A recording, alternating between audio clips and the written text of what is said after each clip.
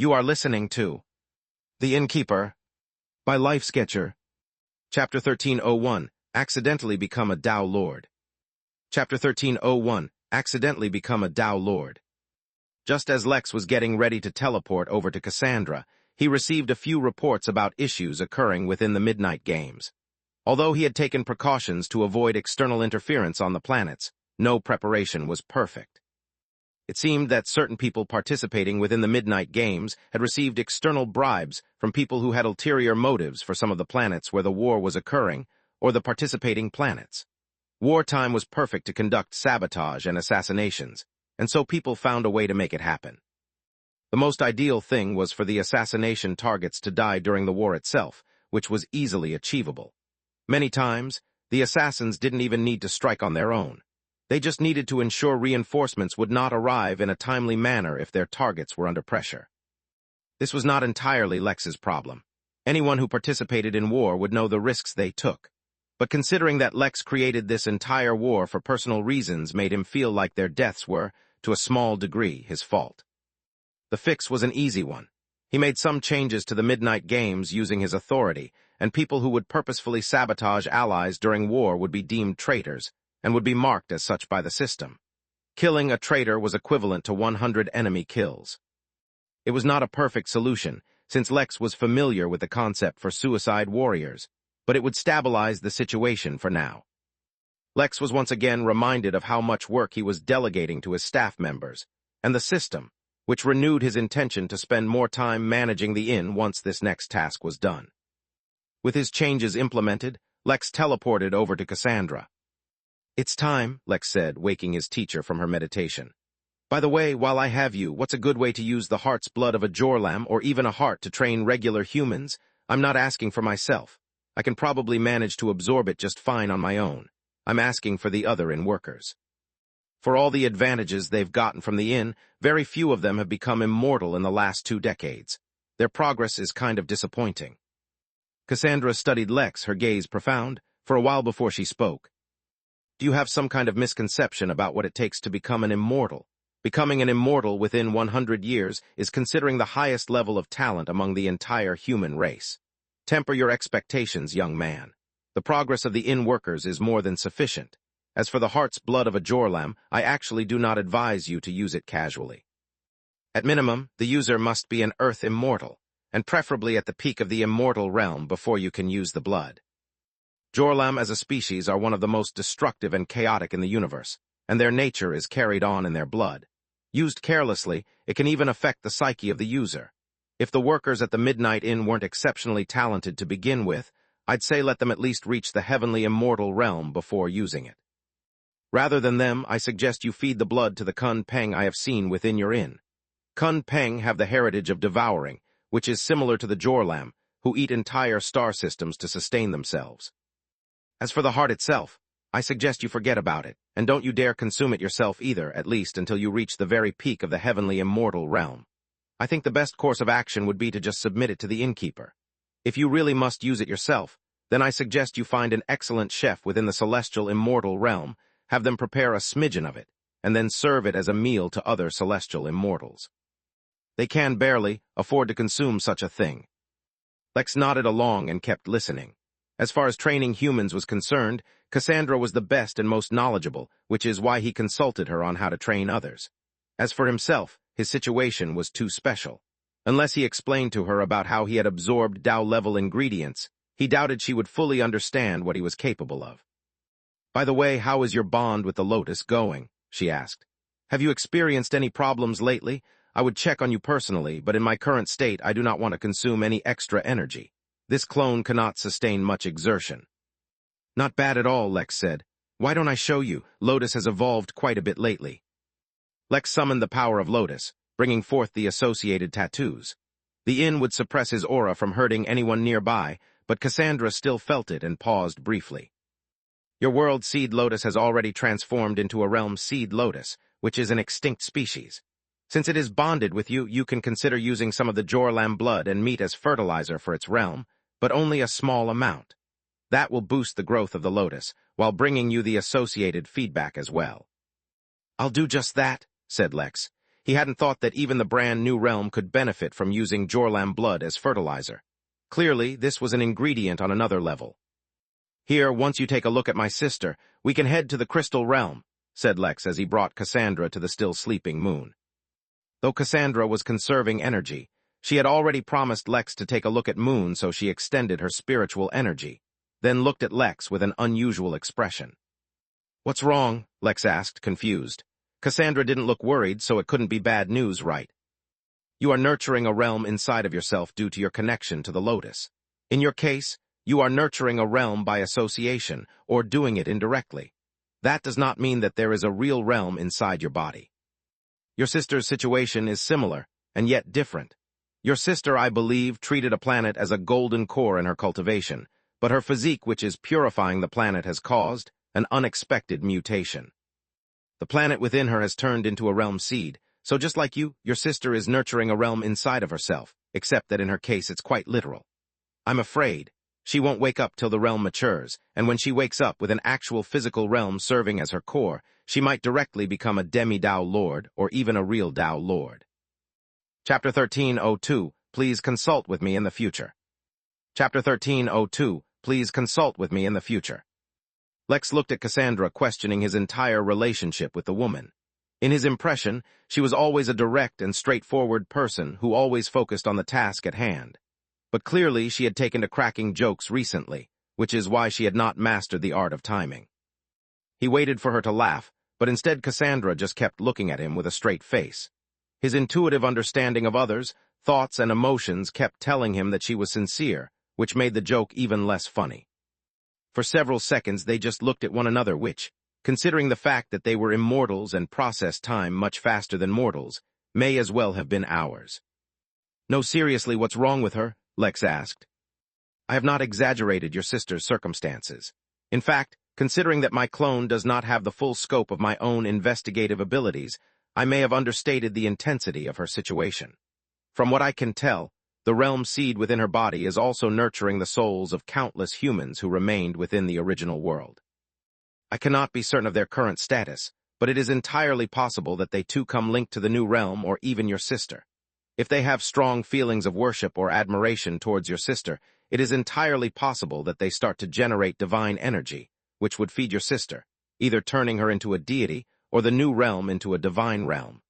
If your sister becomes a Dao Lord-level deity with a divine realm, I cannot even begin to speculate how immensely powerful she will become. It is almost certain that she will become one of the strongest deities alive in the universe. For that reason, I actually encourage you to shift her from the Midnight Inn to the Temple of Fasting.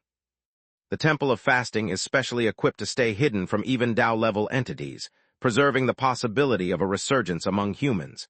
This way, no one will be able to discover her existence at all, including those Dao-level entities who seek to keep humanity suppressed.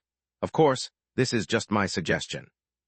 If the Innkeeper is willing to hide your sister, then I'm sure she is just as safe here as she would be within the Temple of Fasting. It's just that, if she is moved to the temple, then the Innkeeper will avoid being pulled into this power struggle prematurely. For the sake of full disclosure, I also have to admit that I have never seen a physique like your sister's. If she is moved to the temple, then we can look more deeply into the details of her physique. Are you saying that the Destiny Rank Protection formation of the Midnight Inn is not enough to hide Moon from being detected by other Dao beings? Lex asked, ignoring the enormity of everything else that Cassandra just said. He was also now thinking if he should look into ways of finding Taro fertilizer once more to speed up the maturing process of the realm within Moon. At the same time, he was concerned if speeding up the process might somehow harm Moon. Why was this so complicated? Compared to what he did with Liz, all he did with Moon was help her absorb a planet. What was the big deal with that? Wait. I will consider what to do with Moon, but first, I might need you to come look at my other sister as well. She's currently bonding with a sovereign. Cassandra showed no change of expression externally, but Lex felt that her emotions were quite turbulent beneath that calm facade. This time, it was Cassandra who kept looking at Lex, waiting for him to reveal that he was joking, but he did not. "Do you know, in the history of humanity, there has never been anyone as absurd as you and your siblings," Cassandra said straightforwardly. "Not even the original 13 humans born directly from the hand of the mother could match up to you. Come, take me to your other sister. Let me see how far her bonding process has gone and what its repercussions are going to be. It would be quite funny if humanity, which has lacked a Tao Lord for so long, suddenly gains two of them, and they happen to be sisters. In the future, when doing something so out of the ordinary, please feel free to contact someone from the temple. Even if I am not available, they will always act in the best interest of humanity. Lex did not respond to that. He was well aware of the fact that what might be in the best interest of humanity might not be in his personal best interest. That was why he was hesitant to move Moon to the temple. Though it might assure her safety, her physique was extremely unusual. Who knows what the temple might decide to do once they learn more about it, all in the pursuit of strengthening humanity. He did not want to deal with any more Moon clones than he already was. It seemed like the only viable option would be to strengthen the inn's protective formation somehow. Lex teleported Cassandra and himself to the site where Liz was fusing with Nemo.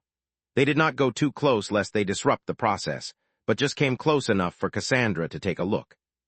Well, the good news is that your sister won't directly shoot to the Tao realm, which means her bonding process won't take billions of years. The not-so-good news is that she will need a very effective way to hide herself if she ever wants to leave the inn. The enemies of humanity will sense the turbulence she will cause as soon as she leaves the protection of the inn's formation. To be clear, her strength and universal relevance are nowhere near that of your other sister, but it will take a long time before Moon reaches a level where others might sense her even for just existing. This sister of yours. Lex informed her. Liz's presence in the universe will immediately throw a lot of things into disarray as soon as she leaves the inn, which means she will be a lot easier to detect. How long do you think it will take her to complete her bond? Lex asked. He did not think it would be much of an issue to convince Liz to stay in the inn for a while. The Midnight Realm was big enough for her to explore for quite a while, not to mention the many minor realms it held. That is completely up to how long the Sovereign thinks it should take, Cassandra said, a rare hint of fatigue showing up on her face. Let's hurry to the Crystal Realm now. My clone is running out of energy. Lex nodded and then teleported the two of them to the Crystal Realm. This technically counted as a use of Cassandra's privilege, as well as Lex's increased authority over the system. Otherwise, it was not so straightforward for guests to travel to the other realms connected to the inn. It had been a long time since Lex had come to the Crystal Realm, and from what he recalled, the entire realm was being engulfed by a savage war consisting of hundreds of thousands of immortals. Such a vast number of immortals was difficult to gather even among the average Fugan battlefield within the Origin realm. Considering the fact that the Crystal Realm was also suffering from a severe weakness in the foundation of the realm itself, Lex expected that the war had caused the situation to deteriorate. When he arrived in the realm, however, he discovered the opposite to be true. The sense of weakness he felt from the realm had in fact dissipated to quite a large degree, while the realm itself seemed much more solid and vibrant in its laws, though the landscape seemed utterly devastated. It had been a while since even the tavern left the Crystal Realm, so he was not exactly abreast with the news of the place, but the situation was completely out of Lex's expectations. This land has been nourished by the blood of countless foreign immortals, Cassandra said as she surveyed the lands. It has sped up the maturing process of the realm, but the realm is also unstable, and its accelerated growth is actually putting it on the path of destruction. Yeah, the realm is being invaded by a foreign race known as the Craven. I actually have an appointment with one of the leading figures of that race coming up. But that can wait. Let me take you to the capital of Hum Nation. That's where the king of the nation should be. Since Lex had spent some time within the Crystal Realm, he could easily find the locations he had previously visited, even without the need to visit actual teleportation formations. His teleportation capabilities had progressed drastically from when he was here last. A moment later, the two of them disappeared. Chapter 1303, Back to the Crystal Realm. Chapter 1303, Back to the Crystal Realm. Lex did not directly teleport over to the capital, but that was only because as the realm underwent some change, the spatial coordinates of many places had changed as well. The fact that when he teleported over, he appeared over a large, charred piece of land covered in darkness, with countless monsters sleeping within. Lex had actually forgotten that within the Crystal Realm, darkness could breed monsters out of thin air. He was quite curious about how such a thing was possible in terms of laws, and would definitely take some time to look into it. It was funny, coming back to the Crystal Realm, Lex felt like his time here had been like a vacation. Yet it was within the Crystal Realm where he faced some of his greatest humiliations. It was here that the Crystal race tried to imprison him. It was here that the Craven attacked the tavern, nearly killing all his workers. He had to run away from King Cornelius II because of how weak he was, and it was here that he had been looked down upon by the two deities who led the Saul and Frio birds. Never had he been more aware of his weakness than in the crystal realm, yet now that he was returning as an earth immortal, all of it seemed so silly. Of course, it was far from being irrelevant. Lex was not the kind of guy who would take revenge for every petty thing, but he would definitely not forgive the actions of the Craven. As for the others, well, he did not have too good of an impression of the crystal race, but at least the Trollops weren't bad. The realm has clearly grown, Lex said awkwardly, as if explaining why his teleportation failed. This realm is a territory of Ventura Academy. They artificially created a near-extinction level threat here so that they could hold exams for some of their students. Although the manager for this realm from Ventura has claimed that they won't actually allow the realm to fall to destruction, who knows if that claim is true. Perhaps having the realm grow artificially like this is one of their plans to harvest more treasures from the destruction of the realm. Is entirely possible, Cassandra said. The realm wars have seen countless such things. Larger realms feeding on smaller realms to speed up their own growth is a common sight now. Everyone wants their realm to reach maturity before the universe enters its next phase. If they can bring a new realm to maturity, or close to maturity, they might be able to nurture another Tao Lord or strengthen their existing ones. Even a single Tao Lord is more valuable than a dozen realms such as the Crystal Realm. Lex recalled what Cassandra had told him before about the realm wars. The universe was about to end its early or beginning phase in which realms would grow stronger. The birth of a new realm was good to nurture a new Tao Lord, and the maturing of a realm was good to strengthen a Tao Lord, which is why everyone was in a rush to strengthen their existing realms to mature realms, or get their hands on others' realms. It was essentially so each faction could get and train more Tao Lords. Lex did not know the details of what phase would follow the early phase. Would it be the adolescent phase? The middle phase? If Lex had to guess, then if the theme of the early phase was to birth new Tao Lords and strengthen existing ones, then it was about rapid expansion. That would then be followed by a period where a new order would be reached, and the focus would be on maintaining the advantage rather than expanding rapidly. Of course, this was just a simple guess based on his limited knowledge of things. Whatever it would be called, and whatever traits it would have, that was countless years in the future and too far from Lex. What mattered more was that whatever was happening inside the Crystal Realm was a much more tame version of what was happening in the whole universe. The guy we're going to meet, King Cornelius, is also a member of Ventura. Last time I talked to him, he claimed to be trying to redeem the realm from its current manager by providing enough merits to Ventura. I don't know if it's possible, but he is an ambitious man. He is not planning just his own growth, but that of the entire realm. For what it was worth, Lex hoped that Cornelius would discover a way to redeem the realm. The Crystal Realm was quite massive, at least as far as Lex was concerned, and was home to countless beings. Even though a lot of them were incredibly shady, that did not mean the whole realm deserved to die. Also, Lex himself was quite interested in the realm. It held many secrets, and though Lex was not interested in taking huge risks for resources anymore, within the Crystal Realm, he was now near the peak of power. He feared nothing here, which meant that he could explore the secrets of the realm freely. Once, when Lex had a weaker understanding of deities, he thought that there might be something special about the realm which made it easier for deities to be born here. While now he knew that such a thing was not necessarily true, his gut told him that this realm was far from normal. By the way, I just remembered something. Someone once told me that the Craven are devouring the laws of this realm, using them to nurture Earth immortals. How is that possible? Lex asked once he teleported one more time and still did not end up in the capital. It seemed the realm had changed a lot. But the fact that he couldn't find the capital was fine, but why could he find no signs of Hum Nation? The area covered by that empire was greater than the surface area of the entire Earth. He should be in the vicinity of it.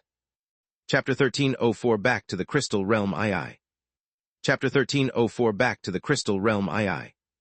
Humans become immortal by undergoing a tribulation and creating their tenets which help them manipulate laws.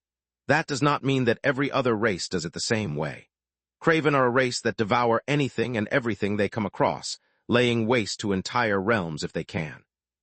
Naturally then, the way for them to grow stronger is to devour laws.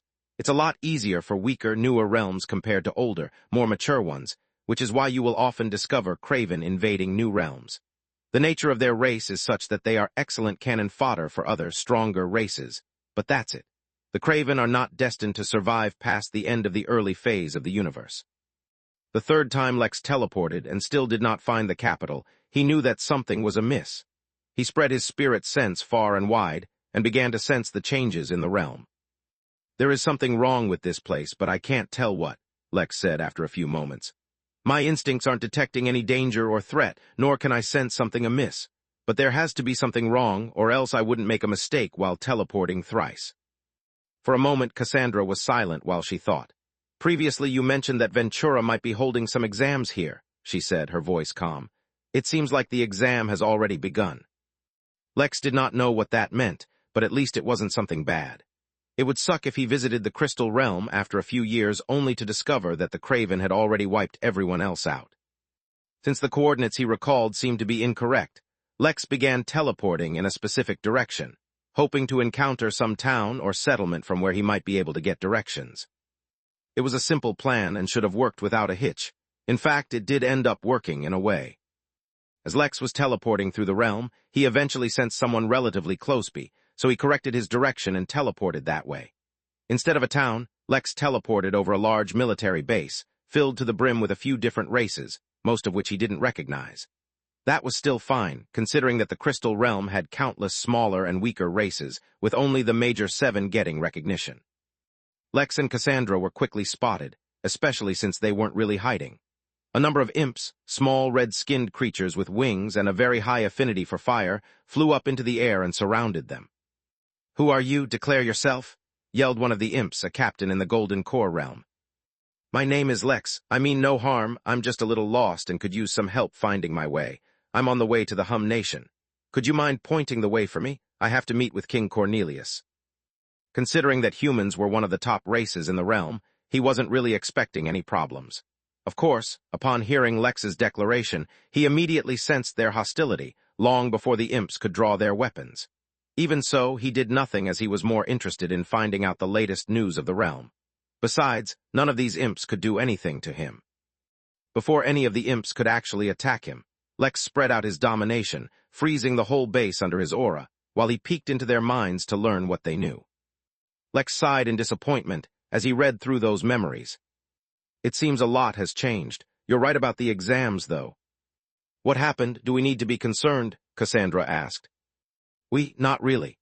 Cornelius is fine and in good health, but the natives of this realm have good reason to be concerned. The exam began, yet instead of targeting the Craven and helping push back their advance, as was promised by the overseer of the realm, the subject of the exam is to help mature this realm and increase the upper threshold of power from earth immortal to heavenly immortal. In pursuit of that, the examinees have found their own empire, taking advantage of the weakness of the other races fighting the Craven. None of the guards and soldiers in this base were high enough of a level to know the actual plan of the examinees, but they appear to be just spreading chaos where and when they can. They're killing as many immortals as they can, regardless of whether they're Craven or from the other races. I'm sure there is more to their plan, but none of the soldiers here know what it is. "A bold strategy, even if it is an idiotic one," Cassandra praised, or came as close to praise as she could. "The good news for us at least is that I know where to go. I'm not sure how, but in the last few years, the size of the realm has grown nearly 30%. That's an immense amount of growth for a very short amount of time. Even the Midnight Realm, despite being filled with the cosmic sea, is not growing as quickly as that." Lex looked down at the imps and hellions that filled the base, but then decided to ignore them. With his destination now clear, Lex only needed to teleport one more time before he reached the familiar buildings of the academy where he once studied. It seemed so long ago, yet the place looked exactly the same. "Identify yourselves," said a number of guards who suddenly surrounded Lex. Unsanctioned teleportation within the capital was supposed to be blocked, yet Lex did not seem hindered in any way. "My name is Lex. I am here to see King Cornelius II. Please let him know I am here. He will recognize my name. Is Aegis around?" "Go inform the king," said one of the guards to his underlings, though the security around Lex did not diminish. If anything, more guards came and surrounded him. As it happened, Lex recognized one of them. Nora. Chapter 1305 Orion Realm. Chapter 1305 Orion Realm. Nora Huigen was quite an entrepreneurial woman, from Lex's recollection. Even though he himself had very limited contact with her, she was Wenhild's mother, so he's heard a lot about Nora from her. Considering the fact that Lex played a key role in helping Wenhild win over control of a minor realm, Their relationship wasn't bad. Similarly, when Wenhild told him stories of her mother, who dared even negotiate marriage and childbirth with the king in exchange for things she wanted, Lex could only admire her. From a certain point of view, Nora could be looked down on for trading marriage in exchange for resources. But in truth, it was not easy to grow strong, especially when there was no one stronger looking out for you. In that case, gaining resources through your own means was completely justified. Besides, she treated Wenhild well, so she couldn't have been a bad person. That was not the best thing to judge a person by, but it was enough. The immortals surrounding Lex seemed surprised at his recognition of the woman, and they looked over to her to find her expression painted in disbelief. "Lex, is that you?" she asked hesitantly. How many years had it been since she last saw Lex? 6, 7. How could he go from a mere Foundation realm cultivator to an immortal in such little time? Moreover, even with his aura withdrawn, she could tell that he was not weak at all. The reason why her memory was failing her of when she last saw Lex was because she could tell from observing him that he had experienced many more years than she did, which did not make sense. Not unless Ventura. "Indeed, Senior, it has been a while. How is Wenhild doing?" he asked. "She is doing well. She started her cultivation from scratch following the true path, so her cultivation progress slowed down a bit, but she is doing well." The true path was when humans cultivated spirit energy, their body and their soul altogether. For general humans, cultivating all three was too difficult and would limit their growth, so they usually stuck to only one or two.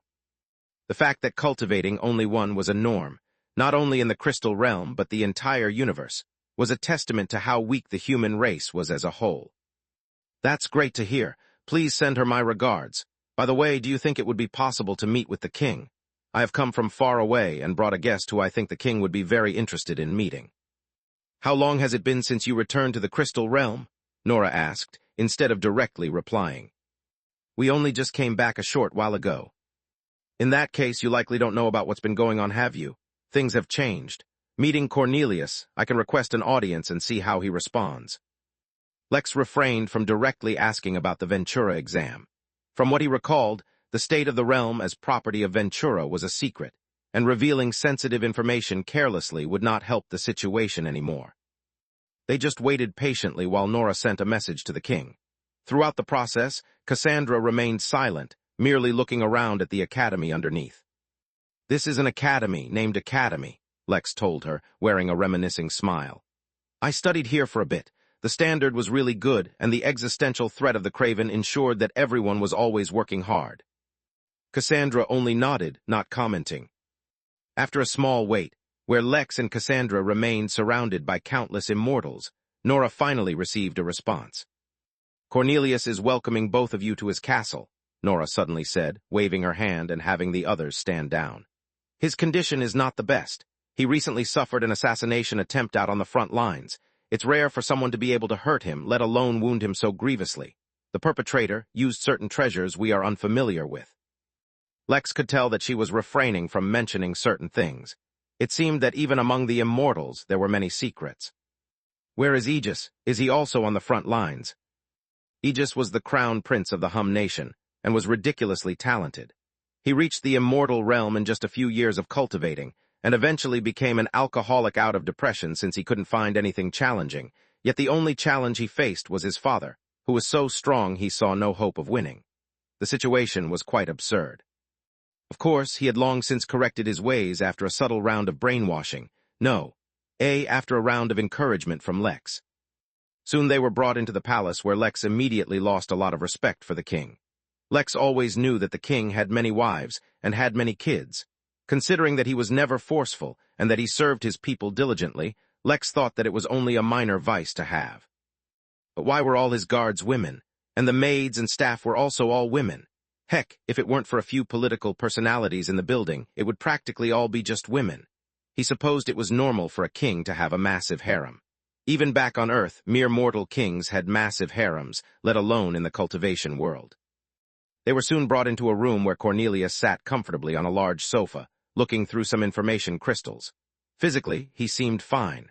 But Lex, who had spent a lot of time learning about medicine and healing, could immediately tell that the man was not even at 20% his peak strength.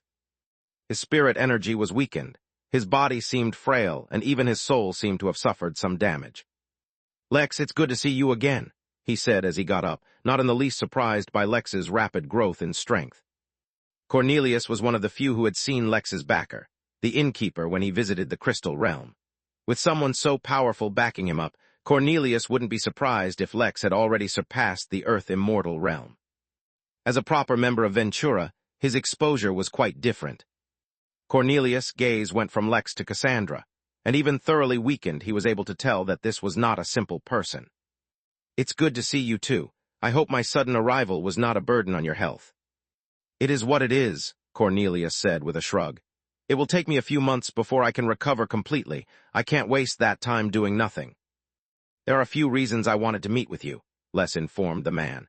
Not in the least because the Innkeeper thought that you and Cassandra might benefit from talking to each other. Allow me to introduce you. This is Cassandra, my teacher. Cassandra, this is King Cornelius, the ruler of this nation. While humans suffer everywhere else in the universe within the Crystal Realm, Cornelius has turned them into one of the 7 most powerful races.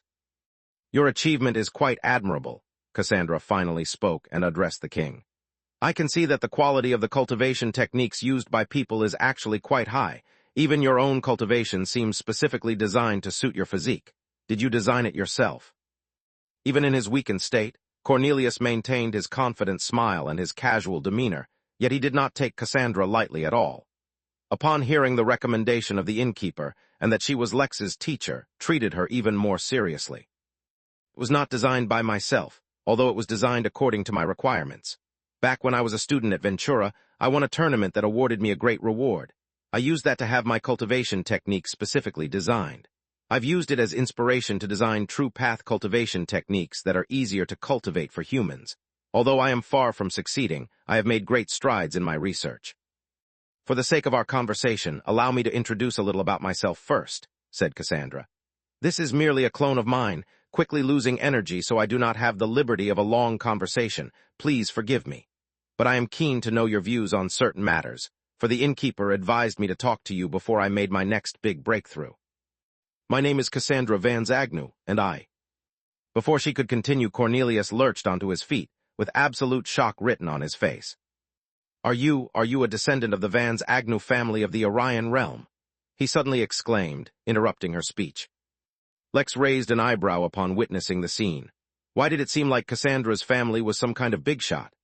Then again, as a keeper of the Temple of Fasting and the self-proclaimed strongest human, it only made sense for her to have an impressive background, though Lex had never thought of it. Chapter 1306, Human Race. Chapter 1306, Human Race. Oh, you have heard of my family? Cassandra asked, quite curious. I did not think they were of any relevance in this day and age. Perhaps not for other races, but for humans it is still quite relevant. The Siege of Orion is one of the defining moments in the history of humanity, and in Ventura it is taught in a number of disciplines. I myself learned of the Van Agnew family while studying military tactics. The way that General Patrick Van Agnew held the line with inferior forces, using utility formations to quickly move troops across large distances, it was truly inspiring.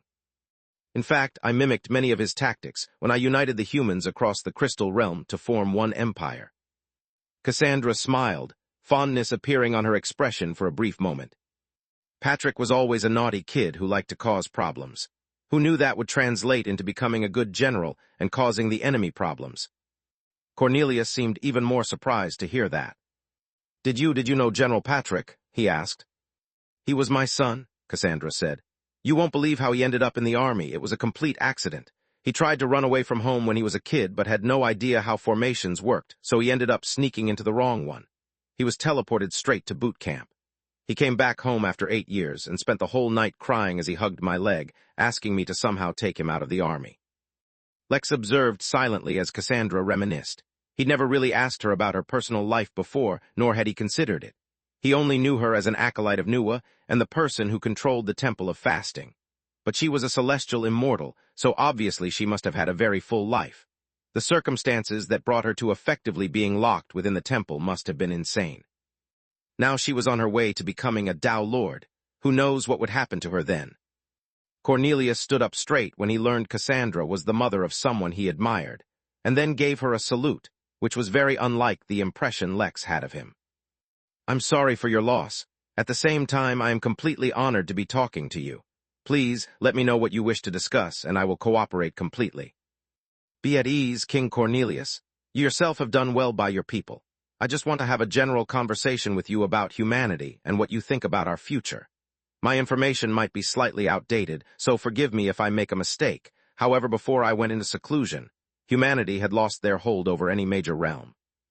We exist in countless realms, sure, but we hold none of them. We attach ourselves to larger powers and survive in the shade of their umbrella, and so we are merely existing. But on a universal scale, while the greater powers are moving forward, humanity is moving backwards. I think for any chance at redemption, humanity needs to claim its own territory, however small. With its own realm, its own Tao Lord at the helm to clear obstacles, humanity can once again begin their climb on the cosmic ascendant spectrum. The higher they rise, the greater the benefit to the whole race, allowing for more geniuses and high-leveled cultivators. Once humanity builds its momentum, they can proceed forward.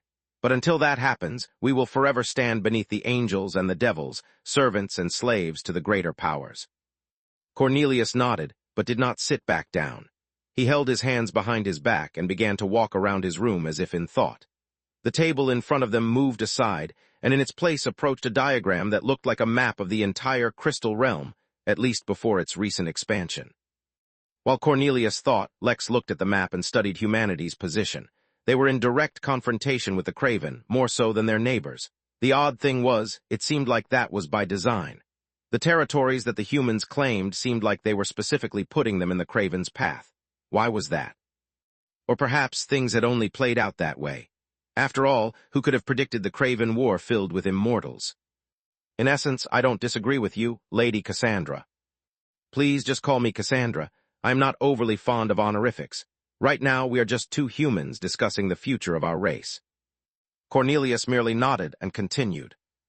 I don't entirely disagree with you, Cassandra. For humanity to move forward, we do need a Tao Lord and we do need our own realm. The whole universe races for resources, for realms, for power, also that they can climb the spectrum and gain even more power. But I personally think this obsession with the spectrum is fundamentally wrong.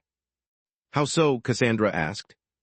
You see, I think our greatest flaw is not our lack of Tao Lords. Our greatest flaw, ironically, is one of our greatest strengths. The human race is obsessed with hero worship.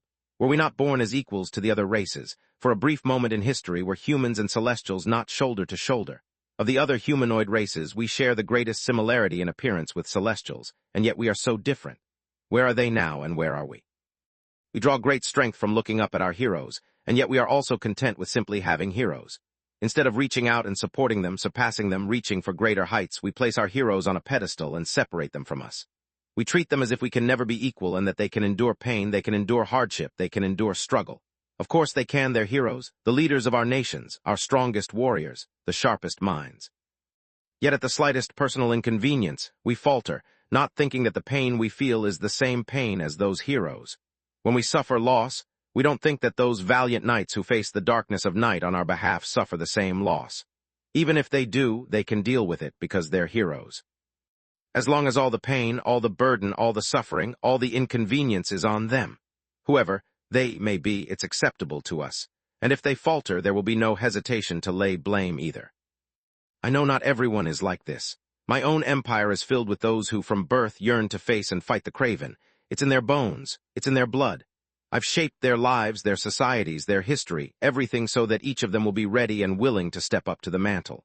I've done everything I can to help them grow as a whole. But you know what I've discovered. All it takes is 2 generations separated from the struggle, the pain, the push for survival, for the new generation to completely lose that drive. No matter how many heroes we have, Cassandra, no matter how many Tao Lords, as long as the race is like this, we will never go forward. Cornelius paused for a moment before continuing. Of course, there is another way, the actual way that I am pursuing myself. Cornelius turned around and looked at Cassandra in the eyes, his figure oozing ambition and drive. Even if humanity lacks the will, even if they lose it in 2 generations, all it takes is 1 generation of struggle to bring it back. So what we need is not to change the way humans think. I don't think that will ever be possible. No, what we need is a system to enable stable, yet rapid growth that can also be sustained. Right now, the true path is out of reach for most humans, but if we can simplify the cultivation process, create a technique that's easy, or create a method that achieves great results, then the human race can rise up from the roots. Yes, we can raise our position on the cosmic spectrum with a Tao Lord, which can grant humanity more power. But isn't the spectrum simply just a list of the power held by the entire race anyway? Even without a Tao Lord, even without our own realm, if humanity grows stronger as a whole, won't our position on the spectrum change anyway? Lex had never been a part of such conversations, or ever even thought about it. He was too busy surviving to worry about the whole race. Even so, he could see that each of their stances was nuanced, containing countless little considerations. Right now, they were just talking about broad ideas to communicate their standing with one another. Chapter 1307, Why Can't It Be Both? Chapter 1307, Why Can't It Be Both? The concept is not bad, but without a Tao Lord, no matter how high we climb, no matter how steadfast we become, humans will always be servants and slaves for others. Then, it will become in the interest of others to ensure that we never gain independence. Right now, humans are in the unique position where we are weak enough that no one particularly wants us, but not so weak that we cannot rise. You talk about the battles in Orion, but it's a fact that no matter how hard we fought, how well we defended, how well we attacked, from the very onset our defeat was set in stone. All races, no matter how noble or powerful, are led by a few individuals. The rest rise up under their umbrella of protection. Though Cornelius raised a few good points, Cassandra was not convinced. She had lived through the decline of humanity. We humans were not always like this. We did have some who achieved the Tao. We too were once paragons of power. The human race was looked up to by many so long ago. But as the first kings of humanity fell one by one, the situation deteriorated. There was no lack of chivalrous people back then. There was no lack of those with courage and determination, and while their sacrifices have saved humanity from much harsher fates, where are we now? We have no voice in the universe, no say. If things do not change, it won't be much longer before we too are sent out to the battlefields like the craven. We will endure the labor of war for hundreds of years, all so that our masters can have a single day's convenience. Without a leader, we are nothing. It seemed an impasse had been reached, for neither of them were willing to budge on their opinions. Cornelius shook his head. Maybe we had a graceful decline, but no matter how chivalrous our people were at one point, it wasn't enough. The celestial race tolerates not a single slight to one of their people. Attack one unjustly, and it is as if you have crossed the whole race. Maybe we can follow the example of other races and find and invest in a single leader, and hope to God that the man or woman we choose to follow has some sense. But Cassandra, should such a day come, it won't be the rise of the human race. It will be the rise of that one person. If you become a Tao Lord tomorrow, even with all your ideals, you will not bring about the era of humanity. No, the name of that era in history books written by humans will be named Vans Agno. Fates forbid, if the Tao Lord we nurture is an arrogant man, or worse yet, a good yet flawed man, what will become of the human race then? To follow a bad leader is worse than to follow no leader at all. You know, I built this empire with my hands. I shed my own blood to make it, and the blood of my sons and daughters. I laid my best friends to rest and my favorite wives. Who can deny that if it weren't for me, this empire would not exist? For all that I have paid, for all that I have suffered, for all that I have done for this empire, is it not right for me to claim that without me, this empire would fall to dust? Yet I am not an arrogant man. I do not let these things go to my head. I always remember that without the people who make this empire, it would be nothing. To ensure that I never forget that for all the sacrifices I have made, the people in it have made more, I named this nation Hum. Lest I forget that it is a nation for humans, lest I forget the goals I started this struggle for. Whether a Tao Lord is born or not, I cannot control. Whether the humans get a realm of their own or not, I cannot control. But the destiny of humankind I can influence. Maybe someone will achieve the status you desire, and they will lead us like you wish. But the rise or fall of mankind cannot be determined by any one person, no matter what kind of cultivation they have. It will be written by every man, woman, and child who will be born of this race. Whether they have noble goals or raising up the whole race, or selfish motives to maybe just survive another day, or see their own people flourish, it is in their hands. Lex raised an eyebrow. Although he had just moments ago decided that his impression of the king had fallen, he was proving himself to be a very complicated man. There was more to him than just seeking out more wives, apparently. For a time, Cassandra did not respond. Instead, she just kept looking at Cornelius, lost in thought. Her body was losing energy rapidly, so Lex could tell that she would be here for only a few more minutes at most. One way or another, this conversation was coming to an end. I see, Cassandra finally said, a flicker of an unknown emotion flashing through her eyes. It was rare for Lex to be unable to detect someone's emotions. I understand now why the innkeeper wanted me to meet with you. Cornelius II, you are an impressive man. It is not a common man who can speak their mind so determinedly in my presence. In certain things, you are still misguided. For all your exposure, you still do not understand what it truly means to have, and to not have a Tao Lord for a race. Yet what you have is something I have lost. I have maintained too broad a view from too far for too long. I have become far too removed from the rest of humanity to the point where I can barely be considered human, at least in terms of my heart and mind. Keep struggling, Cornelius. I want to see when I wake up from my next cultivation session how far you bring humanity or if you fail along the way. If you impress me, then maybe I will also show you something impressive. In the meantime, ponder this. Why can humanity only have a leader as a Tao Lord, or why can it only grow on its own as a whole? Why can it not have both? Chapter 13:08 History of Humanity. Chapter 13:08 History of Humanity. Although Cornelius might not fully understand what Cassandra meant, or at most might suspect what she was hinting at, Lex could tell what she was considering. She was already on her way to becoming a Tao Lord.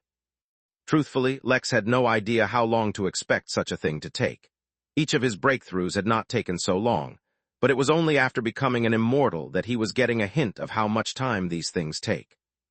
He was always an outlier, but even so, now when he began to meditate or contemplate on various laws, minutes would turn into days without notice.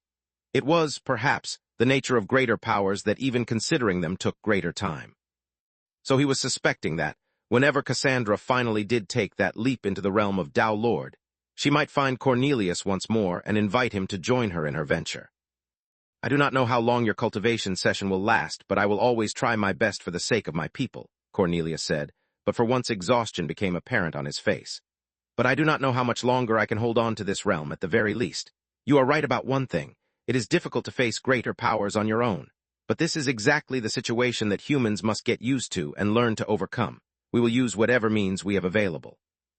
Cassandra only nodded before her body suddenly became illusory. She was fading away in front of their eyes, so as a last gesture, she pointed her finger towards Cornelius. Her body turned into a purple light that shot into the king's body, suddenly beginning to heal it. Yet instead of feeling better, Cornelius immediately fell to his knees and began to cough violently, until eventually a large, writhing insect similar to a millipede was coughed out. Immediately he felt much better, and as his gaze fell upon the suffering insect, disgust filled him. Cornelius stood up and crushed the bug underneath his foot. Energy and vitality filled his body, restoring the strength he had lost, and in fact enhancing it even more. His realm did not increase, but his strength did. Yet he did not dwell on that, and instead looked towards Lex. You always surprise me every time I see you. Student of Cassandra Vans Agnew, I can't believe it. Do you know how many people would clamor for just the sight of her, and not just humans? I think you're more familiar with her background than I am, Lex admitted truthfully. Although I admit I haven't been the best student either. Cornelius froze. He pointed his finger at Lex and wanted to say something, yet words failed him. What? Lex asked. Do you know nothing about the history of humanity? Lex shrugged. I haven't been to a fancy academy like you. Besides, I'm too busy working on my strength, growing stronger to be worried about studying history. Cornelius shook his head and threw himself back on the sofa. It seemed Lex's words were a bigger blow to him than even the insect that crawled out of his mouth. It's important to at least know a brief history, but I suppose with the Innkeeper to support you, you do not need to be worried about such things. Cassandra comes from a legendary family. Although humanity no longer has a Tao Lord, that has not always been the case.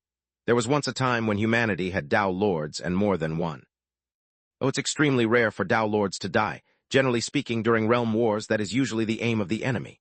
Cassandra's mother, Jacinda Vans Agnew, was the last demi-Tao Lord of humanity, and it is said that her family originated from a Tao Lord as well, though it's impossible to confirm things like that. Her mother died in the same battle as her son, supposedly. As far as humans are concerned, her family is the closest thing to true nobility that exists. Lex raised an eyebrow. He always knew Cassandra was strong. After all, she proclaimed herself the strongest living human in the universe. But he'd been too preoccupied with his own issues to pay much attention to her. He'd like to say that he'd make it up to her by being a better student now, but chances were high that the next time he saw her, she would be a Tao Lord. Lex sighed. Suddenly, he felt a bit of pressure on his shoulders, but these were things to worry about in the future. I truly didn't know that. I will look into her history a little more, but for now, Cornelius, we have other things to discuss. One of the reasons I came here was so that you and Cassandra could talk. Now that that is done with, we can proceed to my personal task. What is that? Cornelius asked. I have to warn you, the situation in the Crystal Realm is a lot more chaotic than before. Under Vinai's lead, the monsters are rampaging against the Craven. At first we thought that was a good thing, but we were suddenly betrayed by the other races, who stopped fighting the Craven and began invading each other instead.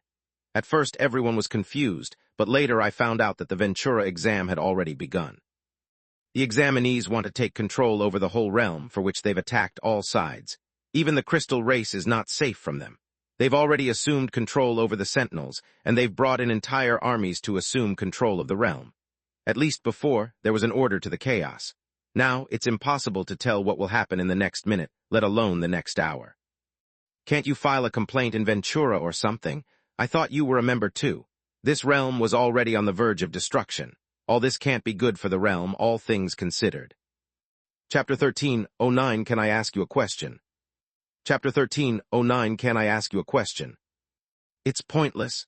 Ventura is an academy, not a police force. As long as their internal paperwork is filed and they're following the regulations of the academy, it does not matter what they do. Of course, if they go too overboard, the academy will step in, and that's only because they don't want the reputation of the academy to plummet.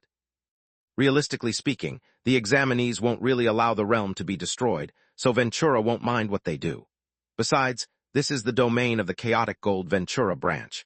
As long as they approve of what's going on here, it's very hard to do anything against them officially. No, the only thing I can do is fight them head-on fair and square, using my identity as king, not as a member of Ventura. Well, I can't help you with that, but there is something I can help you with, said Lex. I am here for Belial. I don't know the hierarchy of the Craven, but the last time I saw him, the tiny Craven seemed like he was someone important. Either way, I am going to kill him and anyone else that stands in my way. I came to you for any and all information that can help me complete that task. Belial, huh? Cornelius mused as his mind wandered. He had learned that the Craven prince who had attacked the Midnight Tavern all those years ago had taken to hiding in a panic room for years, which is mostly what saved him from Vinai's wrath. Though the monster remained at the peak of Earth immortal, its strength far outstripped common heavenly immortals. He was nearly invincible within the realm, only the two deity birds barely matching up to it. It was only after the exam began that he was forced to leave his panic room. Yet Vinai was no longer as unbridled in his conquest anymore, simply because he too had been targeted by those examinees.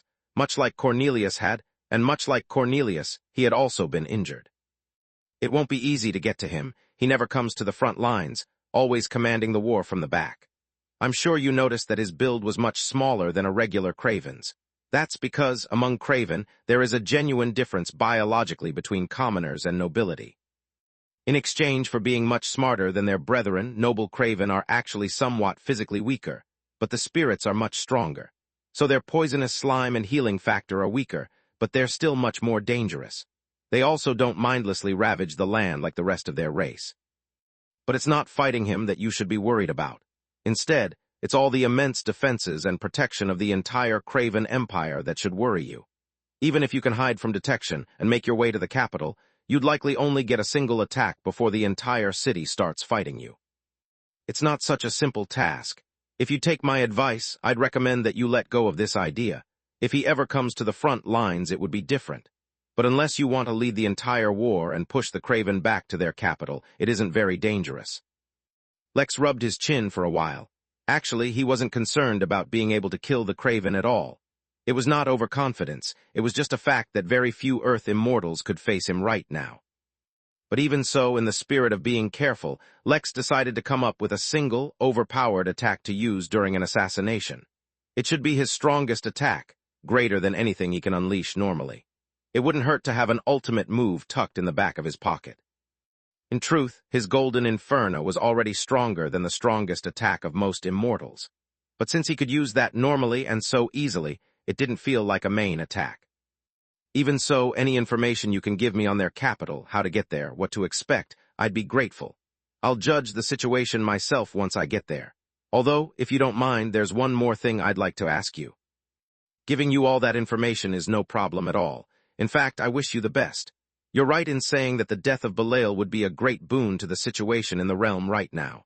And yeah, sure, go ahead. What do you want to ask? I've heard from quite a few sources that you're exceptionally strong as far as an Earth immortal is concerned. I normally wouldn't care, but the people who told me that have a very high standard. I'm curious if you'd be willing to spar with me. I'm very interested in learning from you. Cornelius actually laughed when he heard that, suddenly grinning. Kid, of course I'm strong. Everyone suppressing their cultivation forcefully instead of moving to the next realm would be strong. My situation is simple. If I enter the heavenly immortal realm, I can no longer lead my empire. At the same time, I cannot stay at my current strength forever. So I have spent a lot of time developing ways to increase my strength. I've dissected the art. If you're interested in learning from me, I don't mind teaching you. In fact, considering who your other teacher is, I'd consider it an honor to be able to teach you anything. In that case, let's go somewhere private. No time like the present. Cornelius looked at Lex and smiled. He teleported the both of them away from the city and to a barren mountain range. The mountains were made entirely of rock, and the valleys were willed with desert sand. It did not look like anyone would miss this place in case he went a little overboard. Lex, let me ask you a question, Cornelius said, as he took off his royal armor and instead put on a different one. Where do you think strength comes from? Chapter 13:10 Recipe for Perfection. Chapter 13:10 Recipe for Perfection. Lex looked at Cornelius, unsure of how to answer that question. Was he asking literally or philosophically? After a moment, Lex gave the best answer he could think of. It comes from your cultivation. The better your cultivation, the more strength you have. Actually, there were quite a few more things he could say about where strength comes from, but relying on a system or getting a unique cultivation technique were not really something that could be applied to the general public, so he refrained from mentioning them. I suppose you could say that, said Cornelius. You could also be wrong. Putting on his new armor did not take long, though for some reason he did not put on any gloves. Once he was ready, he pulled out a simple wooden longbow and a single arrow. Cultivation is just one part of the puzzle, Lex. Strength is the sum of your entire being. While such a statement might sound abstract, I am being quite literal when I say this. I'm going to give you a simple demonstration. The armor I'm wearing now has been specially designed. It can limit my strength and body to any realm I so wish. At the moment, I have limited it to the average mortal human born in the crystal realm. The bow I hold has similar enchantments, where the weight of the draw can be set to any limit I want. I have currently set it to the average foundation-level treasure. He notched the arrow, pulled up the bow, and aimed towards a particularly large boulder nearby. Then he began to pull. Both the hand that was holding the bow began to tremble, and so did the hand pulling the arrow, yet the string had barely moved. Lex's eyes narrowed when he noticed that the strong began to dig into Cornelius' fingers, causing them to bleed. At that exact moment, the king let the arrow loose. Despite the fact that the arrow was barely pulled, there was enough force in the string to send the arrow flying, though all it did was strike the boulder and bounce aside. What I just replicated was the draw of an ordinary school teacher. I am not making this up, for I am replicating the result from an actual test we conducted. This was prior to cultivation being widespread across the realm, so not all humans had access to it. Now, with the exact same strength, I am going to replicate the draw of an ordinary farmhand, still immortal. This time, while the bow still trembled, it was considerably less than the first time. Much more importantly, as Cornelius pulled the strong, and it began to dig into his fingers, cutting them, he did not let it loose. Instead, he continued to hold, managing to pull it just a little bit farther before letting go. The arrow flew, and though this time it still bounced off, there was a tiny crack on the boulder. What do you think is the difference between those two, Lex? Cornelius asked. Willpower, Lex said. The farmhand could tolerate more pain, and so he was able to pull the string more, increasing his strength. Once again, right, but also wrong. Back then, I was just a teenager when I saw this during a competition, and I was curious, so I went up and asked both of them what they were thinking. The teacher said that he understood that the string contained enough strength to send his arrow to the target, so there was no reason to suffer. He was right. His arrow reached the target, and though his aim was off-center, at least he hit it. The farmhand, on the other hand, said it was a force of habit, one he did not want to break. On his farm, they often had to hunt wolves, and while the bow would have had enough drawing power to hit the target, the strength of an arrow would not have been enough to break the hide of the wolf. He also hit the target, and was much closer to center. From start to end, his own pain was not a part of his consideration at all. Cornelius paused, his eyes unfocused as if he was recalling days past. At the time, I could not tell which one was right or wrong. Both of them had a valid reason behind their actions, and both of them met their objectives, so which one was better? It was such an irritating question, and one that bothered me for years, so much so, that a few decades later I went and found those two again. The teacher, still immortal, had trained one of the best bowmen in our country during that time, teaching him principles of physics, combined with the principles of cultivation which had, by then, begun to spread. The farmhand, by then, had become a farm owner. Though he was still immortal, to combat increasingly stronger beasts that attacked his farm, had mastered bow intent. Back then, I did not even know mortals could master intent. Cornelius pulled the bow again, using the same strength as before, but this time, Lex sensed a new kind of power filling the bow. Cornelius managed to pull the entire bow this time, and the arrow he shot cut through the entire boulder as if it was butter, leaving behind only a tiny hole, the size of the arrow itself. You see, that confused me even more. I was a cultivator and a king, yet I was stumped by two mortals. So I conducted an experiment.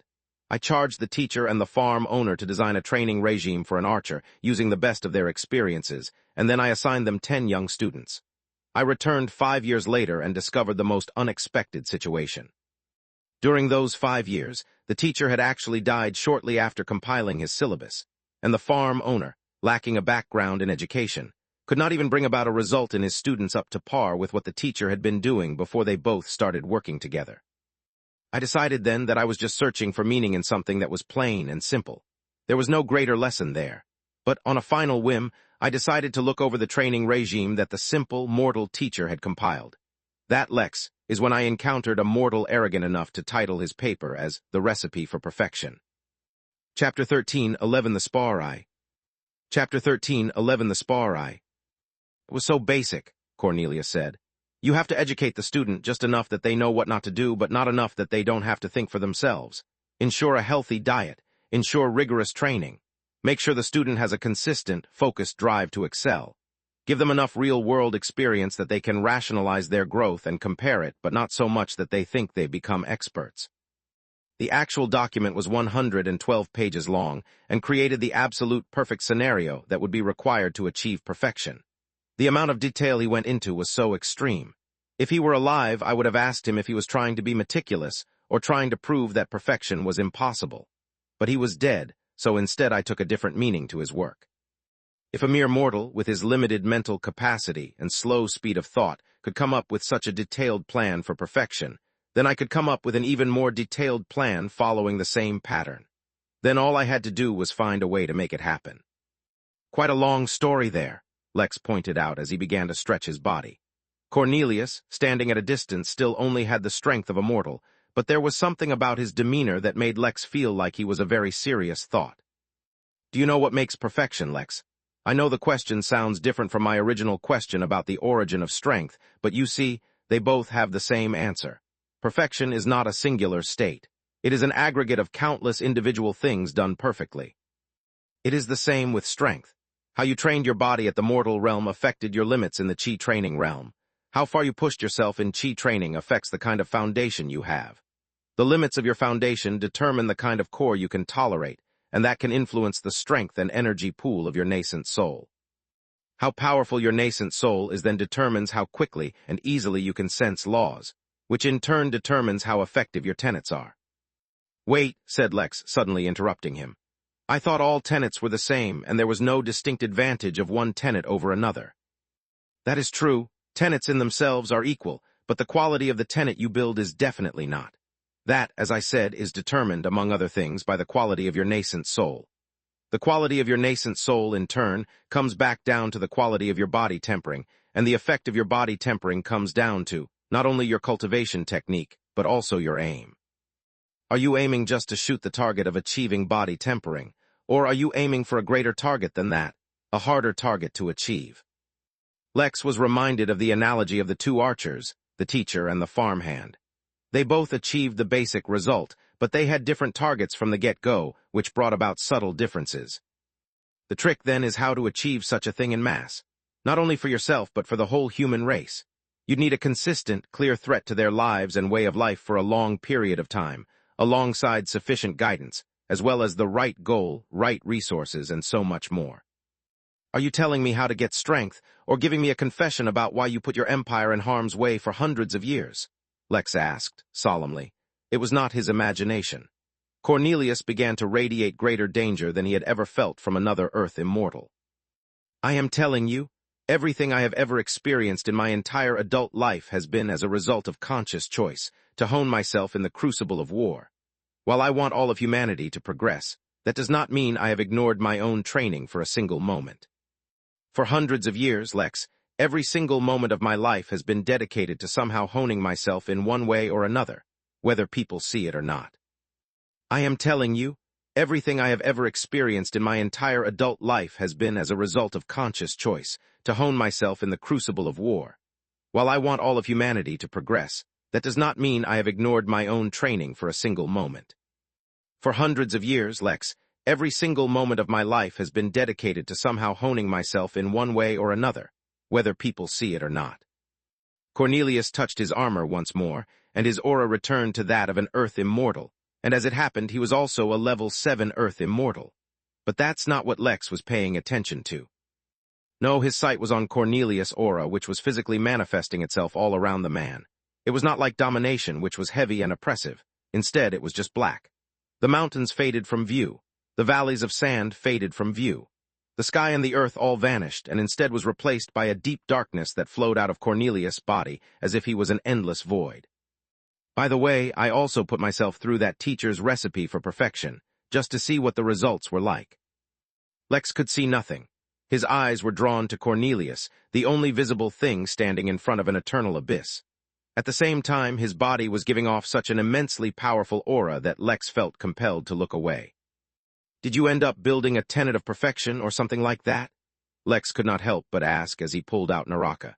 He was having trouble believing that even after all his countless advantages, someone in the same realm could threaten him this way. Then again, it was Mary who mentioned Cornelius as an example of a very powerful Earth immortal. Cornelius chuckled. Not quite. Then he put on his gloves and aimed the bow towards Lex. Get ready, I'm going to shoot. Don't hold back, Lex said, so Cornelius didn't. Lex never saw the arrow fly. He just felt it smash into his chest, launching him across the mountain range. The spar had begun. Yes, 2 more chapters on the way. Hold on, face with tongue. Chapter 13:12 The Spar Aye. Chapter 13:12 The Spar Aye. It was not that the arrow was too fast for Lex to detect, but rather that Cornelius didn't use a normal arrow to begin with. So far, whenever Lex fought another immortal, he had the advantage because they would try to use their control over laws to influence Lex. However, owing to the fact that he had a Tao-level ingredient in his body, among other things, affecting the laws of his body was easier said than done. He, in turn, could affect his opponents however he wanted, or even rely on his many other abilities to gain the advantage. But Cornelius launched an arrow targeting not him, but laws. Those laws did not try to change anything about him. Instead, he just felt the law of physical force smash his chest with the strength of a missile large enough to wipe out a city. In essence, the laws were not changing anything about him. Instead, they were directly acting on him. The distinction was minor, but the point was that it worked. Lex was, of course, not harmed by the initial impact, but he quickly began to suspect that that wasn't the point of the attack.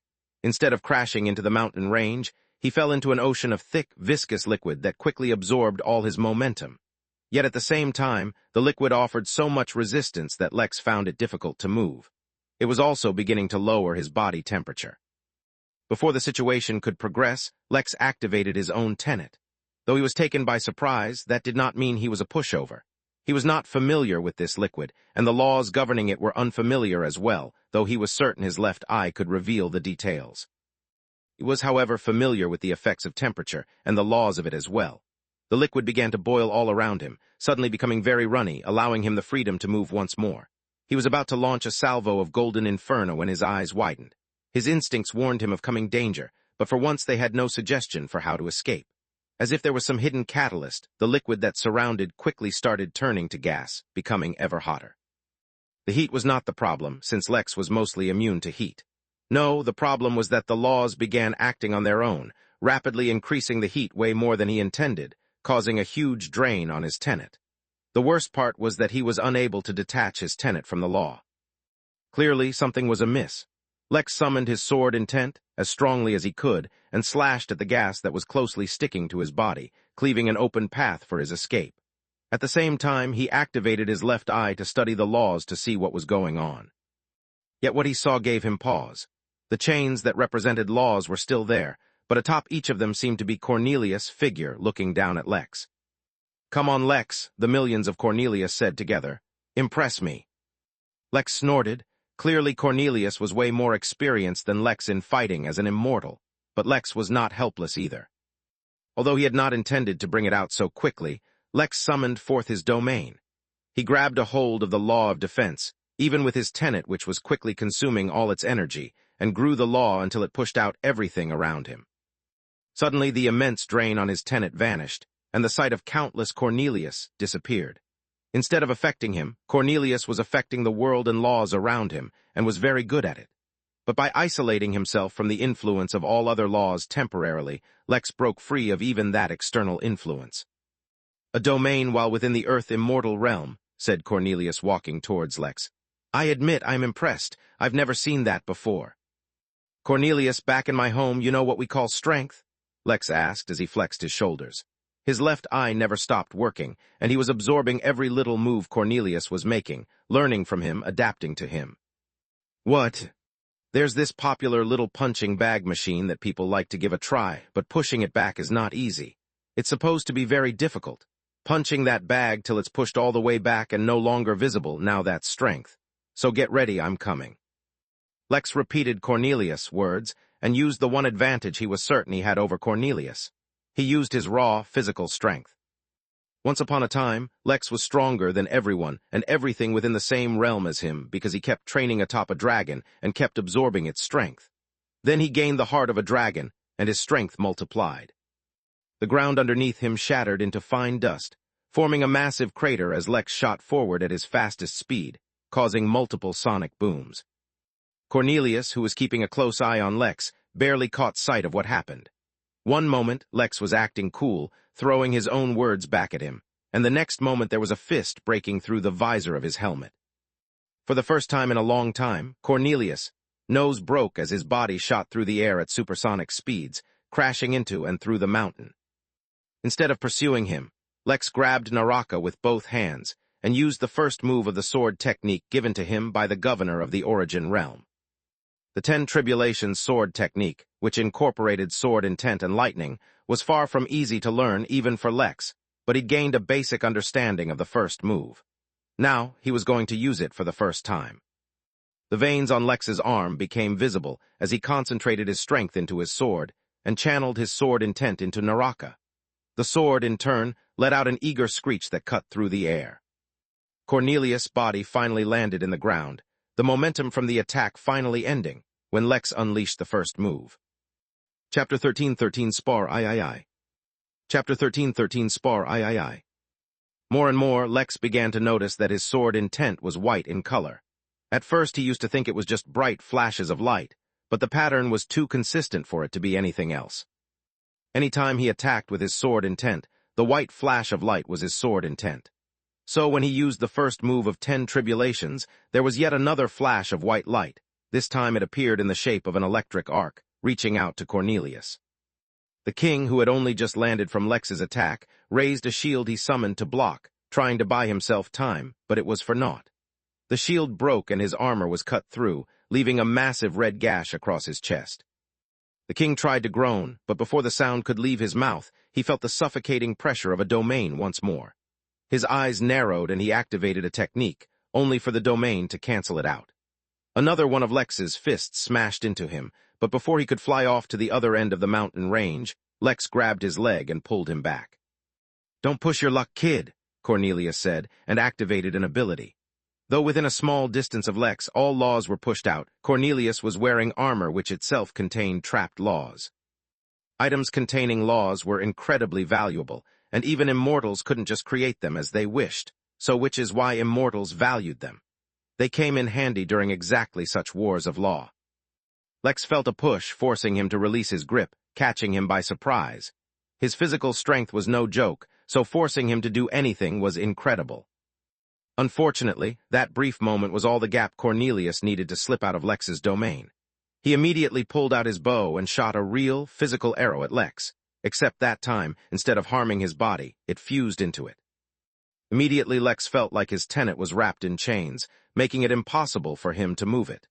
Before he could figure out a way to unravel the chain, Cornelius attacked again. The ground underneath Lex's feet changed from solid rock to a bog which, when combined with Lex's enormous weight, caused him to immediately start sinking. Except it wasn't water that Lex was sinking it was karmic debt. Lex's left eye analyzed the technique that Cornelius had used, and realized that he had manifested the literal burden of leading an empire with billions of people, and manifested it into an attack. Every breath he took caused him to accrue a massive karmic debt, for there were billions whose very existence relied on him, yet he was doing nothing to alleviate their burdens or ensure their survival. In fact, every moment he spent doing nothing, not only was he taking on more karmic debt, sinking ever deeper into the bog, he was also accumulating the sin of negligence. Lex had no idea what it meant to be carrying a sin, but he was certain it was not good. Caught once more in a trap that cleverly used laws, with his tenet tied down so he could not activate his domain, Lex's greatest struggle was not how to escape, but which one of his many abilities to rely on to escape. Well, since he was using his left eye to absorb all of Cornelius' knowledge, and pick up exactly how he manipulated laws to create what could no longer be called a spiritual technique, but law techniques. No, that sounded stupid. These were no longer spiritual techniques which used spiritual energy to affect reality. Instead, he was using the laws of the universe, weaving them together to create a new reality as he saw fit. This was lawcraft. Deep inside, Lex felt that the name was still cringe, but at least not as bad as law techniques. Regardless, since he was using his left eye to learn this, he decided to employ his right eye's ability as well. Cornelius had not moved far away from Lex, so he was easily trapped within when hundreds of arrays suddenly appeared in the air, forming a sphere around them. Each array worked with one another, forming a chain that connected Lex and Cornelius, pulling them to each other. That action, taken by Lex, seemed to be the wrong move, which aggravated the bog even more, massively increasing his karmic debt and pulling him in deeper, except that Lex was being held back by Cornelius, who himself was resisting being pulled in from the chain. Very smart. He had only begun his response when it started raining a thick, viscous liquid atop him like a cloud burst, almost drowning him. Although it was not the same as his own attack, it was effectively the same. Cornelius immediately used his extreme familiarity with laws to change his environment, but Lex countered just as quickly with his eye ability. The two quickly began attacking each other, going back and forth with their abilities. In truth, though their battle seemed devastating and had in fact already destroyed their environment, neither Lex nor Cornelius were going all out. After all, if Lex used domination, then even without his tenet, the laws would bend to his will. Cornelius, too, was no doubt holding back. This was, after all, just a spar. Lex's goal had never been to defeat Cornelius, but to learn from him, and he was learning much. But after an exchange of about 1,000 moves, Lex didn't like the fact that he was constantly at a disadvantage against Cornelius, so he decided to get just a little more serious. Other than laws, one of Immortal's most important weapons was the kinds of energy they could manipulate. Well, once upon a time, when Lex was in the Temple of Fasting, Cassandra had taught him how to manipulate divine energy. He never used it too seriously, save to fight Ra. Now, on an impulse, he decided to see just how effective it could be. He summoned his butter knife, the one imbued with divine energy, and flipped the board. Chapter 13:14 Spar IV. Chapter 13:14 Spar IV. Lex had long ago learned how to manipulate divine energy, but it was scarcely useful except against Ra. There was also the fact that Lex could not produce divine energy out of thin air, and his only source was the butter knife.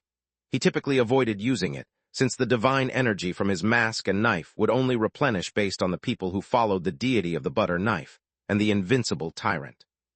But it was better to get the hang of it before he needed it, so now was as good a time as any. The first part of using divine energy was to enhance his body and his attacks, and only the second level of using it was to make use of its completely magical properties to bring about various changes. Unlike Cornelius, Lex did not have any lawcrafts that he already knew how to construct, so instead of overwhelming changes, he was going to use divine energy to subtly affect the world around him. The fight almost immediately took a turn, with Lex finally gaining an advantage. The laws that would target him would end up missing him, and unexpected accidents kept happening around him, not weakening Cornelius' attacks in any way, but just giving Lex a convenient exit. But the advantage was not decisive.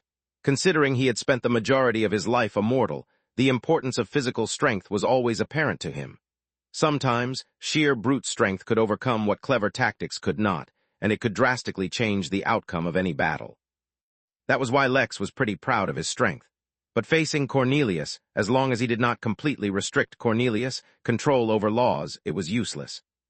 Cornelius maintained his distance, using either laws or his bow to attack Lex, all to stay outside the range of his domain, which meant that when Lex tried to punch him, Cornelius would just put up a wall of air containing the exact same amount of strength as his punch, perfectly negating it. No matter how much strength Lex used, the wall always perfectly negated him, and for some reason, even the divine energy failed to interfere with that. "All right, watch out," Cornelius said after a while, and pulled out a different-looking arrow. Lex's instincts sensed immense danger, and he knew that they had arrived at the end of the spar. He took a step back and summoned forth his strongest shield. Lex used Heaven's Furnace for a very long time as his strongest defense, but the problem with that was that the technique was designed to keep something contained. In that case, it would be best if he trapped his enemy inside the Heaven's Furnace, or trapped the attack within it somehow. But if the attack came from the outside, while still strong, Heaven's Furnace was not at its best. As such, inspired by his domain and how much he excelled in controlling laws associated with defense, he created a new technique. It wasn't quite lawcrafting, but Lex would find a way to get it to that level now that he knew about it. Immortal Aegis. A massive, yellow shield appeared before him from thin air. This technique was strengthened by countless laws despite Lex's currently incapacitated tenet, since that was the result of the technique itself. This was the culmination of Lex's current capabilities. Looking at it, Cornelius only smiled, and then let the arrow loose. Lex had long wondered what it would be like to survive a nuclear bomb. To be honest, he knew there were stronger attacks, not to mention the fact that a nuclear attack would only inflict physical harm, devoid of spiritual energy and any laws, so it would not harm him much. Even so, for a large part of his life, that was the ultimate power, and so he subconsciously compared everything to that. The arrow was like the cultivation world version of a nuclear bomb. Lex felt the same chains that locked his tenet wrap itself around all the laws around him. But instead of holding them in place, the chains were guiding them towards a certain outcome. Even the laws in Immortal Aegis were affected, though they were resisting. There was an explosion, but not in the kind that Lex was used to or even expected. Immortal Aegis, his strongest shield, could protect him from normal attacks from a specific direction, but it could do nothing about it if his entire environment was changing. This was the strongest lawcraft Lex had seen yet. The mountain range vanished, but not because it disappeared. No, it transformed. The rocks and the dirt and the soil all merged together, affected by countless laws, to form the most pristine, unblemished marble floors, while grand, white pillars rose from the ground as if to support the sky. Metallic dishes hung from the air, with each sat a saul bird lighting it. In front of Lex, an enormous throne appeared, tens of thousands of feet large, and it was the presence of that throne which was so overbearing that it caused an explosion or aura. As all of this happened, Immortal Aegis remained in front of Lex, as if taunting him, reminding him that the way he thought about the world, and about combat was still deeply entrenched in the habits of mortals. A shield could protect him from an attack, an impact, perhaps even explosions of stars and planets out in the origin realm, but it could do nothing for him right now. Cornelius appeared before Lex, though this time as a giant, sitting on the throne before him. Lex suddenly felt a strong feeling of being a plebeian, a mere mongrel, groveling in front of a mighty and powerful king. He felt an urge to kneel. He could tell that his feelings were being influenced by his surroundings. They were incredibly powerful, and perhaps if it was anyone else, they would not have been able to resist. But from deep within his dragon's heart, Lex felt an incredible reluctance, which was quickly turning to rage. Of course, even if Lex didn't have a dragon's heart, much like how Cornelius had tempered himself in the gauntlet of war, Lex had been tempered through the gauntlet of his incredibly bad luck. His will was not so easily challenged. Domination erupted from his body. Chapter 13:15 End. Chapter 13:15 End.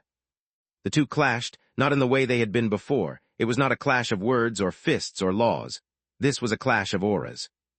Among humans, Lex had never encountered anyone who could command aura with the same flexibility and depth as he did, mainly because he took his aura skills from a dragon.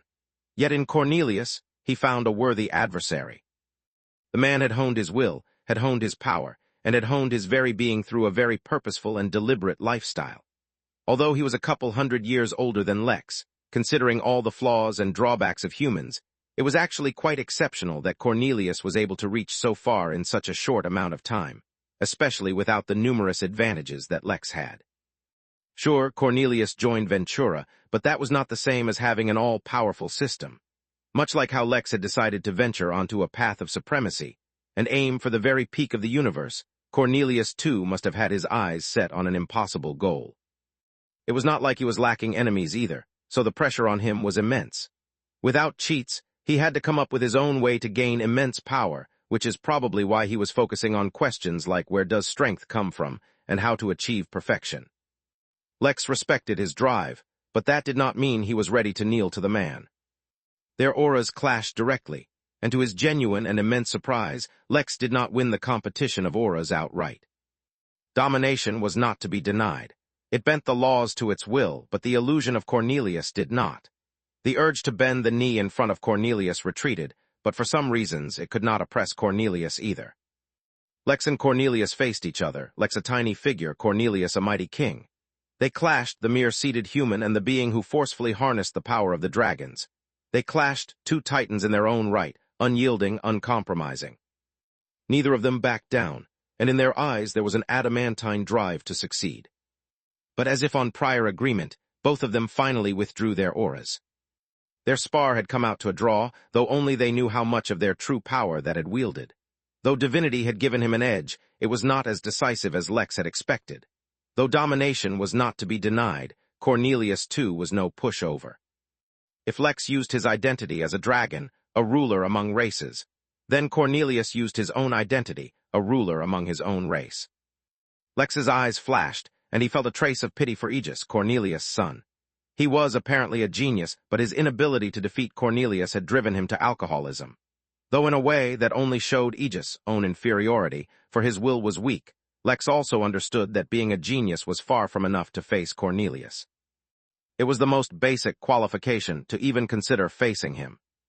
"I can't believe you actually made me bleed," Cornelius said as the illusion finished, and his body was revealed. His armor was still ripped in two, and the gruesome gash that Lex had cut into the man's chest had not healed. "It has been a long time since someone in the same realm could push me like that. I can't believe that you can just walk around casually after that. That was a sword technique given to me by a Tao Lord." Cornelius raised an eyebrow and wanted to warn Lex of something, but dared not. When it came to Tao Lords, he dared not say anything or give any warnings, even indirectly. "When was the last time you discussed the details of your cultivation with Cassandra?" he asked instead. "If possible, you should take the opportunity to have her guide you some more."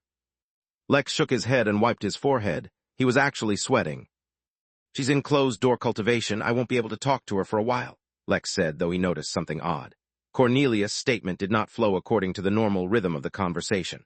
Upon hearing that the sword technique came from a Tao Lord, he should have asked about it or commented on it, or maybe even asked about the Tao Lord. Instead, he told him to discuss his cultivation with Cassandra.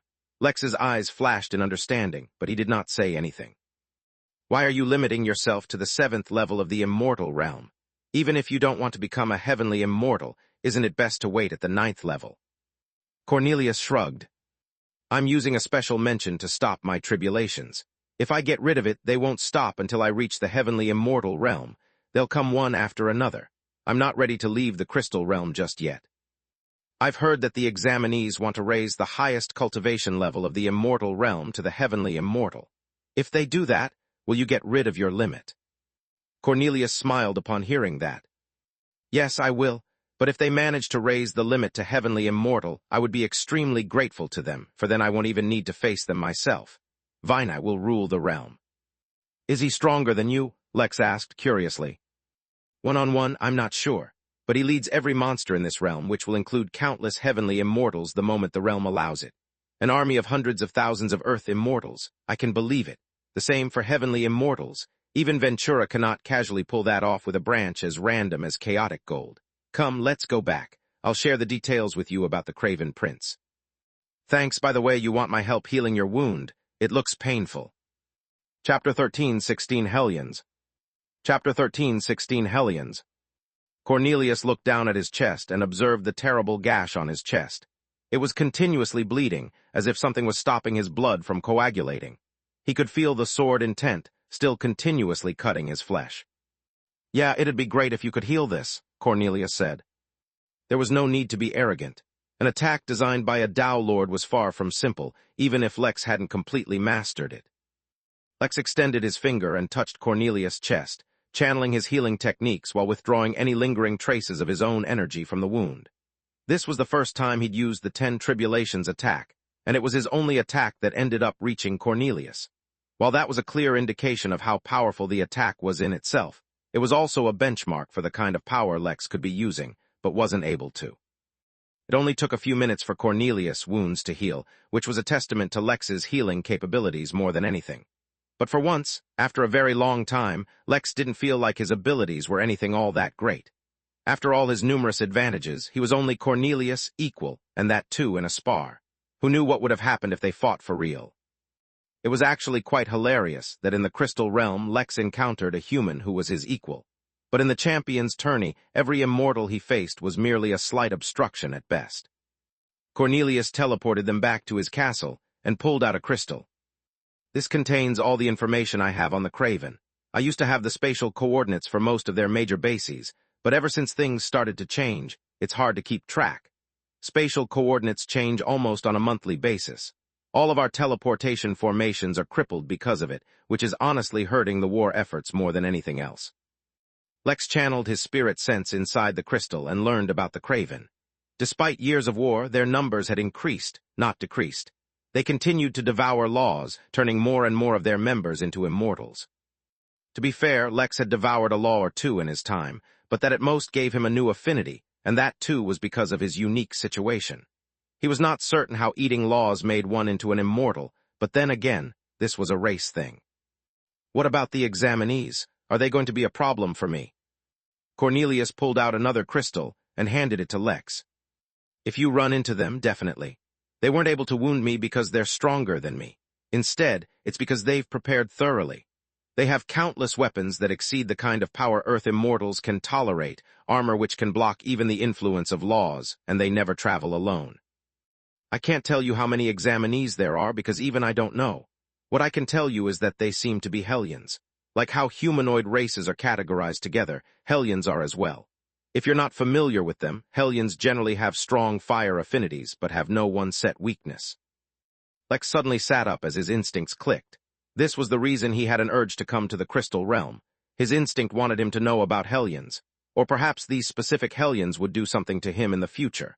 Or perhaps learning that Hellions were another race faction, like the humanoids, is what he needed to learn. Either way, he wouldn't just stop asking questions here. Like humanoid races, as in like humans and celestials, they're a part of the same group universe-wide. Cornelius nodded. "Precisely.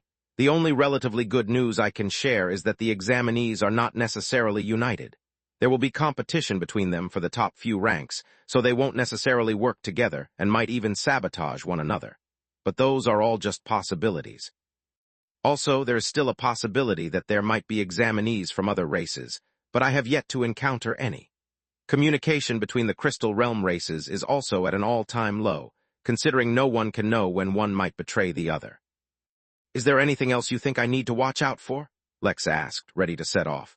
He did not want to rush into an assassination, but he also did not want to delay matters any longer. The best outcome would be to finish this entire thing undetected, since he wanted to avoid getting involved with these examinees. But unless he was able to eliminate his target in one hit like he was planning, it was an inevitability. "Yes, watch out for the Crystal Race. They've been acting oddly ever since they became involved in the war. It's clear that many of their members are not happy to be forced to join, and even Isel and Firin, the progenitors of the Frio and Sol birds, have left their domain. They might end up doing something unexpected, so keep your distance if you can." "Is there anyone I can trust?" Lex asked. "If you need my help with anything, you can let me know. If you end up in a situation where you might need to trust someone else, then the Trollops are your next best bet. After the Crystal Race and monsters, I think it's the Trollops who are the strongest in this realm, which is why the examinees have been targeting them the most." "I just have one last question," Lex said. If I end up facing the examinees and we get into a fight, will Ventura come after me? No, all things considered, you're an Earth immortal, so even if you kill them, Ventura won't come after you. Private grudges, however, are something you'll still have to look out for. Chapter 13:17 Sneaking. Chapter 13:17 Sneaking. Lex grabbed everything that Cornelius had to offer him, and after a short farewell, he left. Although Lex initially developed a poor impression of the man for being a hedonistic king, the man's strength had earned his respect. As for his personal preferences, Lex tried not to think about it. Lex teleported to a random cafe in the capital, grabbed a drink and took a seat while he planned his next steps. Even though Cornelius hadn't given him the exact coordinates for the Craven capital, he could get close. From there he would have to search himself. Belial, the Craven prince, took his security very seriously and consistently moved around with a guard. And though he could no longer spend his time in the panic room, he remained in the heavily guarded capital, never leaving. Lex would need to find the place while maintaining complete stealth, infiltrate it, and then find a way to kill Belial. Escaping would be the easiest part of all this. Despite everything Cornelius had told him about the examinees, Lex did not want to get involved at all. He was leaving all these problems behind to become a good little innkeeper. He would take care of his guests and manage his property. He was done interfering with other problems. Although he felt bad for what was happening to the Crystal Realm, if he didn't take care of the Midnight Realm, then it too would one day become like this. More importantly, he was nowhere near strong enough to single-handedly resolve this whole issue. With his plan more or less decided, he left a gold coin on the table and left, enchanting it so that strangers could not pick it up, and only the cafe staff could. Lex teleported from the capital of the Hum Nation all the way across to the territory near the capital of the Craven territory. The distance was absolutely enormous, but it served as no obstacle to Lex. The actual problem was to ensure no spatial ripples were released as a result of his teleportation. Fenrir was still recovering from his tribulation, so Lex could not rely on him for stealth. Fortunately, Lex had learned a thing or two of his own, or rather, Jack had. Traveling through the shadow plane was one of the stealthiest ways to move around, and Jack had done enough of it with the shadow talon that followed him. While Lex himself did not have a way to enter the shadow plane, he could enter the soul plane. Due to the nature of the planes, the soul plane was not nearly as stealthy as the shadow plane, and others with sufficient control over their souls could still sense him if he came close enough. But it wasn't time to rely on that just yet. Instead, Lex put on his stealth suit and used a spiritual technique to hide. The reason he didn't hide using some law was because he wasn't familiar with that yet. He figured that other immortals might be able to sense an abnormality in laws and easily detect him. Comparatively, relying on an ordinary technique was safer, although he might still be detected. Lex shrunk the size of his body and started walking through the Craven territory. There were no saw birds in sight, and the land was devoid of any life despite the presence of sufficient water and nutrients. It was because the Craven had sucked the literal life out of this place, killing everything. To avoid the constant invasion of monsters, they had set up artificial lights using formations everywhere. But avoiding monsters did not require bright lights, so the entire Craven territory was illuminated in a pale blue light that seemed to cover everything. Lex took one step after another, covering vast distances with each step, using only his eyesight to look for towns and settlements. Fortunately, his left eye's ability to extract information was phenomenal, so it wasn't long before he noticed a massive hollow in the ground. It was quite prominent with a thick black border around it made of different shapes. It wasn't any language, or Lex would have been able to read it. But Lex didn't need to read it. Just looking at it was enough for Lex to understand that the Craven built their cities underground, and this was an opening, though not for a city. This could at most be a simple base or something. Unwilling to spread his spirit sense out lest he get detected, Lex was forced to sneak inside while hiding, and soon found a network of tunnels and caverns, all lit up with a pale blue light. There were clear drains made in all the tunnels, and for good reason. They weren't for rain, but to collect the slime that dripped off Craven's bodies. Resisting the urge to pass a derogatory comment, Lex explored the base and discovered that it was merely some kind of temporary barracks. There were only a few Craven inside, guarding the place, and they were in the Golden Core realm, so Lex had no problem carefully reading their memories. The capital was indeed nearby. It was a mere 98,000 miles from their current location. Although that sounded like a lot, and actually was a lot, Lex could now unironically say that it wasn't so far. He didn't even need to teleport. Putting his hands in his pockets, Lex just continued to walk at the same pace as before, making sure to remain hidden and to not leave behind a trail. Before long, Lex found himself in front of a giant crater that led to the underground capital of the Craven. The problem was, the crater did not seem like a regular opening to the city. No, this looked like the crater that was formed when a meteor fell from the sky onto a planet. Considering that there was a distinct lack of any guards or security, it was safe to say that something had surely happened to the Craven capital. Lex jumped inside. Chapter 13:18, I just said I don't want to get involved. Chapter 13:18, I just said I don't want to get involved. It became clear, almost immediately, that the capital had suffered some kind of blast. The way that the tunnels had collapsed, the way the walls were charred, and the way that the rubble had fallen made it apparent that someone had dropped a bomb inside the hole and then had blown it up. Fortunately or unfortunately, this seemed like the explosion wasn't recent. There were clear signs of repairs to a few tunnels, and of Craven moving through them. It seemed like this place had been evacuated since the time of the explosion.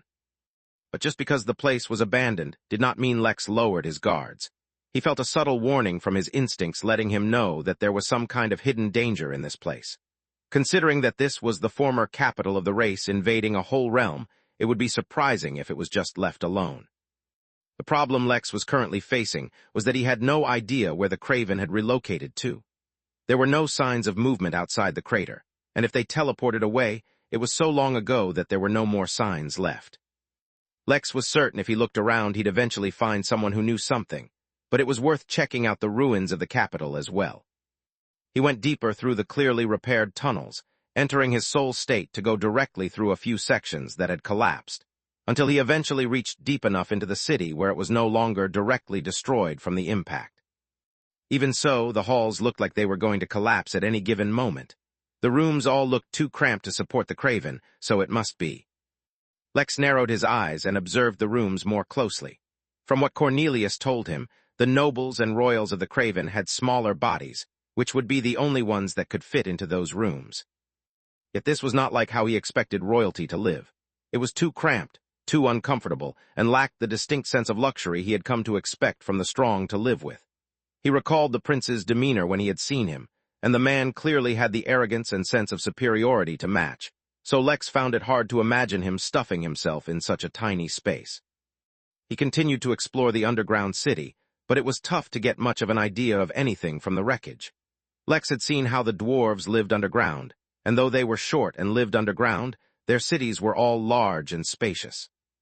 Each of their halls, even the smallest ones, were at the very least 14 feet tall, which was quite a lot considering the tallest dwarf barely reached 4 feet. Everything they did had a sense of grandeur to it.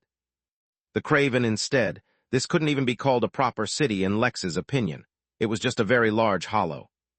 Then again, how could he ever expect to understand the mind of a race that stripped their own land of everything living, leaving only death and ruin in their wake?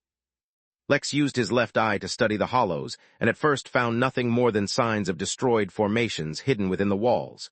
He even searched for signs of the panic room he'd heard so much about, but found nothing. It was only on his way back that he found something interesting. It wasn't his eye that saw something, and technically speaking he didn't see anything. Instead, his tenet acted on its own for the first time, strongly attracted to something. Still being careful, Lex made his way through a series of collapsed tunnels until he ended up in a cavern instead of a hall. As far as appearances went, it looked completely ordinary, yet his tenet was acting up, as if it was feeling a challenge. Lex slowly spread out his spirit sense first, checking for any traps, before he sensed the world through his tenet. That's when he sensed it. Under the facade of normalcy, the laws within this region had been utterly twisted and tainted, and it was the deformation of those laws that was irritating his tenet. It was not that the laws had changed from behaving normally that was irritating him. Instead, his tenet felt like by leaving the laws twisted and tainted in such a way, for whatever reason, was like leaving behind their mark. Of course, Lex himself could tell that whoever had done this had probably done so for another, more materialistic reason than just leaving behind their mark. That was usually more overt. But to his tenet, it was like a testament of their victory and, more important, supremacy. It wanted the mark gone, the laws returned to normal. Doing so wouldn't be difficult for him, but before he did that, he wanted to see what this was all about. His tenet reached out, not to the twisted laws, but to the facade hiding the change. This was a very high-level illusion for it to affect his sense of laws rather than reality. It was specifically targeting immortals, and if his tenant hadn't reacted to it, even with his powerful eyes, he would have been fooled. Like a shattered mirror, the facade broke under the slightest touch of his tenant, revealing the macabre reality underneath. Even the cavern, which seemed ordinary up until now, changed. In fact, the entire underground city experienced a change. The entire ruins were stained black, and it was not from charring. Instead, Lex could tell that it was blood. The entire city had been washed in craven blood, and here in this cavern something sinister had taken place which required all that blood. As his eyes looked at the twisted laws, he finally understood what had happened. There had been a mass blood ritual here, using the blood of countless craven to give birth to the abnormality in the laws. What was worse was that the longer the abnormality remained hidden, the stronger the corruption would become. "I just promised not to get involved," Lex complained to himself as he slowly understood what was happening. The deformation seemed so unnatural because the laws of this realm were forcibly being changed to match that of another realm. There was a fragment of another realm in the heart of the change, and it was eating up the laws of the crystal realm, slowly replacing them with others. No wonder his tenant was offended. This was not just a mark, but one realm claiming supremacy over another. Chapter 13:19 Precautions. Chapter 13:19 Precautions. Lex stood there, looking at the twisting, corrupted laws, and he tried to wrap his head around what the reason for this was. There was a very straightforward one. The Ventura exam asked the students to raise the upper threshold from Earth Immortal to Heavenly Immortal. Previously, Lex thought that by killing countless immortals, they were using their corpses as fertilizer to help grow the realm. Now, however, he got the sense that the corpses were still fertilizer, but not to grow the realm. Instead, his latest suspicion was that they were trying to replace the laws of the realm entirely, instead using the laws of a more mature realm. Perhaps this was just one step in their plan to have a larger realm devour the crystal realm. For a moment, Lex debated what to do. Although his tenant wanted to unravel this thing, he was almost certain that the moment he did so, someone would notice. Lex sighed one more time, but then acted according to his promise to himself. He conjured a piece of paper and wrote a small letter on it, describing the situation, as well as leaving a small formation on it that would teleport the reader to Lex's current location. Then he folded the paper to look like a paper airplane and narrowed his eyes. Although he was getting used to the life and abilities of an immortal, it would take time. Right now he wanted to do something, but getting it to work perfectly would be slightly tricky, mostly because of the distance from himself. He spent a few minutes calculating, and then after making sure everything was all right, threw the paper plane in the air. It flew a small distance before teleporting away. Although the spatial coordinates for a lot of places might have changed, it was impossible for the coordinates for a place Lex was at a few hours ago to change. Within Cornelius' palace, the paper plane teleported in and flew directly into the face of an unsuspecting guard. He flinched, but by the time he opened his eyes, the plane was gone. Cornelius, who noticed the spatial fluctuation, immediately pulled the letter to himself and opened it. His casual expression suddenly became serious, and he channeled his energy into the formation on the bottom of the letter, teleporting away. A few seconds later, he appeared standing next to Lex, who looked supremely irritated. But Cornelius, instead, turned his attention towards the massive deformity that had formed in the laws. "What the hell is this?" he said, his expression contorting from anger. "If I had to guess, some kind of attempt to terraform the realm into wherever those hellions are from." Lex was not surprised that he had, inadvertently, stumbled onto a massive secret that affected the whole realm. Isn't that what happened when he discovered that the crystal realm was about to be destroyed as well? No, the only difference was that last time, Lex used it to help him complete a quest. This time, he was going to help out while making sure to not get involved too heavily. "Look, as I'm sure you remember, last time I tried to help you all out, all I got was a lot of trouble," Lex said. "I have no interest in a repeat of that incident. I called you here so that you can see this for yourself. As for whether you want to inform anyone, whether you want to take care of this on your own, or whatever else you want to do, that's on you." Cornelius looked at Lex, then shook his head. He really cursed those two stupid deities. Last time when the Craven attacked, it was too sudden for Cornelius to defend the whole tavern, but the deities could have done it easily, yet they did not because they did not want to completely fall out with the Craven, which in Cornelius' opinion was completely stupid. Now, as a result, Lex, who had once again identified a major threat to their realm, no longer wanted to get involved. "Thanks for letting me know. I'll see what I can do about this. This is a lot more serious than anything from before. Where is this, by the way? The former capital of the Craven Empire, Lex said. I have no idea where they moved or what happened, but this place isn't the capital anymore. Also, I have more bad news. Cornelius was startled at the revelation and immediately spread out his spirit sense, only to see the devastated underground city. What's the worst news? I was being careful here because I sensed some kind of hidden danger. But your teleportation here has already awoken whatever latent danger there was so. Just as Lex spoke, the ground began to rumble, and from deep within the ground they felt something rising. Also, have you seen enough of this? Because I'm going to destroy it.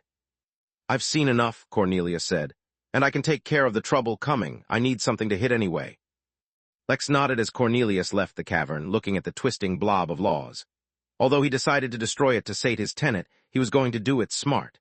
He was certain that there were some traps laid around the place, as well as a way to mark him. He wanted to destroy everything without leaving a mark, so the best way to do that was to take plenty of precautions. Lex activated both his eyes, using the left one to study all the laws in his surroundings, while using his right one to create layers of protection around himself. At the same time, he even created a clone of himself in the mortal grade using a cloning technique, and used his tenet to bind the clone to himself, so it could stand in his place. Lex did not really think he needed so many precautions, but historically speaking, he always got in trouble because of his rash actions or ignorance. Now, even if resolving the abnormality in front of him might cause issues he could tolerate, he saw no reason why he had to bear them to begin with. In the distance, he heard the sounds of fighting, and the ground continued to rumble, so he guessed that Cornelius was already fighting.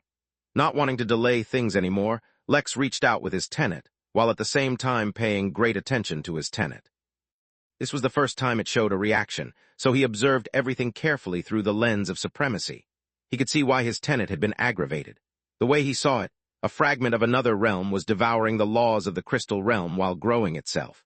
Even as a smaller, weaker existence, it was exerting its supremacy over the crystal realm, and although that had nothing to do with Lex himself, it almost felt as if his tenet was provoked.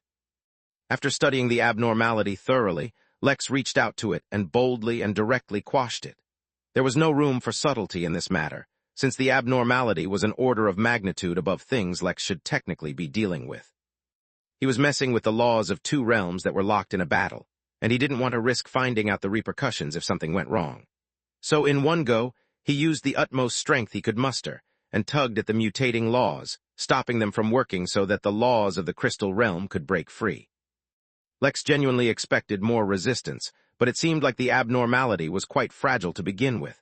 Having said that, the moment it was resolved, Lex felt like he had been locked onto by a vicious beast. Already expecting as much, Lex wasn't concerned. He summoned his clone and forcefully replaced himself with it, turning it into the target of the aim. Considering that the clone did not have the heavy protection Lex wound around himself, a dark red mark appeared all over his face, marking him. Just as more things were about to happen, the clone killed himself and disappeared. The red mark vanished, and the gathered forces were left without a target since Lex had already teleported away. After a few seconds, even the accumulated energy vanished, yet Lex did not return to check it out. He also wasn't interested in checking up with Cornelius again. He had sworn to avoid getting involved, and that's exactly what he was out to do. Although, watching how that one realm devoured another, and how that affected his tenet gave Lex some ideas. He dared not think too deeply, lest he trigger some tribulations. Even so, it gave him some perspective about tenets. It should have been fairly obvious, but it seemed that they weren't as straightforward as being tools with which to manipulate laws. There was more to them. As he continued to walk across the lifeless expanse, Lex couldn't help but wonder about it. In another corner of the crystal realm, a group of Hellions were alarmed by a sudden change. Chapter 1320, Craven's Passive Abilities. Chapter 1320, Craven's Passive Abilities. What the hell happened? Yelled an Ifrit, its red bulging skin suddenly turning a darker shade. Its two long, jagged horns suddenly caught on fire, providing the creature with a large, flaming crown, making it look even more daunting. The countless imps around it suddenly started running away, for even their fire immunity would not protect them from the heat of an Ifrit. I think you know what happened, responded a hellspawn, its body made entirely of red flames with dark, molten rocks covering the surface of its body like armor. Someone finally caught on to our plan. It was bound to happen sooner or later. We should instead focus on the fact that the mark failed. Either the target is dead, or they somehow hid from the mark of Iblis. "Do not say blasphemous things," howled a banshee, her hair suddenly standing up as she looked at the hellspawn in fury, which only caused the hellspawn to facepalm. "I'm working with idiots," the hellspawn murmured to himself. "Focus up. This only means we need to accelerate our plans before they mount a proper defense," spoke as Usura, his words causing everyone to fall into a hush. Even the craziest of Hellions knew not to mess with Usuras. Of all the Hellions, they may not be the strongest, but they were one of the most dangerous. It was as if, as a whole race, they required anger management classes. Unfortunately, due to their considerable strength, hardly anyone had the guts to tell them that. The Hellions began to discuss their plans, sitting atop a howdah strapped onto the back of a massive craven. All around them was a massive army, moving like a swarm across the landscape like shadows at dusk. In front of them was the massive border built by the crystal race dividing their lands. "Should someone go check up on who destroyed our setup?" asked the hellspawn, hoping for a bit of forethought from its colleagues. "Sooner or later they will all fall down," said the Ifrit. "What does it matter if we pick one out specifically?" The hellspawn only sighed. "Space." Lex looked troubled as he snuck out of a Craven city. No matter whose memory he searched, there was no information on a new Craven capital, and there was no information about the Craven prince as well. He couldn't find a lead, and for once his instincts were failing to guide him where he wanted. That made sense, in a way. If the Craven prince was hiding in a panic room of some sort, then it should definitely have protection from things like divination to keep its location secret. He could just give up and come back another time. It wasn't like this was an urgent matter. But since he'd come here, he'd like to give it one more try. He teleported away once more, this time to the spatial coordinates he remembered of Babylon, the city where the tavern had existed for a while. Naturally, he was way off and appeared in the middle of nowhere, but he expected that. Lex searched for a while before he finally found the coast, and then dove directly into heading deeper and deeper into the dark waters. With his spirit sense fully extended, he expected to find a monster soon, and he did. The problem was that he found only newborn, weak monsters. He knew that stronger monsters learned to restrict their instincts to attack everything in sight, but they seemed to be nowhere in sight. Unconcerned, Lex kept going deeper and deeper into the sea till he was completely shrouded in darkness. He did not think it would be easy to come across a powerful monster, but it shouldn't have been so difficult. After all, they only needed to exist in the dark, and they would continue to grow stronger. For a while Lex continued to explore without results. But while finding the Craven Prince was difficult, finding a random monster with sanity was no issue for his instincts, which is why he continued to wade through the sea until he eventually arrived at the entrance of an underwater cave. Except Lex put his hand on the cave entrance and sent a pulse of domination outwards.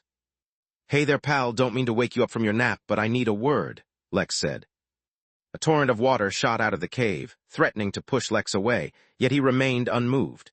The ground began to rumble, as if something deep within the ground was being pulled out of its place. A loud, metallic wail filled the sea as if metal itself was being ripped apart as the walls of the cave began to move. The ground. "I have no time for your dramatic entrance," Lex interrupted, this time letting domination loose without restraint. "Are you up?" "Yes, sir," a voice came from underneath the ground. The sea cave, as it turned out, was just a random hole inside the head of a particularly large monster that was sleeping with most of its body buried underground. Of course, the reason it was sleeping during a time of war was because it was thoroughly wounded and was trying to recover. Lex could see through its strengths and weaknesses easily, which is why he was not concerned. "Listen up, I need to talk to Vine. My name is Lex from the Midnight Inn, he should know about it. Can you tell me how to get in contact with him?" The monster trembled once more, though it was not just because of the fierce aura Lex was giving off. Vine was a deity worshipped by all monsters. More importantly, he was obeyed by all monsters as well. His authority was total, and the only thing that surpassed their total devotion for him was their fear of him. Confronted by someone who dared name the deity directly, the very instincts that the monster had been born with started going off.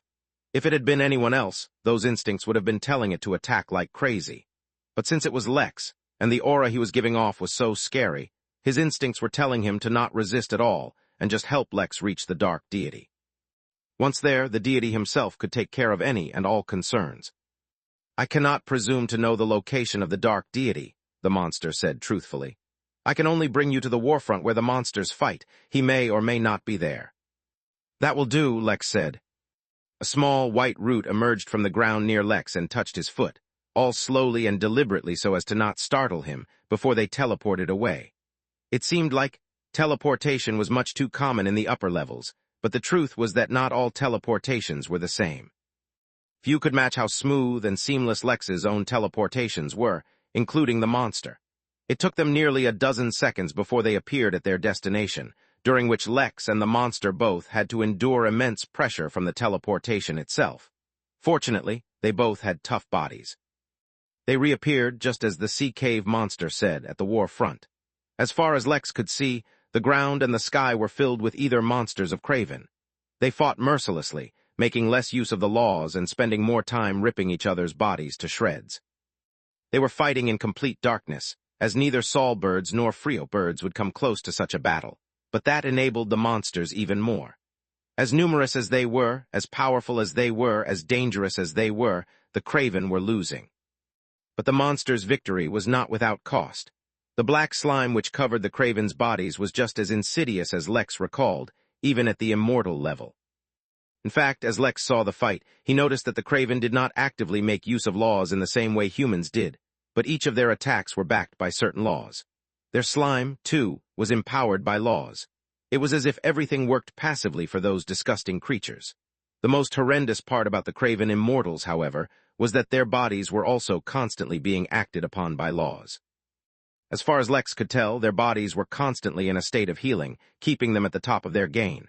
With such absurd abilities, it was no wonder that the Crave were so difficult to fight. But while that was true for others, it was not so for Lex. While his eyes could see their strengths, it could also see their weaknesses, which is why he was confident in being able to take them out. Lex diverted his focus from them and onto the monsters. While the monsters were powerful as well, what Lex was truly interested in was their deity. He seemed to be out of sight. Lex could feel the fluctuations of divine energy in the distance. Chapter 13:21 Please delay. Chapter 13:21 Please delay. Flashes of light often dispersed the darkness of the battlefield, and large raging fires ate away at bits of the darkness as well. For immortals, it hardly mattered whether there was light or darkness, so their battles remained uninterrupted regardless of the state. Even so, more often than not, the Craven would try to light up the field. The monsters thrived in darkness, so there was no reason to allow them to be at ease. Yet there was one region where the darkness was exceptionally deep. No lighting flashed, no fires blazed, nor did any enchantments illuminate that region. In fact, even the laws of light seemed to shy away from it. The darkness was as old as the realm, as if it had seen the moment of the realm's birth, and had directly battled against the bang that created the realm. It was like a living malevolence, eating away not just light, but anything that was associated with it. There was no hope in the darkness, no courage or valor. There was only the cold, hopeless despair, and of course, in the depths of the seemingly living darkness, there was a monster. Even from far away, as Lex approached, he could sense it. Compared to the monsters that fought, compared to the ones born from darkness, to the ones that brought fear into the hearts of many, the monster in the darkness up ahead was a true, genuine monster. It was also a deity. Even from afar, Lex could feel the overwhelming divine energy that radiated off the body hidden within the darkness, though ironically, despite being extremely rich, it was actually one of the weaker deities Lex had met. Compared to the likes of Ra and Sekhmet, this deity was a lot weaker. That did not mean it was actually weak, as Lex felt a great pressure on his body from even coming close to it, but Lex himself was no less of a monster. For a brief moment, as Lex entered the darkness, he was genuinely blinded. His normal vision failed, as did his spirit and soul sense. But his eyes were not normal, and Lex needed only to use his ability to see once again. At the same time, his affinity for divinity allowed him to use the thick amounts of divinity that filled the darkness for himself, acting similar to a live map. Lastly, a single, powerful heartbeat from his chest relieved some of the effects of the darkness on him. That is why, within the darkness, Lex had no trouble approaching the large black bird. Vinai in his true form looked much like a Saul or Frio bird, except that it was pitch black. "I remember you," the dark deity said, turning his gaze to Lex. "I remember you as well. Weren't you interested in becoming my colleague?" Lex asked with a smile. Up close, Lex discovered that Vinai's body was quite a bit larger than his own, and it felt a lot more dangerous too. His instincts were prickling at his proximity to the deity. That is still my plan, Vina said evenly, as if he was speaking facts. Well, I'm here to expedite the process. If you can help me bring down the Craven Prince, I can get you a platinum key. With it, you can take a test to become a worker at the inn. Of course, he did not mention that the inn itself was not in a situation to allow heavenly immortal tribulations. Only the territory of the inn itself could even allow their existence, as the Midnight Realm was not yet at the level to allow their existence. The bird looked at Lex for a moment, analyzing his strength. I have an army of immortals. One more or less won't make a difference. The Craven exist for war, so they know how to survive. I believe in quality over quantity. Besides, I just visited their capital, and it seems like it has been destroyed. The survivors probably moved to a new capital. They're probably vulnerable during the move. Now would be a good time to attack. It would appear so, but that is not actually the case, Vina said calmly. The Craven were coerced into joining with our latest guests in this realm, and together they are much stronger than before. The Craven on their own are a threat, but they're not so serious. Their army of immortals mainly consists of newly born immortals and does not pose a grave threat. But empowered by the Hellions, under their guidance, their power has grown drastically. Even so, it is not like they cannot be defeated, but timing is everything. In their hubris, they have turned their gaze towards the crystal race. Their defeat is imminent. It is then that I will strike down the prince. Are you so confident that they will lose? The Hellions would not have made their move if they were not confident. They have their own agenda with this realm. I'm aware of their attempts to raise it to support the threshold of heavenly immortal, but I did not claim the Hellions would lose. In fact, their purposes would be further progressed, but the Craven would be at their weakest after centuries. Furthermore, the crystal race would reap what they have sowed after ignoring the plight of the realm and their betrayal of the deities of old. Lex shook his head. That might not be the Hellions' only purpose. Back at the capital, I discovered their attempt to turn the laws of this realm into that of another realm entirely. Although I put an end to their attempts there, who knows where else they may have also made such attempts. In fact, I have reason to believe that using their methods requires a great sacrifice or the death of countless beings, which is why they're exacerbating the war. The growth of the realm itself, due to the death of countless immortals, is just an additional benefit. For a moment, Vina was silent. The bird narrowed its eyes as it tried to determine the veracity of Lex's claims. Lex could feel the surge in divine energy and dissipate into the air itself. After a while, the bird hissed. It seems the guests have fooled us all along. Their claim that their goal to raise the capacity of the realm must have been a ruse so that the higher powers of the realm would silently consent to their actions while they plotted something else. Quite cunning indeed. But young tavern keeper, it is still not time to attack the prince.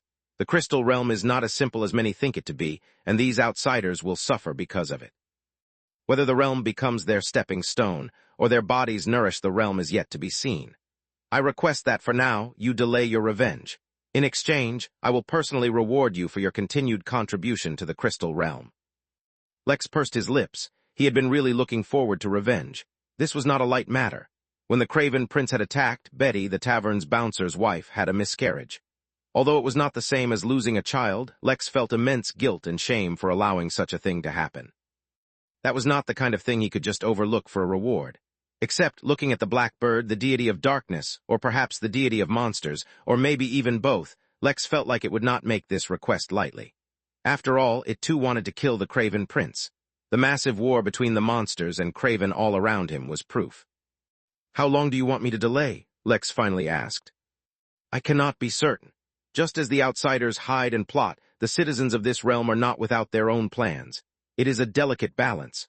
I can, however, promise you that when the time comes, I can personally invite you to end this Craven infestation with me once and for all. Lex took a deep breath and then nodded. It was not easy to give up on revenge, even if it was temporary. Your cooperation is appreciated. Allow me to give you your reward. I hope you will find it satisfactory. The darkness around them trembled, and then Lex felt it wrap itself around his body, holding it securely as they warped out of place. It was not teleportation, not exactly. It was not even moving from between the planes. No, they experienced some other kind of phenomenon, but whatever it was, Lex was no longer surrounded by war. The veil of darkness began to retreat into Vina's body, as the bird flapped its wings a couple of times before landing. Lex looked around and found himself standing on a stone bridge, built floating upon a serene lake in the middle of some mountains. Trees, plants, and flowers filled the surrounding mountains, while vibrant colored fish swam in the clear waters of the lake. It looked like they had arrived in some kind of sanctuary. Chapter 13:22, How to Kill a Deity for Dummies. Chapter 13:22, How to Kill a Deity for Dummies. Up above, in the air, there seemed to be a sun illuminating the sanctuary, though Lex could tell it was artificial. The bridge they were on had statues of various birds on both sides facing each other every 20 feet, all leading up to a large, ancient temple that seemed to be covered in some kind of ivy. The air in this place was thick with divine energy, so much so that there was no spiritual energy present at all. This is a unique place within the crystal realm. The only way to enter here is to be brought in by one of the original deities, such as myself, Vina said, walking down the bridge. Lex followed quietly, observing everything. Just as Vina said, this place felt special, as if it were some kind of divine kingdom. In truth, I also have a motive of my own to bring you here, Vina said in a matter-of-fact way. You see, when the crystal realm was created, 5 beings were born and held supreme power over all living beings, attaining their eternal worship, and so 4 of those 5 became divine. Only one disdained such power. At the time, young and ignorant, we mocked the one that refused. The power of deities is vast and versatile, and so for a time we rejoiced in our capabilities. It is only with time, exposure, and experience we learned of how limiting divinity can be. The bird opened the massive double doors of the temple, revealing that the building consisted of only a single hall, a massive skylight letting in the light from the sky. Spread around the hall in equal distances were 5 statues of birds, each one distinct and incredibly lifelike, not to mention filled with incredible power. At a glance, Lex easily recognized the statues representing Firin, the progenitor of the Sol birds, Isel, the progenitor of the Frio birds, and that of Vina. Instead of statues, they looked like a perfect replica of the real thing, even radiating a bit of their elements. The remaining 2 statues caught his eye because of how unique and interesting they were. One of the birds was made entirely of crystal, and gave off an aura that vaguely reminded Lex of the crystal race. The last one, however, was a multicolored bird which was mostly brown, but had feathers containing each color in the rainbow. Fortunately, even in our youthful ignorance, we left some contingencies. Stored here is the source of our power, the one we were born with before we became deities. Vina walked up to his own statue, but before he approached near it, a hidden staircase revealed itself, leading to a hidden chamber beneath the statue. Lex followed and saw a small room filled with numerous black feathers, and a bowl containing a heart, soaking in black blood. Suddenly Mary appeared on Lex's shoulder, looking stunned. Lex, if you can get me one of those feathers, that would greatly help my chances of being reborn and creating a new body for me, she said, her voice containing palpable excitement, which confused Lex a bit. Even the amber chaos resin did not get such a reaction from her. What is so special about the feather? He asked her, trying to sense what was so special about them. Oddly enough, for once, the feedback he got from the glyph used to find treasure gave him contradictory information from his own instincts as well as Mary's reaction. It was as if the glyphs did not want to recognize that the feathers had any value at all. Those are phoenix feathers, Mary exclaimed. Not just phoenix feathers, they're the first feathers shed by a mythical phoenix. Lex's eyes gleamed with recognition, and finally understood why Mary cared about them so much.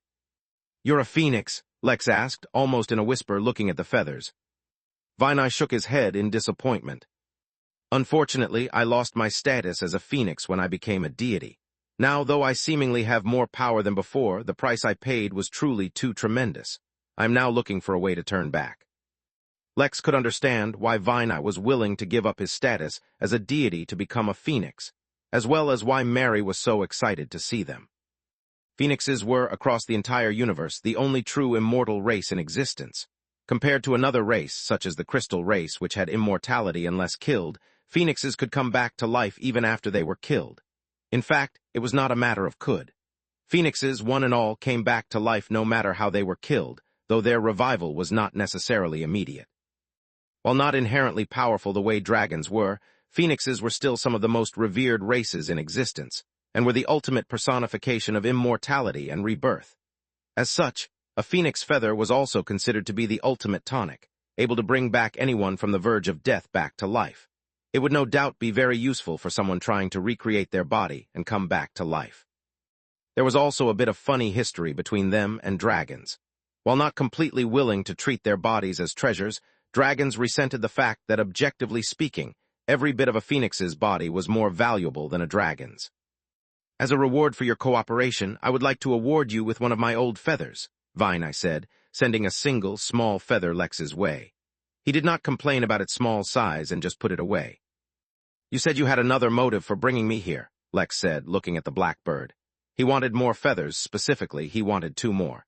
If he had a total of 3 phoenix feathers, he could keep one for himself, give one to Vera as payment for all the help she had given him, and then give the final one to Mary. But this was not the kind of thing he could just take. Indeed, I do. Your strength is adequate to complete certain tasks on my behalf in other realms. All of those tasks bring me one step closer to reverting to my original state, and so I propose a transaction. If you can help me complete my objectives, I can pay you back using my old feathers and maybe even a few drops of my blood. Lex was intrigued. Although he claimed to have countless treasures on hand, even he would not say no to a phoenix feather. Who knows, he might be able to absorb it into his body and gain some benefits. I can agree to your requests if I find them to be suitable. I have a few requests of my own in the meantime. Since we are going to be cooperating and might even be future colleagues, it's reasonable to help each other out.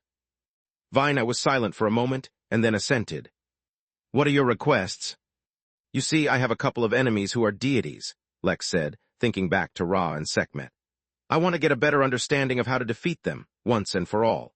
One deity in particular keeps surviving from all my attacks and hides in the shadows even though I've supposedly even killed most if not all of his followers. Eliminating a deity is one of the most challenging tasks in all of existence, Vina said with pride. That is one allure of becoming a deity. Killing followers and eliminating the associated religion is a way to weaken a deity, sure, but it is not enough to kill it. Followers and worshippers allow a deity to grow stronger, and at the same time serve as the source of the deity's divine energy. But if you kill all the followers, the deity can just go and find new followers to replenish his energy and keep them hidden.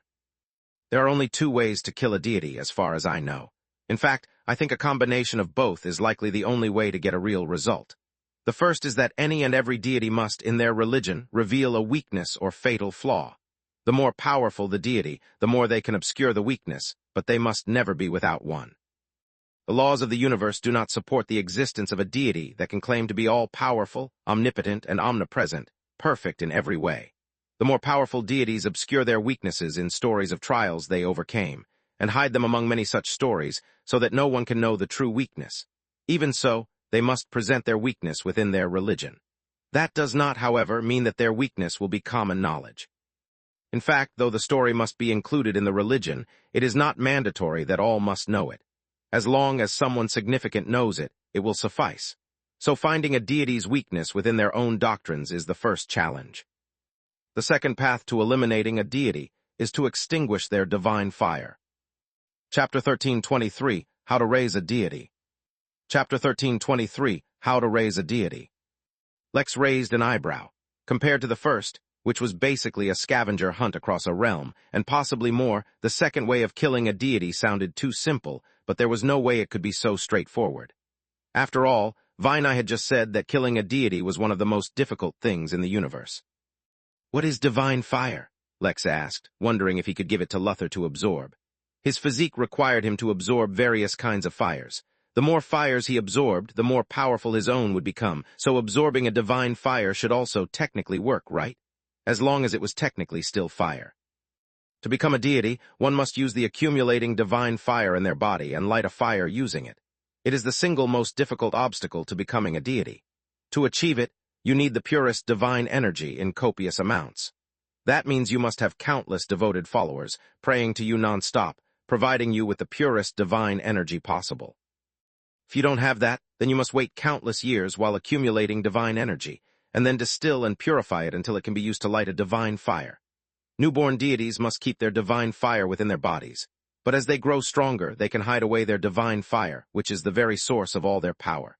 If it is extinguished, the deity will die, but to extinguish it is very difficult, and the more powerful the deity, the more powerful the divine fire.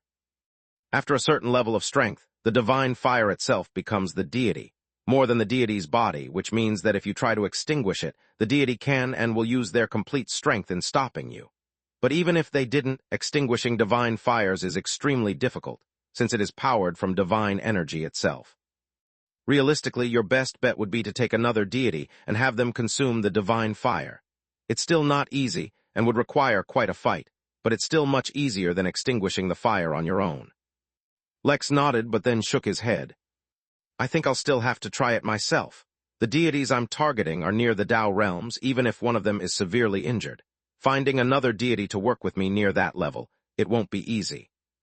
Suddenly, the sword buried deep inside Lex trembled just a bit, as if to remind Lex that he had a link to a deity, but Lex ignored it.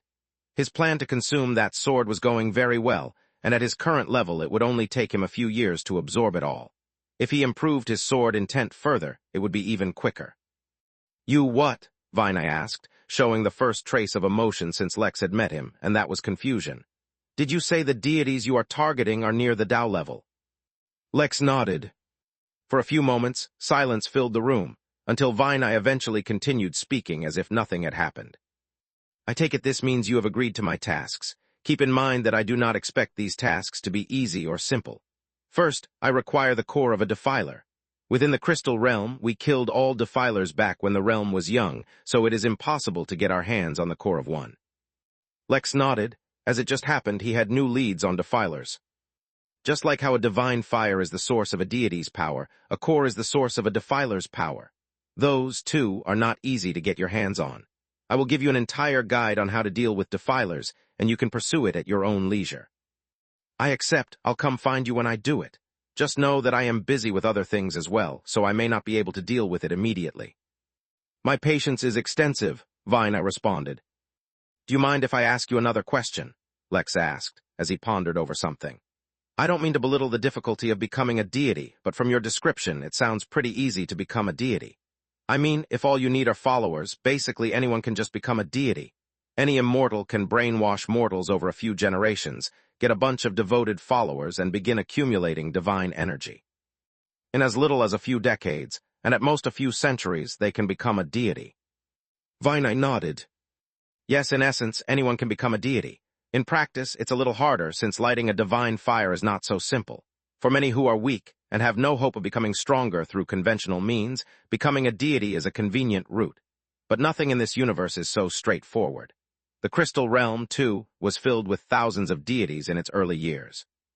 Until someone figured out that a deity can become stronger not only by spreading their religion and influence, but also by consuming other deities. In fact, not only do you gain more power, you can even inherit some of the powers of the consumed deity according to their religion, thereby enhancing your own. You see, creating your religion cannot be completely up to your whims and must be grounded in reality. Consuming other deities is a shortcut. Lex gained a deeper understanding of deities and their complex relationships with one another. No wonder religions always seem to be targeting one another. Not only was it a competition for worshippers, but the deities themselves could serve as nourishment for another. It only made sense. There was no path to power that was completely easy. Each path had its own risks and rewards. He just had to keep that in mind while he grew strong enough to kill Sekhmet and eventually Ra. Chapter 13:24 Raising Phoenixes. Chapter 13:24 Raising Phoenixes. Lex also pondered the possibility of nurturing a deity of his own, but eventually dismissed it. As he grew in power, anything a deity was able to do, he would be able to do. As it was, even as an earth immortal, the scope of his power was incredible. Besides, Cassandra had told him not to step onto the path of the divine, and even Vina, who had become a deity, seemed to be regretting it. There was effectively no purpose to nurturing a deity of his own. But then his thoughts went into another direction. While he could not nurture a deity, a phoenix. So does that mean the other deities are all phoenixes as well? Lex asked, once Vina handed him a phoenix feather and they left the temple, returning to the battlefield. Yes, all 5 of us were phoenixes once. As it is, there is only one left now. So does that mean that all the Saul birds are descendants of phoenixes? Descendants, yes, but that does not mean that they are phoenixes. At most, they merely have trace amounts of their bloodline, but it is almost certain that they will never become phoenixes. It is not so easy for a true phoenix to be born, one way or another. Got it. Well, I'll see you when I have the Defiler Core, or if you're ready to act against the Craven Prince. The two reached an agreement, and Lex returned to the Midnight Realm. He had originally planned to send the battalion to the Crystal Realm as well, but the fight there was beyond their level. Although they needed to get more experience, it wasn't worth sending them to their doom. Lex stretched, feeling good to be back. He had promised himself not to get involved, and for the most part he succeeded. Sure, he had his own little fetch quest now to get a Defiler core, but it wasn't so urgent. He could focus once more on the Midnight Inn. More importantly, he teleported to the turtle, who was planting something deep in the core of one of the volcanoes in the realm. "How are things going?" Lex asked, checking in on the turtle while studying the seed in front of it. Why the hell was this seed larger than 300 minivans stacked atop one another? Lex blinked, realizing that was an odd thought, and then focused on the turtle. "They are going well, but the newer plants require more diverse energy types." Lex was genuinely surprised to hear such a thing. In a newfound realm, the one thing they should not lack is energy. "Make sure to send me a list. I'll see what I can do about it. If we really can't do anything about it, then I'll go talk to the innkeeper about it. Hey, I wanted to talk to you about something else. You remember that flaming bird you adopted once? The injured Saul bird." The turtle had adopted many pets over the years. Basically anything that was wounded or in need had been adopted by the turtle, who nurtured them back to health and took care of them. In fact, even Lex had been taken care of by the turtle when he was in dire need, so if anything, Lex genuinely appreciated this habit of the turtles. It was now, once again, coming in handy. "Yes, of course I remember little Sonny," the turtle said. "He has been helping me with the weeding in the western gardens." Lex expected nothing less from the turtle than to have the descendant of a phoenix weed his gardens. "That's great. Listen, I'd like you to pay special attention to Sonny. I was just having a chat with one of Sonny's parents' friends, and I just found out that the poor bird is malnourished, which is why its bloodline is not waking up. That's unacceptable. As a member of the inn, Sonny should be thoroughly nourished and achieve its full potential." The turtle paused for a moment and used one of the vines coming out of its shell to rub its chin, as if thinking. "You're right, I was thinking that little Sonny looked weak, but I wasn't sure. No wonder his flames can only burn weed and not the divine barbs off the ruse bush deity I planted." "Wait, what?" Lex asked, suddenly shocked. You planted a deity? How does that work?" He scanned the inn but found no signs of growing deities. What was going on? "Silly human, you cannot plant deities," the turtle said, and looked at Lex as if looking at a child. "I planted a rose bush that will grow a rose deity once it's mature. How else am I supposed to grow a garden greater than Eden if I don't even plant a few deity flowers?" "Wait, what?" Lex asked once more, repeating his words. He had never been more confused. He just had a conversation with a deity who explained to him how deities were born. None of that had anything to do with gardening. And what was this about growing a garden greater than Eden? The only Eden he knew of was Eden Corp, and that was a company, not a garden. "Silly human, do not trouble yourself too much. Thinking too much is not good for your kind. I saw a human the other day lose his hair on his head. Thinking too much must have caused him to shed his hair." "No, wait, that's not what I mean," said Lex, his lip twitch returning. "I mean, I just found out about deities recently. I learned that one becomes a deity by being worshipped. So how can you grow a deity from a plant?" "Silly human, that is only for beings who are not born deities. That does not include those who are naturally born deities. Besides, flower deities are not the same as regular deities anyway. Don't worry about it. If the innkeeper were worried about it, he would have stopped me already. My garden will be amazing, just you watch." Chapter 1325 Gigachad. Chapter 1325 Gigachad. Yes, the innkeeper surely has no reservations about this plan, Lex without a shred of shame or awkwardness. "But you know, I can help out since I am the—" Lex suddenly paused for the briefest of moments, though that minuscule gap was more than enough for him to have an entire epiphany. For so long, he had actually been weaker than many of the workers at the inn. For a very long time, Anita and Cowan had been stronger than him, and though they were friendly enough, Lex knew that a single accident was all it would take to ruin everything. There were others, too, who were still stronger than him, such as Zagan, but more or less, Lex was finally the strongest person in the inn again. Zagan was meditating, or perhaps still undergoing his tribulation, so it would be a long time before he woke up.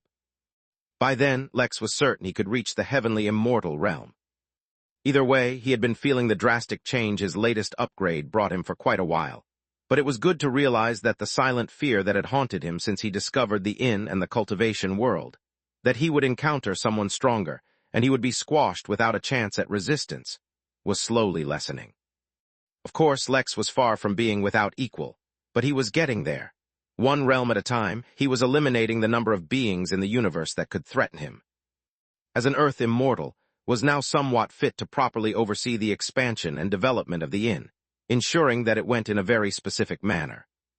Instead of the constant worry and dread of the future that Lex had been suppressing deep inside of himself for so long, he finally felt a bit of excitement about it.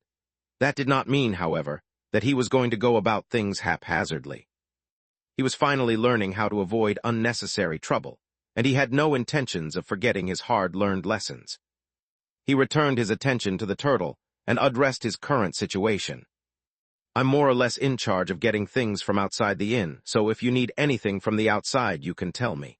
That's why I was asking about what you're planning with your new garden, especially with the divine rosebush or deity flowers. They don't sound easy to plant. Oh, silly, silly human, the turtle said, patting Lex on the head with one of his vines and chuckling. When I was talking about requiring more diverse types of energy, I was only talking to myself. If I truly need something, I can just place a demand order in the guild room and one of the shops there will provide it to me. You should get some rest. You clearly need some sleep. Lex was stumped. The turtle's claims made sense, but somehow he never imagined that the turtle actually knew how to use MP. As far as Lex was concerned, the turtle only knew how to plant things. This was also a good reminder for him that while running the inn using solely the system would keep it running, there were many things he would miss. For example, he was aware of everything the turtle had done and where it had planted what, but he had no idea that any of it was supposed to become a divine garden, or an Eden too, or whatever he was planning. He also never would have imagined deities growing out of plants. If that was the case for the turtle, with hundreds of thousands of workers, Lex could only imagine the kinds of things that were going on that he was unaware of. This was just one more reason for him to take over things once more. But first, he had to address his current situation. If the turtle was being uncooperative, there was one more person who could help him out. Lex teleported away, at least satisfied that eventually he would have a phoenix on his hands. Sure, it was hard for one to be born, and even harder for something to evolve into a phoenix using only the bloodline. But would it still be hard if a sovereign willed it so? Lex doubted it. He reappeared deep in the territory of the inn. It would take years of travel for a mortal to walk this distance, and by mortal he meant a nascent-level cultivator, not a pure mortal. In front of him spread out a vast, open field, carefully tiled and taken care of. In front of him was a Chad, no, a Gigachad. A shirtless man with a body worthy of a professional bodybuilder used a simple hoe to plow the incredibly tough soil. Each action required an immense amount of barbaric brute strength from the man, flexing and loosening his muscles with every obstacle he overcame. Despite being a cultivator, he was drenched in sweat with clear signs of fatigue and exhaustion apparent in his actions. Yet he did not pause for even a second, that is, until he noticed Lex. Straightening his back and lifting his hoe to rest on his shoulder, the gardener wiped the sweat off his brow as he observed Lex. He looked more like a barbarian warrior than a gardener. But then again, taming the wild and harsh lands of the Midnight Realm was a duty befitting the fiercest warriors. Even though the gardener was merely in the nascent soul cultivation realm, Lex did not underestimate him. The fact that his hoe weighed a dozen tons was more than enough to demonstrate the gardener's ferocious might. "Lex, what brings you here?" the gardener asked with a smile, though Lex sensed his hidden fears. For the most part, the gardener gardened inside separate minor realms so that he could unleash his art, but with the Midnight Realm being the ultimate canvas, how could he resist? He just had to garden there as well, which is why he found a place far away from everyone so that he could garden in peace. So far, it was going well. So far. Chapter 13:26 Gardens. Chapter 13:26 Gardens.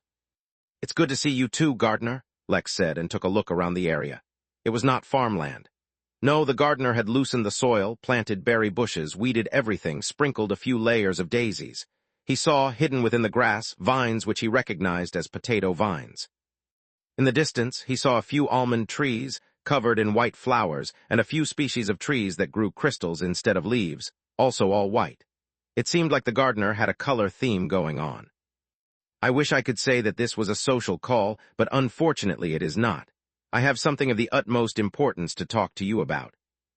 "Gardens," the gardener said ominously, as if stating the topic of the conversation Lex wanted to have. From Lex, the gardener's gaze wanders away to the vast vista before him. His hands, calloused from years of toil, rest upon the shaft of his mighty hoe. "You come with burdens that weigh upon your soul," he said solemnly, his voice suddenly hoarse, as if he had not drank water in days. "I feel it in the air, in the tremble of the leaves and the whisper of the soil. The questions that bear heavy on your heart will change the very destiny of these lands. But know this, there is no graver matter in this world than the tending of a garden. Many in their folly speak of war of conquest, of the might of steel and spell. But they know not the true peril that lies in the heart of the earth.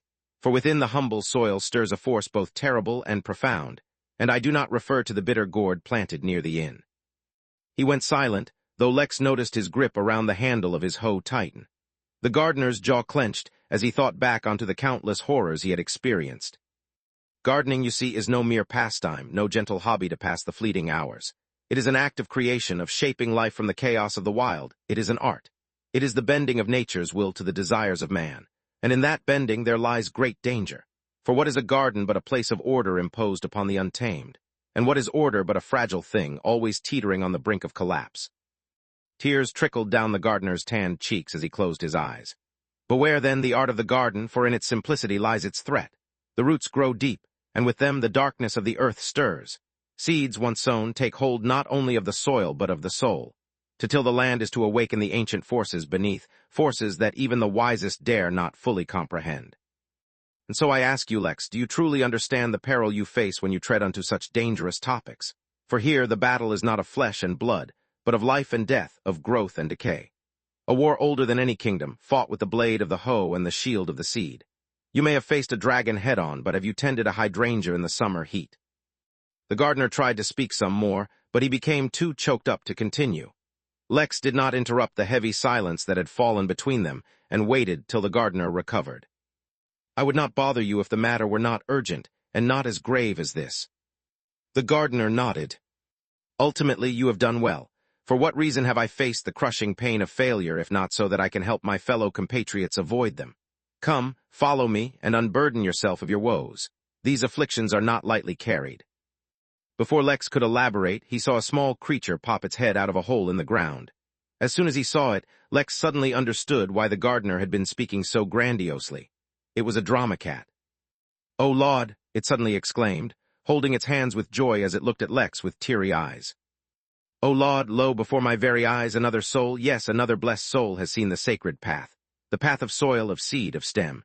We give thanks, O gracious Lord, that this mere mortal has chosen the way of the gardener, the way of life itself. Why are you so good to me, Lord? Why?"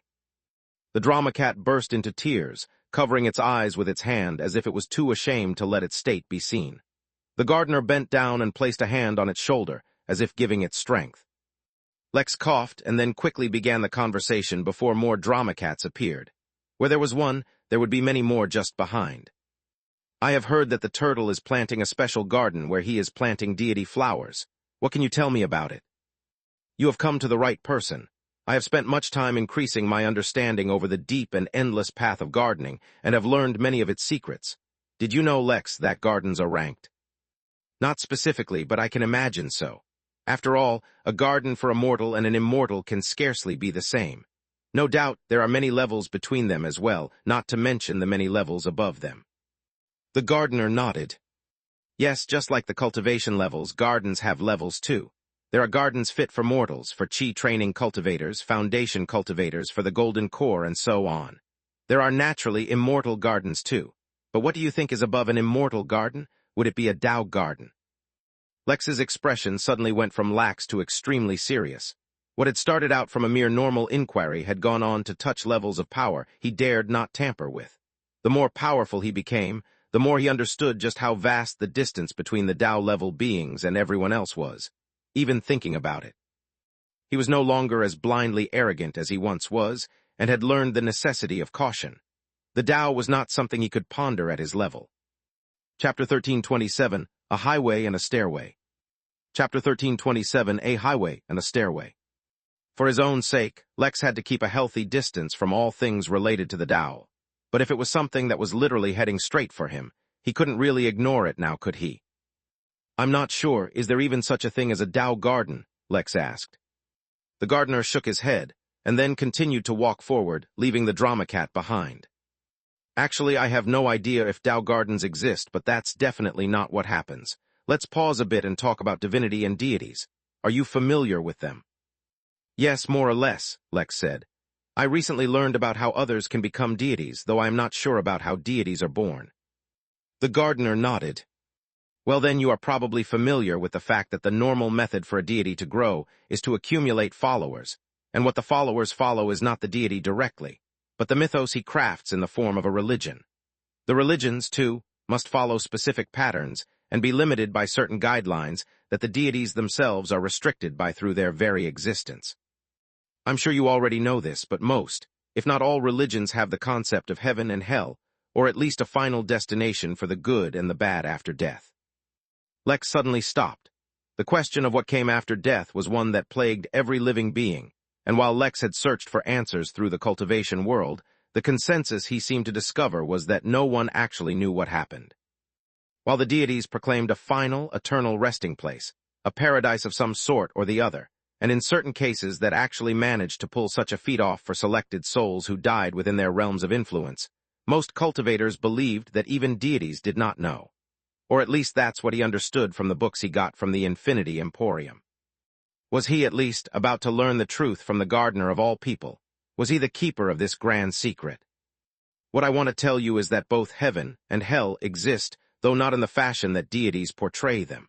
When a garden surpasses the immortal realm, it does not become a Tao garden, but becomes what deities refer to as heaven. Whether it is the Garden of Eden, the halls of Valhalla, the field of reeds, or whatever else a religion proclaims, they all refer to actual gardens that genuinely exist in the universe. Of course, those gardens don't necessarily have anything to do with those deities. Instead, it's just that those places are used by deities as anchor points for karma. Lex once again heard terms he was familiar with. He himself had quite a few anchors linked to the Midnight Inn, and he had tried learning about karma, but it was so elusive. Why was it that his gardener knew more about these things than him? Perhaps it was because it was all linked to gardens.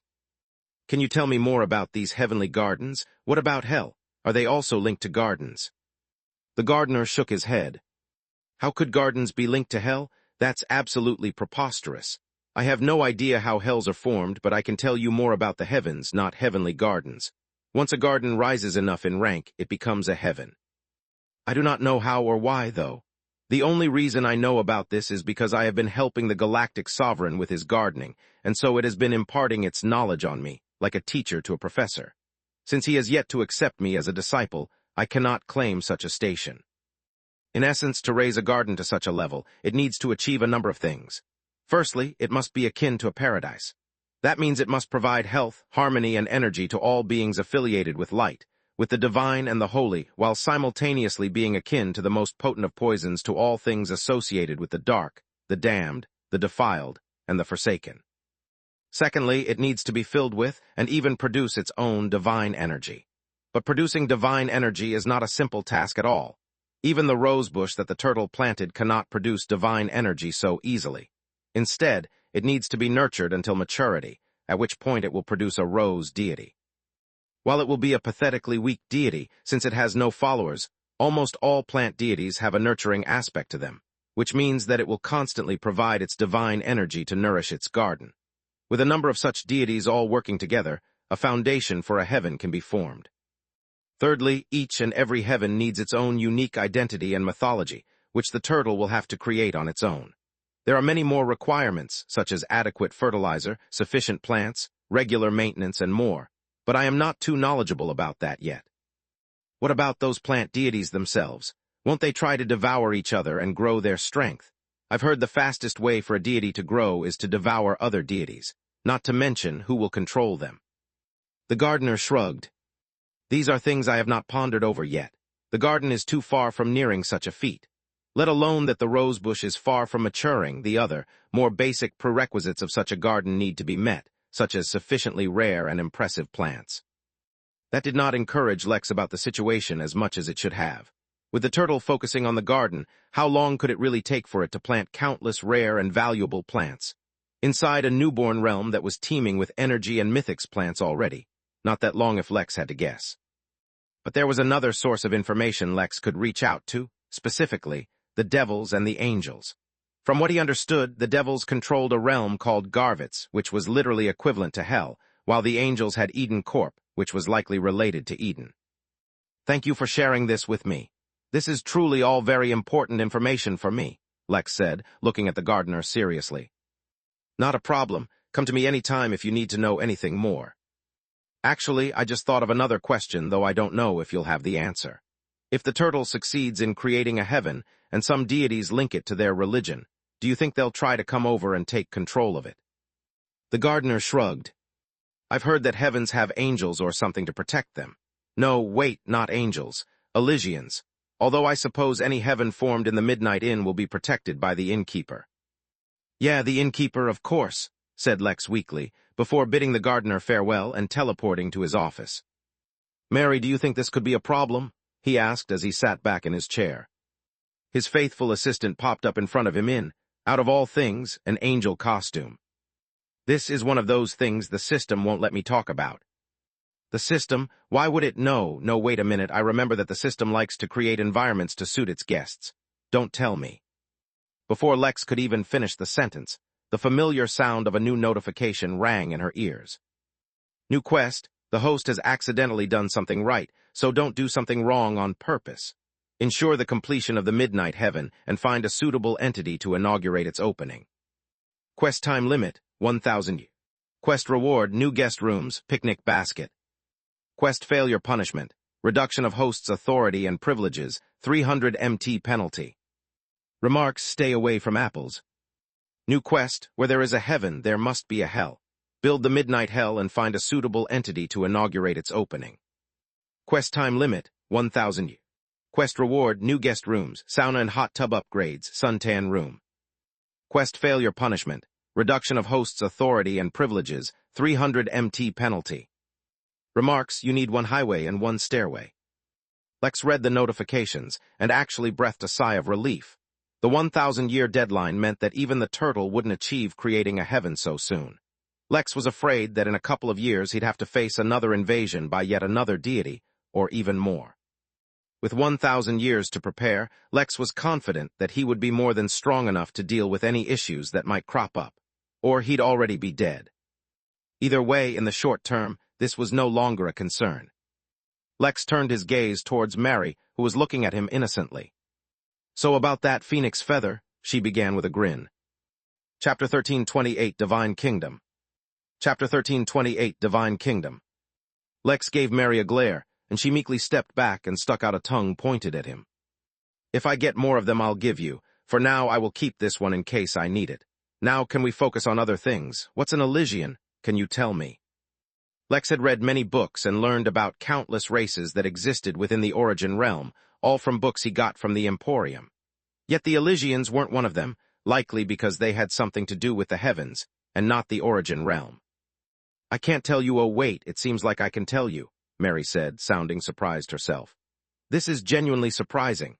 Then again, I guess we haven't had a nice, long question and answer session in a while. Maybe becoming an immortal has finally allowed you to learn a few things.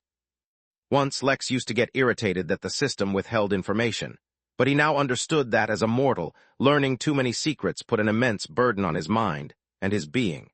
Sometimes, it was literally more dangerous than an actual enemy. Just like Hellions and humanoids, Elysians are another race group in the universe. I'll be quite frank with you. Hellions and Elysians both hate each other's guts, but often have that enemies-to-lovers deal going on between them.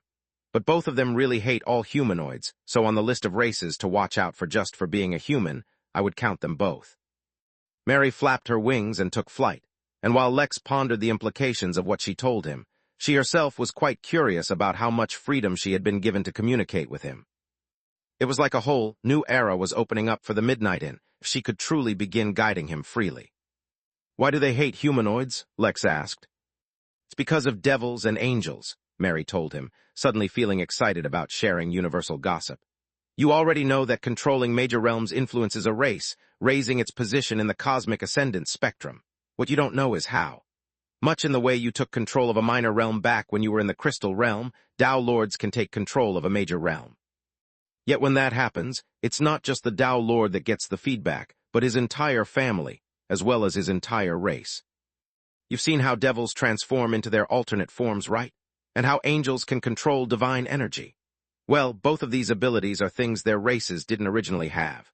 The devils took over one of the hells, namely Garvitz, while the angels took partial control over a heaven named Eden, and thereby gained benefits for their races, benefits that originally belonged to Hellions and Elysians. Don't think that just because the angels only have partial control that they're weak. Based on the ongoing trend, it's only a matter of time before they claim total control over it. Interesting, interesting.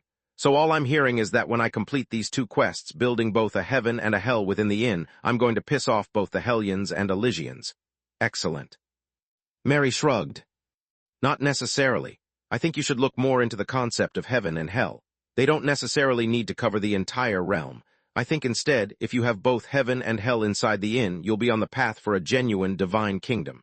Now that, whops, looks like we found the limit of what I can say. Lex frowned and tapped his finger on his armchair. A part of his attention was on the midnight games.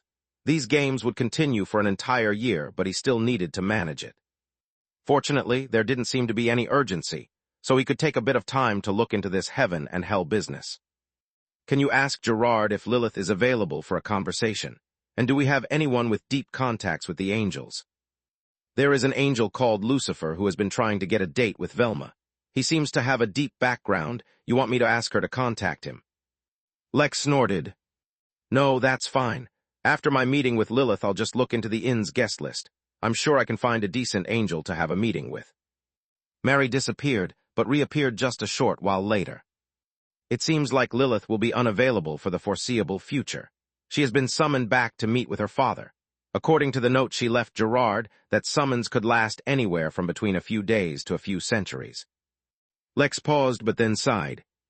Looks like you would have to look into the angel angle first. Speaking of angels, the first time he heard of Eden Corp was from Giselle, who wore a watch from them. She was also quite knowledgeable in the randomest of matters, considering he had to talk to her about getting a defiler core anyway. All right, that's it for now. I'll handle things from now on. Mary gave Lex an odd look and hesitated before eventually deciding to speak her mind.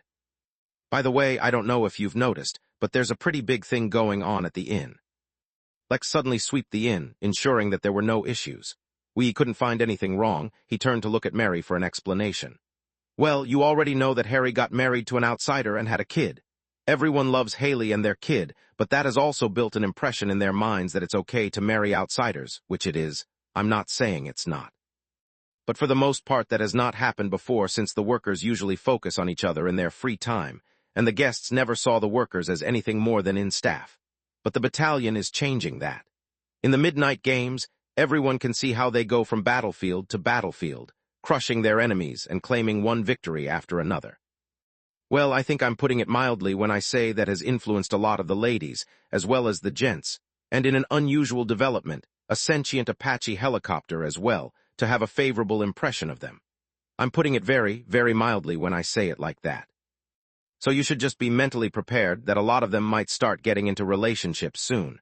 While in itself, that's a good thing, you've never really faced internal conflict within your workers before. But the addition of their partners who were not born of the system might just change that. Mary silently marveled at the amount of freedom she was suddenly given. This was just one of the things she had wanted to warn Lex about for a long time, but she had always been restricted.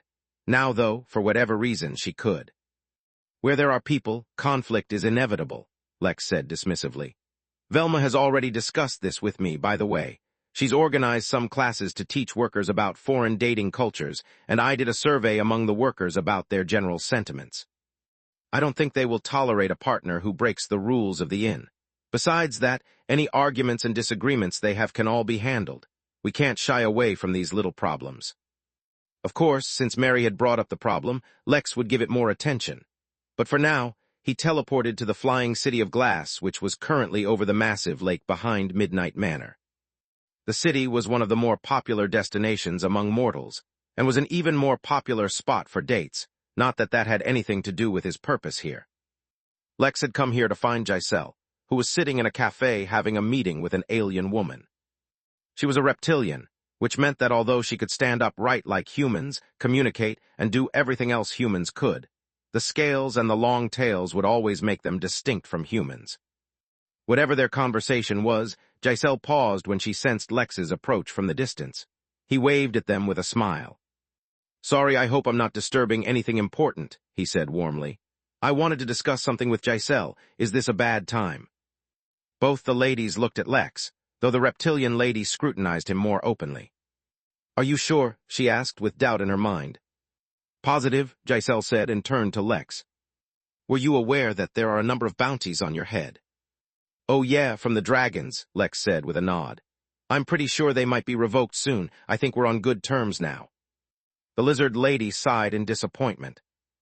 Chapter 1329 Silences. Chapter 1329 Silences. Wanted to claim my bounty, huh? Lex asked casually as he sat down. He did not even need to scan her through the system to sense her strength, as he could tell directly. She was at the peak of the Earth immortal realm and was in no way a threat to Lex whatsoever. It felt nice to know that. Yes, Lias wanted to claim your bounty and use it in exchange for true dragon's blood to try and evolve into a dragon, explained Giselle. I was just explaining to her that doing so was not such a good idea.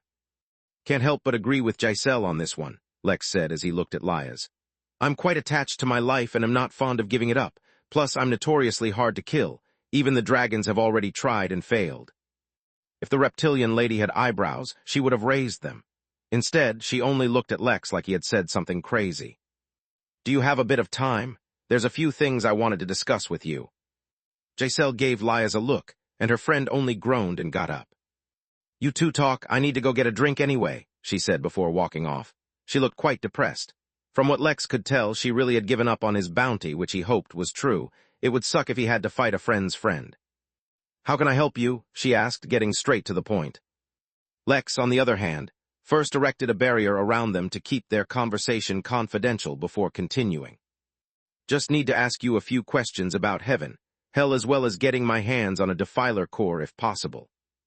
The silver-haired girl merely looked at him calmly, as if he had not just talked about a bunch of extremely delicate and confidential, as well as dangerous matters.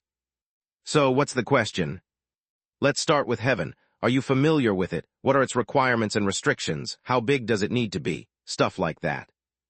Giselle continued to look at him evenly for a while, her thoughts completely hidden behind her perfect mask. Eventually, she spoke, though. The smallest heaven that I know of only covers the size of a small garden, so like anywhere between 100 to 300 square feet.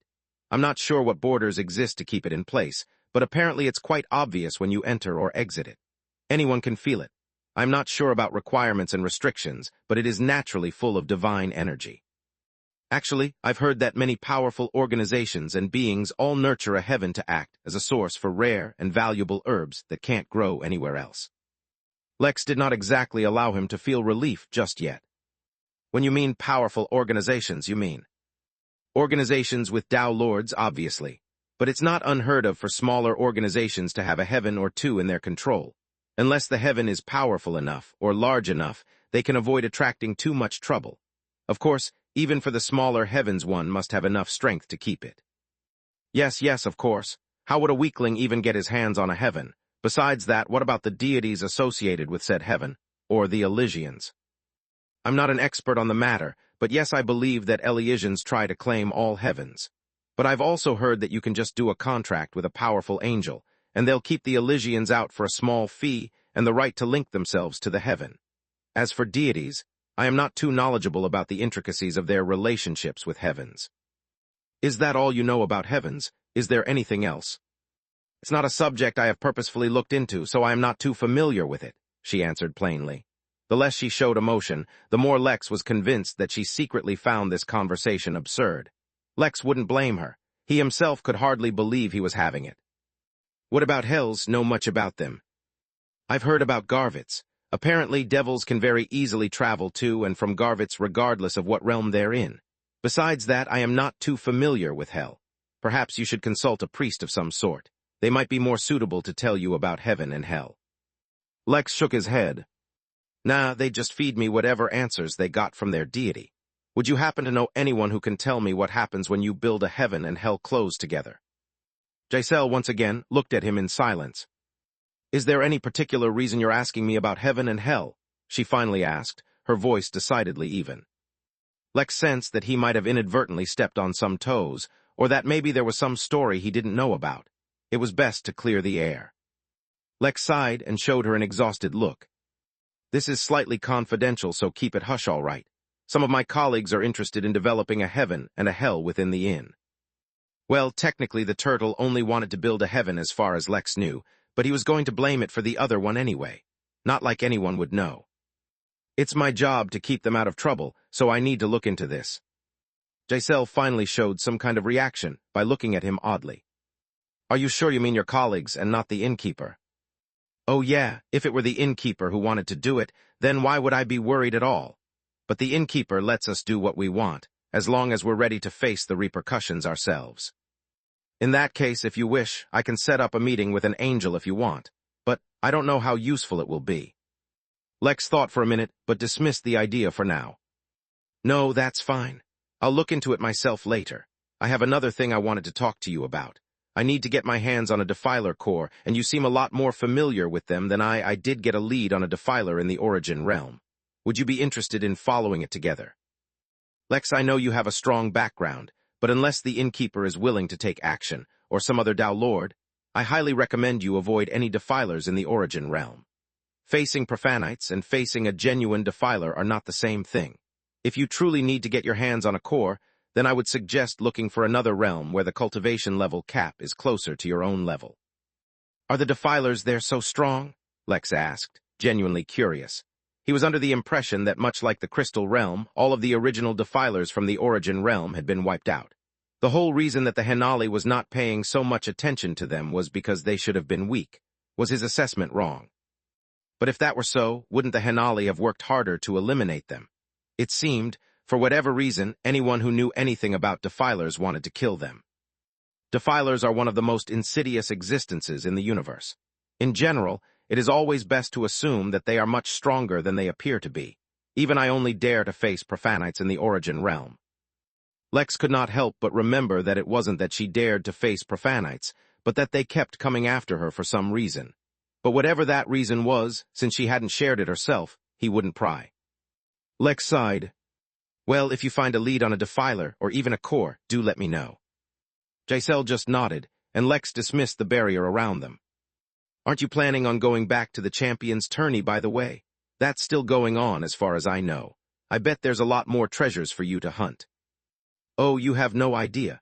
But I have a few more months before I enter the next level, so I am using that time to train as much as I can. Lex suddenly felt an irresistible urge. Although he had just been telling himself not to get involved with others' problems anymore. By the way, if you don't mind me asking, is there a special reason you need so many treasures? Maybe I can help you out with something. This time when Giselle suddenly went silent, Lex could finally read her emotions. She was considering his proposal. If it were anyone else, she would have dismissed the suggestion, but Lex had proven himself to be quite durable. Maybe, just maybe, he might even be able to survive helping her out. Chapter 13, 30 Clear Schedule. Chapter 13, 30 Clear Schedule. Giselle entertained the thought for a moment, but dismissed it quickly enough. There was no reason to risk it. Thank you for the offer, I will keep it in mind, she said politely. If you truly wish to assist me, then perhaps you can keep an eye out for a few items I'm in search of but have no leads on. If you find any information on them, you can just inform me of it and leave the retrieval to me. Sure, why not? Lex said nonchalantly, sensing that she wanted to keep a distance between them. I come across a wide variety of things in my line of work. Just give me the list and I'll keep my eye out.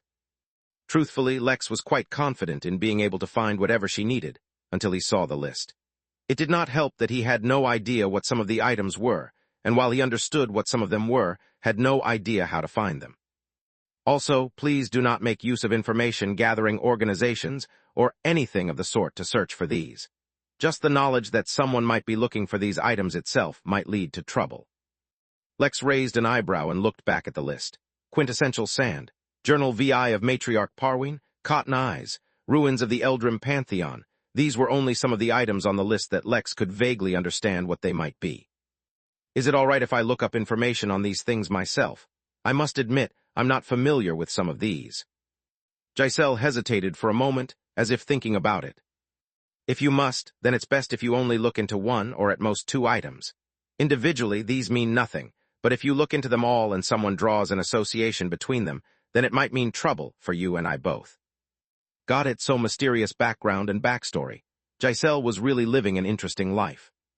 Fine, in that case, if I happen to come across details of any of these items, I'll try to contact you. Likewise, if you run into a lead on defilers or defiler cores, then you know where to find me. Giselle nodded, and just like that they came to an understanding. Lex couldn't help but feel that their exchange had been somewhat lacking, but there was no point in dwelling on it now. There was nothing really left to discuss. and since Lex interrupted her get-together with Lias, he excused himself so that they could continue with whatever they were doing. A few moments after he left, Lias returned and sat back opposite to Giselle. "Do you believe me now?" Giselle asked, her expression becoming neutral and her voice even. "Fine, I won't be able to fight him. I could feel it in my bones just standing in front of him. But this is an exchange, not a donation. You still need to help me get my hands on true dragon's blood somehow if you want my help." The atmosphere between the two did not seem nearly as friendly as they had made it out to be in front of Lex, not that it mattered. Giselle knew that she could probably ask Lex for help with the dragon's blood, but the whole reason she had given him a list of things basically impossible to find was so that he couldn't get involved with her. It was for the best. "Give me 3 weeks and I'll get you in the blood. You just focus on fulfilling your part of the deal." Lex, meanwhile, had gone to see someone else. Vera and her mother were basically full-time residents of the inn now. Between the two of them, and Vera's services she made available through the guild room, they had enough MP to live here for tens of thousands of years without a problem. When he visited the house that they had basically permanently rented, Vera was sitting on the floor, painting her nails while Christine, her mother, was reading the latest newsletter from the newsroom. The knock on the door surprised them both, especially since Vera hadn't expected anyone to come. The fact that she literally didn't know she was about to be visited by someone was an insane abnormality, but it brought her only excitement. There was only one person who could mess with her divination ability so much, and it was her favorite customer. She rushed to the door and opened it to find Lex, just the person she thought it would be. Honestly, he was weird. Most of the time, she couldn't see anything related to him whatsoever. The few times she did end up seeing him in her visions, it just involved herself telling him random things which would end up getting her massive rewards. In fact, the moment she laid eyes on him, she just had another vision of herself sharing some crucial information with him. "Lex, what brings you here?" she asked with a massive smile. Of course she could guess what actually brought him here, and it absolutely improved her mood. "I hope I'm not disturbing you. I was just running a few errands, so I thought I'd drop by. I owe you quite a bit for all your advice so far, so I thought I'd get around to paying you a bit." He handed her a spatial bag containing the phoenix feather, some heart's blood of the Jorlam, a few dragon scales, some dragon's blood, some ores and treasures from the Trials of Eternity, a couple of treasures from Lover's Island, and a few miscellaneous treasures he looted from the countless Earth immortals he killed back during the trial itself. "To be honest, your advice has helped me quite a lot, and I'm pretty sure it saved my sister's life too, so expect more of where that came from." Vera only smiled and took the bag without any formality. "No problem. By the way, I had another vision. If you have any plans to visit any angels coming up, you might want to delay them for a while. Your popularity with angels after Lover's Island has shot up quite a bit, and it might actually become troublesome for you if you approach them anytime soon." Lex was confused by Vera's statement. What did Lover's Island have to do with angels? He did not believe for a second that he was some heartthrob that angels would suddenly find themselves infatuated with him. He was completely ignorant of the fact that how easily he had resolved Thaliel's cursed wings was borderline miraculous, which had made angels of all levels keep an eye on him. In fact, the only reason he hadn't been swarmed by angels in the first place was because of the countless devils that filled the inn. Inadvertently, the inn had become a place that angels wanted to avoid just because of how much the devils loved going there, thereby saving Lex from a great headache. As it happened, the angels were spending a lot of time doing research on Lex's relationship with devils, trying to come up with ways to distance him from them so that he may come closer to them. Without knowing it, he had become just one more reason why angels and devils seemed incapable of getting along. Lex could not think of the reason why he might want to avoid angels, but he knew better than to question Vera. So far, she hadn't led him astray. "Vera, dear, why don't you invite your friend in?" said Christine, who suddenly appeared behind her daughter. Christine was a mere mortal in the Golden Core realm, yet her gaze gave Lex chills. It was the gaze of a mother looking for a son-in-law. Fortunately, before Lex could make an excuse to leave, Vera just slammed the door shut. Even though the houses in the inn had perfect sound insulation, through his system, Lex couldn't help but peer in to see what was happening. Vera was once again fighting her mother, telling her that she was going to marry an Ulin no matter what. Her mother, on the other hand, had other ideas. Lex made himself scarce. Although he was not afraid of combat, this was one fight he did not want to get involved in. "All right, Mary, it looks like my schedule has opened up," Lex said, returning to his office.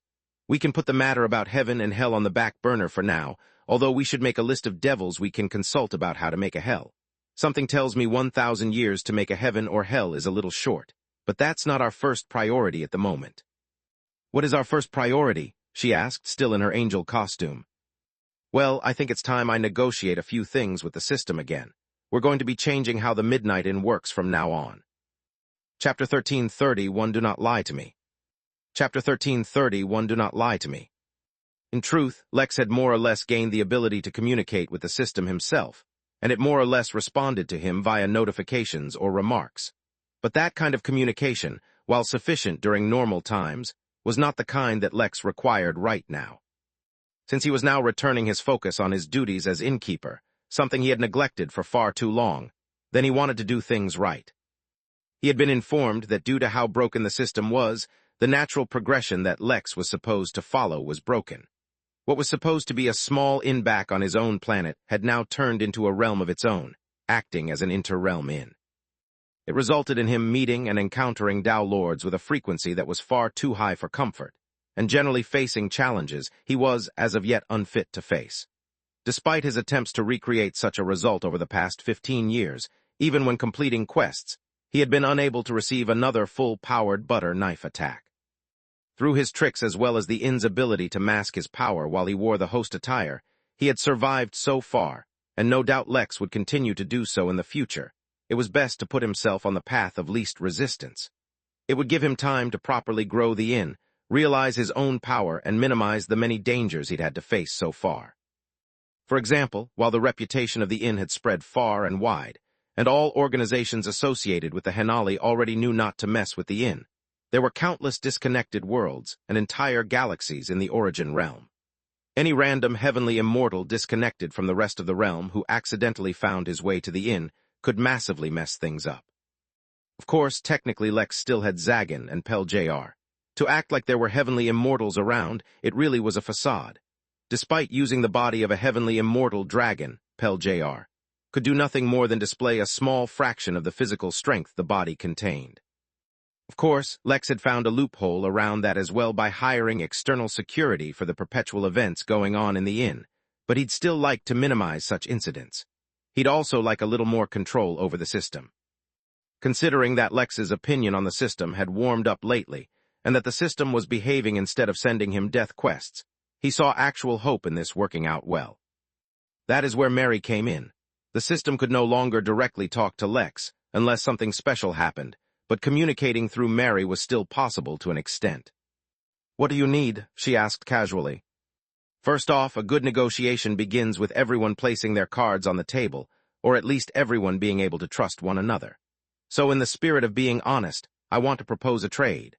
I want the system to change a few rules of how things work, and in exchange, I will focus on helping the system recover to 50% of its functionality. Lex leaned back in his chair and waited for Mary to give him the system's response. In truth, this was a probe. Although Lex had begun to trust the system more, he didn't actually trust anyone completely. If the system came clean about certain things, then that trust would increase a little more. If not, well then Lex would just have to show it that the skills he had picked up as the innkeeper weren't limited to just bluffing. A mere second passed before Mary opened her eyes, yet it seemed much longer to Lex, who was waiting for the answer with anticipation. "The system says it can't change the rules, only enforce them," she informed him simply. A trace of pity flashed through Lex's mind, but not surprise. Becoming an immortal allowed him to learn many things, and since the system was technically inside of himself, he had more than enough time to observe it thoroughly, even somehow using the ability of his eye despite the fact that his eye couldn't look inside himself. That's when he learned that the system's soul was actually secretly growing, and it was doing sneaky things behind his back.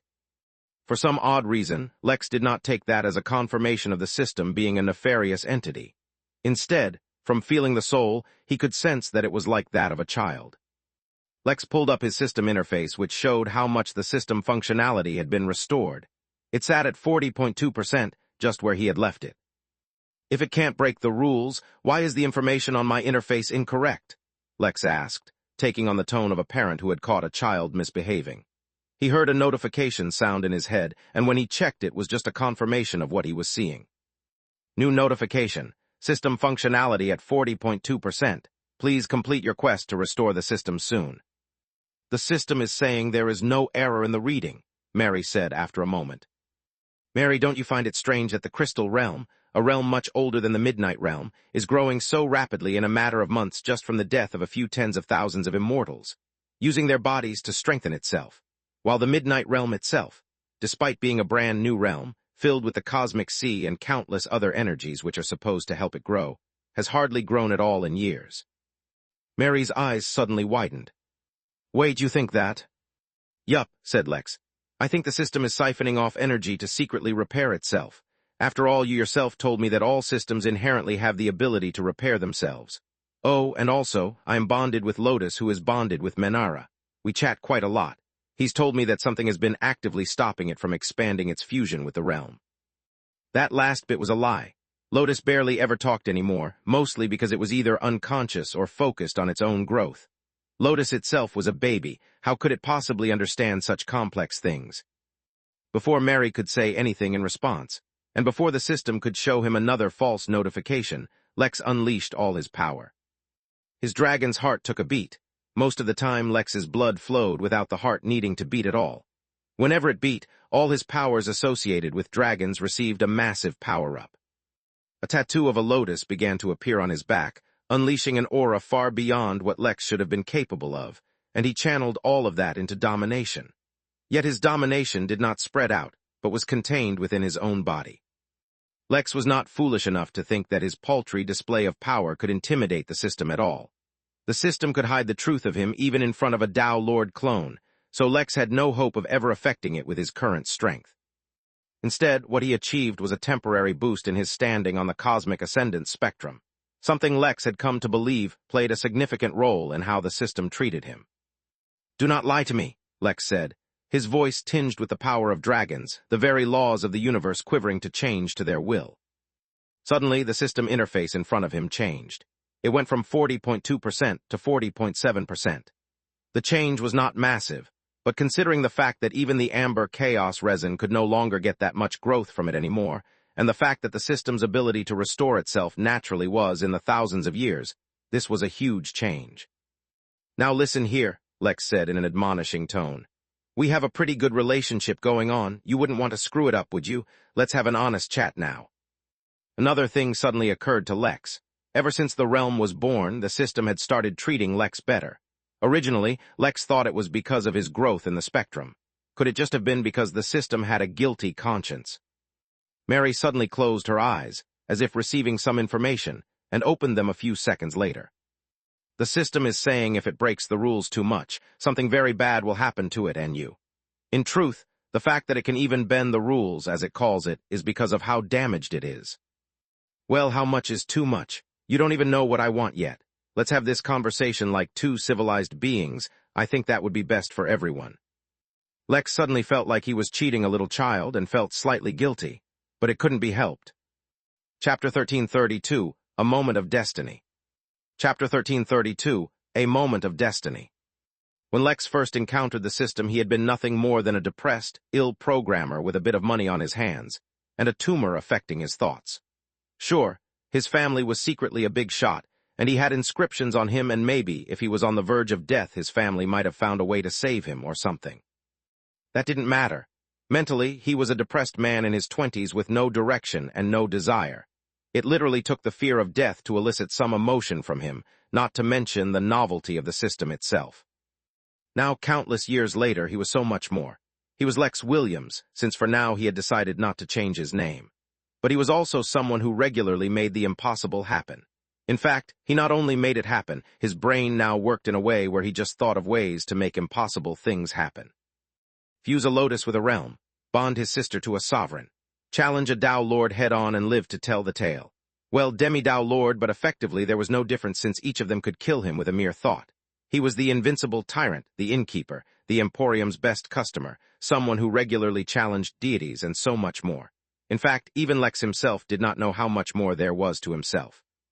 Once he had been hidden from destiny because of the system and other minor means. Now, he was hidden from view of everything in the entire universe through the will of the Great Mother Nuwa herself, though no one in the universe knew that at all. Whether it was fate, whether it was destiny, or something far more abstract, Lex also remained unaware that as he talked about the system breaking rules, he was treading in dangerous waters. But whether it was because he was hidden from view by Nua or other reasons entirely, he did not receive the very same warning every other system user did when they tried to mess with the rules of the system. Lex once questioned why knowledge of systems wasn't common, only to be answered that anyone who tried to make the knowledge widespread was silenced, whether they were immortal or much more powerful. Only system users, or a very few, hidden organizations actually knew about systems. Simultaneously, whether it was a mortal or someone much more powerful, many had thought of manipulating the near-limitless power of the systems for their own purposes, completely unrelated to the systems themselves. All of them, at least the ones still alive, thought back to their folly and recalled the single warning notification they received.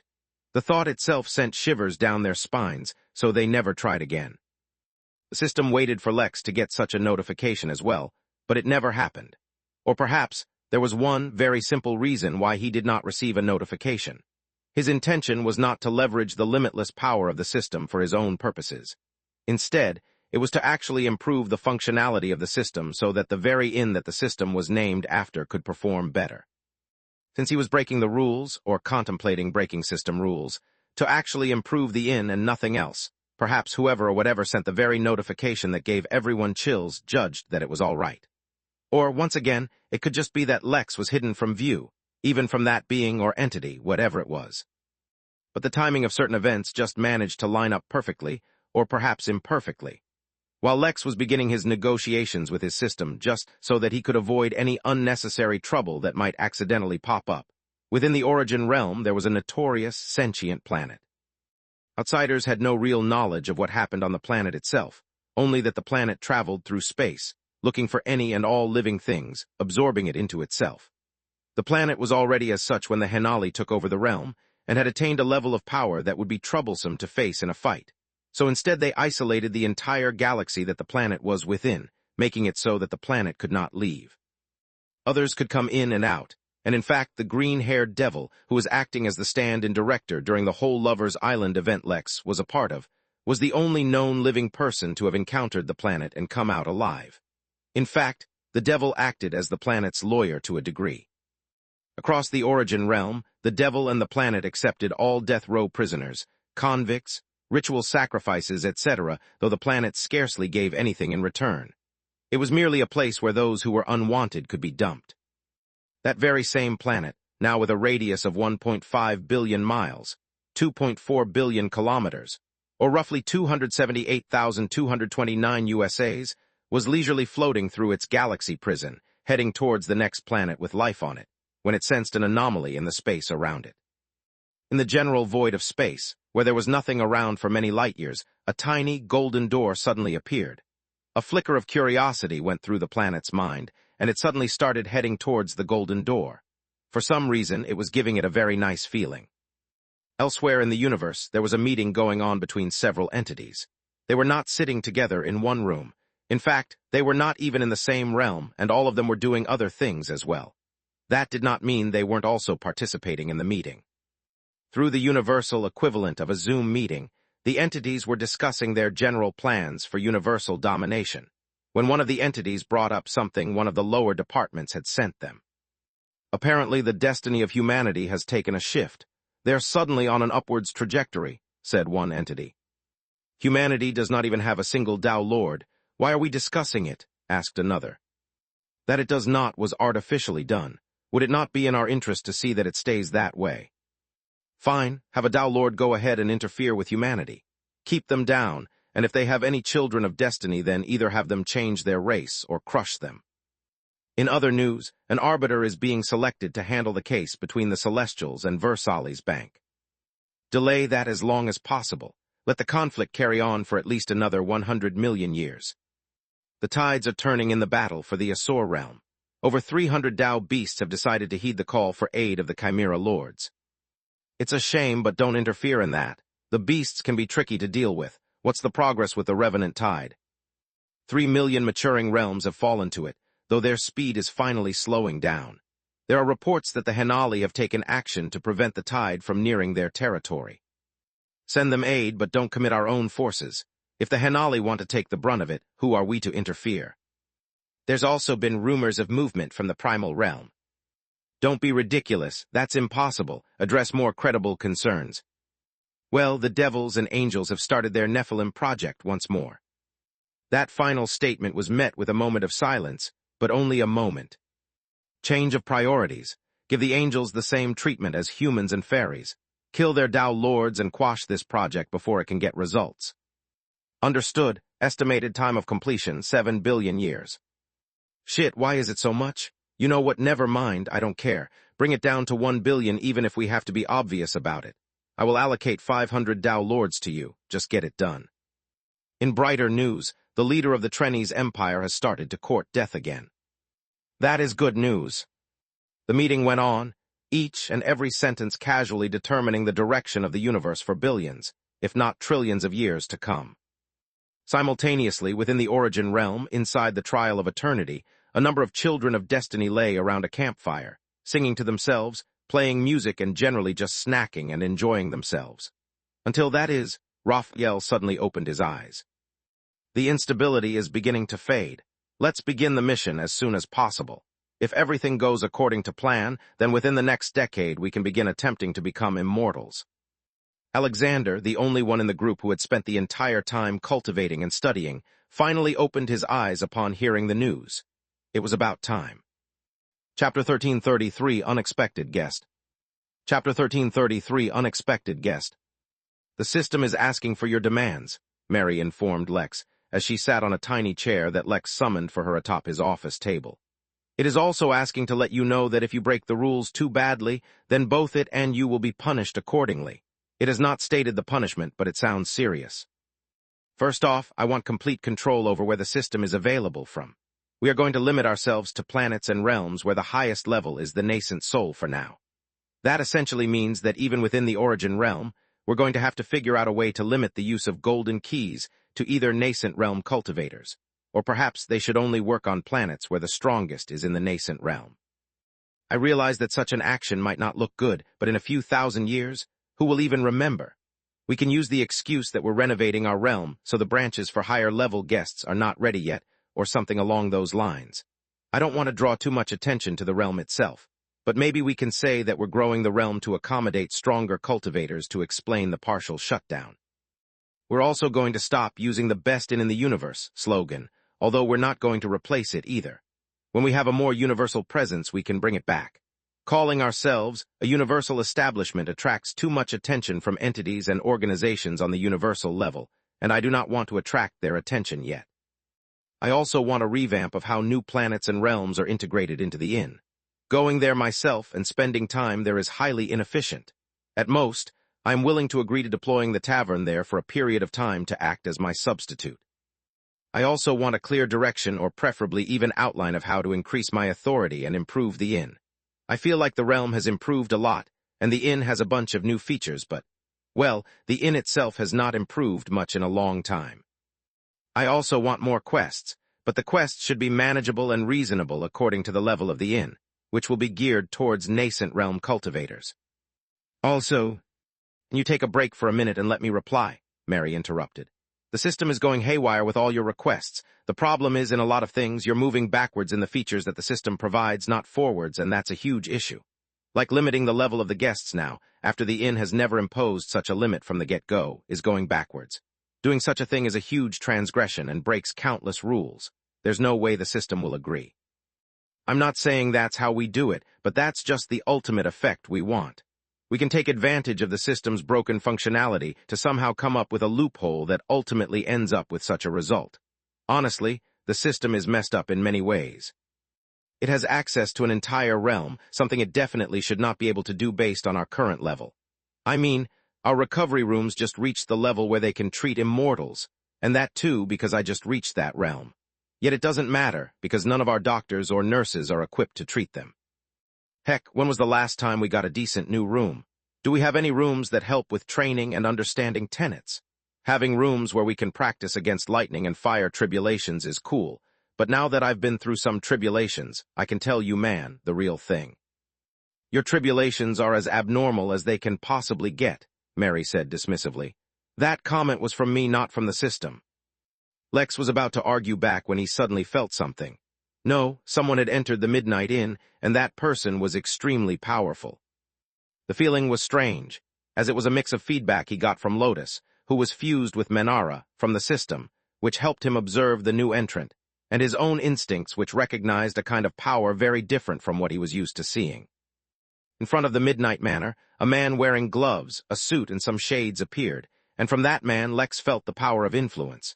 It was as if the influence that the man controlled was exceptionally large, larger even than the governor he had recently met. And much more importantly, Lex's instincts told him that the man could directly influence his life, for the better or for worse. Oddly enough, while the system reduced the direct impact of auras on people, allowing them to exist close to beings that should have otherwise killed them from just being in the presence of, it did not suppress the very unusual aura of influence the man had. From his office, using his host attire, Lex observed the man, dismissing the idea of completing his negotiations with the system for now. This was exactly the kind of situation he wanted to avoid, but now that it had arrived, he had to face it head-on. "Dear guest, welcome to the Midnight Inn," said a staff worker who approached the man. "Please let me know if there is anything I can help you with, or if there is anything you need." Lex tensed up, for there was no telling how these influential types reacted to other people. He had read enough books and seen enough of reality to know that many people suffered from massively inflated egos when they became powerful. Fortunately, that did not become an issue. "Thank you," the man said politely and took out a business card. "My name is Ripley, and I am an auditor for the Versailles Bank. I was wondering if I could possibly meet with the innkeeper." Chapter 1334 Influence. Chapter 1334 Influence. In the darkness of the sealed galaxy, the sentient planet looked listlessly into the darkness as the golden doors vanished. It had not reached in time, much to its disappointment. But now that it had seen those doors and knew what it looked like, it began searching for its traces within its galaxy. Soon it found it once more and initiated its teleportation sequence. Now that the door had caught its eye, it would reach it. Inside the Midnight Inn, Lex quickly recalled everything he knew about Versailles Bank. Almost all his knowledge came from those two rhinocentaurs. He knew that the Henali worked with the bank, and that the bank was having some issue with Celestials, and that they didn't like debtors. Likewise, the Celestials didn't like others messing with them. The Versailles Bank was very much a universal entity, the kind that he had not wanted to encounter. But now that this auditor was here, Lex could not ignore him either. Lex did something he had not done in a while. He scanned Ripley to try to get more information about him. Name, Ripley Dundam. Age, 1,300,000. Sex, male. Cultivation details. Celestial immortal level set. Species, Titan. Midnight in prestige level, 1. Remarks, you can avoid taxes, but you can't avoid repaying a bank loan. Take caution. The result was both intimidating and relieving. At least he was merely a celestial immortal, capable of ripping the entire inn to pieces with the wave of a single hand. But Lex had dealt with Tao Lords, so a celestial would be no problem. More importantly, he saw how Ripley observed the realm. He looked impressed, but not envious or greedy. In fact, he looked like someone with something to sell, and the more he saw of the realm, the more things he was coming up with selling. Or at least that's the impression Lex got when looking at him. Lex waved his hand and summoned the business card Ripley had sent, glanced at it, and quickly threw it in the same drawer that contained the letter from the governor. There was nothing special written on the card, just his name and position in the bank, as well as the aura of the bank itself, which Lex found extremely enticing and overwhelming. It was best to stay away from it. Lex summoned a business card of his own and sent it to that worker with some instructions. "Dear guest, the innkeeper has agreed to see you," the staff worker said, and held out the innkeeper's business card with both hands.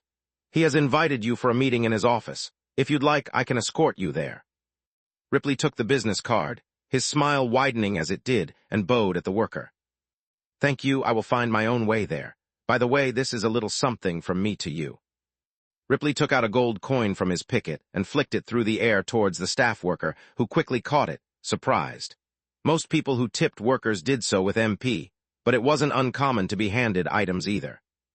Yet it was unlikely that anyone had been tipped with anything as valuable as that coin.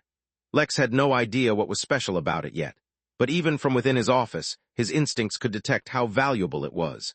In fact, his heart swooned at the thought of getting that coin, something his heart apparently did not when near valuable treasure. Lex did not, however, take the coin back from the worker, and instead just kept an eye on him as well as Ripley, who began walking through the realm at a casual pace, though he was walking directly in the direction of Lex's office. The man took in everything, though he remained mostly unseen by most. He did occasionally greet a random guest here and there, all of whom would fall over themselves as they tried to rush up to him and greet him. It seemed like he was well known, and everyone who knew him kept him in high regard. Lex could clearly see that every one of them were powerful people, yet in front of Ripley none of them had the aura of the powerful. In fact, they seemed to be sucking up to him. Word quickly spread across the inn that Ripley was here, at least within a very limited circle. Many guests who were originally watching the midnight games rushed to come and meet him, but it seemed like the commotion was something he wanted to avoid, so he teleported directly to the innkeeper's office and stepped in. Luther was sitting at the receptionist's desk, waiting for Ripley. Walking through the hall towards the innkeeper put a lot of pressure on anyone, irrespective of their cultivation level, but there was a way around it. If a guest was escorted by Luther, there would be no pressure, yet Luther merely nodded at Ripley from a distance. His aura, no matter how impressive, could not impress the innkeeper's assistant, which only made Ripley grin wider as he stepped into the hall and almost fell. The sudden aura had actually taken Ripley by surprise, but he recovered well enough. The rest of his walk to the innkeeper's door was smooth, and he grinned as if nothing happened.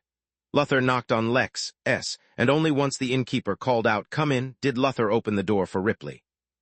The auditor laid eyes on the innkeeper, and he was immediately impressed. In his line of duty, meeting Dao Lords was not uncommon. In fact, he had met dozens of Dao Lords within the Origin realm alone. It was incredibly rare to find a Dao Lord who could so completely withdraw their aura simply because of how incalculably powerful they were. Dao Lords were so damn powerful that they themselves had to go through a very long learning phase, only after which could they control their power. Yet in front of the innkeeper, Ripley felt nothing at all. It was as if he was meeting a mere mortal, a preposterous thought. "Mr. Innkeeper, your reputation precedes you," Ripley said, walking in. Chapter 1335 Auditor. Chapter 1335 Auditor. Ripley, despite having his race described as a Titan, looked very much like a human. However, while Titans vaguely had a humanoid body shape, Lex was fairly certain they were not a part of the humanoid racial group universe-wide. Lex had read about them since they were a powerful race, and some of their members existed even within the Origin realm. Titans were essentially an extreme version of what Lex was originally on the path towards becoming. They were nigh indestructible within the same realm, and it was quite common for them to tank attacks from cultivators in higher realms. Their attack power was nothing to scoff at either, but that was more or less the end of what made their race special, as if it wasn't enough. Insane defense and strong offense were their natural racial traits, but they lacked the versatility that the human race had, so they usually just kept honing those two traits, slowly and steadily becoming a race of overpowered beings. That was not to say that they were dumb or lacked intelligence either, so they were far removed from the trope of dumb brute. They were, instead, intelligent brutes. For now, though, Ripley appeared as a human, likely because he was about to meet the innkeeper, who famously presented as a human. "Please, I am just a humble innkeeper. I am grateful that you would visit my humble inn." "Oh, it is anything but humble," Ripley said, as he followed the innkeeper to his desk, where he took a seat across from the innkeeper. "I must say I am extremely impressed by the realm boundary you have in place, not to mention the formations. I am especially impressed by how the laws of the realm are woven around the inn itself. Even in all my travels, I have rarely seen such bonsai realms, but I have never seen one as impressive as yours." Mary whispered in Lex's ear, despite not needing to whisper.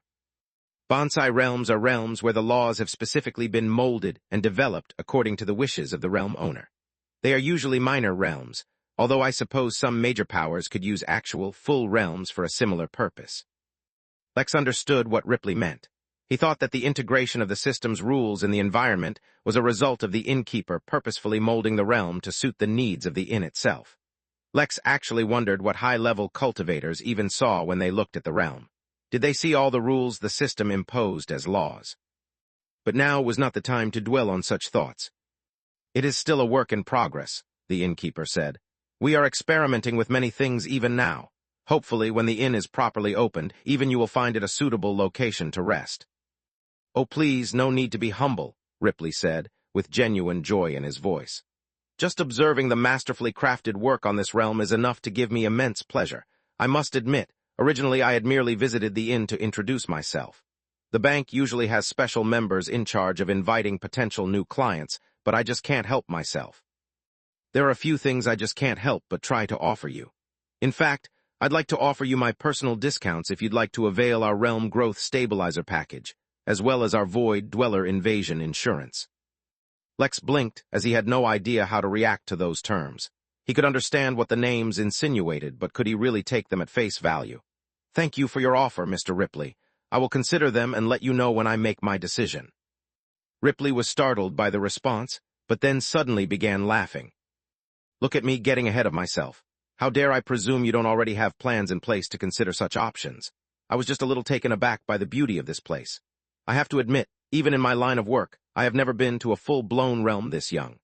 By the way, I'm sure you already have considerations for this as well, but if you'd like the bank's assistance in ensuring your realm's location remains hidden, we have countless packages for exactly such a thing. So far, not a single one of our clients' realms have been accidentally encountered or discovered. A few were discovered, I'll be honest, but those were mostly due to negligence on the client's part. I'll stop myself right here. I'm usually an auditor, not a salesman. Even I find my actions a little over the top. Ripley laughed once more, but his words gave Lex an idea. If he was an auditor, then his eyesight, or rather, his ability to scrutinize, must be one of the best.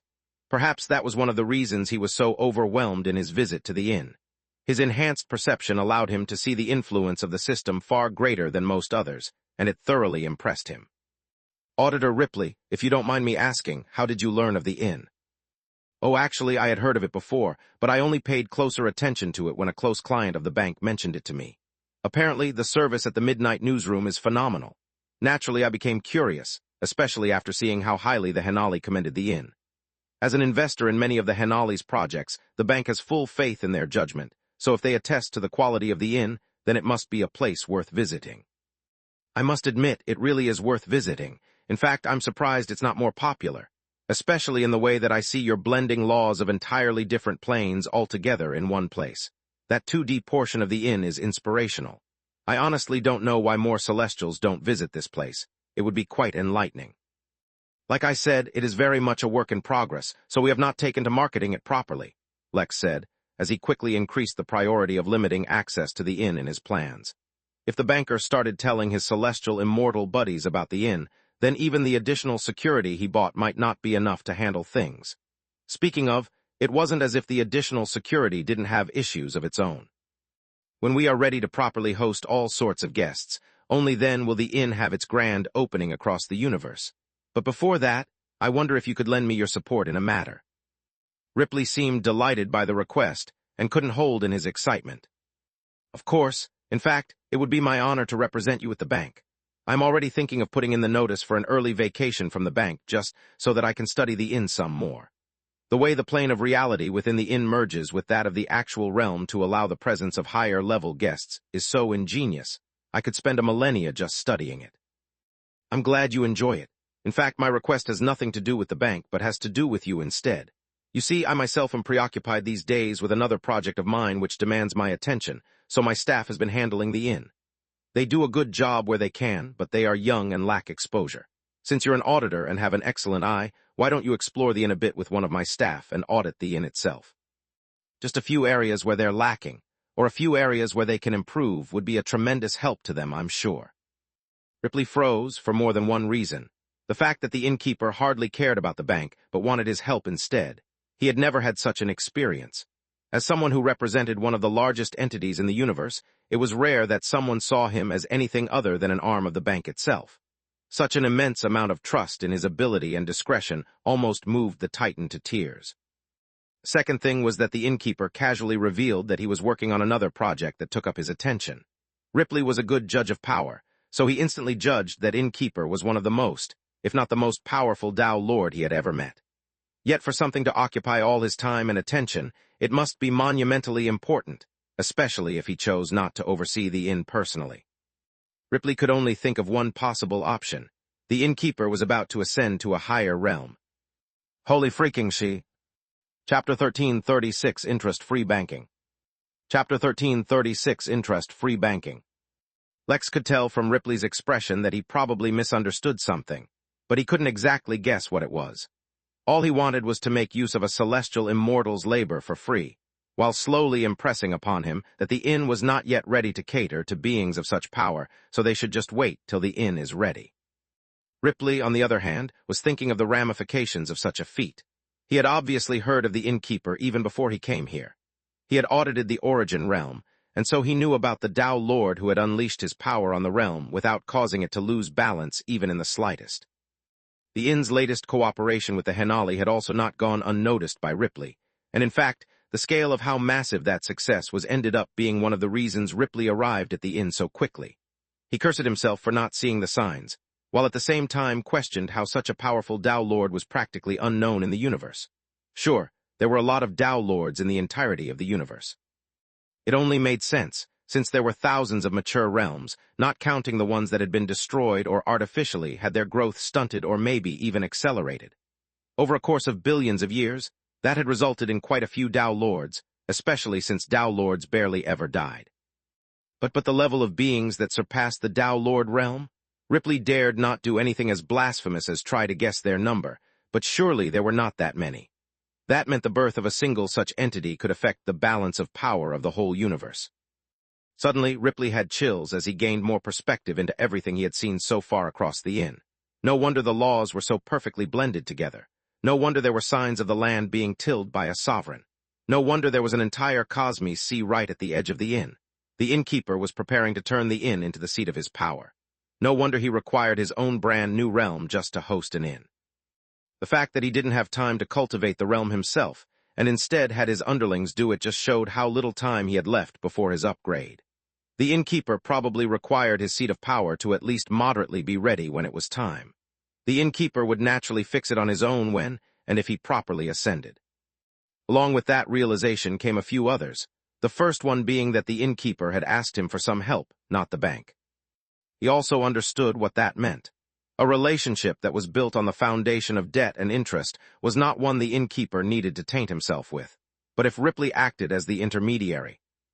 Mr. Innkeeper, it would be my absolute privilege to contribute towards the inn. If you would permit, may I go and prepare a few things? I would like to contribute my utmost. Do not worry, I will maintain utmost discretion with the bank so that you are not disturbed. Lex got a very strong feeling that Ripley's misunderstanding was only growing deeper. But at the same time, he also understood that should he agree, Ripley will not invite any other celestial immortals here anytime soon, so he agreed to it. Very well, let me thank you in advance for your help. If you need anything, please let me know. Also, please, it's just Innkeeper. There is no need to keep calling me Mr. Then, by your leave, I will go ahead and prepare. Afterwards, I will make sure to do a full audit of your inn.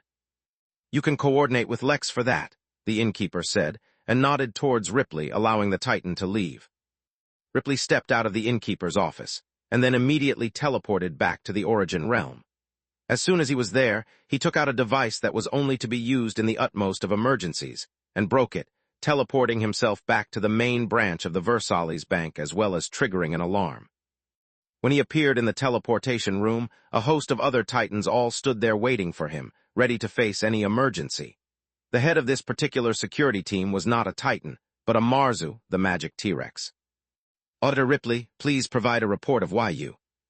There's no time for a report, Ripley exclaimed. We have a code transcends Tao. I need to speak with the director. The Titans and Marzu looked horrified, but did not delay. Instead, they activated another formation that sent Ripley directly into the office of the director, who had by now already been informed of everything that happened. The director was primal, a race that emerged from the primary realm, which is why Ripley completely shut off his entire sensory system and withdrew his spirit sense, unwilling to even learn the shape of what a primal looked like. This was not because the director was a bad boss or had such strange requirements. Rather, it was because attaining knowledge of the primary realm was lethal to any save Tao Lords. All things pertaining to the primary realm were a secret of the highest order for reasons none save Tao Lords dared even think about. Tell me what happened, Ripley, the director asked, extending his own spirit sense to the Titan. I believe I have encountered a Tao Lord on the verge of transcending the Tao realm. I have no evidence or proof, save my own understanding of the situation, but I do have this. Ripley presented the innkeeper's business card to the director, who took it with interest and studied it. Remarkably well woven, the director commented. There are quite a few laws packed into this business card, and if someone were to channel their energy into it, they could summon the innkeeper himself, but I will refrain from doing so. While studying the card, I went through our records and have found no prior record of the innkeeper or the Midnight Inn, which in itself is quite unusual. Combined with how flawlessly this card is woven, I have reason to suspect that the innkeeper might be one of the oldest Tao lords alive, who has honed himself in secret without affiliating himself with any power. It is against policy to offer anyone anything interest-free, the only exception being to those who transcend the Tao. Ripley, since you are the point of contact, you can decide on a gift for the innkeeper. A gift is the only way we can give something interest-free, so choose well and build a strong connection. If possible, try to have them open an account with us. I'll allow you to offer our services to them with interest rates as low as 0.5% per century. Do you have any questions? Yes, sir. I believe the innkeeper is building his seat of power, but due to the imminent transcendence is unable to pay much attention to it. Shall I gift him something to help with that? Yes, that seems like a worthy gift. Ripley showed a hesitant look as he pondered something, but the director noticed it and spoke first. Customer relations is the most important thing. Whatever you're thinking of sharing, since you have doubt, then it must be sensitive. In that case, do not share it. Ripley nodded and destroyed a device he carried on his person. When he had entered the Midnight Inn, the device had reported signs of detecting possibly up to 2 energy signatures approaching the Tao realm. Dismissed, the director said, allowing Ripley to leave.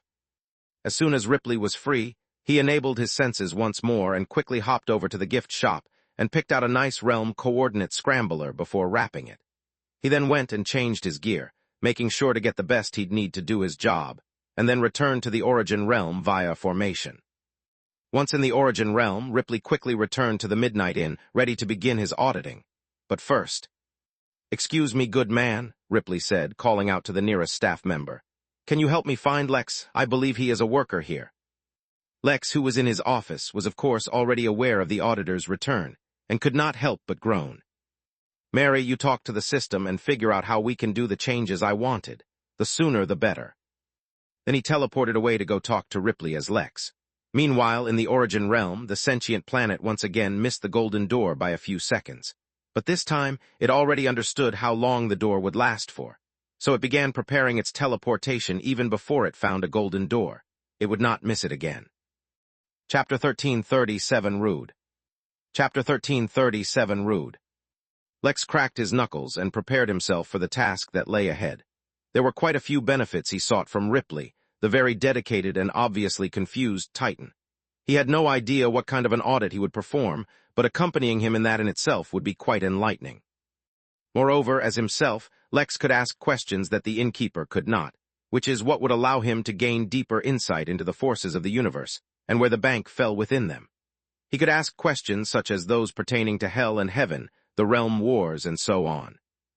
Not to mention of the kinds of forces in the universe, a bank was one with which he could form a direct relationship. Not as the innkeeper, of course. As the innkeeper, the more mysterious and enigmatic he remained, the better. For that, the fewer times that the innkeeper showed up and acted personally, the better. But as Lex, an up-and-coming human who sought to improve himself and would often be traveling to multiple realms in the future, a universal bank was not such a bad thing. Lastly, and this was a little more important than the rest, Lex had to ensure that Ripley stayed away from the few things he'd rather keep a secret, such as Moon, Liz, the Sovereign, his own treasury which contained amber chaos resin, and a few other things. There was one more reason why he was cracking his knuckles. It had been a long time since he had personally seen to guest, and he wanted to get back into the groove of things with a running start. All things considered, Ripley was an important guest, and Mary had even confirmed that if the system wasn't experiencing what could only be the system equivalent of a panic attack upon the thought of being forced to break rules, it would have already given him a quest related to Ripley or the bank. But Lex was adamant about his changes. For better or for worse, his system was incredibly powerful and equally flawed. As someone who was taking control over his destiny, he could no longer allow it to be dictated by a system that gave quests unproportionate to his level. Instead, he sought to dictate the growth of his inn and the system himself. That would start with the system changing its rules, but making sure he handled Ripley well would also impact his future greatly, so he did not delay any longer. Lex teleported in front of the smiling Ripley, who was squatting beside a portion of the lazy river, dipping his hand inside. Within this particular lazy river, the water was sentient. It had come to life when the Midnight Realm was fused with the Midnight Inn, and it had taken a long time to get used to being alive.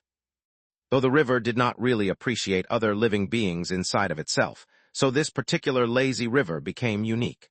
Instead of people riding it, they could allow their belongings to take a ride in the river. In itself, that seemed like an incredibly stupid idea. What was the point of a non-living object taking a ride on a river? The point was that the river could perfectly restore all objects to their original state, as long as the object was of a realm similar to the river itself, which was in the Golden Core realm. A few rides, and that old record player could be as good as new, or that old car, or that old watch, or maybe that old sword. Despite its relatively low level, the river was one of the inn's most popular attractions for immortals and mortals alike. After all, everyone could be a victim of sentimentality. The fact that the river was not rejecting Ripley's hand was a pretty big deal. Maybe they were communicating. "Mr. Ripley, I heard you were looking for me," Lex said as he walked up to the Titan posing as a man. "How can I help you?" Ripley turned around and finally looked at Lex, raising a single eyebrow. Lex, in the meantime, suddenly felt like he had been scanned, which felt a bit rude. "Excuse my impoliteness," Ripley said as he stood up. "Actually, I've heard a lot about you back in the Origin realm. As a close partner of the Henali, I could not help but be curious as to the man who aided the realm so much. You are, as described, quite impressive. Please accept this as a token of my apology." The auditor had clearly done it on purpose just to give Lex a gift. The man was quite clever, though that did not mean he wasn't genuinely curious about Lex. He didn't mind too much, especially since Lex knew that his true secrets were not so easily detected. Instead, he looked at the Titan and wondered if he should scan him back as well. Ripley held out a small gift box for Lex, and much to Lex's surprise, he could not see what was inside himself. Seeing as how the auditor waited for him to check it out, he opened it and a silver token. "I have heard that you have a personal spaceship, which is quite impressive. If you fuse that token into your ship, it will automatically upgrade the material of the ship, making it much more durable, even enabling void travel." Lex could not help but look at Ripley with surprise.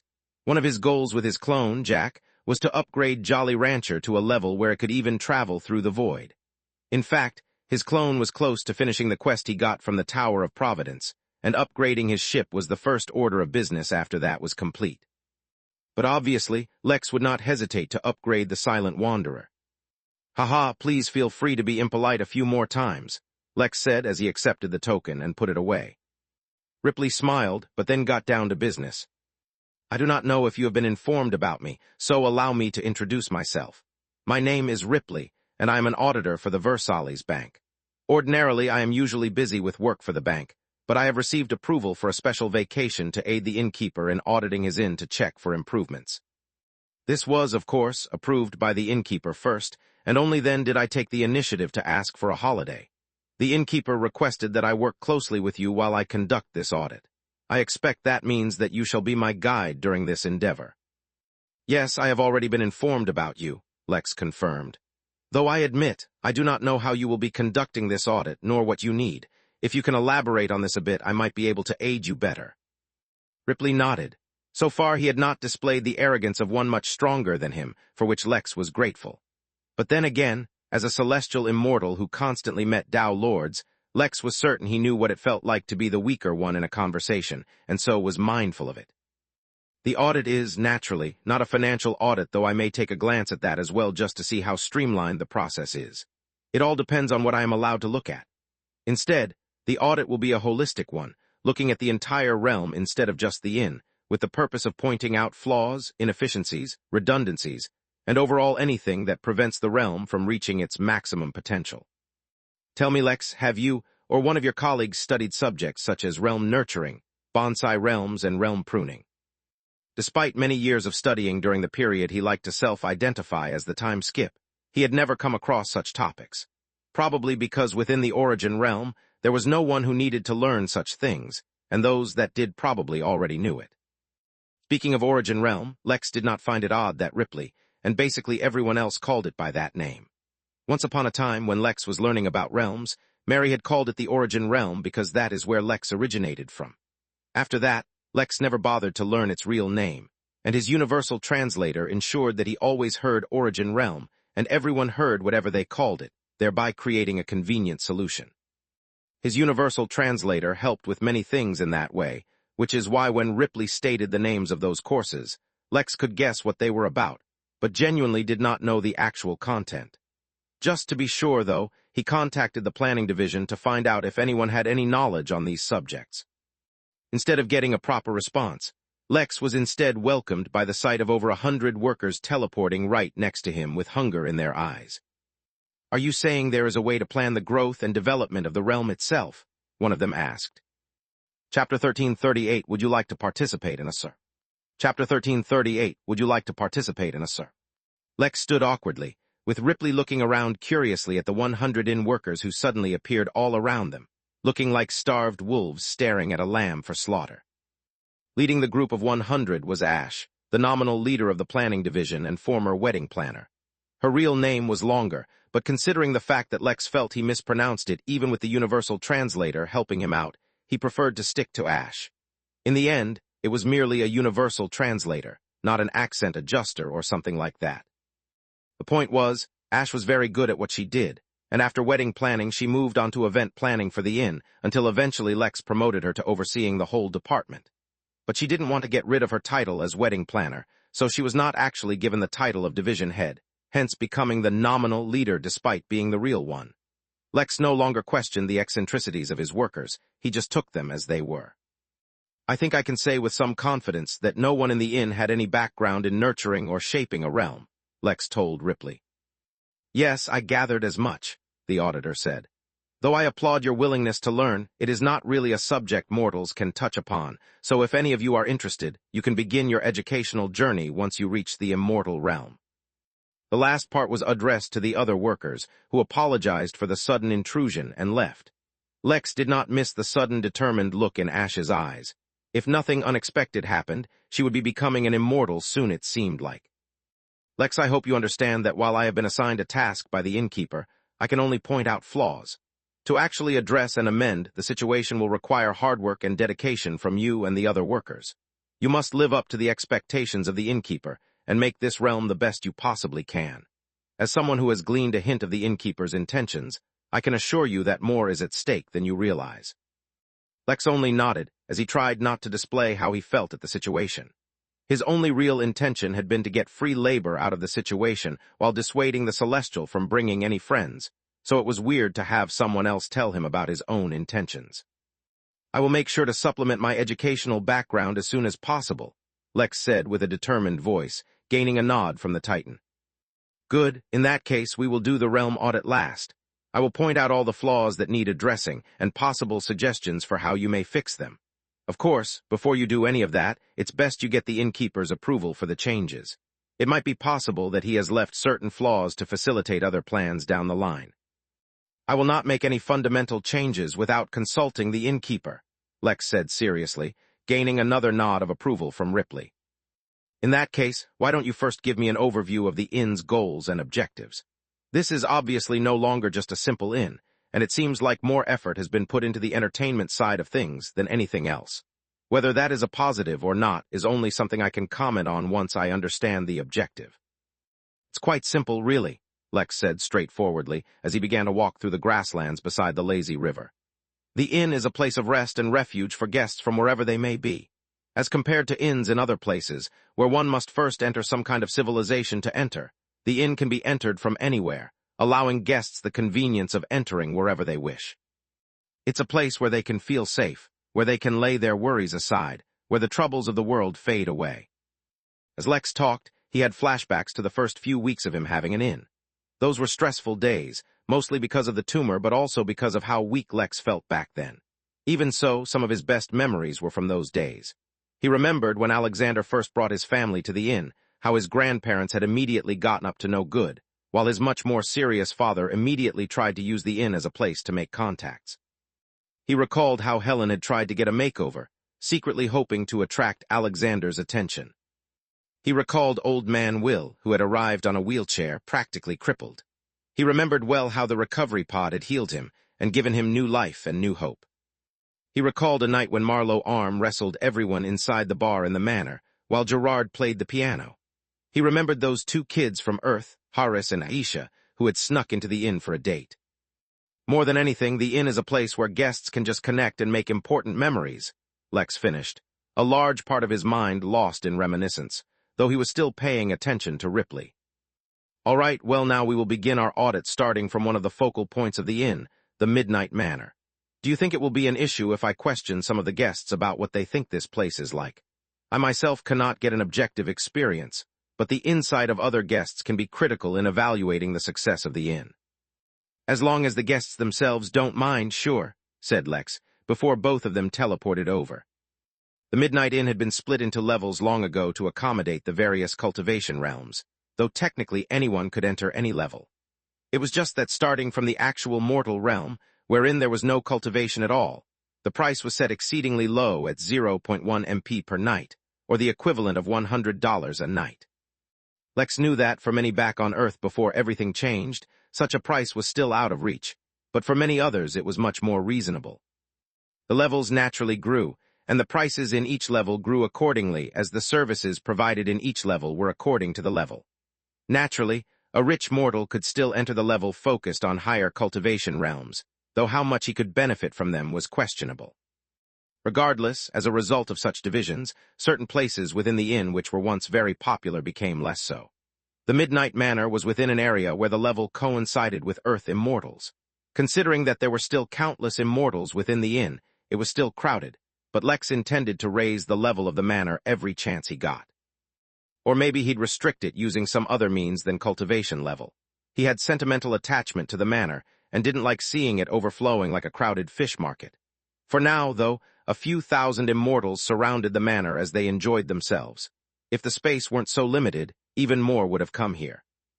Ripley and Lex, both wearing the good old Clark Kent glasses, walked up to a particular immortal who seemed to be engrossed in a book, sitting within the shade of a tree. "Excuse me, sir," Ripley said as they walked up to him. "My associate and I are conducting a survey about the Midnight Inn. Would you mind if we asked you some questions?" The immortal lowered the book, which seemed to be some kind of map or guide towards the west, whatever that meant, and looked at them. He seemed slightly irritated, so before he could respond, Lex chimed in. "Of course, for participating in this survey you will be rewarded with a token containing 1 million MP, which can be used in the betting pool in the Midnight Games." A million MP was not a lot to an immortal, of that Lex was certain. But an unexpected windfall was always welcome by everyone, and especially if it could allow you to have some fun without suffering any personal loss. "Of course I can take the survey," the monkey said, doing a forward flip as it got off the ground. "My name is Wukong. It's a pleasure to meet you." Lex smiled and got ready for Ripley to ask questions, but noticed that the auditor froze. Then, in an unexpected move, he took off his glasses, revealed his genuine appearance, and bowed at a 90-degree angle. "My apologies for deceiving you, Senior. My name is Ripley from the Versailles Bank. I am doing an audit for the Innkeeper. I meant no disrespect." Lex was confused about what was happening, but he certainly understood that Ripley must know who this Wukong person was. In fact, he was probably someone quite senior to make Ripley react like that. Wait a minute for Ripley, someone who regularly met Dao Lords, to suddenly react so seriously. Mary suddenly talked to Lex directly in his mind. "Lex, be very careful. You might be standing in front of a very powerful Dao Lord." Chapter 1339, Completely Screwed. Chapter 1339, Completely Screwed. Lex was very confident in his ability to hide his thoughts and emotions, but the moment he realized Wukong's identity, which synchronized with Mary telling him her suspicions, the guest turned his attention towards Lex. The bizarre thing was that under the gaze of the new guest, Lex felt nothing.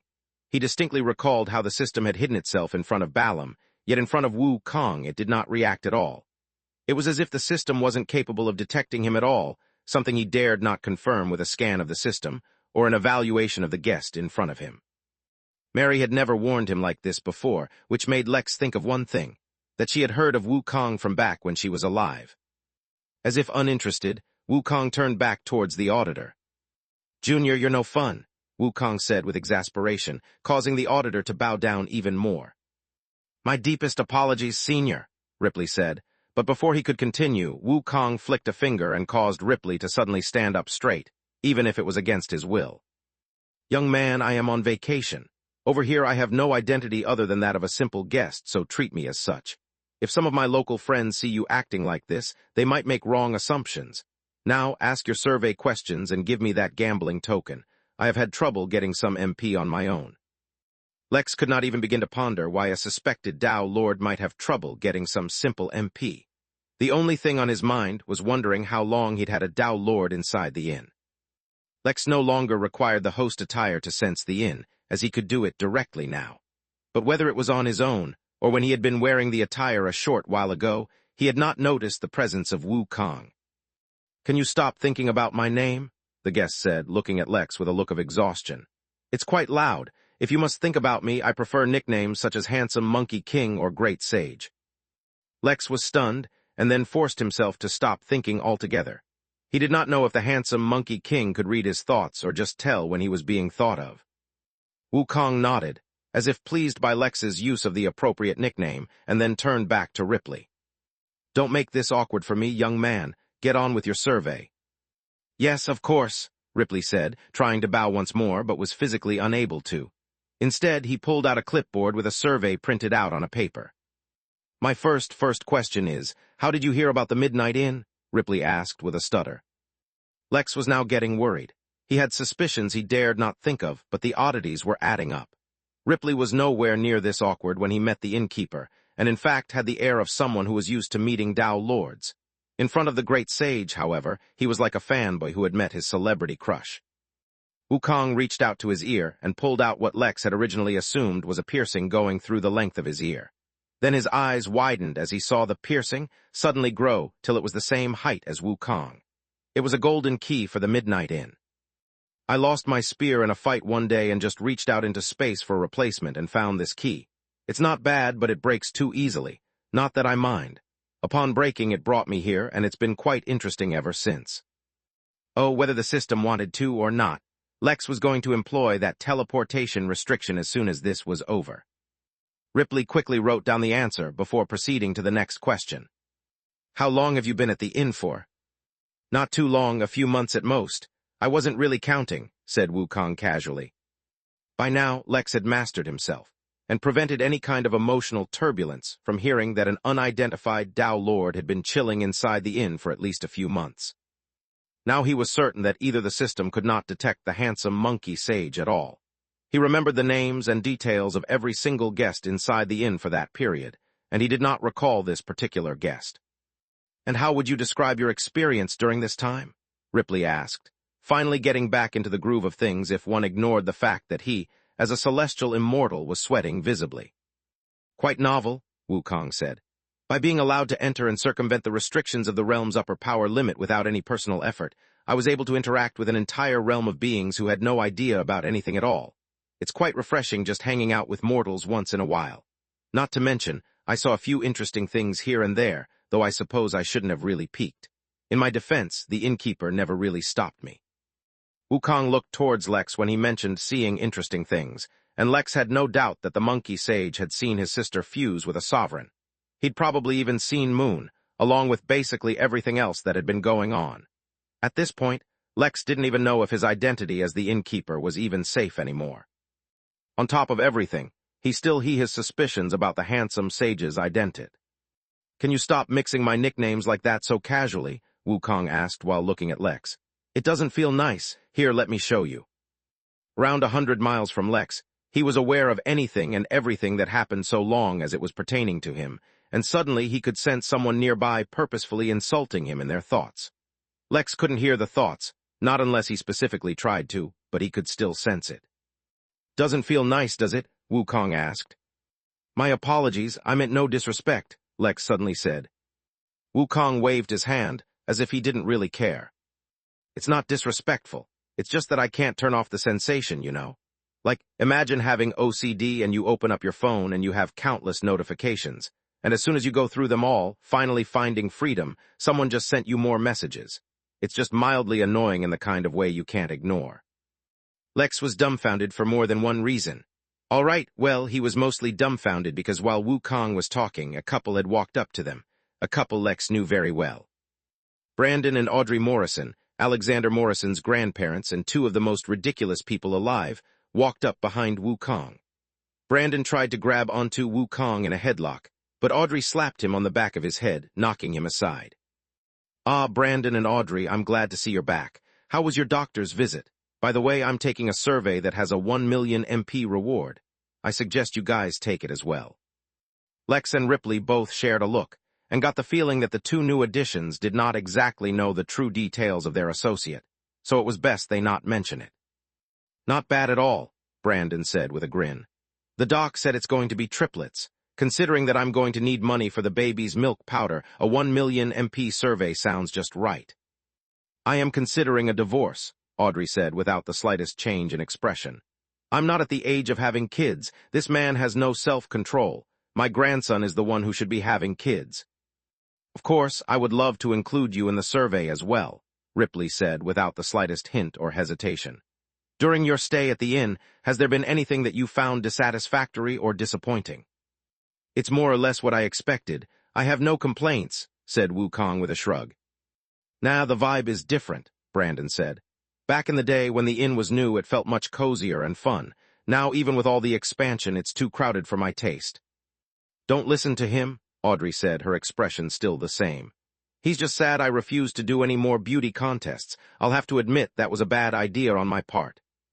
Ripley continued to ask the trio more questions while Lex just stood there, silently listening, keeping his mind completely blank of all thoughts. But an empty mind did not mean his emotions or feelings were also lacking, and at the moment, he was feeling extremely screwed. Brandon was trying to find Wukong a girlfriend. Chapter 1340, Just Act Normal. Chapter 1340, Just Act Normal.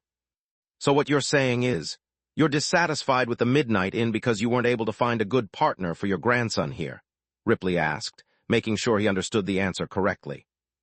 What is so difficult to understand about that? Audrey questioned. This is the Midnight Inn. They have guests from all over. Many of them are supposed to be very powerful. No doubt many of them come from prestigious backgrounds. So how come none of them could catch my grandson's eye? He is still running around with those buffoons, trying to grow stronger or something. I blame the way my son raised him. Too much of a work ethic and not enough appreciation for life. Considering Alexander's entire life had been one long training montage, was it any wonder that he continued to train to this day? Lex looked behind Audrey at the sight of Brandon, trying to convince Wukong to accept a blind date, whereas Wukong was adamant that he would no longer see one of Brandon's descendants as a date. Lex did not question the sight. He did not think. He had shut down his thoughts because the situation was just too damn dangerous. Yes, I think I understand. That, I think, will conclude our survey for now, Ripley said as he wiped his forehead with a handkerchief Lex had given him. Here are your tokens for taking the survey, Lex said as he handed them all physical tokens that looked like poker chips, each one containing 1 million MP. Speaking of MP, Brandon suddenly said, looking away from Wukong. I think there is something wrong with your service. Old Wu here has been complaining about being unable to get any MP, which is really odd because I only need to think about the payment for it to process. Lex and Ripley both looked towards Old Wu with a hint of confusion, only to see him nod. For certain reasons, I cannot get MP through the usual means, he confirmed. My apologies. Please accept this as a token of our regret, said Lex, and handed Wukong another token, this one containing 1 trillion MP. This one wasn't limited to gambling and could be used anywhere. Wukong simply nodded dismissively, and Brandon and Audrey didn't pay special attention to them either as the trio walked away. Even from a distance, Lex could hear Brandon convincing Wukong to see his grandniece twice removed, until he eventually relented with a sigh. For a few minutes, both of them just stood there, not moving, till Ripley finally turned towards Lex. I hope this is not prying, and if it is you do not need to answer, but did you know you had such a guest at the inn? Lex shook his head, as he slowly allowed his thoughts to return, not that it would be any protection from a Dao Lord.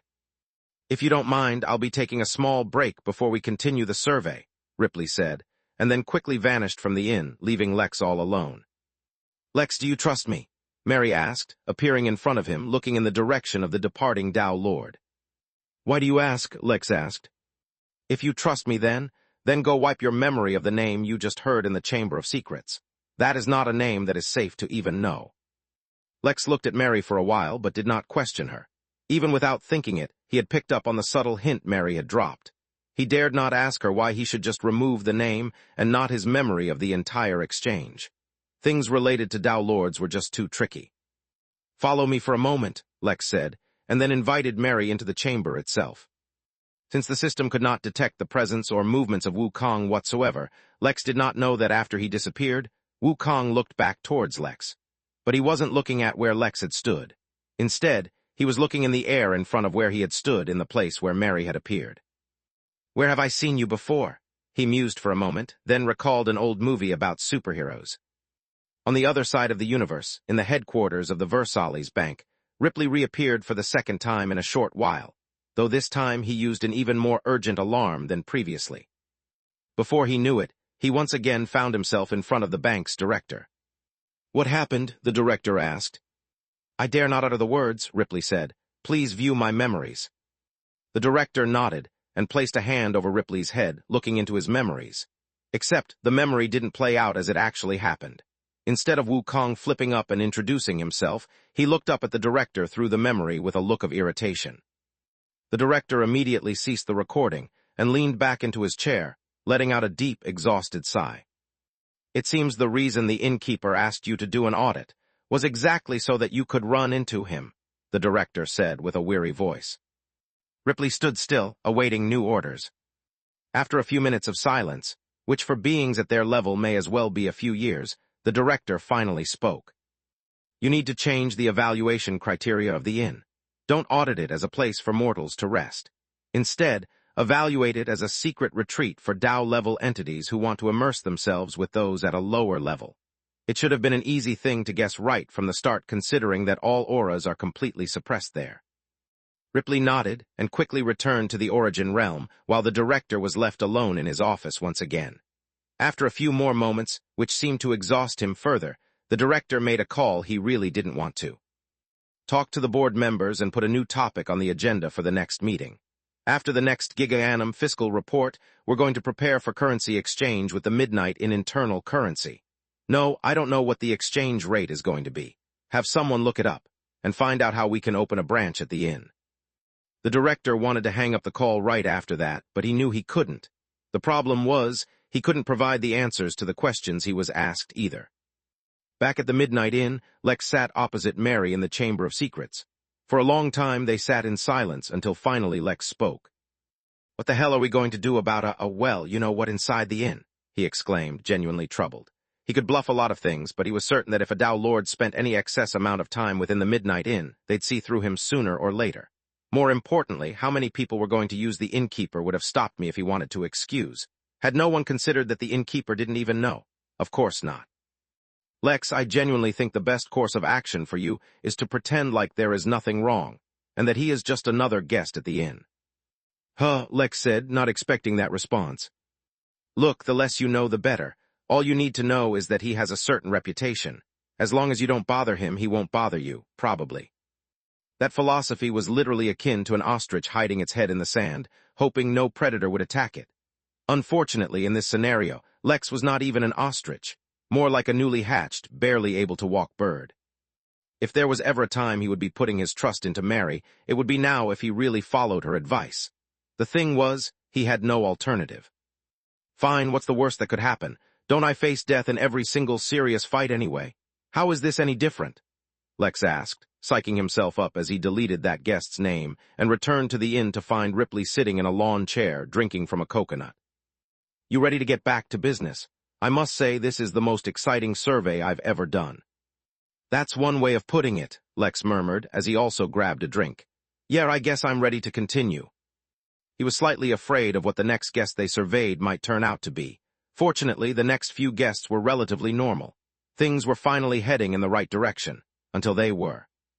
A fully armored battalion of Marzu suddenly appeared in the city square, right in front of Lex, and from the angry glare they were giving everyone, Lex did not think they were here to go fishing in the wishing well. Chapter 1341 Survey I. Chapter 1341 Survey I. "Excuse me, would you be willing to participate in a survey?" Ripley asked the mean-looking Marzu, completely indifferent to their extremely angry expression and demeanor. "I am Jidor, herald of the Hidden River tribe of Marzu," the ferocious beast declared, his voice traveling far and wide. Ripley quickly noted it down. The entire army of magic-wielding Tyrannosauruses behind him responded to his voice by gathering their magic, having it sing as it coursed through their bodies. "Thank you for participating. Now, if you don't mind, how did you hear about the Midnight Inn?" Remnants of a Marzu army returned to the Hidden River with news of sabotage and deceit, as well as the untimely death of the Witch of Hidden River, Feor. They knew not the details of the enemy, and only spoke the words, "Midnight Inn." "God at Midnight Inn, remnant army, dead witch." So these remnants from your army, what kind of feelings did they express when talking about the Midnight Inn? Warriors one and all, cold, hard, ruthless, leaving corpses in their wake, but their excellence provoked dire consequences. "Got it, excellent warriors, right, I noted that down. On a scale from 1 to 10, how easy was it for you to find the Midnight Inn?" Behind Ripley, Lex scratched his head at the unexpected situation. He'd already had Luther called, who would no doubt answer any questions the angry magical dinosaurs had. But why were they taking the survey, and why was Ripley so bad at reading the room? "We sent legions of scouts out into the realm, scouring the earth, air, and seas until they found word of the inn hidden across space. Finally, when news of the inn reached our empire, we waged war and laid waste to an empire of Hexapoda to acquire their golden keys and make our way here." "Got it, laid waste to empires, just to come to the inn. So how would you describe your actual journey to the inn? Any teleportation nausea? Missing limbs or organs?" Not a single wand nor energy crystal was left behind, as the entire battalion arrived from our realm to this one like lightning, in the blink of an eye. Seamless transport in large numbers, not really on the scale, but I got it anyway. What's next? Oh right, how long do you expect to stay at the Midnight Inn? Are there any activities you are looking forward to while here? "We shall stay until every last drop of blood from our enemies has been spilled from their bodies, their corpses torn asunder and spread out over the landscape, and not a moment less. At the inn, we will question those who were present on the day of the witch's demise. They must have news of the enemy who crossed us, and dared to make an enemy of the Hidden River tribe." So a long stay, and here to acquire specific news. I guess the newsroom is doing better than I thought. How much are you expecting to spend for your visit to the inn? "Cost is of no consequence. The vaults of the Marzu are overflowing, but even so, why should we spend our own treasures? The very treasures of our enemies will pay for our endless conquest and fuel the fires of war." "Big spender, huh? Well, from a quick glance at you and your friends, I can tell you guys like fighting. What are your thoughts on the ongoing midnight games which show conquest against mindless invading insects? The Hexapoda are an infestation on creation, and any who endeavor to end their existence embark on a righteous crusade. Were we not already occupied with a quest for vengeance, then the realm would have been bequeathed the prize of watching the Hidden River tribe tear through the abominable enemy hordes. So you'd like to participate but are busy. Quite regretful for you, I'm sure. What are your thoughts on the landscape of the inn itself, as well as its level distributions? Why does it matter? We shall hunt in the plains and in the valleys, we shall hunt in the oceans and across the volcanoes. No storm nor tribulation will prevent us from reaching our goal of vengeance. The inn can only pray that they are not found guilty of being responsible for the death of Feor. So you like the variety of scenery and approve of the inn taking a neutral stance on political issues, huh? Wouldn't have taken you as a political type. But wait, does the inn have a hunting event? I don't think so, going to have to note that down as a demerit. What about food? Are you looking forward to the food at the inn? I've heard they have the air of a celestial-level organization as a cook. We hunger only for the death of our enemies. We will bury their corpses in our lands, their flesh and blood nurturing the lands, granting our crops power. A fan of how the inn uses fertilizers, I see. How likely are you to recommend the Midnight Inn to a friend? All Marzu tribes stand at the ready, already aware of our excursion into the inn. Should we fail to return, they will take our place in our quest for vengeance. A blood debt is never forgotten. Oh, so you've already told all your friends, and if you find it so entertaining that you stay a while, they will join. That's good to hear. Now tell me, do you plan on taking advantage of the inn's daycare services? By now, Luther, Z, and Gerard had already arrived, ready to answer the Marzu's questions, but they were forced to wait as the Marzu were too engrossed in the survey itself. Lex looked awkwardly at everyone, and then just shrugged. He was having an unusual day, so he dared not say or do anything out of the ordinary, lest he attract even more trouble during the survey. As soon as he had that thought, Lex sensed the mountain man, who had been sleeping for a very long time, suddenly opened its eyes. Chapter 1342, Survey II. Chapter 1342, Survey II. Ripley was in the middle of questioning the Marzu when the mountain man, formerly known as Ming Jai, opened his eyes. Auras had no effect on anyone, not to mention that the mountain man was sitting far enough away from everyone that any abrupt movements on his part would not cause any other guests harm. That did not mean that others would not sense any harmless aura fluctuations, which is pretty much everyone in the inn felt it when Ming Jai woke up. Admittedly, there was a very brief period wherein mortal guests had taken up climbing the mountain man unassisted by tools or techniques as a method of training. But seeing as how that might be interpreted as harassment and invasion of personal space, the inn had quickly put an end to that. At most, they could only allow guests to pose and take pictures in front of it. So when the mountain finally did move, there were countless witnesses and guests there, who were momentarily stunned by the unexpected change to one of the inn's oldest tourist attractions. Then, the excitement of something novel filled them as they began taking even more pictures. "What is that?" Ripley, who finally paused his unusual survey, asked as he looked towards the towering figure far in the distance. "An old guest who has been sleeping for a while. I might need to take a momentary leave to go talk to him and ensure there are no issues." "If he is an old guest, then I think he qualifies well for the survey. I'm just about finished here anyway. Jidor, thank you so much for participating in the survey. May you find the midnight in meeting if not exceeding your expectations." The angry-looking Marzu, who was ready to go to war, merely nodded dismissively. Luther and the others finally got a chance to go talk to them and clear the air to ensure there was no misunderstanding. The attack on the Midnight Battalion back then had been orchestrated by a number of beings, as they had eventually gathered, but they were unable to discover the identity of all those who acted against them.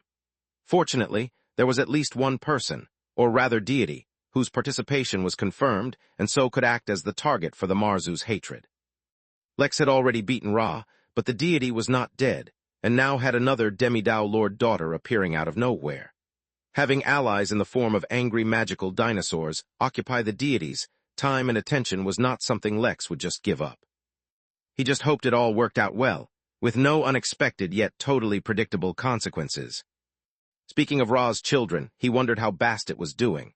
Compared to her family, she had been a lot more friendly. At the same time, he had no desire to meet her any time soon. Lex and Ripley approached the groaning mountain, who seemed like he was confused and drowsy. "Hello, Ming Jai. My name is Lex, a worker at the Midnight Inn. I'm here to check up on you as you have been sleeping for a long time. How are you doing?" Lex asked through his spirit sense. "Sleeping?" the confused mountain responded. No, that doesn't sound right. I just took a small nap while I merely closed my eyes for a moment while I thought about my future path. How could I have fallen asleep? No way, what are these notifications?" The mountain was clearly not in the best state of mind, as it nearly divulged the existence of its system, something the innkeeper had warned against. But it couldn't be helped, for a lot of unexpected things had happened during its nap. "I'm here to answer any questions if you have any," Lex said, as he waited for Ming Jai to reorient itself. Ripley, meanwhile, just waited and did not listen in on their conversation, as that would be rude. He still wanted to conduct the survey once the mountain man was awake, though. The mountain man quickly went through his notifications, and finally figured out what the hell had happened to it. He had decided to follow the system's quests, as it concluded that it was the fastest way to grow stronger. The system had told it to plant itself and claim its territory, something that was not easy considering it had been effectively kicked out of its old planet. But the system also informed it that more quests were incoming if it merely waited for them, in what was called semi-hibernation mode. That's what Ming Jai had decided to do, but did not realize that the time scale it was going by was that of a mountain. A couple of decades really were just like a few seconds to a mountain, so it had been sleeping for years and years. As if that was not all, it had experienced the baptism of the new realm being born, and its abundant energy, causing it to undergo a mutation in the type of mountain it was. Originally, it was a normal mountain, made up mostly of dirt, rock, and trace amounts of various ores in its body. Now it was a spirit core mountain, meaning that a high-quality spirit stone deposit had formed inside its body, acting as its golden core, which changed the nature of the dirt, rock, and ores inside of its body. It had grown stronger without doing anything, yet now the requirements for its growth had also changed. Unless it found another brand new realm in which it could plant itself, it was probably going to end up having to plant itself in the Midnight Inn. That greatly troubled Ming Jai for more than one reason. It had wanted to once again become human, as well as go back and search for its original planet, as well as the princess he had sworn to protect. Now it had to face the fact that the princess was most likely already dead, and he had nothing to go back to. What was the meaning of its life? What was it? "Excuse me, I hope I'm not interrupting anything," said Ripley, after he felt like the mountain had finally worked off its drowsiness. "I was wondering if you'd like to participate in a survey." Chapter 1343 Survey III. Chapter 1343 Survey III. Ming Jai looked at the oddly friendly-looking human who had approached his face, and felt, well, odd. Firstly, the mountain man's instincts were telling him that in front of him was a mountain much taller than himself. That didn't make sense, but the former human took it as a metaphor for the old man to be more powerful than himself. Before he could make a decision on something, he got a quest from his system. Apparently this mountain in the shape of a human in front of him was considered an NPC, and was the source for a very important chain quest at the S-grade ranking, which was currently beyond him. Fortunately, the first quest in the chain was not tough, and just required him to make contact and develop a relationship. Just that in itself would complete the quest, and the reward would correspond with the difficulty of the quest, meaning it would be S rank. Although Ming Jai was depressed, and felt like he did not know what to do with his existence, seeing as the system was guiding him in a simple and straightforward manner, he decided to go along, not like he had anything better to do. "Yes, I suppose I could take a survey," Ming Jai said, but then looked out at the massive audience he had gathered. "But a more private conversation would be better." "I'll take care of it," said Lex, who was standing nearby. "Don't resist." He teleported Ming Jai, Ripley, and himself to a secluded cottage where they could talk in peace. The cottage was not massive in size. Instead, it had a formation in place which automatically adjusted the size of anyone coming in so that they would fit in size easily. Even then, Ming Jai towered above the two humans, but at least it was much more manageable now. "Before we begin," Ming Jai said to Ripley before turning towards Lex, "is the Innkeeper still available? I would like to meet with him once more." "The Innkeeper is slightly preoccupied these days," Lex said, "but I'm sure a meeting can be arranged. He did leave some words for you with me if you wish to hear them." The mountain man looked towards Lex with a tinge of hope. "Yes, what did he say?" "The things that you seek are not easy to get, if they're even possible. If you acknowledge that, then you have only two paths forward. Either you can move on and accept your new reality, or you can grow stronger and change your new reality to one you prefer. Either way, the choice is in your hands." They talked through their spirit sense, so Ripley did not overhear anything he wasn't meant to. Even so, he took a few notes on his clipboard. No matter what they talked about, it didn't change the fact that Ming Jai wanted guidance from the Innkeeper, and that the Innkeeper had already prepared some advice for him. Regardless of the content of their conversation, it was the type of relationship they had that mattered to the survey. The mountain man took a few moments to himself to think things through, which for Lex and Ripley meant that they just sat there for 3 hours, chatting with one another. It was a testament to how slowly mountain men perceived reality and time. "Please proceed with your survey," he said softly, meaning that a mortal would have his ears popped due to the sheer volume of his voice. Fortunately, neither Lex nor Ripley were mortals. "First, how did you discover the inn and how long have you been here?" Ripley asked, getting the usual questions out of the way. "I discovered the inn in my time of need," the mountain responded somberly. "I had just woken for the first time unaware of anything. My existence was in danger and stumbled into the inn by accident or by some greater design. Since then, I more or less spent a majority of my existence here. I was unwanted anywhere else, and the inn welcomed me and kept me safe. It was a place where I came to accept my existence, where I pondered the reality of my situation, where I was guided on the path of my future. Earlier, I was contemplating just spending the rest of my existence here, working for the inn or maybe just staying as a permanent guest. But the words of the Innkeeper, they reminded me that I am not one who accepts stagnation as my path. As uncertain as it may be, I would still like to walk a path of peril and danger and have meaning to my existence however short it may end up being, than accept indefinite, meaningless existence." Ripley nodded with an expression of appreciation as he took down notes. Their survey continued for a while longer, and just as it ended, Lex asked Ripley a question none of them had been expecting. He asked Ripley how an individual may open a bank account with the Versailles Bank, and what kind of services they offered. Ming Jai and Ripley immediately understood that the reason Lex asked that question was for the mountain man's sake, even if Ripley's immediate was in that very instant, and Ming Jai's immediate was 2.5 hours later. Then they had an entirely different conversation, where the bank offered the mountain man numerous services spanning a period of many millennia, with the interest rate being applied every century. Just as they were leaving, Lex also let Ming Jai know that a mountain woman had left her contact information for the very eligible mountain man, should he be interested. After that, Ripley continued to conduct surveys, some from guests and some from workers. He even surveyed the numerous animals, beasts, and sentient objects within the inn, such as the golf cart, the tree, the living wind. Cowan and Anita, who were only a few decades away from having their very own baby, gave quite an emotional survey. Nita, who was having her mood swings, was eternally grateful to the innkeeper, so much so that she promised the next dozen planets she sacrificed to increase her power would be dedicated to the inn, while Cowan himself simply thanked the inn for helping him overcome his introverted nature. The fact that he had hidden himself inside a rock, unwilling to come out no matter who tried to pull him out, for a very long time was a testament to his original quiet nature. The fact that his wife was a living undead, who was more than likely prone to killing any living being near them, just made it easier for him to continue being introverted. While taking notes of their survey, Ripley muttered a few odd lines such as housing homeless mass murderers and rehabilitating them, and social work for swords, whatever that meant. Then there were the surveys for the drama cats. That was destined to be a memorable experience as it was, but as it happened, when they went to interview them, the drama cats had a guest of their own. Pontiff Falufa, hero and nominal leader of the bunnies, had somehow encountered them, and turned them into his followers as well, equating him to the great and powerful Bob, first of the drama cats. The fact that Lex discovered that Falufa was also in the celestial immortal realm made that interview even more unusual, especially since Falufa seemed unable to gauge his true strength, and thought that nearly everyone and everything he faced was stronger than him. As such, whenever he fought, he always felt like he would manage to push out just enough power to win and survive, but never enough to excel.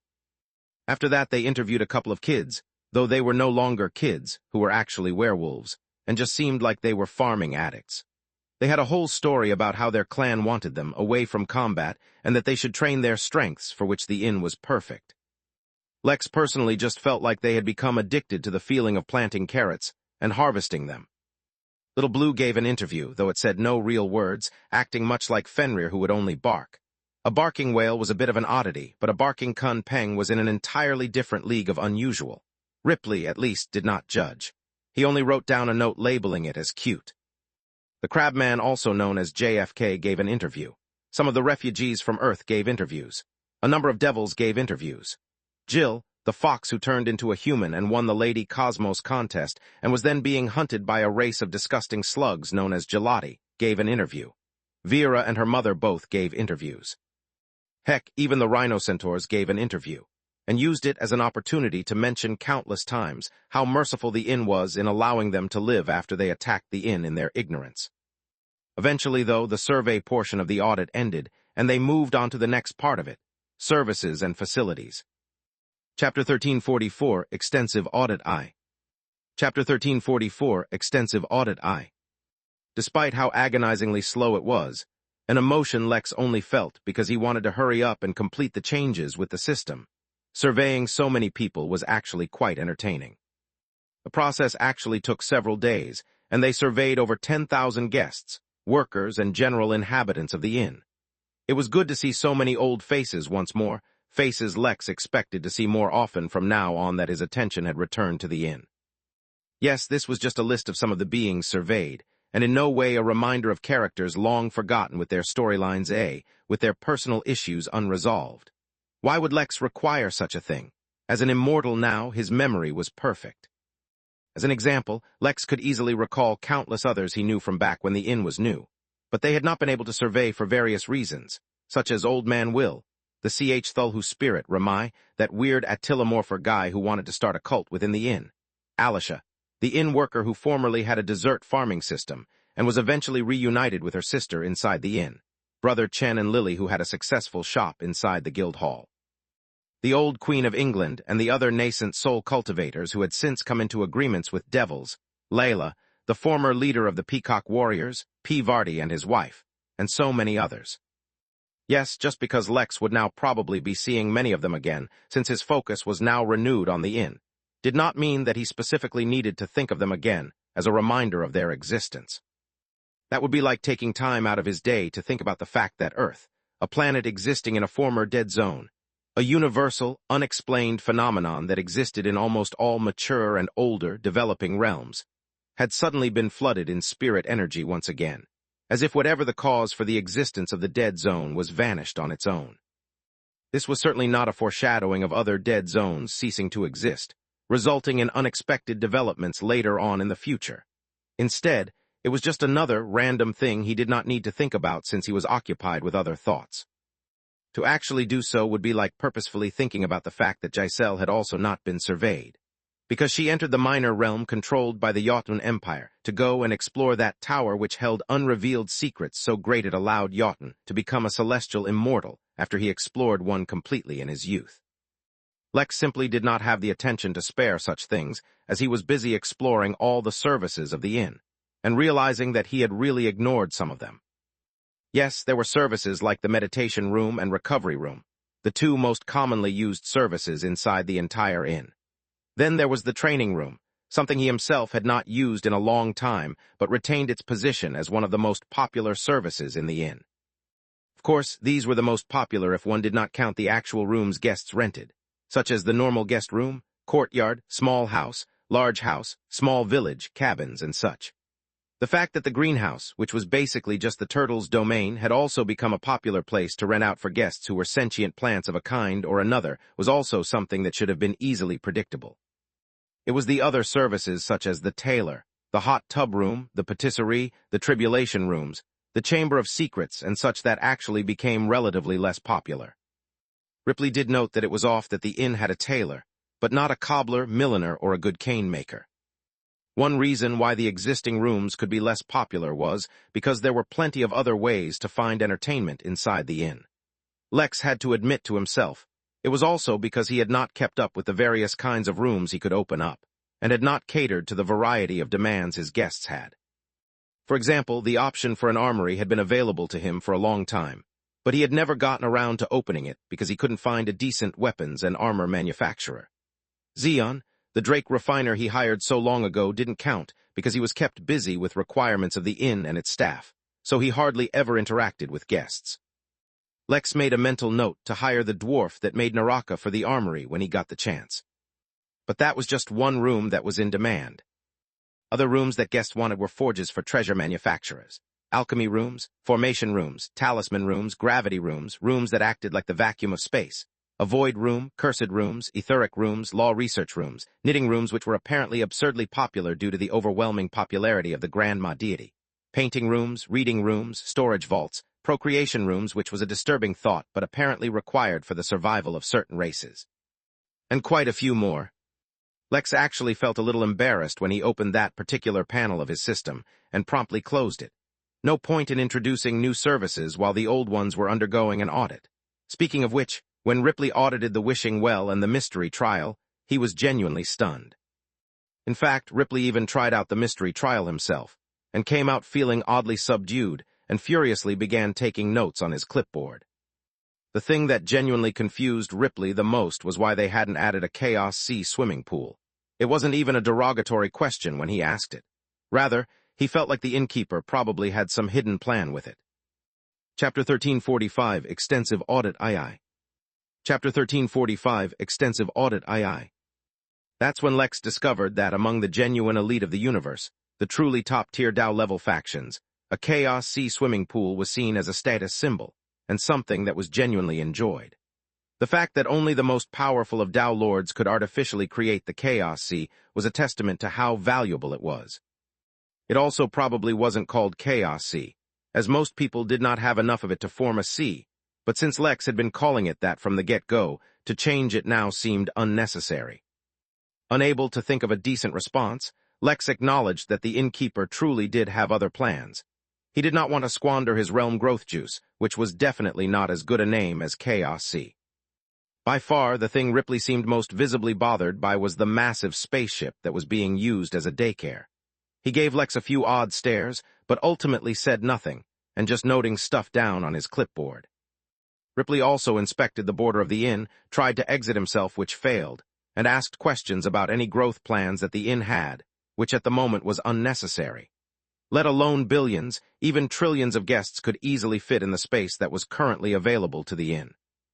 But while the inn had enough space to sustain so many people, whether or not their other facilities could support such a load was something that needed to be determined, something Ripley focused on.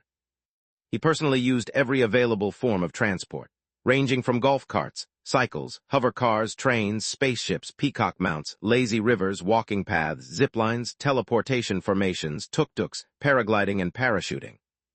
He judged them on the basis of efficiency, novelty factor, entertainment value, time consumption, ease of use, and a few other parameters.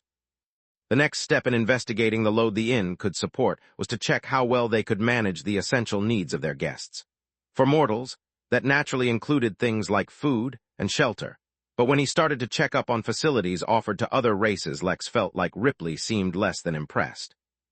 Yes, the inn had a number of different biomes which supported the existence of various kinds of races, but it seemed like there were a few basic things the inn was lacking in. It was understandable, since Lex had not even known that such races with so many unusual requirements existed in the first place. Fortunately, most of such races did not exist naturally within the Origin Realm, Crystal Realm, or Midnight Realm, so it was not an issue for now. But if the inn wanted to operate on a universal level, it would need to accommodate them. Heck, there were even actual immortal races that would suffer severe consequences if they did not eat regularly, and their diet was naturally quite special. The most common example was the requirement for some Hellion races to regularly consume the souls of the living. That one had stumped Lex, and he had no idea how he would meet that need if he were ever required to. By now, a number of days had already gone by, and Lex began to wonder how long this would take since Ripley showed no signs of stopping.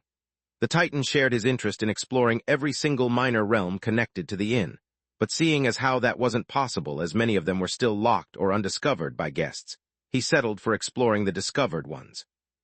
Considering there were well over 100,000 minor realms connected to the inn, Lex nearly gave up and handed the task of escorting Ripley to someone else. Unfortunately, regardless of how long or tedious the task was, it needed to be done. Thus began the journey of Lex finding out for the first time what many of those minor realms actually held. He kind of knew, since the minor realms were now connected to the inn, but considering that the territory within the minor realm was not actually a part of the inn, he didn't know the exact details. Fortunately, Ripley did not spend much time in each realm, basically just scanning it once with his spirit sense, so it took about 3 days to go through all the ones available and open at that time. It was quite insightful for him, because apparently one of the minor realms was just an expansive body of water which contained many races that lived in the water, one of which were mermaids. They were surprisingly friendly, and did not at all hold up to the racial stereotype of ugly creatures using their singing to attract people to their doom. Then Ripley explored all the settlements, cities, villages, towns, lone cabins, and houses, and basically any place else where guests gathered within the inn. Considering that the wilderness of the inn actually now contained wild, non-sentient beasts that were actually a little dangerous to low-leveled guests, that area was not so wide. He took note of how far each settlement was from each other, their relative positions, their environment, landscape, weather, and prominent features. He compared the populations they could hold and created a population distribution map. He even took note of any significant or prominent tour attractions, natural wonders, sights, activities, and other key points of interest. At this point, the only thing Lex could say he enjoyed was when they stopped at restaurants and cafes to check out their foods. Many of them were even inoperated anymore, as the refugees who lived in the minor realms were operating businesses within the inn now, so long as they maintained their standards. From the thread count of the bedsheets to the size of the formations in the restrooms, Ripley analyzed each and everything in such excruciating detail that after an entire month when the audit finally ended, Lex nearly cried tears of joy. Or to be more specific, the part of the audit Lex could accompany Ripley on came to an end. For now the auditor began to test the smoothness of teleportations using golden keys from various environments within the Origin Realm. Chapter 1346 Totally Not a Mental Breakdown. 1346 Totally Not a Mental Breakdown. Screw your grandmother, the sentient planet screamed, making use of the power it had long been reserving to escape its galaxy-wide prison. Sure, the planet had more than enough lives to consume within that galaxy and didn't need to escape, but it was the thought that mattered. It didn't like being restricted. But it didn't like being toyed with even more, so it unleashed its hidden powers and teleported as fast as it could, finally touching the golden door. It wasn't even curious anymore about what the door held. It just wanted it destroyed. That is why the sentient planet was taken by surprise when the full force of its 278,229 USA's wide body slamming into the door didn't break it. Instead, from the door, the sentient planet felt a request for a teleportation. Feeling intrigued once more, it gave the permission. What's the worst that could happen? The planet asked itself, thereby raising a massive red flag for itself before venturing off to go meet the human who made a living out of doing the absurd and the impossible. Just before it disappeared, the planet heard a very familiar sound. It was a new notification from its system. Space. Lex threw himself into the hot tub, hoping for it to squeeze out the fatigue in his soul. It wasn't literal fatigue. As an immortal, it wasn't easy to exhaust him. But man, even having an immortal mind did not make it any easier to go through days of extremely tedious investigations. Actually, it did. Lex had long lost the ability to feel bored since his mind could be occupied by a billion other things without affecting his ability to function at all. But it was more the thought that counted than anything. He did work that felt like it should have been mentally and emotionally draining, so that's how he was going to act. It was a luxury he had as his own boss, sort of. Besides, it was only a little more time before the auditing resumed, so the only real work Lex could end up doing was continuing his negotiation with the system. That could be done in his office or from the hot tub. Who was going to complain? Mary, it's been long enough, so let's get right to it, Lex spoke directly in his mind. Even if the system would keep everything he said safe, with a Tao Lord within the inn, he wasn't going to take any chances. Actually, Lex had no idea if the Tao Lord whose name he had erased from was still inside the inn. Although he had not tried looking for him, he discovered that scans of the inn did not reveal him at all. This was one more danger he had to just ignore and hope nothing happened, a habit he was hoping to break by becoming stronger. But it would be a long time before he could face a Tao-level problem straight in the face, so he had to be content with ignoring and hoping for now. I'm sure the system can see now why my precautions are necessary. If we don't resolve this issue soon, then things will get only worse. There's a problem, Mary said as she appeared in front of Lex. Since the system can't detect you-know-who, it has no way of knowing that a Tao Lord is here, and is still behaving reluctantly to change its rules so straightforwardly. It can't detect him at all, Lex asked, surprised. That probably explained why he hadn't been able to get any MP. It's because the system was not actually treating him as a real existence. Well, whether it acknowledges it or not, we have to restrict the teleportation before. Before Lex could complete his sentence, the notification sound in his head went off and the system interface suddenly appeared in front of his face. Yet that was far from all. It wasn't just that the notification sound was deeper and louder than he had ever heard, but that even when the quest appeared in front of his face, its style and format were unfamiliar. More importantly, as an immortal now, Lex was a lot more sensitive to certain things. He noticed immediately that time around him seemed to slow down, and even Mary herself was affected. Emergency quest. Aberrant system detected. Reintegrate the aberrant system into the system network using superior authority and status. Quest details. You have come across an anomaly incapable of self-correcting through ordinary means. Correction is not required. Simply integrate the anomaly into your own system without compromising its current state to complete the quest. Quest reward. 1 instance of temporary authority to rewrite system operations. Quest failure punishment. Unable to determine. Lex read the completely foreign format of quest multiple times and took in a few key points. First, he was absolutely sure that this quest was not given to him by the Midnight Inn system because the quest actually provided him with details and explanations, even if they were vague. Compared to what his system did, this was way too nice. Second, he basically confirmed that all systems were connected. The quest literally stated that there was a system network that he needed to connect this new system to. This was not too much of a revelation, though, as Lex had his suspicions when he discovered the upgraded version of the fancy monocle in the Infinity Emporium. But confirmation of it didn't feel as good as he would have thought. He had only just begun to trust his system. What was he supposed to do now that he was aware that there was a damn system network constantly monitoring all systems, and was even able to hand out quests? In truth, Lex fully intended on doing nothing. He had come to terms with the fact that, for now, the system was his biggest reliance. It was his greatest source of treasures, and was what allowed him to get in contact with so many extraordinary things. Without it, his growth would be stunted. All he needed to do now was just ensure nothing went wrong, try to control the situation as best as he can, and become insanely strong. Lex had a feeling that even systems could not so easily affect Tao Lords. He was also keenly aware that the system network, if that really was the thing that gave him this quest, had definitely been spying on him. How else could it so conveniently offer him the one reward he really wanted at the moment? The only positive he could see from this whole situation was that he could get rewards out of the system network, which seemed to have a higher authority than his system, and that it didn't seem to mind him wanting to do things differently. Oh, and also that he had a high authority and status, though he had no idea if that was due to himself or his very high-level yet broken system. It was not that Lex had suddenly become more trusting. It was just an inescapable effect of becoming an immortal. Lex was less anxious about potential problems and more confident in his own ability to face them. Time did not return to its normal state of flow, and Lex suddenly received a bit of information as the quest panel disappeared from in front of his eyes.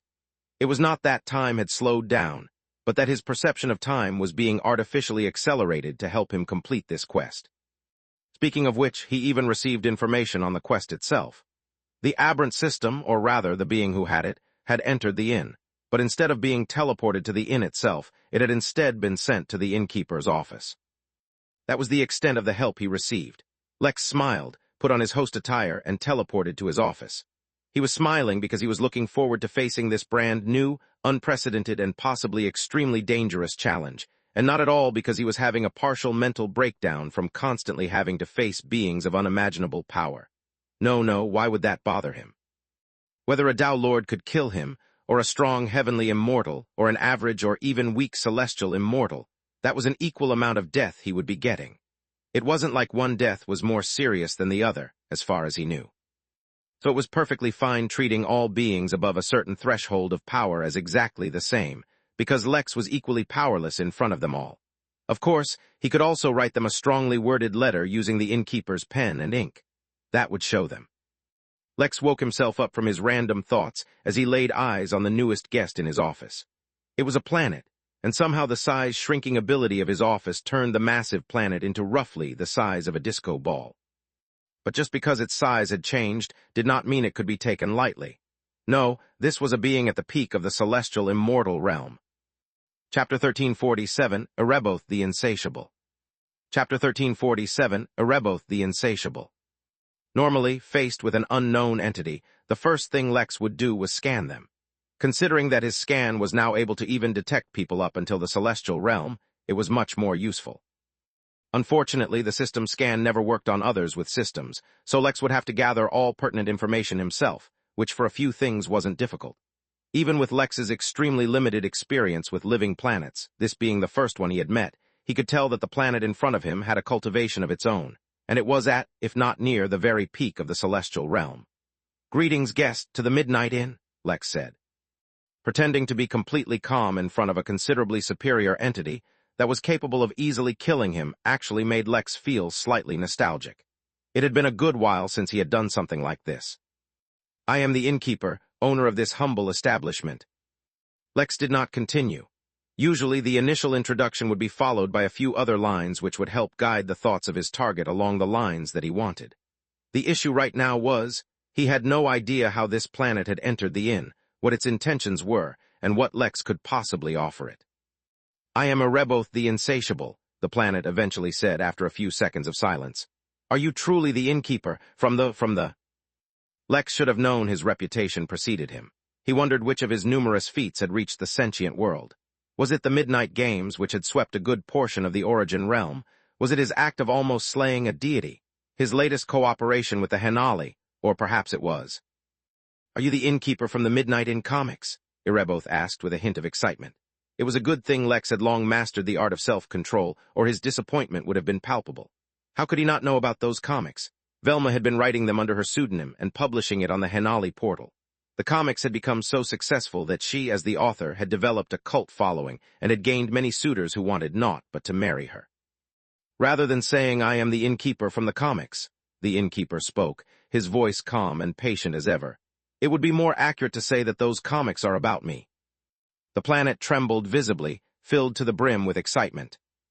"Oh man, I can't tell you how much of a fan I am," Ereboth the Insatiable exclaimed. "Even though the Henali locked me in my prison, they were nice enough to leave me a connection to the Henali portal so I could stay up to date with all the latest news. You can imagine how boring and monotonous eternity gets when you're restricted to a single galaxy where no one is as strong as you." Ereboth was speaking in a jolly and jovial tone, but Lex was far from the weak innkeeper he had once been. His cultivation realm was not the only thing that had grown, so had his various abilities and instincts. From Erebos' seemingly simple words, such as exclaiming how boring it was no one else was of his level, Lex felt an immense amount of bloodlust. In fact, every single action that the world did, every single word that it spoke revealed an underlying aura, hidden to all but the most observant. Lex did not think he'd ever met anyone with as much blood on his hands as Erebos. Actually, that might not be true, but he'd certainly never met anyone with as much of an insatiable desire to kill as much as the planet. He absolutely could not take it lightly. Monotony is also an opportunity to temper oneself, Lex spoke, not really saying anything. I am sure one such as you found ways to occupy yourself. Lex needed an opening. He needed the planet to reveal something about itself, or perhaps its intentions. He could not randomly talk to it about systems, let alone ask him to use his superior authority over it. Well, I found a few snacks here and there to munch on to fill the time, Erebos said, its shape suddenly beginning to change. Instead of remaining in the form of a suppressed planet, it transformed into the appearance of a human, similar to the Innkeeper, and finally sat down in front of him. Speaking of snacks, Innkeeper, I read something interesting in your comics. I wonder if the same is true for reality. Is it true that, once the inn is attacked, you keep the attackers locked in your inn as prisoners? Although Erebos spoke politely, and with a smile, Lex immediately sensed an immense amount of malice within the planet's words. In fact, now that he was sitting in front of Lex as a human, his expressions were even easier to read, and they were not pleasant. There was also the fact that Lex himself had read all the comics Velma wrote, simply to make sure she did not reveal something best kept secret, and not at all because he liked reading comics of himself acting cool. Nothing in the comics had ever hinted at the inn keeping prisoners. That would create a very bad impression of the inn, and Velma would never do something like that. After all, if guests read about the fact that the innkeeper could forcibly shut down their ability to leave the inn, they absolutely wouldn't feel as relaxed. Before Lex could answer, Erebos continued. Instead of keeping your prisoners captive within the inn, wouldn't it be better to send them elsewhere? Maybe a proper prison world. I don't know if you know this, but Henali sends all its death row convicts from across the entire realm to me to take care of. You could do much the same. Suddenly, Lex experienced something he had never felt before, at least as the innkeeper. He felt himself locked onto by a malicious spirit sense. Despite appearing with the aura of a Tao Lord, Erebos had dared lock onto him. Chapter 1348, Do Not Tolerate Impoliteness. Chapter 1348, Do Not Tolerate Impoliteness. No, wait, Lex suddenly realized that he wasn't portraying the aura of a Tao Lord. After all, most of the time, the innkeeper appeared in front of guests without any aura at all, and he had done the same when appearing in front of Erebos. Or better yet, why don't you give me all of your guests? Erebos' aura began to rise rapidly, just as his grin grew ever larger. Time seemed to slow down in Lex's eyes, and this time it wasn't because the system network had slowed down his perception of time. Rather, it was his own instincts at work. They communicated with him as clearly, or even clearer than they ever had before. Lex was about to die. He had been locked onto by a being he could not hope to resist, and it was gathering itself up to strike. In fact, the reason it had not already struck was because it was savoring the build-up, hoping to see some fear and terror in the innkeeper's eyes. That last bit was not information provided by his instincts, but Lex's own deduction, as well as his sixth sense, which was very good at determining others' feelings. Yet in the face of certain death, Lex felt not an iota of fear. Lex had looked a demi-Tao Lord in the eyes and proclaimed vengeance in the future, so a celestial immortal could not intimidate him. Although he knew logically speaking he could do nothing to resist, Lex did not operate on normal logic. To kill him was far from simple. Heck, if nothing else, Lex was certain that if he unsealed whatever was in his mind keeping his time affinity at bay, both of them would die. So even if he were to die, he would not do so alone. But Lex had no intention of dying, now or ever. Seeking supremacy was not for the weak of heart. So with a clear mind, and all his focus, Lex began to analyze the situation, as well as the strange reaction his instincts were giving him. They were telling him he was faced with certain death, but were not telling him how to avoid it, which was unusual. His instincts always provided him with a way out of trouble, unless he was faced with a being of astronomical power. Since Erebos had not yet reached the Tao level, Lex did not consider him to be at such a level. That only left him with one other explanation. His instincts seemed unable to detect things related to systems. Or perhaps It was not that his instincts could not detect them, but instead that they could not directly guide him. If the solution to his current predicament lay within his system, or maybe even that of Ereboth, his instincts could not guide him. But by remaining completely silent, they could at least tell him that the method of his survival was related to systems, and let him discover the rest himself. He quickly went through everything his system offered him, and discovered that there was nothing it could do to save him in this instant. He could try to evict Ereboth from the inn, but he had a feeling that the celestial-level planet would be able to resist instant teleportation. That meant the method of his escape lay not within his system, but Ereboth's. But Lex knew nothing about his system, so it was unreasonable to expect him to be able to do anything with that. Maybe his hope, then, lay in his superior authority. After going through every possible solution, Lex decided that this was the option he would gamble on. He could, indeed, teleport away and try to escape. But if he did that, then the image of the Innkeeper would forever be broken. That was just condemning himself to a long, slow death rather than an instant one. With his decision made, Lex acted. He summoned the full aura of the Innkeeper that the system afforded him, and for once mixed in his own domination as well. He put his entire being into squeezing out the most powerful domination he could muster, hoping that, when mixed in with the Innkeeper's natural aura, it would give a stronger impression. Outside, within the inn itself, the clear sky was suddenly overcast as heavy clouds appeared within the sky, and an oppressive aura filled every corner of the inn. Wukong, who was about to agree to Brandon's demand of dating his grandniece, felt the aura and snorted, turning away, as if he had been caught doing something shameful. Every other guest suddenly held their breath and felt like they were on the precipice of doom. No one knew what had happened, and most couldn't even muster up the courage to ponder the reason for such a change at all. But none of them felt like they themselves were in danger, for the aura was not targeting them. No, Lex had not released a blind, targetless aura. Instead, it was tinged with his intention towards Ereboth. As for what his intention was, it was the intention of an elder to warn a naughty child. Oh, it was also filled with his intention to use his authority as a system owner to display the system interface, and that is exactly what happened. His system interface popped open in front of him, and so did Ereboth's system, the system. The ever-pleasant, ever-calm Innkeeper displayed the slightest hint of disapproval in his eyes as he looked at Ereboth. "Young man, although I welcome all guests, I do not tolerate impoliteness. Do not make me turn off your system for a while. It would be a shame for you to fail all 107 of your active quests." Ereboth's aura froze, and for the second time in its existence it felt fear. The first time it had felt fear when the governor had faced him and locked him in his galaxy. That was the fear of death. But this time he felt the fear of a secret revealed. Chapter 1349, A Being at the Pinnacle of Existence. Chapter 1349, A Being at the Pinnacle of Existence. Silence. A heavy silence hung in the Innkeeper's office as the Innkeeper looked disapprovingly at Ereboth, while Ereboth himself was sweating in a panic. For those wondering, yes, planets could sweat. The people living on the planet itself referred to it as rain, but that was just a matter of semantics. Neither of them spoke.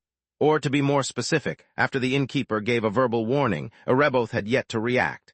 That was fortunate, because Lex was taking his time reading about the system as much as he could from the interface.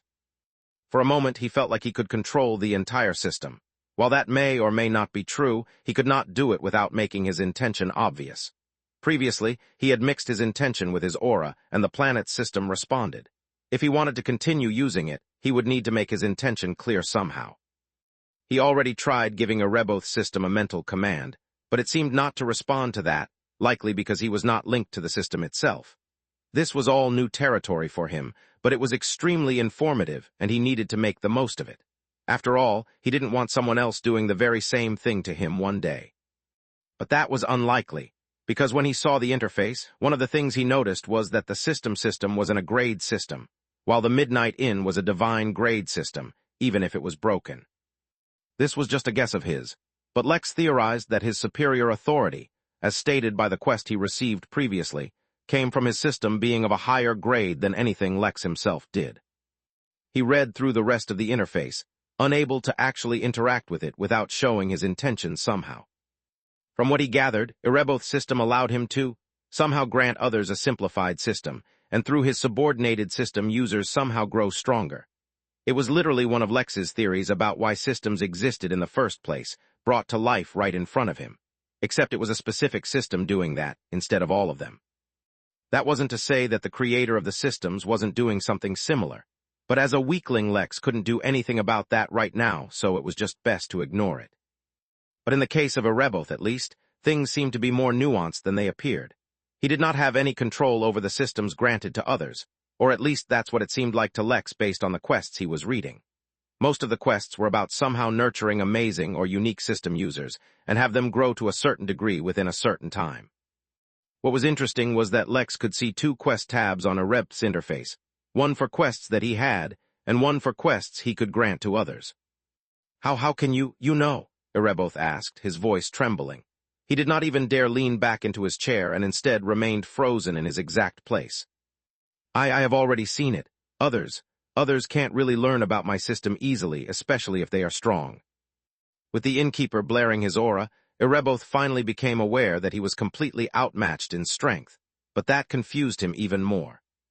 Lex instantly judged from his words that Ereboth was completely unaware that others besides it had systems. It truly thought that it was the only one that had a system. Your understanding, or lack thereof, seems to have nothing to do with me. Seeing as how you have come to the inn in bad faith, maybe I should just banish you from the inn and return you to where you came from, the Innkeeper said in an admonishing tone. No, Ereboth pleaded, suddenly falling to his knees. No, Innkeeper, sir, Lord, please, I want to know, I need to understand. Did you create the system? How could you know about it? No one knows about it. The Innkeeper only shook his head, disappointedly. A frog at the bottom of the well knows nothing of the great sea. You presume to know secrets, yet you know nothing. You presume that you may do as you please without consequence, but you are a misbehaving child who has tasted the love of disciplining. Tell me, Ereboth the Insatiable, why should I answer your questions when you came to me in bad faith? I am a good host, but no one ever said anything about being forgiving. The planet started panicking as it quickly thought of a solution. In truth, it had little to no experience talking to others, mostly because it was busy killing or using them, and did not know the concept of give and take. But it did understand quests. Lex watched with intrigue as a new entry suddenly appeared in Ereboth's quest tab, and read it with a feeling of mild amusement. Less than a few seconds ago, this celestial immortal was about to kill him, and now it was stressed out because it did not know how to improve Lex's mood. The quest it received was also interesting. New quest, before you stands a being at the pinnacle of existence, holding on to secrets you cannot even begin to imagine. One of those secrets is how you can improve your system and move on to the next phase of your existence. Placate the being, get into its good books, and do whatever you need to do to upgrade your system. Quest Reward, Dungeon Upgrade Panel. Quest Failure Punishment. All progress towards upgrading the system will cease for 500 million years. Remarks, legend speaks of a myth stating that there was once a rumor that the mighty Innkeeper wields the butter knife of destiny. Do not verify if that legend is true.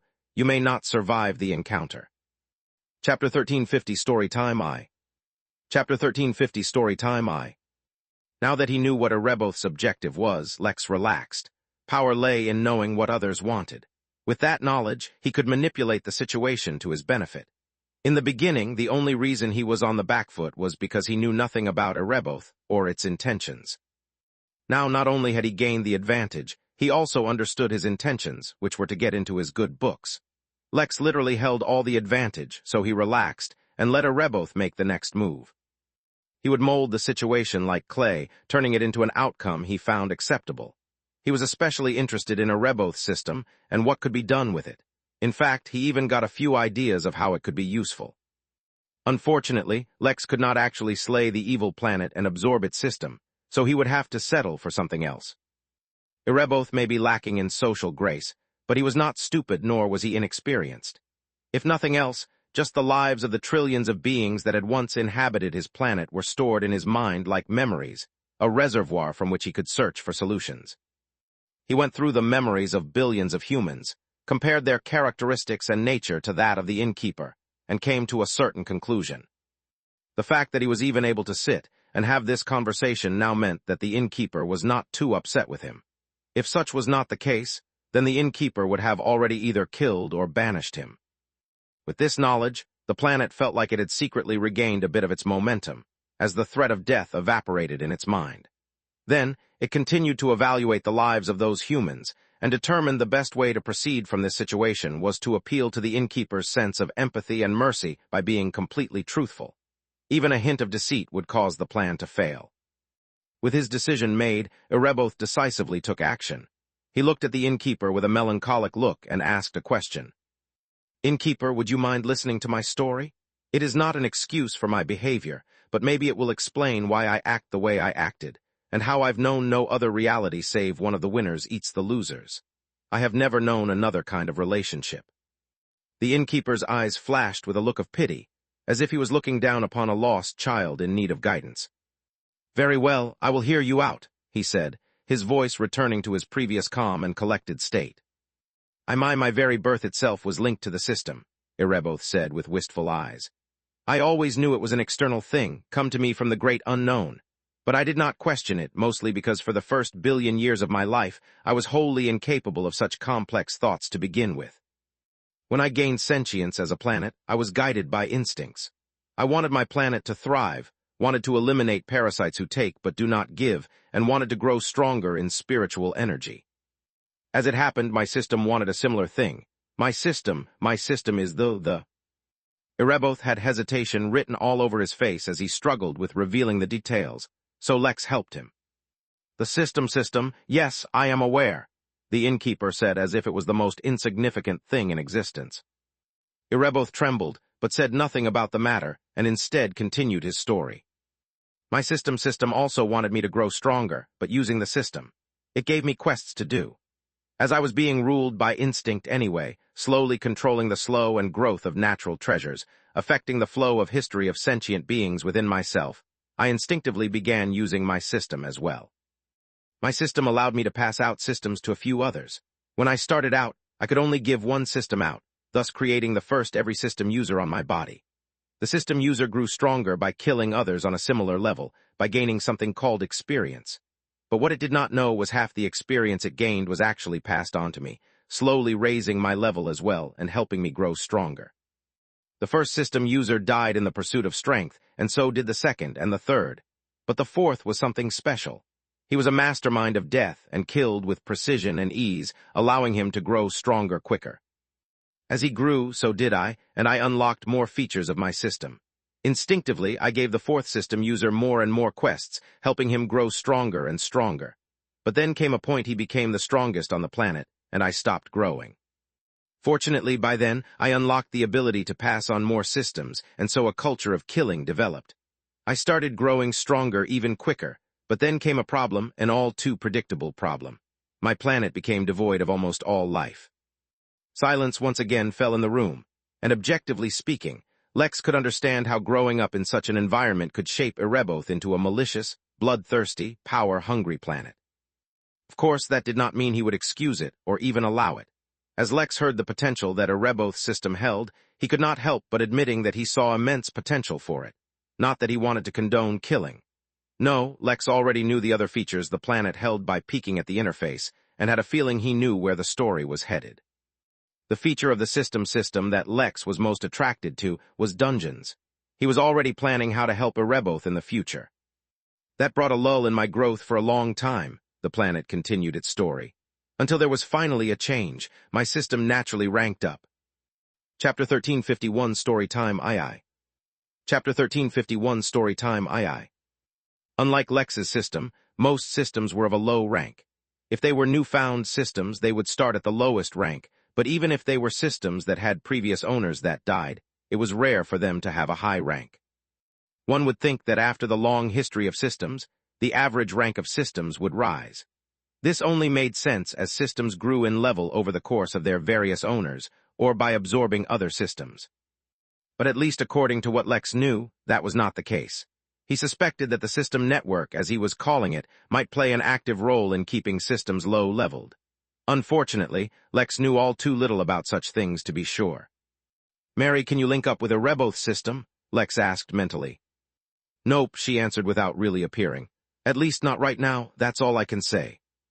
So it was possible, but the circumstances weren't right. At least that's what Lex gathered. My system ranked up as my own level strengthened, and my consciousness grew. I was still running on instincts, but I was more present, and could understand things on a deeper level. I could finally understand how having a few system users constantly culling all life on the planet, meaning all life on myself, was actually slowing down my growth. I had the system users fight one another through a few quests, giving the last one a mission to build a massive empire. At the same time, I got access to one of the most prominent features of my system, dungeons. The Innkeeper did not visibly respond to this news, but Lex was actually really looking forward to it. The concept of dungeons was not new, if these dungeons actually did behave the way Lex imagined. They could be an excellent source for novelty and entertainment for the guests of the inn, of course, with a disclaimer that the inn is not responsible for any injuries or deaths sustained within said dungeons. If Lex and Ereboth could come up with some kind of beneficial deal that would allow him to send guests to the dungeons, that would be great. In exchange, Ereboth could get more people from whom it could farm experience to grow its own level. Back in the early days, dungeons weren't that great. They spawned with a few enemies, but could only be used once a generation since I would need to create dungeons in such a way that the dungeons could be naturally repopulated. That meant I had to create hidden chambers where the monsters could live and thrive. But the system users soon discovered those hidden chambers, and treated them as special reward rooms, since such an environment usually contained special treasures to support the existence and survival of those monsters. Eventually, though, as the millennia passed, and the world went through multiple cycles of repopulation and culling, I grew stronger, and the system upgraded once more. That is when I became self-aware and my conditioning started. All I had ever known was that the living beings that used my body to survive had to kill one another to grow stronger, even though that was as a result of my own interference. But back then, I could not understand that. Instead, I was conditioned by such knowledge, and as my system grew stronger and gave me more features, I used them to make that cycle of devouring as efficient as possible. I upgraded my dungeons, connecting them to hidden minor realms. The monsters within were born in the minor realms and grew stronger until they reached the level in which they could enter the dungeon. From there, I learned the concept of farming. I nurtured the monsters for my system users to reap the rewards of experience which in turn fed me. But if I was then farming monsters, why couldn't I farm system users? I created complex social environments, ensuring that no system user became too powerful, always embroiled in some greater, ongoing conflict or issue. With the threat of survival always bearing down on them, they were never able to focus on complete self-development, while their societies lived in just enough prosperity to survive, but not thrive. More and more, I learned about how the powerful dominated the weak, controlled their very lives, used their mere existence to nurture themselves and grow stronger, because that's exactly what I was doing to them. Back in my early days, I was trapped in an echo chamber I myself created, setting my habits of devouring and taking any and everything I could.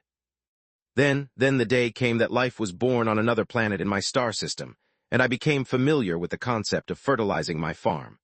Back then, I was not strong enough to break free from the pull of my star, and by the time I became that strong, life on the new planet had developed to an immense degree. Eventually, I broke free of the pull of my star, devoured the other planet, became stronger on my own as a planet, and transferred all life onto myself, bringing forth the very first alien invasion those on my planet ever faced. Lex did not interrupt Ereboth, but he was secretly judging him real hard. If this was Ereboth's attempt at seeking redemption, it was doing a terrible job. Every sentence he spoke just made him seem more and more like a power-hungry, homicidal maniac. In fact, it was a good thing that Ereboth was voluntarily revealing all this, because Lex was getting a better idea of who he was dealing with.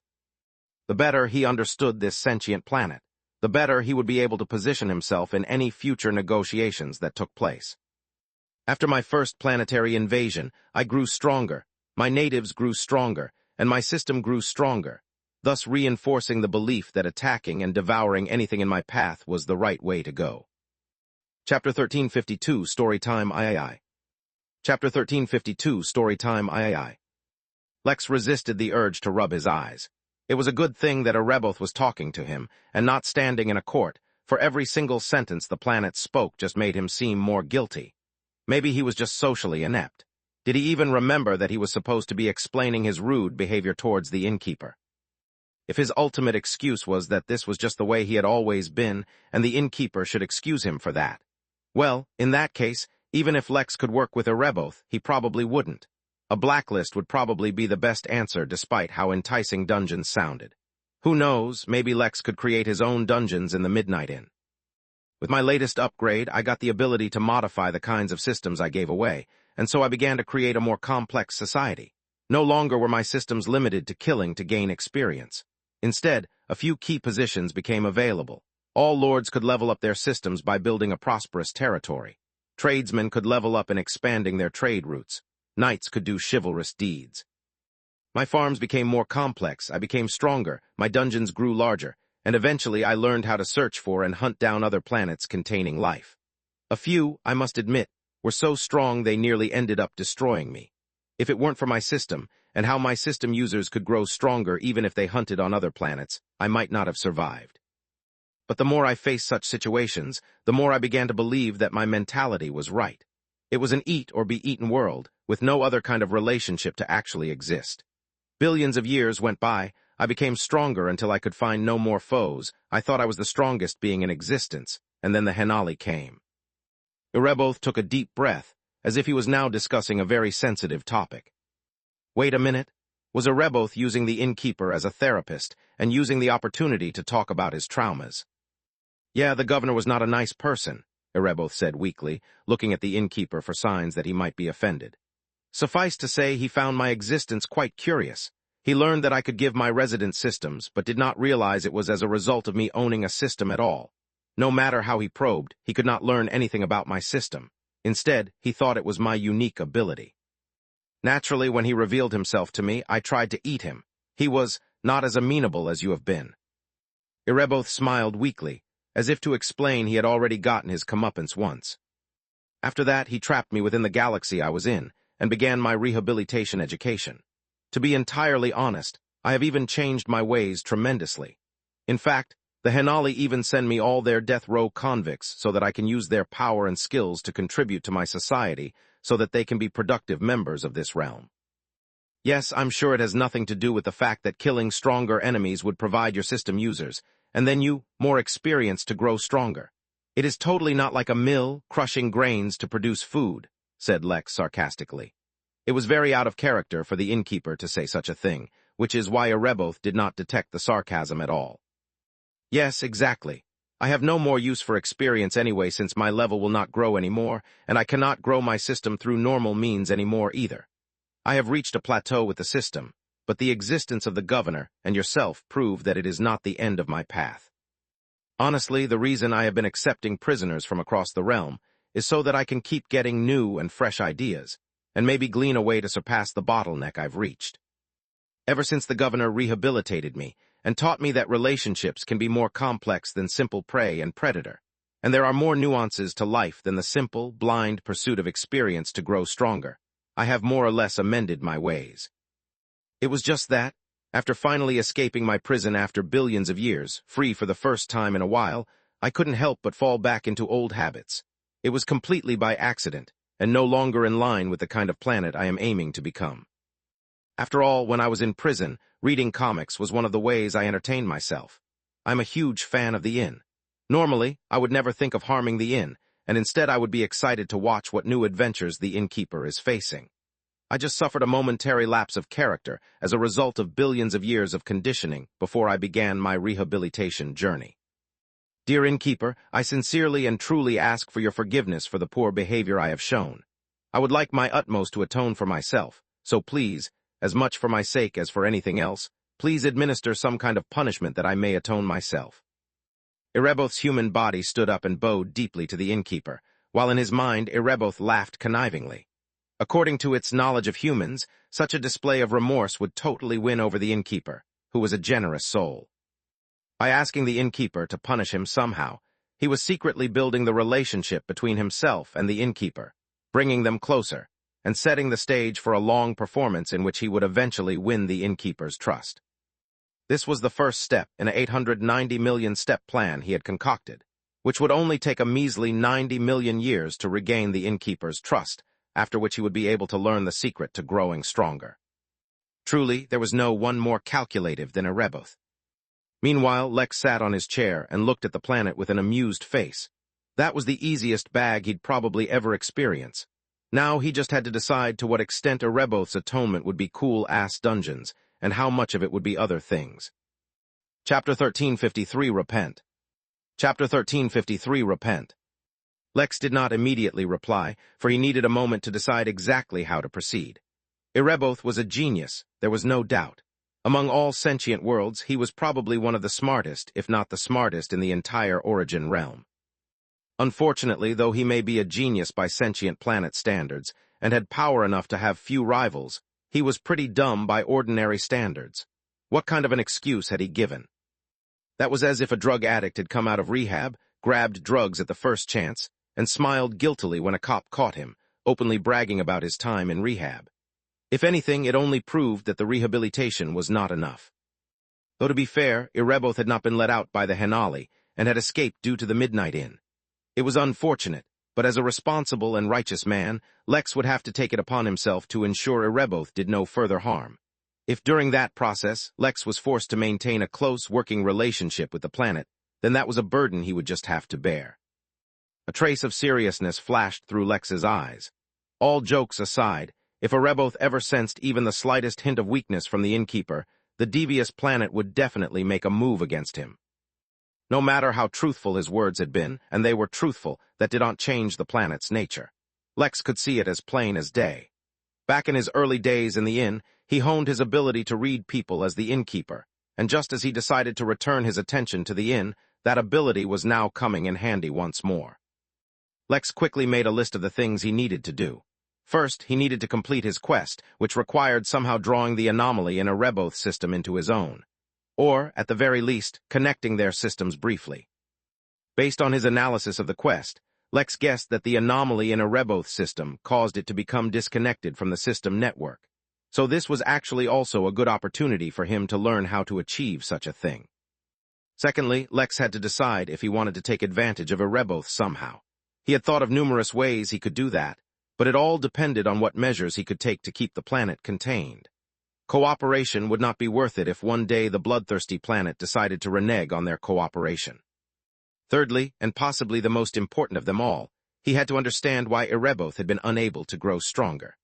Although he could not reach the Tao Lord realm, Lex knew for a fact that there were many demi-Tao Lords within the Origin realm, and wasn't that like an intermediary realm between Celestial and the Tao realm? Lex did not know the details, and was quite curious to learn them. Was the reason that Erebos could no longer absorb experience because the system could not forcefully bring him to the Tao realm, or was it due to other reasons? Gaining some insight now might help Lex avoid problems later down the road in his cultivation journey. Speaking the truth does not preclude one from lying, the Innkeeper spoke as he gave Erebos a knowing look. I can forgive a guest for their behavior towards me, but I cannot accept the intentions you harbored towards my other guests. Erebos was suddenly stumped, and a trace of fear crept back into its heart. This was not according to the script it had imagined. The Innkeeper waved his hand and pulled out a Midnight Inn letterhead, summoned his Innkeeper's pen, and dipped its nib in the inkwell. On the letterhead, the Innkeeper wrote a single word, repent. Erebos' gaze was fixed on the letter, the Innkeeper fury and wrath flowing freely in the aura contained within the single word. As a planet, Erebos did not truly have a heart, yet even so it felt its heart constrict with fear as it looked at the word, and was reminded of the fury of the governor. Back then, the governor had allowed Erebos to live because he found the planet's ability interesting and wanted to study it. Yet his system was no secret in front of the Innkeeper, who seemed to know even more about systems than Erebos himself. Not only did he hold no interest in the secrets of the system, but there seemed to be nothing Erebos could provide that the Innkeeper required at all. Carried within that single word was the aura of the clear disdain the Innkeeper felt towards the pitiful schemes of Erebos. In fact, if it were not for the Innkeeper's inherent, merciful nature, then Erebos might already be dead. In the back of Erebos' mind, he could not help but wonder how much experience one would gain for killing him. It was an absurd question, unless one knew the precarious relationship between Erebos and the system users it created. Any of them could become the main system user so long as they defeated Erebos himself. That was a restriction of his system that the planet was unable to overcome, and was bound by. But since Erebos never allowed any of its system users to cross into the celestial realm, that was never a concern. The Innkeeper tapped the letterhead once more, shrinking it until it looked like a simple card, containing only that single word. Wear this on your forehead for an age, to be a constant reminder for yourself. After all, since you are on the path to recovery, any more accidental slips should be avoided. Ereboth winced at the thought of being bathed in that tremendous aura day and night, yet he did not hesitate. For crossing the governor, he got imprisoned. For crossing the innkeeper, he was suppressed. Both those events would have to serve as a reminder for Ereboth not to overreach in the future. The fact that it had even survived these two encounters was a blessing. Ereboth stuck the letterhead to its forehead, and its body trembled. It suddenly lost the form of a human and reverted to its form as a planet. The letterhead no longer stuck to the surface of its body, but instead was pulled within it. In a vast and open ocean in a region of Ereboth, a mountain suddenly emerged, and on its peak was a simple plaque that read the solemn word, slowly diffusing its aura out into the world. Lex himself was taken aback by the sudden development, but acted as if this was within his calculations all along. He could clearly see that Ereboth suddenly wanted nothing more than to leave the inn, so he spoke before the distraught planet had an opportunity to do so. Now that this matter is taken care of, why don't you tell me what I can do for you? After all, you still retain the status of a guest of the inn. The innkeeper's voice was filled with magnanimity that nearly brought Ereboth to tears. It had resigned itself to failure, but if the chance was presented for him to succeed in his quest and gain the secrets of more growth, it would not give up so easily. Esteemed innkeeper, I seek a path forward, Ereboth said humbly, afraid to even look at the innkeeper, now let alone speak for too long. He felt like the aura of that word seeping into his very soul. If he still had his human form, he would have already fallen to his knees. The innkeeper nodded, and simply brought his finger forward close to Ereboth, but stopped before it actually reached the planet. Ereboth, too traumatized from the beating given to him by the governor and from the aura of the innkeeper, dared not look at the finger or question it. Yet a notification flashed in front of his eyes, startling and amazing him. The innkeeper was directly affecting his system. In truth, Lex used this opportunity to reach forward and touch Ereboth's system interface physically. Although the planet could not see it, Lex connected their two systems momentarily, using his body as the medium, and therefore completed his own quest. So while Ereboth received a notification of his own, so did Lex. Quest complete. Aberrant system reintegrated with the system network. Quest reward, 1 instance of temporary authority to rewrite system operations. Granted as a token in Token Shop. Remarks, system anomaly incapable of correction. Internally, Lex was both relieved and at the same time concerned. He was relieved that he got the reward easily enough, but what was this anomaly that the almighty system network was incapable of fixing? He could not probe properly, as that might reveal the proper extent of his ability. However, the thing Lex could do was a lot more effective. There's something wrong with your system, the innkeeper said. Would you like me to look into it? I would not want to invade your privacy. Chapter 1354, Own Path. Chapter 1354, Own Path. There's something wrong with my system, Ereboth asked with a mixture of confusion and shock. Yes, the innkeeper confirmed. I do not know the details since I do not want to pry into my guest's personal details besides what's evident on the surface. If you wish, I can take a look. Yes, please. If there is something I can do to fix my system, please let me know. The innkeeper merely nodded and said, I will use a light, gentle probe so as to avoid hurting your soul. Do not resist. Since Lex fully expected the system to be integrated within Ereboth's soul, Lex extended his soul sense to look into the details.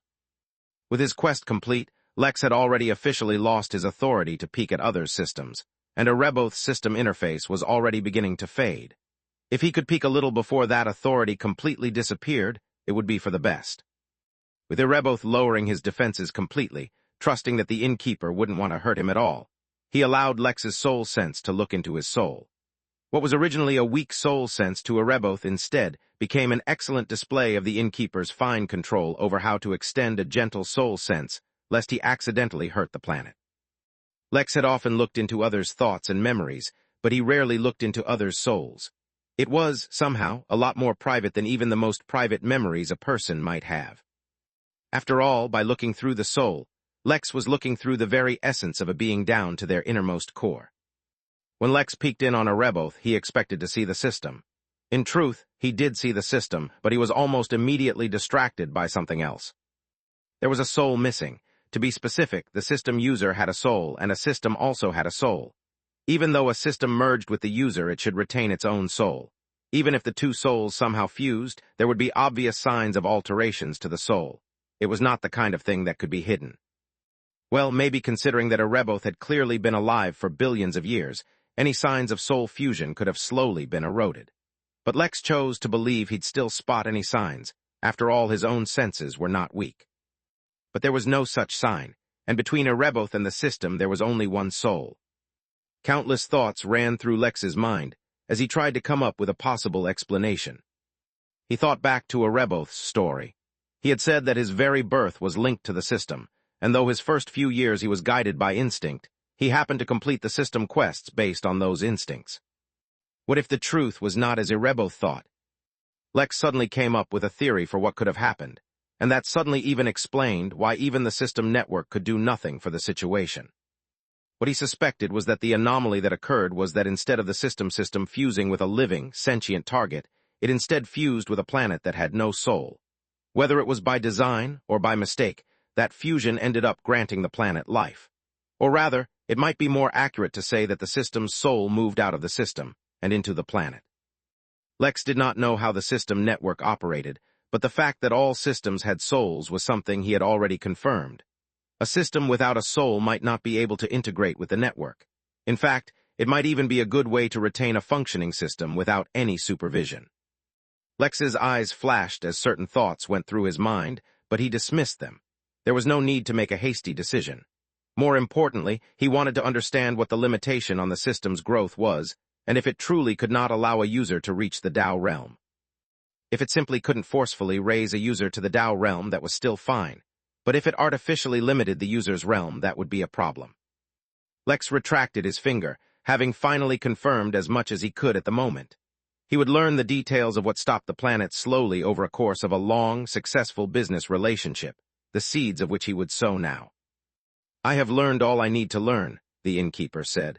"Would you like my advice, or would you simply like me to dissect your problem, or perhaps you'd like to listen to both?" Excitement, relief, gratitude. Countless emotions flooded the now demure planet, leaving no signs of the once bloodthirsty nature that consumed its entire being. "Please, Innkeeper, enlighten my path. I am willing to pay any price." The Innkeeper nodded and directly began his explanation. "You are no doubt curious about the system anomaly, how to grow your system stronger and how to become stronger yourself. They are all inevitably linked. I won't go into too much detail, for it will do you no good. All you need to know is that the growth of the system and the user have always been linked, but not entirely dependent on each other.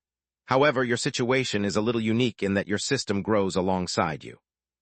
Now that in itself has not been an issue so long as the system can support your growth, but you have now reached the end of that path. To proceed forward, you must no longer be the one being carried, but must instead carry your system. You see, so far, for the entire duration of your existence, you have done nothing independently, and everything you have done has revolved around the desires and designs of your system. You have done nothing of your own volition, or at least, nothing on your own that wasn't in some way linked to or with something relating to the system. So far, such devotion has helped you, but now it is what is crippling you. Before you even begin to search for a way to become stronger, you must first search and discover who you are without the system to drive the direction of your desires. The innkeeper paused, allowing Erebos some time to consider his words. In truth, Lex was also gauging Erebos' reaction. He had no idea if what he was saying was accurate or not. How was he supposed to know the path to the Tao? Moreover, how was he supposed to know what the planet had and had not done in its long life? All that he was saying as a result of his deductions. He just needed to watch out for signs that he had said something too drastically different from reality. You must begin a new journey, not necessarily separating yourself from the system, but acknowledging that it is a tool existing to serve you in completing a purpose. It in itself is not the purpose. Once you realize this and truly embody this with your thoughts and actions, you will have taken a step in the right path. A tool, Erebos repeated at a complete loss. Lex waited patiently for Erebos to recompose himself before he began. To separate yourself from the influence of your system without actually getting rid of it is not such a simple thing. It might have been easier if you could get away from the system entirely for a period of time, but that also wouldn't be helpful, for whether you admit it or not, the system is a part of you. As impossible as it sounds, this is only the first step on the path you wish to walk, with every subsequent step seeming even more impossible. Cultivation, to begin with, is to challenge the natural order of one's birth, and do the impossible, so this should come as no surprise. Lex stopped once more, allowing the planet to come to terms with what Lex had said. Honestly, if Lex pitched some ideas right now, the planet would listen to them, no doubt. But Lex wanted to cement his position even more. He wanted the planet to ask him for some guidance now that he had stated the problem so clearly. He wanted to establish himself with a superior position, and that would come with patience. Being too eager to offer help might reveal a sign of weakness, and working with this temporarily suppressed homicidal planet, Lex could not take even the slightest risks. Lately it felt like he was working with more and more planets as of late. He hoped this wasn't some kind of pattern or something. He already had his hands full with regular guests. He didn't want to consider what it would take to host an entire star system in the inn. Innkeeper, so how do you think I should do that? The planet finally asked. Chapter 1355, Murder Planet vs. Capitalist. Chapter 1355, Murder Planet vs. Capitalist. The innkeeper looked at Ereboth as an elder would look at a naughty child, and for a moment his expression seemed like he was resisting the urge to sigh. Of course, the fact that Ereboth had been able to sense as much was because Lex had revealed that expression to him in the first place. Young man, I have already instructed you at length, even going as far as describing things to avoid and pitfalls to be careful of. I can show you the way, but I cannot walk it for you. Let me ask you a question instead, and maybe that question will help guide you. If the system disappeared right now, completely without repercussions, all your quests are gone and there is nothing guiding you towards anything. Even the abilities you have are only your own, what would you do? Or rather, what would you want to do? The question was like a clap of thunder in Ereboth's mind, for it had never even imagined that he could exist without his system. For reasons unknown, Ereboth had always instinctively felt like he was the system, and the system was him. Even though he had lived billions of years, he had never imagined that he could exist without the system. Now that the innkeeper had asked him such a question, he suddenly felt like he had awakened to a new reality. For a time, Ereboth tried to think of what he would do, but there was no answer. His instincts couldn't guide him on this, and there was no answer in his mind either. A few seconds passed without Ereboth answering. This time the innkeeper sighed audibly. Fine, let me guide you a little. There is no need to immediately come up with an answer. Instead, just think of ways to use the system in ways that the system was not meant to be used. That does not mean going against the system or its quests, but just use the features of the system for a purpose other than what the system tells you. Do you think you can manage to do that on your own, or do you want help with that as well? Ereboth did not have a face in its planet form, and had been cowed by the aura of the innkeeper flowing directly into its soul, but its nature had not been completely suppressed. Feeling like he could take advantage of the innkeeper, or at least make use of the continuous aid he offered to build a stronger connection between them, Ereboth was willing to go as far as needed. Moreover, he had been thoroughly convinced. Not only did the innkeeper's aura alone suppress him, the way he looked at the world brought him an all-new perspective on life. As such, he was willing to pay any price to strengthen their relationship, even if it was the innkeeper treating him as a child. Come to think of it, Ereboth had no parents, so no one had treated him like a child before. From a certain point of view, the innkeeper could be like a stand-in parent. If that was the case, why did he need to be reserved? Innkeeper, please grant me your guidance. Keep in mind your goal is to use the system for means other than what the system states it can be used for. So far, you have used the system to farm experience from all the beings living on your body. Now, you can do things a little differently.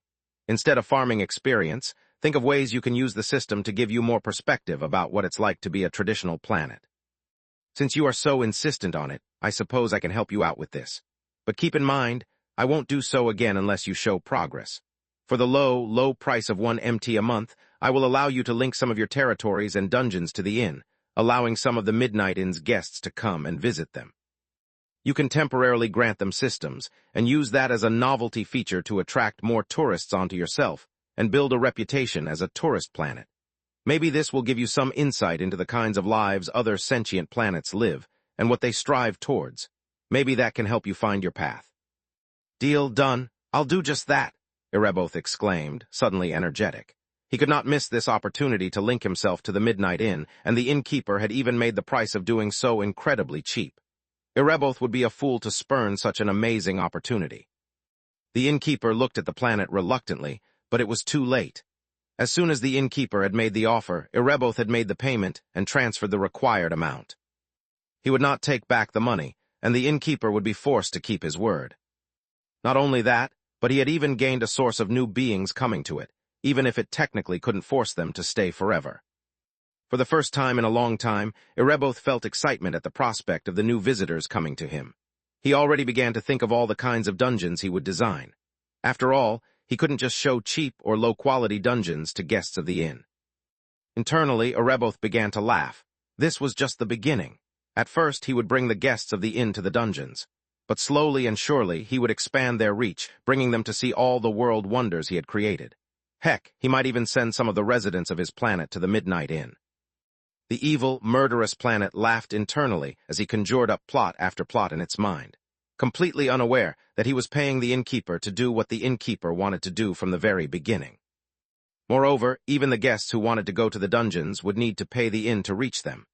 The innkeeper put on a neutral expression, but his internal capitalist was laughing as well. Chapter 1356 Options. Chapter 1356 Options. Lex had set the stage for long-term cooperation, ensuring that the vicious planet would not turn against the inn, for Ereboth himself was the one seeking favor between them. That did not mean Lex would drop his guard against Ereboth, far from it. No matter what it claimed, the planet had an evil nature. Yet a cautious relationship built on mutual profit was about as stable a relationship Lex could hope to build between them. But though the stage was set, the final details needed to be hashed out. This was, naturally, not something the innkeeper would do himself. Ordinarily, this was the part where the innkeeper sent his guest to go consult with Lex, the inn worker, to hash out the finer details. This time, however, he could not. Not only would Lex have to deal with Ripley soon once more, but there was also the fact that over the past few years, he had nurtured highly competent workers. He drew up his requirements in his mind about how he wanted the cooperation to go, what was required and what could be negotiated on, and sent it to Luther. He also sent him a message to coordinate with the planning division on it. "I have guided you enough," the innkeeper finally said. "Any more and it would be counterproductive to your path. I have sent certain details to one of the inn workers named Luther. You can go find him and work out the details of the inn's cooperation with him." With the clear dismissal, Ereboth awoke from his internal monologue and laughter session, and quickly bowed to the innkeeper, ready to leave. "Oh, and Ereboth," the innkeeper spoke, just as the shrunken planet was about to leave the office. "There shouldn't be any more accidental relapses while you're at the inn." It was not a request or a suggestion. It was a statement made from the innkeeper, and though he made it with a calm tone and smiling face, it gave Ereboth shivers. "Yes, innkeeper," he exclaimed. "Worry not, that was a moment of weakness, it won't happen again." The innkeeper merely nodded, allowing the planet to leave. Once he was gone, Lex monitored Ereboth through the system for a while, but after ensuring he didn't have any immediate plans of causing chaos, he turned his attention to the most important thing. He had an opportunity to temporarily change the rules of the system. This was an incredibly valuable opportunity, one he didn't plan on saving for later. The only decision that needed to be made was what the new rule would be. This was not a decision he wanted to make hastily, even if he already knew what he wanted. Yet before he could ponder on the topic, he felt the urgent need to begin cultivating.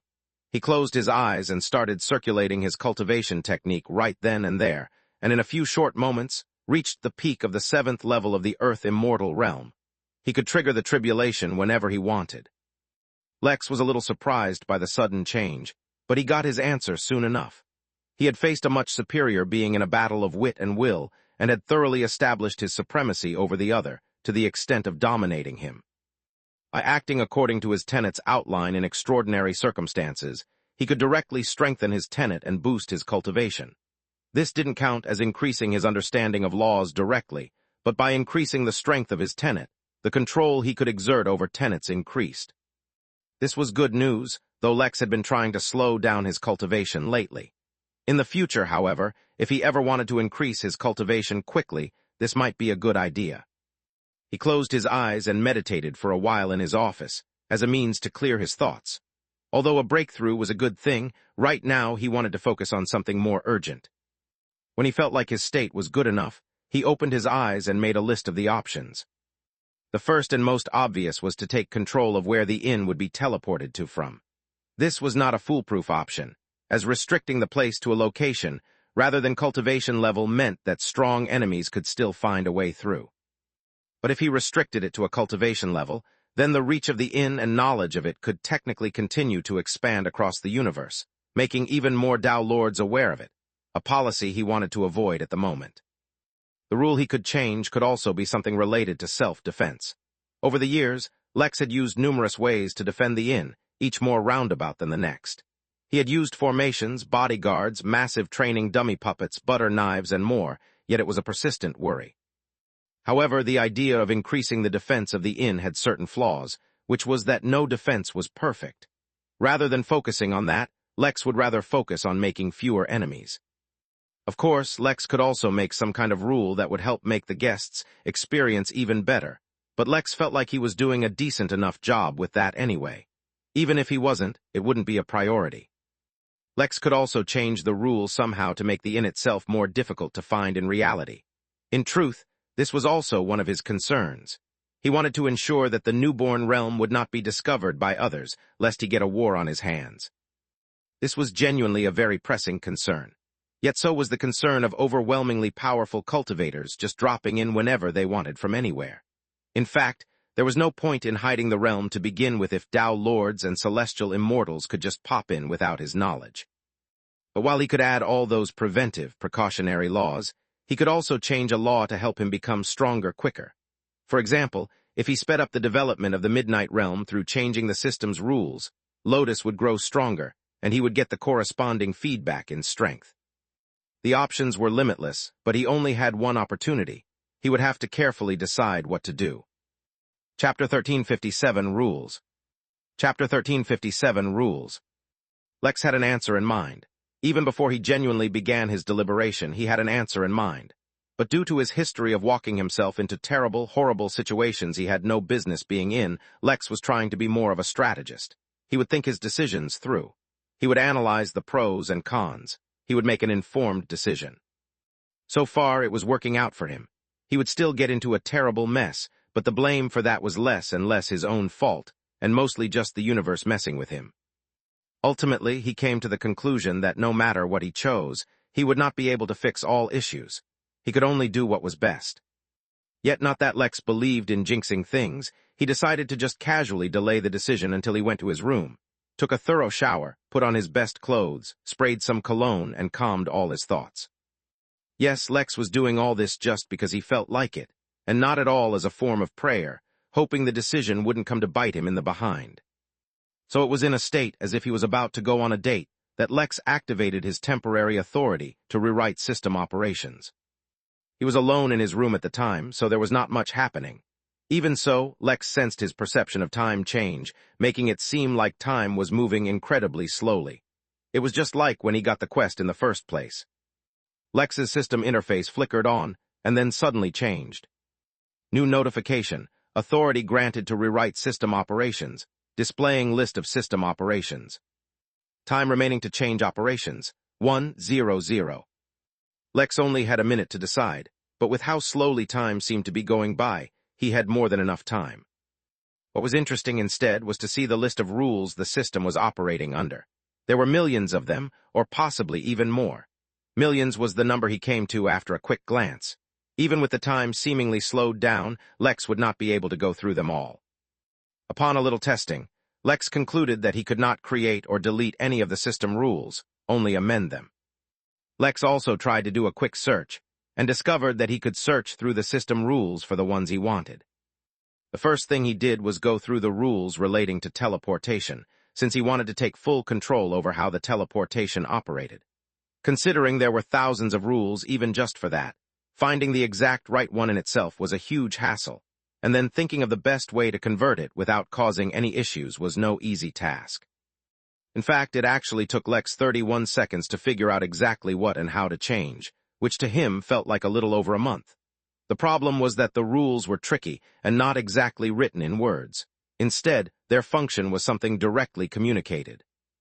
As such, altering just one system rule that would bring the desired result without breaking the whole system was a lot more challenging than Lex expected. He dared not treat it lightly. Ultimately, Lex wouldn't gain as much control over the teleportation as he had liked.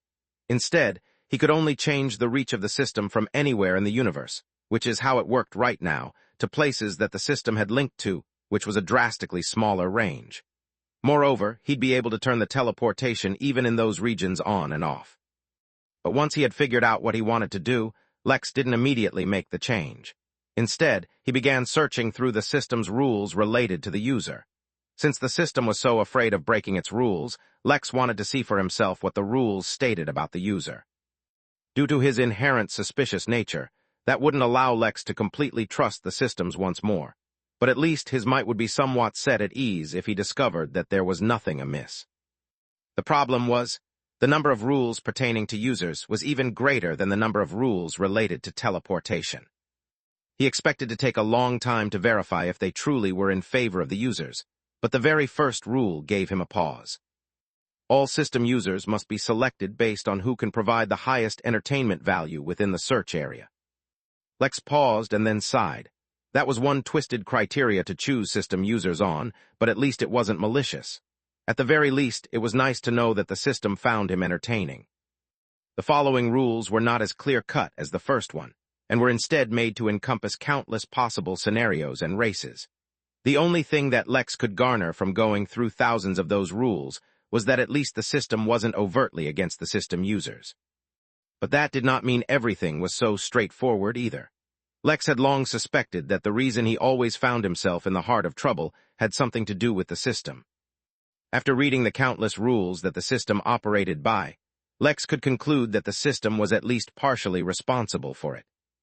It was not out of malicious intentions, but the rules did nudge the system to direct the user towards areas or activities with high entertainment possibilities. Learning this, Lex did not actually feel betrayed by the system. If anything, he was relieved. A big part of his suspicion was due to the fact that he could not understand why someone would make something as powerful as the Midnight Inn and then just hand it to Lex. Now he knew that there was some twisted, probably devilishly handsome fellow orchestrating the dispersal of systems and authoring all the things that were happening to Lex. Or, well, at least setting the bylaws that ultimately resulted in everything that happened. Knowing what the system wanted from him actually lowered the negativity he had gathered towards it. Now, he just had to accept the fact that he was a source of entertainment for someone or something else. Chapter 1358, Question from the Legal Department. Chapter 1358, Question from the Legal Department. One day you will dance to my tune, Lex could not help but say. He did not even know who he was saying it to. Whether it was his system, the system network, or whatever entity behind Lex, they had contributed greatly in his rise, even if he did like being treated like an entertainer. He accepted the grace of this favor without putting on airs, but that did not mean that one day he could not use them for entertainment as well. Life was unpredictable, and he was now immortal. Barring murder, he would live for a very long time. He would see everything this life had to show him, taste all its flavors, and feel the winds of destiny blow against his skin throughout the ages. Who knew where time would take him? He certainly didn't know. But if he could help it, he would certainly organize a play at least once, and have the creator of the system star in it for Lex's entertainment. But now was not the time for these lamentations and random thoughts. He made the change to the system rules, and felt the flow of time return to normal.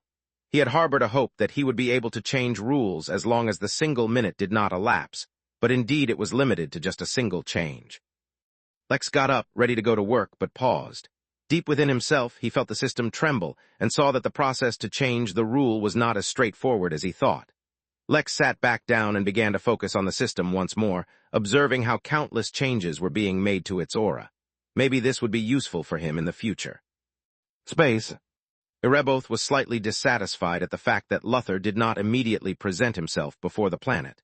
But with the aura from that word continuously seeping into his soul as a reminder, he dared not do anything. So instead, Ereboth the Insatiable went and searched for Luther himself.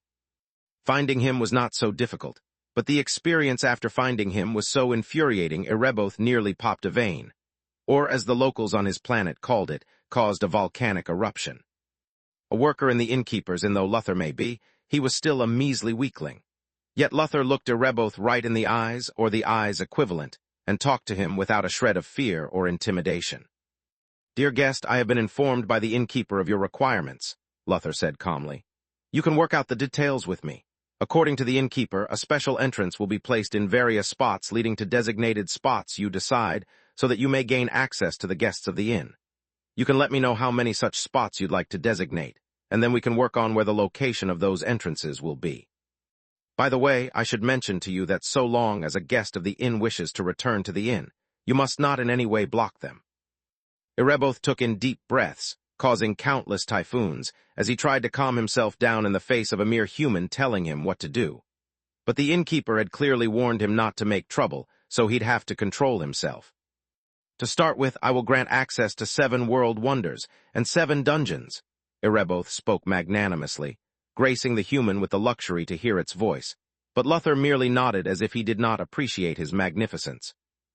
Ereboth closed his non-existent eyes and did breathing exercises to tolerate the reaction that was a nod. A nod. Ereboth liked humans a lot more when they were tiny specks of meat he could manipulate according to his will. "What is the recommended difficulty level of those areas?" Luther asked. "Please keep in mind that the difficulty level needs to reflect a level of power which can complete the dungeon or world wonder-associated activities with a reasonable level of difficulty." Ereboth transformed into his human form just so that he could glare at Luther so that the pathetic human could understand the severity of Ereboth's anger, but Luther was looking down at his clipboard, so he did not see the glare at all. It wasn't effective in the slightest.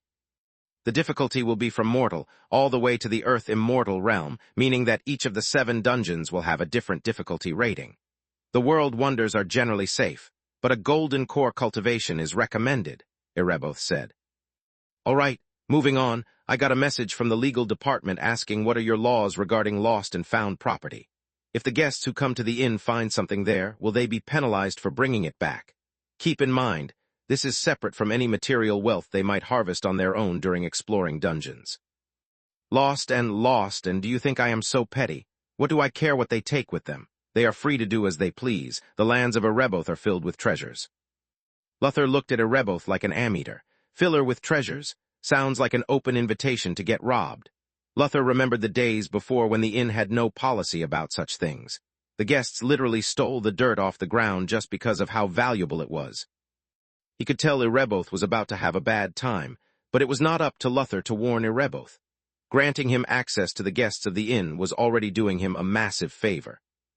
"A quality assurance team from the Midnight Inn will be assembled to review your dungeon and world wonder to ensure they adhere to the standards of the inn before they are made open to the public." Luther began to speak, unaware he was giving Ereboth blood pressure issues. Although Ereboth had no blood, the pressure under the surface was quite a lot, and now it was rising even further. Chapter 1359 Sales Pitch. Chapter 1359 Sales Pitch. Lex ended up spending several days in meditation after watching the changes take place within his system. At first, he was merely interested since he found the change to be novel. But then his consciousness got drawn in, and Lex completely lost track of time and place. His mind drifted as he closed his eyes and ended up sitting cross-legged on the floor, absorbing everything he had seen. This was both a good thing and a bad thing for Lex. It was a good thing because he encountered a natural state of epiphany, falling into a meditative trance and qualitatively enhancing his understanding and application of laws as a whole. It was a bad thing because the moment he woke up from meditation, his growth was much too substantial to push back the tribulation anymore. Instead of making use of the tribulation rooms in the inn, Lex teleported over to the Temple of Fasting. Although the inn was equipped with the best facilities to help him, Lex's cultivation was too anomalous. He never knew when something might cause a mutation that attracted too much attention, or perhaps put a burden on the realm itself. The Temple of Fasting in this case was an excellent location, for its capability to hide was top-notch. It was nigh impossible for anyone outside to know what was happening inside, which was a good thing because now that months had passed since the inn was reconnected to the universe, a lot had changed. Initially, only one of the inn workers had become an immortal. Afterwards, the ongoing war kept everyone busy. But at the same time, it gave everyone the exposure and experience they needed to undergo qualitative growth. In summary, the number of Earth immortals working for the Midnight Inn were nearing 50 now, all of them experiencing their tribulations at the Temple of Fasting. Over the next 5 years, Lex expected that number to quadruple. The inn workers were just too qualified and had too much potential. Even without really trying, all of them were destined to reach the threshold of the immortal realm, if not the actual realm itself. As soon as he reached the temple, his tribulation was triggered, and it fell down with a ferocity rarely seen in Earth immortal-level tribulations. It was as if the tribulation clouds themselves had a vendetta against Lex. Unfortunately, they were restricted by his realm, which meant the might they could show was limited. Lex passed the tribulation without a single injury, and then spent another short period getting used to his realm. Ultimately, he had to return. It seemed that Ripley had returned while he was in a trance and had continued his audit without him.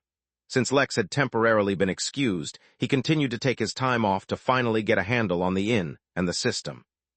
Returning to his office, he focused his attention on the interface and began implementing the teleportation changes. For any guests already in the inn, they would be able to return to wherever they came from, but henceforth admission to the inn could not be done from across the universe. Instead, it was limited to the Origin Realm and the Crystal Realm. Even within the Origin Realm, Lex wanted to limit the teleportation even further, but restrained himself. Unfortunately, the Midnight Games were ongoing for a few more months, and it made heavy use of the inn's ability to teleport guests from anywhere and everywhere. Moreover, though Lex's personal interest in the war had waned, it was a fact that countless planets across the entire realm were still fighting against the insect abomination used by Sanguis Pluvia. But that was not the end of the issue. Mary, I think now is a good time to continue our previous conversation about the system's operating rules. Although I now have teleportation within my control, the way the inn connects to places is still incredibly outdated and inefficient. We do not even need to change the rule itself. Indeed, with my new, in-depth understanding of the fundamentals of how the system operates, I believe I can provide the best possible solution to this conundrum. Mary appeared before Lex, wearing a black suit and a baby blue tie, looking like an amateur lawyer on their first case. The system states that as long as you don't ask it to break any rules, anything is negotiable. More importantly, it is also giving you a subtle warning that a lot of quests might be incoming your way soon. Not a problem, Lex said, waving his hand as if dealing with insignificant issues. On the surface, the system wants me to travel to each and every point it needs to connect to because it relies on me to form a connection to that place.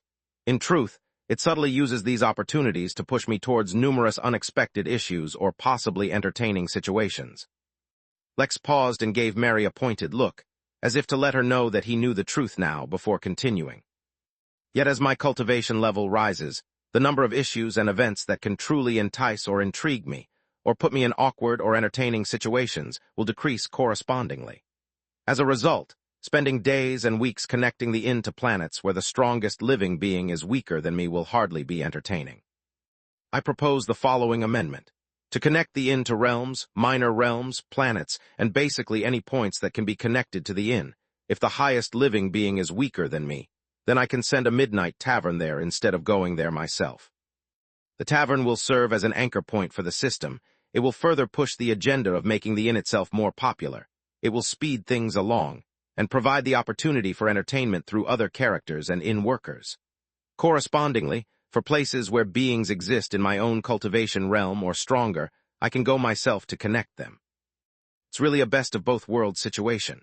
More importantly, the inn can continue to expand its reputation in a stable way and give me an opportunity to balance things out a bit. After all, with at least one Dao Lord within the inn, no one can really claim I'm not in over my head. Now I need a fighting chance to survive, or the Midnight Inn and myself will lose all entertainment value. Chapter 1360 Tavern Tales I. Chapter 1360 Tavern Tales I. It sounded a lot like a sales pitch, mostly because it was. Lex wasn't exaggerating when he said he had gained a deeper understanding of the system and how it works. Entertainment value aside, each system had a certain range, as far as he could tell, that the system monitors for news and interesting events so that the system can give quests.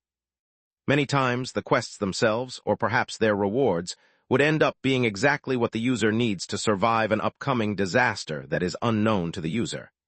This is because through various means, the system detected what was happening within its surveillance region and reacted to it. Responding to things Lex said or did counted as a part of this, which explained why the system often reacted to things Lex said to it previously. Heck, Lex got the tavern by gaslighting the system into thinking any decent organization should have subsidiaries, and got the overpowered butter knife by belittling the system's defensive capabilities. Of course, this didn't always work, or else Lex's constant complaining about the teleportation would have been long addressed. If anything, the current tavern proves that sometimes sending a tavern can be more entertaining than actually going by myself, said Lex as he suddenly grinned. His projection was, more or less, always at the Midnight Tavern. It was quite relaxing, and even fun. He'd been using the tavern for a long time, acting out his fantasy of being the secret, mysterious tavern keeper who slowly yet silently affects the trajectory of an entire country. Considering that his interference had saved countless lives, prevented innumerous tragedies, and improved the lives of the populace as a whole, he had no intentions of stopping. Of course, he never did anything himself. Instead, he always just guided his guests, but taking the final actions would be entirely up to them. The reason he was grinning was because something had happened in the inn which he was sure could be qualified to be called entertaining. It was not dangerous to the tavern, or put any of them at risk, but at least for the people involved it was quite dangerous, and filled with suspense and drama. He was certain that, upon witnessing what was about to unfold within his tavern, the system would agree to his recommendation of altering the way the system connected to new places. Barin City had been in chaos lately, though such could also be said for the entire Atak country where the city was located. The pressure from monster attacks on the borders had increased, and a neighboring country was also showing signs of aggression, hinting towards an upcoming war. To top it all off, internal strife was causing much anarchy within the country. There had been an assassination attempt on the king, who had since then fallen into a coma. The crown prince of the country had disappeared during the attack, with rumors now being spread that the prince himself was behind the attack. Simultaneously, one of the largest noble families in the country, which had amassed a little too much power, was silently causing trouble for the nation by resisting the call to arms to protect the country, giving the excuse that they were too preoccupied protecting their own lands. The duke, the king's distant cousin, had taken this opportunity to take charge of the country, since it could not be without a leader in these troubled times. A dozen other terrible things had happened, including but not limited to a beast tide, food shortage, climate change, the spread of a plague-like school of thought called free market and capitalism, banana pizzas, rebellion and revolt, the resurgence of an ancient order dedicated to evil, not to mention a decreased population leading to labor shortages. The huntress did not know, nor did she care for what any of that meant. She had no allegiance to anyone, so she hardly cared for who ruled the country. Her new boyfriend, the alchemist, was a member of the Alchemy Tower, so he was also safe from such worldly troubles as well. No, what she cared about was that her latest hunt had gone wrong mostly due to the interference of a bumbling buffoon who looked like he had never set a single foot in the wilds before. In fact, his interference had almost gotten her killed, but at least the buffoon had a chivalrous heart and pushed her out of the way so that she was not harmed and took the attack instead. Suffice to say, it was idiotic to the extreme. But the forthright action moved the huntress's heart, so as soon as the fight ended, she picked up the buffoon and began returning to Barin City. By now she had entered the Chi training stage and had become a well-known figure within the city. Even though her previous clan still caused problems for her now and again, with her own strength, and the guidance from a certain enigmatic tavern keeper, she had managed to survive. That is exactly why, instead of going to the hospital, the huntress brought the buffoon to the Midnight Tavern, which was always bustling whether it was day or night. The fact that their prices had not changed regardless of the food shortage, and that they never seemed to run out of food made it a popular place. It also helped that the tavern maids, the triplet sisters, were as beautiful as the sunrise, and the bartender was stunningly handsome. Combined with their excellent service and warm environment, the tavern was the most popular place in the city. Even so, when the huntress brought the bleeding, dying buffoon in, no one batted as much as an eye. "Oh dear, what do we have on our hands now?" Nami asked with a hint of an exasperation in her voice. The huntress did not have an older sister, but whenever Nami looked at her or scolded her, the huntress liked to imagine this is what the care of an older sister would feel like. It was because even when Nami, the barmaid, scolded the huntress, the guest of the tavern, the huntress never felt any distress or agitation. She only felt warmth. "A bumbling buffoon doing his best to die," the huntress said, and she allowed Big Ben to take the buffoon from her hands. "I'll see what I can do to ensure he fails in his endeavors," Nami said with a shaking head. "By the way, the tavern keeper is waiting for you on the roof." Of course he was waiting for her. The huntress shook her head and began heading upstairs, completely unaware that she had brought in the escaped crown prince who was in hiding, and the new list of enemies she had suddenly made for herself. Chapter 1361, Tavern Tales II. Chapter 1361, Tavern Tales II. The huntress made her way to the rooftop just in time to watch an incredibly healthy, yes, that was the word for it. She saw an incredibly healthy man leave, his torso the shape of an olive, his weight rivaling that of a building. It was, in itself, a display of magic that the tavern didn't shatter under the weight of the man, or that he could fit in the corridor easily. In truth, there was a bit of size manipulation formation at work when the man entered the inn, but it happened so seamlessly that it was hard to pick up on. Was that the Sultan? The huntress asked in shock once the man had left. I am not at liberty to reveal information about my other guests, the tavern keeper said casually, sipping a pina colada and wearing a t-shirt that read, I just met the Sultan. The huntress looked at the t-shirt, then at Lex, and then back towards the tavern hallway through which the Sultan had left. Do you think if I go chase after him, I can catch up to him? She asked with genuine curiosity. The Sultan was famous across their whole world, equivalent to a rock star. Everyone loved him, and the man had no enemies to speak of. Legend has it that a hug from the Sultan could cure depression, and spending time in his company increased people's feeling of self-worth. The huntress had once heard the story that 3 countries once approached him, separately, with offers to simply hand him rule over their territories. Naturally, the Sultan did not agree. It was a testament to his popularity nevertheless. I think before you do anything else, you should worry a little about yourself, said the tavern keeper, looking out over the city. The sun was about to set, which painted the sky in orange and yellow, making the normally unbearable city look picturesque. Or maybe that was just what the huntress felt like. Everyone else seemed to like Barin just fine. She would have long left if the tavern weren't here. Why is that? She asked. Despite how casual he appeared to be, and the fact that he never, ever directly said what he was thinking, the tavern keeper was extraordinarily well informed. It would be like running away from wisdom to ignore anything the tavern keeper said. Well, I would tell you the rumors going around about you, but they haven't started yet, the tavern keeper with an unusual smile. But if you do a little something for me, I might be able to think of a way to help you avoid the repercussions of said rumors that don't exist yet. How about you just tell me how to avoid starting these rumors to begin with? She asked, flaring her aura. She was not trying to intimidate the tavern keeper. That would be silly. It was just a natural thing that happened to her, for she was all too used to her family going out of their way to make her miserable. Even now, she could imagine that they were hard at work trying to make her miserable. Oh, I'm afraid it's already too late for that. The moment you walked around carrying your new friend, it was already too late for that. The buffoon, is this his fault somehow? Is my family targeting him? Buffoon, what a fitting name. Now it won't be too late to tell you all about it when you do me that favor. More importantly, by then even the buffoon should be awake, so you both can hear about this together. All right, what do you want? She asked, getting to the point. It's nothing too complicated. I just want you to make your way to the baker's on 33rd Street and find the blonde kid in a big fight. You'll know him when you see him. Find some excuse to give this to him, and then you can come back. Lex leaned forward and placed a free meal coupon in front of the huntress, causing her to look at the tavern keeper with confusion.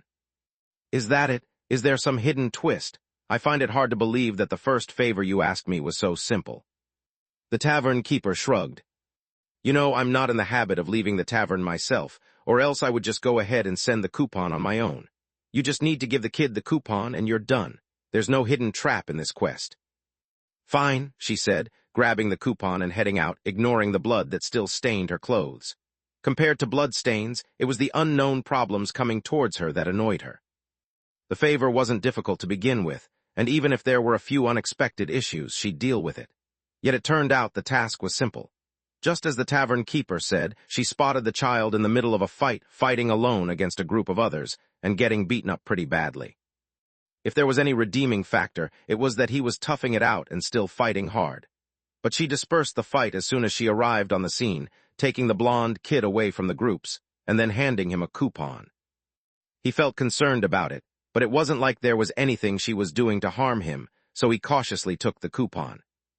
By the time the huntress returned, barely 20 minutes had passed, but the whole aura around the tavern had changed. As soon as she entered, the conversation in the group hushed, and everyone looked at her as if she was some kind of freak. Every single person was looking at her, and that was not normal at all. Her senses as a huntress started to tingle, and she started to feel like she was in immense trouble. Without anyone prompting her, she made her way to the rooftop to find the buffoon sitting there already, looking completely confused and bewildered, just like a buffoon. Chapter 1362, Tavern Tales III. Chapter 1362, Tavern Tales III. You've returned quicker than I anticipated, the tavern keeper said with a smile, but the huntress was not exactly in the mood to play games.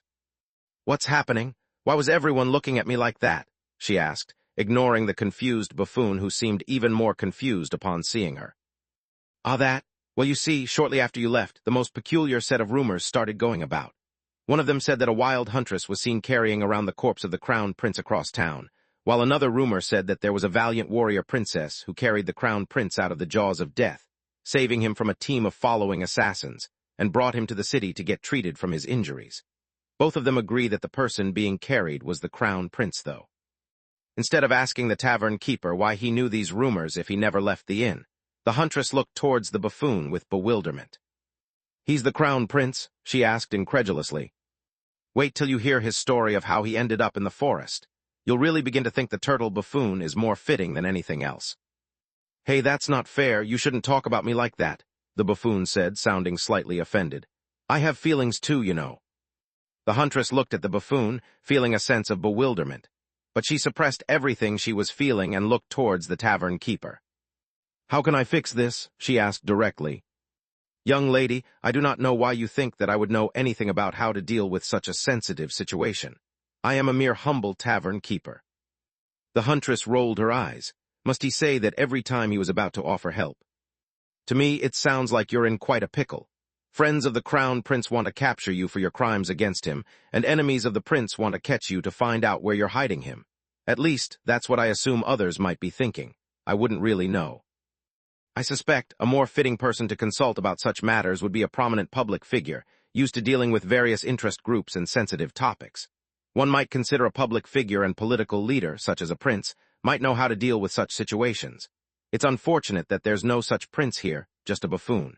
In that case, you can only pray that you run into someone influential, like Sultan or somebody of that caliber. Hey, I just said, the buffoon began to protest, but the huntress gave him an intimidating glare, causing him to shut up. Until this whole mess is dealt with, your buffoon, not the crown prince, understand? She asked him menacingly. How did the prince not understand that hiding his identity was important? It was such an obvious hint from the tavern keeper. She wanted to groan. Where can I possibly find Sultan? He's probably long gone by now.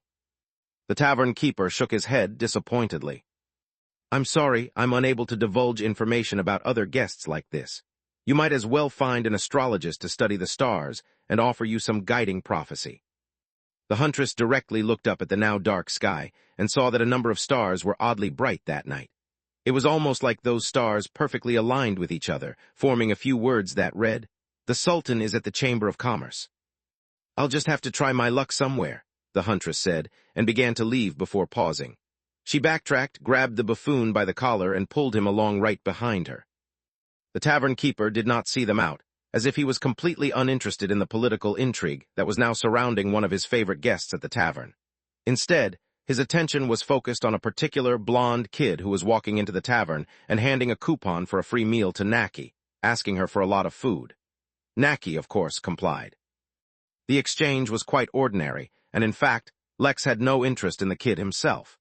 Rather, it was the necklace that the kid wore which contained the remnant soul of a nascent-level cultivator that interested him. It was almost impossible to find nascent soul cultivators on this planet.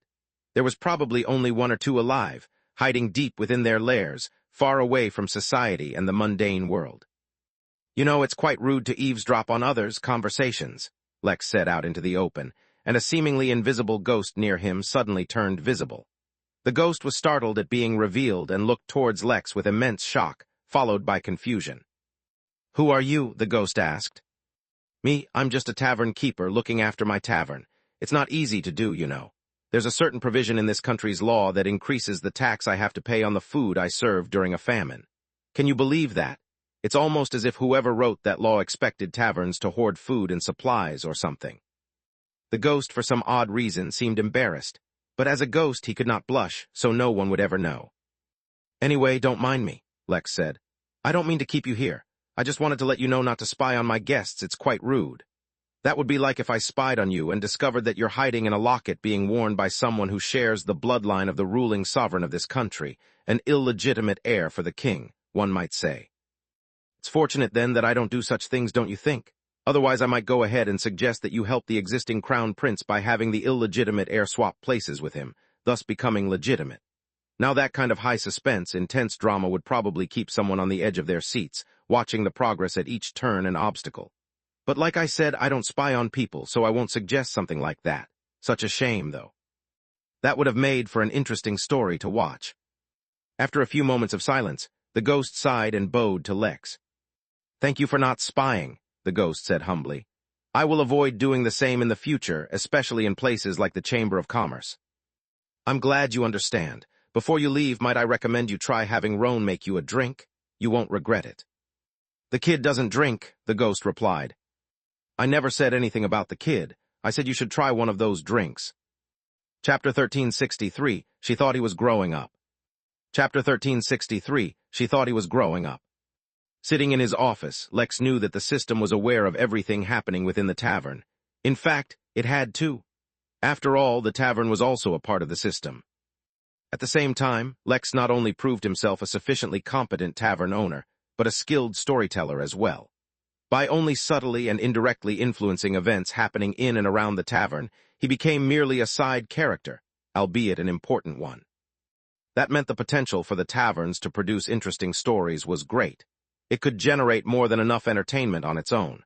In fact, it could even set up the inn to become an even more entertaining place. He could imagine it now.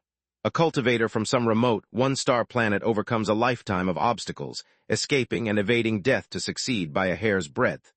Throughout his journey, a single, unassuming tavern had been of critical importance. Sometimes it provided him with safety and security.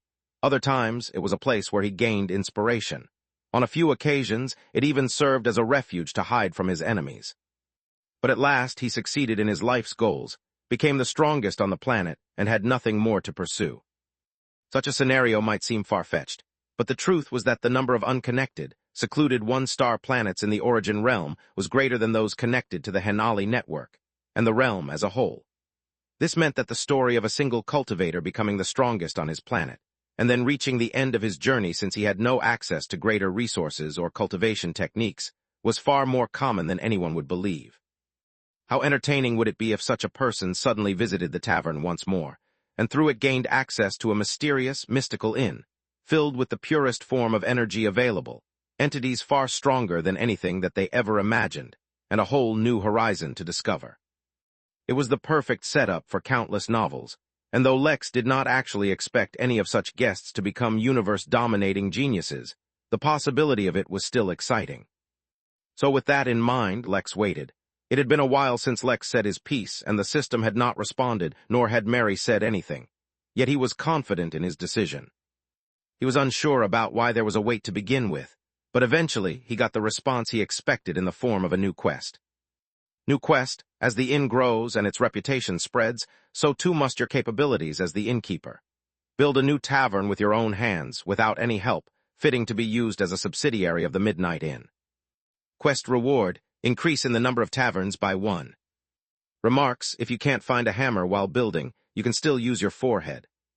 Lex smirked. It seemed like the system was losing its edge. What kind of a remark was that? Where was the scathing system that liked to make fun of him at every turn? In fact, this remark did not even have to be an insult. It could just be taken as the system telling him to use his brain and come up with a solution. In fact, even if he took it literally, his forehead was much too tough to be harmed by a nail. He could literally use it as a real hammer. Lex shook his head with a smile. Maybe he should stop scaring the system so much. Regardless, this was a quest he wanted to complete as soon as possible. Although it was not directly leading towards using the tavern to expand the reach of the inn, it was a start. The question now was, what kind of tavern should he build? To help him plan out what he wanted to build, Lex went back to his apartment and pulled out the most complex, highly accurate, and dynamic architectural design software that existed on Earth prior to the World War that now consumed it. He pulled out Minecraft and started a new world. Even though Lex could split his attention into hundreds of different tasks by now, he focused a majority of his mind into this elaborate designing software, and began to consider the complicated terrains his tavern would be placed in, the kind of materials he would need to build it, the layout it would have, and how many layers of secret underground bases and hidden rooms behind moving bookshelves he should make. The first idea he had was to build a tavern in a giant treehouse. This tavern would fit in well on worlds with cultures and societies based around trees, and would work well with certain races such as elves and druids.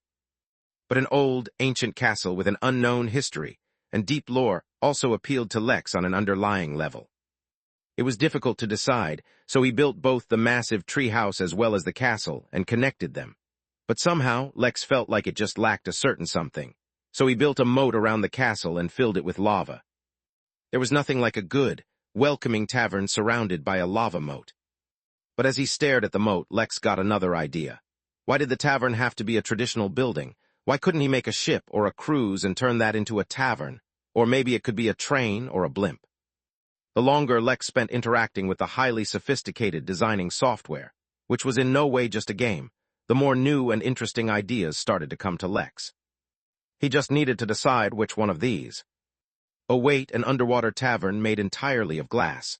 Lex started designing that one as well, allowing his creativity to flow through him freely. Mary's projection appeared in the air beside Lex and just shook her head as she saw the massive grin on his face, just when she thought he was growing up. Chapter 1364, A Long Time. Chapter 1364, A Long Time. Lex spent quite a lot of time playing designing his next tavern on Minecraft. But he could not shirk his duties either, since this was his inn, so Lex relied on a very basic cloning technique he had mastered. His clones would have a fraction of his strength, and could not go too far from his main body.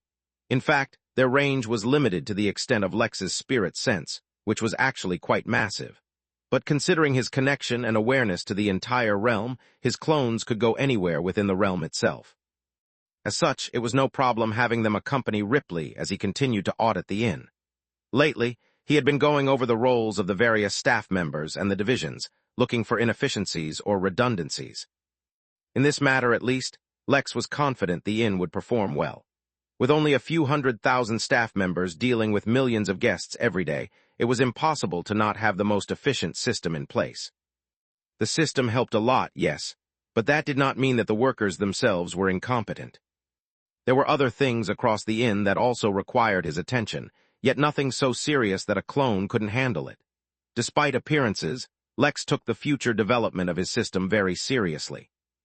He was new to the immortal realm, so his understanding of how to cater to immortals was superficial. But he had been a mortal for most of his life, and knew very well how to take care of them. Only once he was completely satisfied with what the inn could offer mortals, and he himself was strong enough, would he start dealing with immortals. This was, of course, assuming nothing else unexpected happened. That meant, for now, Lex focused entirely on building his new tavern.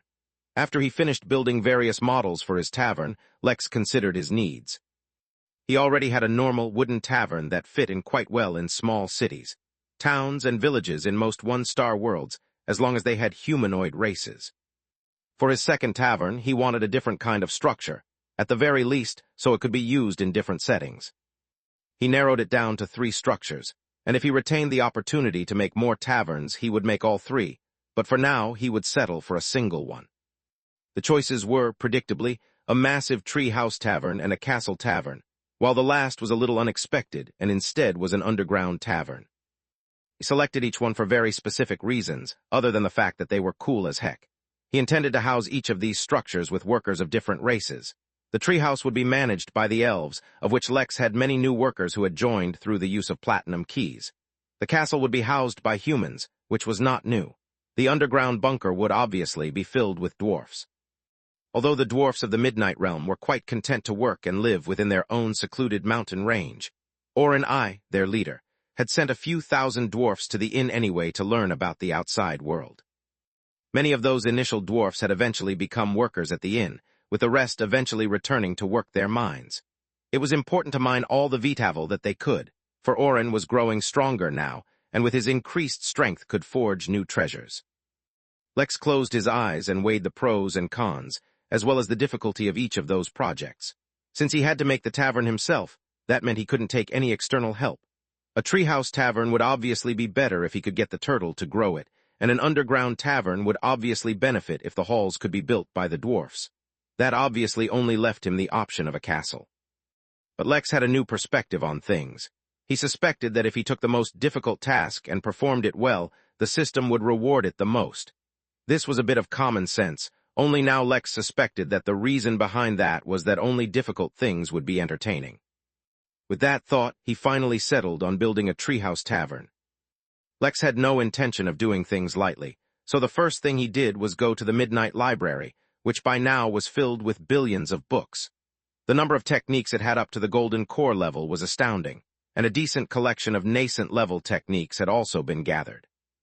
There were a few Earth Immortal level techniques, but they weren't really available to be viewed by the public, as Lex had personally set up restrictions for them. After all those techniques had been collected from the Temple of Fasting. Besides just cultivation techniques, the library contained a vast reserve of knowledge on various topics within the cultivation world, and that's exactly what Lex needed now. The first, most important thing to decide would be the kind of tree to use to grow the tree for the treehouse. The idea seemed insane considering the time it took for a tree to grow. It would take years for Lex to complete the treehouse. That is the kind of thinking of a mortal, and as an immortal, Lex did not subscribe to it. Instead, he was a follower of the thought process that cultivation magic would solve all his problems. Also, the Midnight Realm itself had certain laws associated with growing trees, a result of the heavenly tree dominating an entire continent for a long time. He was sure he could figure something out. There were thousands of books and reading material to go through, so this would take a long time. Fortunately, due to his increased speed as an immortal, a long time actually meant like 7 minutes. He flipped the book in front of him shut with his decision made. He would use a void sequoia tree. Chapter 1365 Tuition Fee I. Chapter 1365 Tuition Fee I. Void wood was one of the toughest known renewable substances in the universe. Depending on the exact variety of the tree, the toughness would be even greater, not to mention that the trees themselves have many amazing properties. A void sequoia tree was by no means the strongest of such trees, but it definitely was one of the strongest. More importantly, it was absolutely massive in both height and width, making it a great option for a treehouse. The many space and void-related properties of the tree itself also made it an excellent option. Now that he had made the selection, Lex was faced with 2 more problems. The first was that he had to get his hands on a seed for the void sequoia tree, and secondly, he had to learn how to rapidly nurture it. He was not referring to the ordinary means of nurturing, no. He meant the kind of nurturing that everyone thought was impossible, since he was in the business of doing impossible things anyway. He already had an idea for how to do both of those things. He needed to only put in an order for the seed at the Emporium, and Powell would take care of the rest. The nurturing he would learn from the Sovereign. Just because the quest said he had to build it with his own hands, it did not mean that he couldn't learn from others. With the plan decided, Lex directly went to the Emporium ready to order, but discovered that Powell was in a particularly good mood that day, even humming a song as he stared out into the distance. "Looks like someone's having a good time," Lex said with a smile. Powell looked over to Lex and grinned even wider. "You have no idea. Recently, the Emporium secured a meeting with the Versailles Bank. With their funding, the Emporium is going to break through the limits of a single realm and begin selling in another realm. This is a big step for a business. If the venture succeeds, the Emporium will be one step closer to living up to its name." "Ah, congratulations. Do you know what other realm you're going to be entering?" "Not at the moment. It is being deliberated on by the bank and the main Powell. Either way, it can only be a good thing for us. With our reach increasing, the number of items we can sell will increase." "That's great. I'll look forward to your expanded catalog. For now, though, I hope you can help me find what I need from the Origin realm." "A void sequoia seed," Lex answered. Powell's grin grew even wider. He knew Lex was his lucky customer. He was going to get another big commission for this. A void sequoia tree is a celestial level item, and can only be reliably found within the void sequoia forest, which is a peak celestial level danger zone. We can procure the seed for you, but the price won't be cheap. "Since when has price been an obstacle for me?" Lex asked. He could pay with any random treasure he had, and it would be sufficient. It was true that he didn't have many items that counted as being on the celestial level, but he had an entire sea's worth of blood from a Jorlam, which was no doubt a celestial item. Speaking of which, he had to feed a Jorlam heart to the World Eater lest it start eating the Midnight Realm. The pets that the turtle was keeping were really beginning to border on ridiculous by now, not that he was complaining. "Excellent, you can check back with us in 2 days to get the seed. I'm also going to need some other supplies. I've prepared a list. You can give it to me with the seed. Although Lex had yet to learn how to nurture the tree yet, he had already looked up the requirements for it to be planted, and compiled a list of all the ingredients he would need. With the order placed, Lex returned to the inn and mentally prepared himself for the challenge up ahead. He was going to go learn about planting from the turtle. He could also consult the gardener, but as that mega-chad of a man had become an idol for the drama cats, Lex wanted to keep his distance lest something unexpected happened. Although with the turtle, there was bound to be some kind of drama anyway. After a few deep breaths, Lex teleported to the turtle, who was still making preparations for his garden which would eventually become a heaven. "How are things going?" Lex asked, walking up to him. "Any progress with the heaven project? I talked to the innkeeper, and he said it might not be a bad idea to make both heaven and hell within the inn." The turtle paused and looked towards Lex. "I still have an issue with getting enough divine energy for my plants," the turtle said. "Maybe if you can get me some angels to help along with that, I can work towards tending my garden. As for hell, I cannot help you with that." Lex nodded, more or less already expecting such an answer. "Rather than angels, I think you can consider working with fairies. Their fairy dust can be very useful, and can turn into more or less any kind of energy they wish. They can not only help you mimic divine energy, but any other kind of energy you wish for as well." The turtle paused, as if considering Lex's words. After a while he turned to look at Lex and patted him on the head with his vine. "Looks like humans are not so silly after all," was all he said before turning to once again continue his work. "Yeah, speaking of being silly," Lex said, walking up closer. "I need to learn how to plant and grow a strong, healthy void sequoia tree in a very short amount of time. Can you provide me with any guidance?" This time the turtle paused entirely and turned to study Lex seriously. He did not speak for a short time, but eventually he nodded and said, "I can teach you, but I require a tuition fee." "Sure, what is it?" Lex asked, though he was surprised that the turtle was interested in such a thing. Chapter 1366 Tuition Fee Aya. Chapter 1366 Tuition Fee Aya. "I will teach you how to grow a void sequoia tree, but not an ordinary one. I will teach you how to grow a rarer, more ancient variant called void stabilization sequoia tree, and from that I will require some sap and its first seed. That will be the payment after the fact. Before that, I will require a Genesis oak seed and an eternal autumn persimmon seed. When you have both, I will teach you what you need." Lex was unfamiliar with the void stabilization sequoia tree, as well as the others mentioned by the turtle. Even though he had recently done a lot of research on trees, it made sense that information on rarer species was not so easily available. Since the turtle knew about them, they must exist. He was curious about them, though. "I'll see if I can get my hands on them, though I'll admit I've never heard of them before. Can you tell me a bit about them? That might help me find them. The seeds I've asked you for are only the ordinary versions of these trees, so finding them should not be impossible. I will raise all 3 seeds within this realm so that the growth of the realm can be better regulated." Oh man, Lex really needed to talk to the turtle more often. What did it mean it was trying to regulate the growth of his realm? "Oh, what are you planning on doing to the realm?" Lex asked, suppressing his concern. "Silly human, these things are too much for you to worry about. The life cycle of realms is too big for you to understand. Moreover, I can feel that the universe is no longer suitable to plant and grow a full, mature realm. It's like the universe is moving into spring, so that the realms that have already grown will bloom. But those that were planted too late will never reach full maturity. So instead of making a mature realm, it is better to keep the realm forever young and vibrant." Lex was stunned. He recalled that Cassandra had once told him that the universe was going from its early growth phase to a different one, and in this new phase no new realms would be able to reach full maturity. That naturally included the Midnight Realm, but Lex was not too concerned about it for now. It was clearly a matter that would still take 1 or 2 billion years. That was too far off for someone like Lex. But it seems this 3,000-year-old baby that was the sovereign turtle already had considerations about what to do about the realm. He would need to ask what it meant by keeping the realm young forever, but Lex felt confident that the turtle would not do anything harmful to the realm. After all, it still gave some consideration to the innkeeper. "When you mean keep the realm young forever, what does that mean?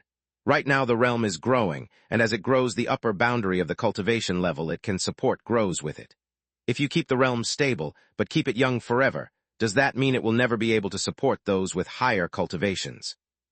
"Oh, silly human, where do you get such fanciful ideas?" the turtle asked, shaking its head. "A realm is like a flower bed, And what kind of flower bed cannot support all kinds of flowers?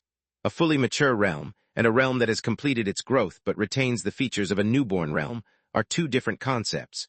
But that does not mean a non-mature realm cannot support all cultivation realms. Once all the laws of a realm have formed, that realm can easily support anyone up to the celestial immortal realm. Even then, there are ways that the realm can be made to support those at an even higher realm. But all of that is too distant from you for now, silly human. You focus on getting me my seeds, and I can begin your lessons. Make sure the seeds are not dormant. Got it, said Lex, making a mental note to learn more about realms and their life cycles. With that, he returned to the Emporium a lot quicker than he was expecting to. A couple of additional orders should not have been too much of an issue, yet when he returned, he saw a very troubled-looking Powell waiting for him. What happened? Are you okay? Lex asked. Just a short while ago he was humming with joy, and now he looked like he swallowed a raw potato. There has been some progress on your commission, but the situation has developed in an unexpected fashion. Do you recall Madame Zuri Attisa? You once conducted a trade with her through the Emporium. Yes, I remember her, Lex said. It was hard to forget someone like that, and not just because she had appeared in front of Lex in the guise of a mature, yet devastatingly beautiful woman. No, she was a very powerful celestial immortal who had her clones spread out across the Origin realm, and even in the Midnight realm. She might even have her clones in other realms entirely. Lex would not easily forget someone as formidable as that. There was also the fact that she had started her journey as a mere four-leaf clover. Well, it seems she has a very close relationship with the Void Sequoia Tree Forest, and no one can gain entry without her approval. On the plus side, getting a seed is much easier now. All one needs to do is ask her for it directly. But Madame Zuri has refused all trade offers, and instead insists that if you wish to get the seed, you must meet with her personally. Lex frowned, but did not find the request unusual. Even the last time he traded with her, she requested to meet him in person. It's not a problem. Can you arrange for me to meet with her? Chapter 1367 meeting. Chapter 1367 meeting. That's the troublesome part, Powell said, looking incredibly awkward. We reached out to Zuri to set up the meeting, but she responded with a simple message. She is waiting for you in the cottage atop the peak of the Midnight Mountain. Lex paused and frowned for the briefest of moments before turning normal once again. Excellent, I will go talk to her and see what can be done. Don't worry, if a deal is struck, I will give the Emporium a commission for setting this up. I also need a couple of other seeds. Shall I place the order with you now? Powell shook his head in embarrassment. Please, we cannot accept any payment for a failed commission on our behalf. Furthermore, for any seeds you require, Zuri might be a better source than us. Our integrity does not allow us to make gains where we failed to deliver on our promise. Lex merely nodded, applauding the Emporium's high moral standard before turning to leave. His attention now was on Zuri.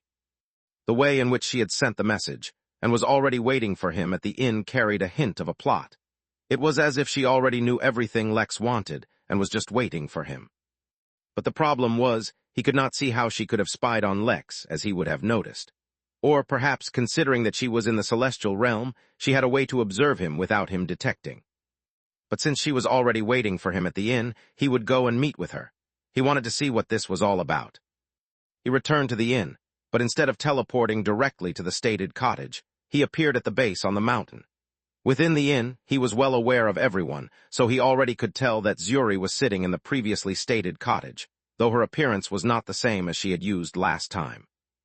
Instead, she appeared in the form of a treant, patiently keeping an eye out for him. Since that was the case, it would be a little rude to teleport to her directly, so he allowed her to detect his arrival from afar. Considering the ambiguous nature of this meeting, he did not want to startle her. Even so, his arrival did not take long. He knocked on the cottage door politely, walking in only when the door opened on its own. Lady Zuri, we meet again, Lex said politely. Zuri turned to look at him, her form slowly turning into what he saw previously. Her appearance was absolutely brilliant, carrying with her the charm of an older woman. But Lex was not impressed. Rather, he just wondered why the need for the facade of changing appearances. Lex Williams, it is a pleasure to meet you once more. You have grown quite a bit since our last meeting. My journey has been quite tumultuous since then. Growth was more a matter of necessity than anything else. Some obstacles I had to clear with my own strength, while others I had to clear through the strength of my contacts. Lex and Zuri looked at each other as a silence fell in between them. The hidden meaning behind Lex's words was quite simple. For enemies he could deal with himself, he would do so, and those he could not defeat himself, he would rely on his connections. It was nothing unusual, actually, but to state it out so simply like this was for a deterrent effect. Considering the nature of their meeting, the meaning behind his words should have been evident. Yet Zuri only smiled. "You are very interesting, Lex. Do you know, most people I know never come across more than one of my clones their entire lives. Despite how common my clones are compared to how vast the origin realm is, it is as good as nothing. The fact that you keep running into my clones time and time again is already interesting enough. But the fact that every time you meet my clone, you give it an interesting show to watch is even more intriguing. It seems to me that in just 1 year, the number of monumental events you face are more than most people face in a century. Like I said, I've lived a tumultuous life. It's quite strange, I never noticed any of these clones of yours that you're mentioning." Zuri laughed and stood up. "If my clones were so easy to detect, then I would have done a very bad job with them. Their whole purpose is to be concealed. Through them, I have seen much of the origin realm. Perhaps I have seen too many things that I was not supposed to see. But let's put this matter aside for now. I've heard you want a seed. It just so happens I have the seed you want. What will you pay me for it?" "Is there something special you need?" Lex asked. "I know it is a celestial-level ingredient, and ordinary currency cannot exactly be used to pay for it." Zuri turned and studied Lex, looking at him deeply. She knew things about him that he probably had not realized she knew. That gave her a slight advantage if they were to end up in some kind of negotiation. But the fact of the matter was, she had a very mature understanding of humans, and based on that, she could judge Lex's personality as well. Being direct would be much more useful than anything else. "Do you remember the request I made of you last time we met?" she asked. "You wanted me to ask the sovereign turtle if it wanted to come to you. I asked, and it was not interested." "Naturally, it would not be interested. The things the Innkeeper can offer, naturally I cannot. But that does not mean that another arrangement cannot be drawn up. I require the turtle's assistance on some matters. If you can negotiate with it on my behalf, I will give you the seed you want." Chapter 1368 Karma. Chapter 1368 Karma. That Zuri wanted the turtle's help was not so surprising. She had once tried to recruit the turtle, when the inn was much smaller in size. Her pitch back then was that she could provide a much larger gardening space for the turtle than the inn. Now that the inn had grown into its own realm entirely, that was no longer feasible. More importantly, Zuri had quite a bit of confidence in herself. Even back then, she dared to try and poach from the innkeeper, with the excuse that she knew that the amiable personality of the innkeeper meant he would not take offense to anything she did in an upright and fair manner. Now, although she was not poaching from the innkeeper, the shady way in which she arranged this meeting with Lex left him feeling like she was being spied on. Moreover, she was even meeting him within the Midnight Inn. Though she had been straightforward in her request, and had not requested anything absurd, Lex had the feeling that there was more to Zuri than met the eye. Moreover, he felt like she was trying to indirectly communicate something to him through her antics, but he could not discover what it was. "The last time we met, as a token of my appreciation for your efforts, I gave you a bit of a warning. There was an impurity within you that would have affected your path." Indeed, Zuri was the first person to detect the inscriptions hidden within Lex. Even the system, while checking his condition, had not mentioned them, mostly because they harmonized with him in such a way that they were no direct or immediate threat. This time, let me extend the gesture once more. Zuri's emerald green eyes suddenly shone with a quiet intensity, and within her gaze, Lex felt something he had not felt before, at least within the inn. He felt like all his secrets were being laid bare before her. Before he could react or ask her to stop, Zuri stopped on her own. "There is an imbalance in your karma," she stated, her voice grave. "You, as Lex, an employee of the Midnight Inn, have amassed great karma, but you, as Lex Williams, as an individual, have almost no karma left, and what little there is left is dwindling quickly. The karma between your identities is not balanced. If this is not fixed, you will face a devastating calamity, one which you might not be able to bear." Lex's expression suddenly turned solemn because he felt from deep within his bones that Zuri was right. Inadvertently, he was reminded of a small habit he had picked up lately. Wherever he went, whether it was a new minor realm, even the Midnight Realm, or anywhere else, he would leave behind some kind of inheritance. More importantly, the inheritances he left behind were techniques and abilities of his own creation, or at least, his own altered versions of other techniques. Back then, every time he did so, Lex felt like it was a random impulse. Now that Zuri had spoken about his imbalance in karma, His instincts were actually screaming at him that his previous actions had been an attempt to correct this imbalance. But how was it possible to unconsciously correct this imbalance so easily? More and more, Lex was involving his identity with the Inn openly, even going as far as organizing a realm-wide war, using the influence of the Inn to make connections and get things done. In comparison, he, as Lex Williams, had barely done much. One could argue that he had helped both his sisters achieve great things, but in truth, even then, he was heavily reliant on the system and his identity as a worker. Lex's brow furrowed. This matter was genuinely strange and made him even more aware of the oddity that was karma. He had tried to learn about it, but failed. Of course, he was familiar with the basic concepts of karma from Earth. Those who do good will sow good karma, and those who do bad will sow negative karma. Each and every action one did sowed a certain amount of karma, and it was impossible to escape from its influence. Yet karma in the cultivation world was a lot more esoteric and obscure. Its complexities were such that even Lex, with the ability of his eye to help him comprehend laws, could not begin to understand its complex nature. Regardless, now that he was aware of it, he would try to address the situation. But the thing was that now he had even more karma with Zuri.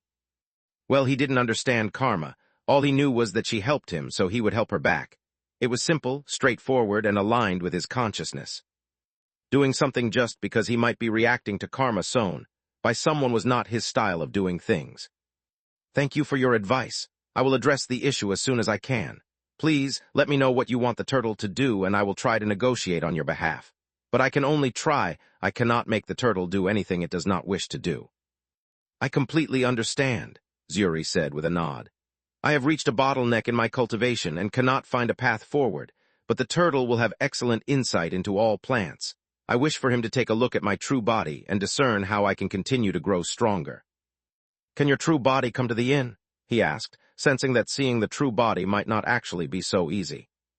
It can, but the departure of my true body from the origin realm will cause certain problems. The turtle will need to come and see my true body in person in the origin realm.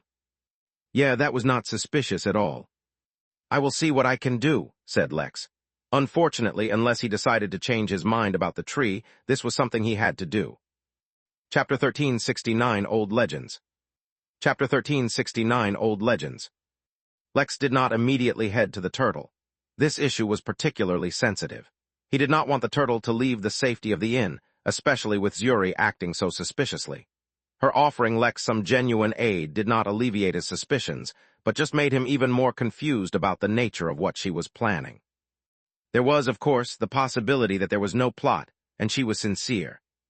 But it was hard to believe, and he didn't want to risk something so major on a mere possibility. The solution was simple. All he needed to do was give up on his plan. He could use some other tree to build the treehouse, or decide to build a castle instead. Things did not need to be so complicated. Yet Lex could resign himself to giving up just because the situation became complicated or troublesome. What king of supremacy did he have if he dared not display it when there was trouble? His decision was basically made, so he teleported over to the turtle, who for once was not farming. Instead, he was resting under the shade of a large tree, using its vines to scratch the belly of Little Blue, who was floating around the turtle with its eyes closed. The site was cozy and comfortable, and Lex did not want to disturb them, yet he had to. I have a situation. I have a lead on getting you seeds for the trees you want, but the seed for the void sequoia tree I need for your tuition to be relevant to begin with is suddenly out of reach. To get it, I will require your help. Oh, silly human, of course you need my help. What would you do without me, I wonder? Probably land yourself in some trouble. Well, go ahead, tell me how I can help. There is a senior by the name of Zuri Adissa. She is a clover that grew to greatness, having reached the celestial realm. But now she has run into a bottleneck and needs your guidance to break through it. Keep in mind, I have suspicions her motives might be something else, for she requires your guidance outside of the Midnight Inn. It won't be safe, and I can't guarantee that she won't try something suspicious. In fact, she has been behaving oddly to begin with. But at the same time, she has a monopoly on the seeds we need. Without her cooperation, our task will become much more difficult. Oh, you silly human, you trouble yourself too much by overthinking. The solution is simple, think less. This is not even a problem at all. Let me tell you what we can do. The turtle proceeded to tell Lex the worst plan he had ever heard, and one that would most certainly fail if anyone other than a sovereign pulled it off. but with a sovereign being the one doing this, it might just work. An hour later, Lex arrived at the cabin once more, sitting atop the shell of the turtle. "We are ready, but to go to your main body, we will need a sample of the planet itself. Once there, the turtle will give you the advice you need, and we will promptly return. After that, I expect to get the seeds I require. Is that acceptable for you?" Zuri turned and looked towards the turtle with great admiration. Yet instead of speaking, she only presented a small, 4-leaf clover to Lex. "This is from my main body and will permanently retain its aura. You can use it to travel to my main body. I must warn you beforehand, my main body is in a peculiar location and is under supervision. When you arrive there, you will also be spotted. It's not so easy to avoid detection there." "Being spotted in itself should not be an issue," Lex said, looking at Zuri. "As long as no one harms us, there won't be a problem." "Oh, no one will harm you, of that even I can assure you. But I just wanted to let you know about that fact lest you want to retain your anonymity." "Thank you for the warning, and see you soon," Lex said as he used the 4-leaf clover to purchase a ticket to that very planet. Without hesitation, he used the ticket, being teleported away while having a random thought. He was teleporting to the main body of a 4-leaf clover in the celestial level to help it break through its bottleneck, to get his hands on a few seeds, to be able to plant and grow a tree quickly, so he could build a treehouse around it, so he could build a tavern and complete a quest in the hopes that he would not need to personally travel to every single planet he wished to connect to the inn. He was on a quest within a quest within a quest and so on for 5 layers or more. He really needed to get an assistant.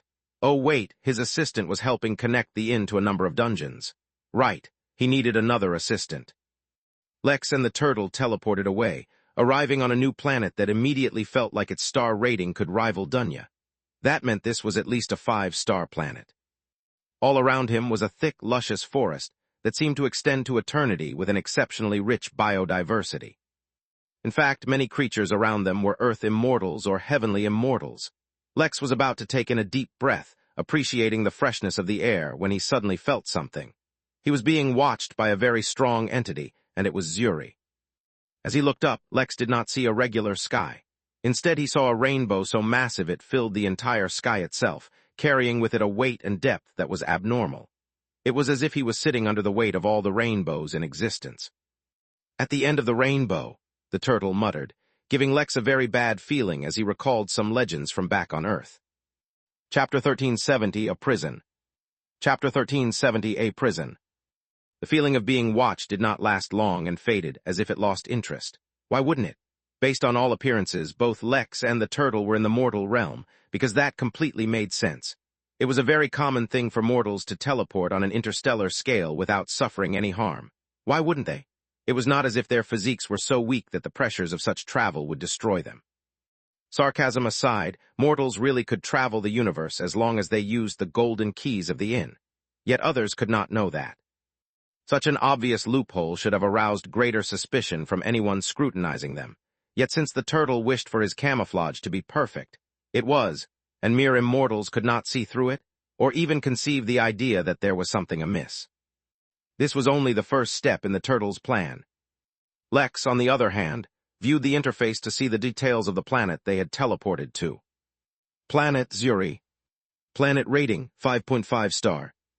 Planet environment, extremely fertile, extremely hungry, extremely dangerous. Planet galaxy, Adissa. Lex froze, blinked, and read again. The planet was Zuri, and the galaxy was Adissa. Either the clover he was familiar with took her name arbitrarily, or her existence and influence was closely connected to the entire galaxy. Lex also considered the possibility that, like certain plants back on Earth that became unbelievably huge, Zuri had actually fused with, or maybe grown into an entire galaxy. But such a thought was too absurd, too fantastical. Although he was in the business of doing the impossible, that does not mean others could so easily do it as well. But he quickly pushed that thought aside. Now was not the time to dwell on such things. "Zuri, we have arrived. How are we to proceed?" Lex asked out loud as if he was speaking to someone nearby. Instead of receiving a verbal response, he saw the forest around him began to move, paving a way for them. The two mortals began to walk, with each step covering dozens of miles, as normal mortals usually do. When they emerged from the forest, what they saw was that they were atop the peak of a massive mountain, with other similar mountains all around it, forming a deep bowl in the center. The center was covered in mist so that all view of what lay within was blocked, not just from sight, but from all senses. Even the spirit sense, or Lex's discerning eyes, failed to pierce through the veil of mist. All they could do was venture down, following the path laid out for them, ignoring the heavy sense of surveillance that covered this valley. Whatever had gazed towards them was looking deep into this valley as well, trying to look through the mist, but even it was failing. Lex, a mere mortal, looked up and took measure of the weight of the rainbow, which was the source of that gaze, but aroused no suspicion.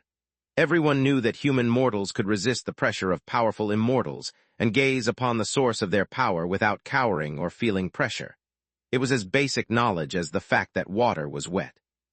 As they entered the mist, Lex lost all sense of what was around him, and even the path underneath was no longer visible, nor could it be sensed. Fortunately, the turtle at least could follow the path, so Lex simply sat upon his shell and awaited their destination. The journey actually ended up taking them several hours even with their fast speed, demonstrating how deep the valley really was. In truth, Lex was able to sense that even his perception of time was skewed within the mist, something he could only tell because he had clones and projections in other planets and realms. Or perhaps it was the turtle underneath him that allowed him to sense this anomaly. It was not common or easy to encounter someone who delved in laws related to time. Of the many celestial immortals he had met, none had ever displayed any mastery of time. The fact that Zuri dared to do so demonstrated that she was far from as simple as she appeared, not that she seemed simple at all. Eventually, they reached the base of the valley. Lex did not know what to expect, but he certainly wasn't expecting a simple meadow. There were no grand structures, no towering trees, no ancient glories. Just a simple meadow with a few fruit trees here and there, and wildflowers all around. The turtle hummed, as if appreciating the place, though Lex was utterly incapable of determining what was so special about this place. It seemed like any other meadow. Then again, the very fact that he could not see through it revealed just how special it really was. The path continued under their feet, so they continued walking, all the way to the center of the meadow, where Lex saw something unbelievable. Right in the middle was a small, inconsequential four-leaf clover, looking no different from any other clover he had ever seen. If all signs had not been pointing towards the fact that this was Zuri, he would not have believed that such a small thing could be a celestial immortal. Didn't all things grow bigger and grander as their cultivation developed?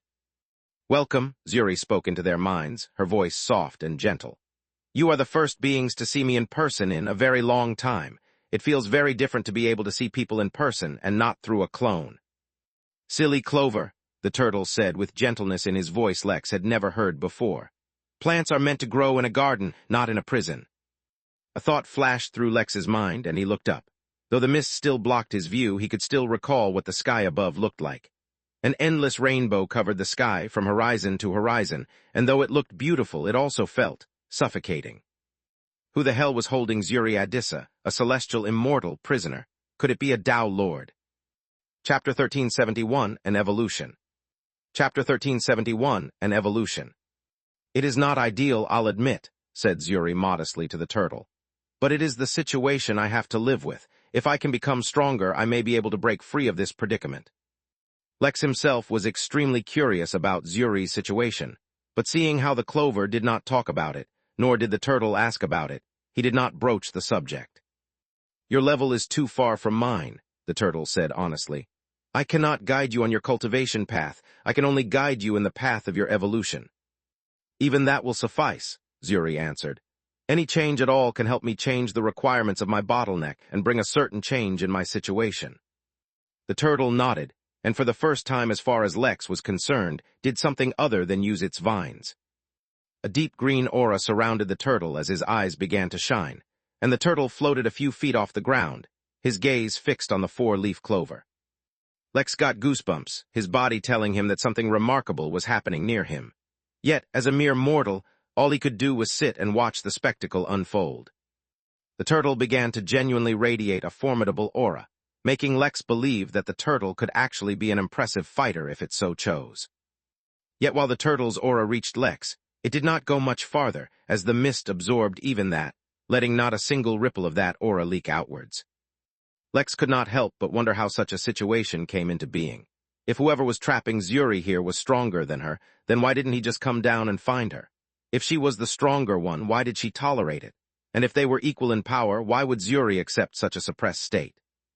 But he would not ask those questions. It was best just to wrap up their job and move on from here. So far, there seemed to be no threat, so it was best if things stayed that way. The green aura extended from the turtle and wrapped the small, almost inconspicuous four-leaf clover. Although Lex did not understand what was happening, he sensed that gaining some insight from this situation would be beneficial for himself. Lex was really beginning to understand why immortals took so long to grow stronger, why they needed immortality, and why they had so much mental resilience. He used to think it was because the mindset was changing to be less resistant to the years. But now he realized it was also so that they could deal with all the issues that came along with being immortal. He had to manage his tenet, comprehend laws, overcome tribulations, not go through his tribulations too quickly, avoid becoming a deity by accident, manage his karma, and Lord only knows what else. Now he needed to understand what was going on so he could replicate it himself. Although Lex complained in his heart, he paid close attention to what was happening. At first, Lex only thought that the turtle was analyzing the clover, but clearly it was also helping it somehow become stronger, or perhaps become ready for its eventual evolution. Eventually, the green aura began to fade, and the turtle descended back to the ground. A four-leaf clover, a harbinger of good fortune. But to bring that fortune, you must first be plucked. Whoever plucks you from your place will gain all the good fortune you have accumulated in your life. Considering you use good fortune to cultivate instead of spiritual energy, that is truly quite a lot of fortune, enough to tempt even the strongest of beings. Lex suddenly understood Zuri's situation and could not help sympathize with her. She must have spent a large portion of her life hiding the truth of her existence, just as he had been doing for so long. Whether it was his cultivation technique, his system, or his bloodline, if any were revealed, he would be in grave danger, so he camouflaged himself. Similarly, it now made sense why Zuri was so good at transforming. She was also hiding, or at least had once been hiding. But so much good fortune collected need not be saved for the use of others. You can use it to transform yourself, though as you use up your accumulated good fortune to transform, your cultivation will drop. Is that price acceptable for you? This time, despite being exceptionally motivated, Zuri did not answer immediately. The whole reason she called the turtle here was so that she could become stronger. The turtle could not provide her a path to directly grow stronger, but it could provide her an opportunity to evolve. Technically speaking, even if her cultivation level would drop, an evolution meant that she had more strength and potential in general. Her ability to overcome bottlenecks would be greater, and the ceiling for her potential level was higher. But all of that potential came at the very real cost of genuine, tangible strength. Considering her precarious situation, it was not an easy decision. While she reflected on her choices, Lex realized something. The reason Zuri helped him was because she was bringing him some kind of good fortune or helping him avoid bad fortune. Whichever it was, that was her way of cultivating. The concept that one could grow by helping others was a novel concept for him, at least in terms of cultivation. More importantly, he linked his attempts to leave behind legacies to this very same action. Could it be that he could remedy his situation by helping someone else? It was just one option. He would study his situation in great detail later on. For now, the focus was on Zuri. "I'll do it," she finally said with conviction in her voice. "Good, from fortune to fortune, the path I have seen for you is from a four-leaf clover, bringing fortune to others upon your demise, to good fortune and spiritual awakening for those near you. Your future is as a bodhi tree." Space. If you'd like to support the author, you can do so through Ko-Fi and Patreon by searching Lifesketcher. Chapter 1372, The Height of Ridiculousness. Chapter 1372, The Height of Ridiculousness. Bodhi tree? Lex had never heard of it. It was almost as if it didn't make an appearance in almost every cultivation novel he had ever read.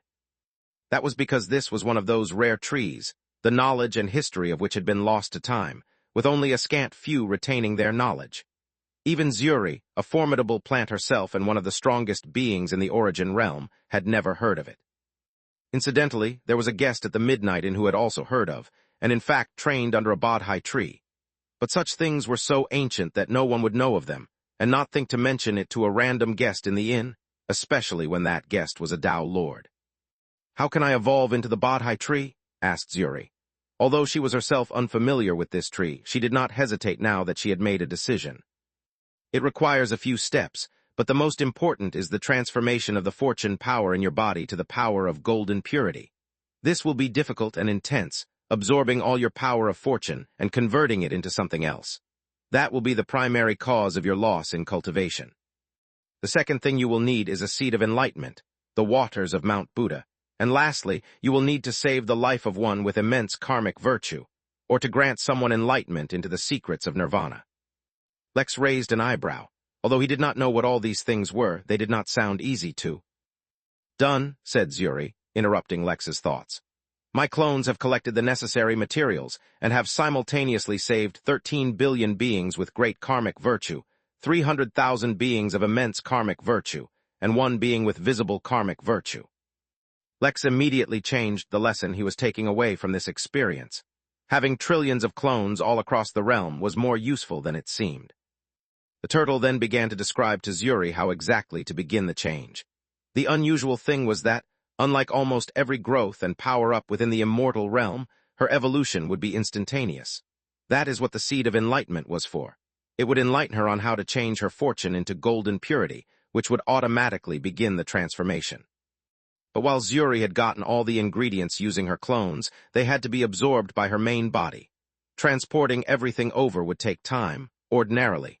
With the midnight inn, it took her barely a few seconds. She sent her clones with the items to the inn, and then sent a clone from beside her main body at the inn to collect them and bring them back. It was lucky for her that Lex had not limited teleportation in the origin realm, yet due to the ongoing midnight games.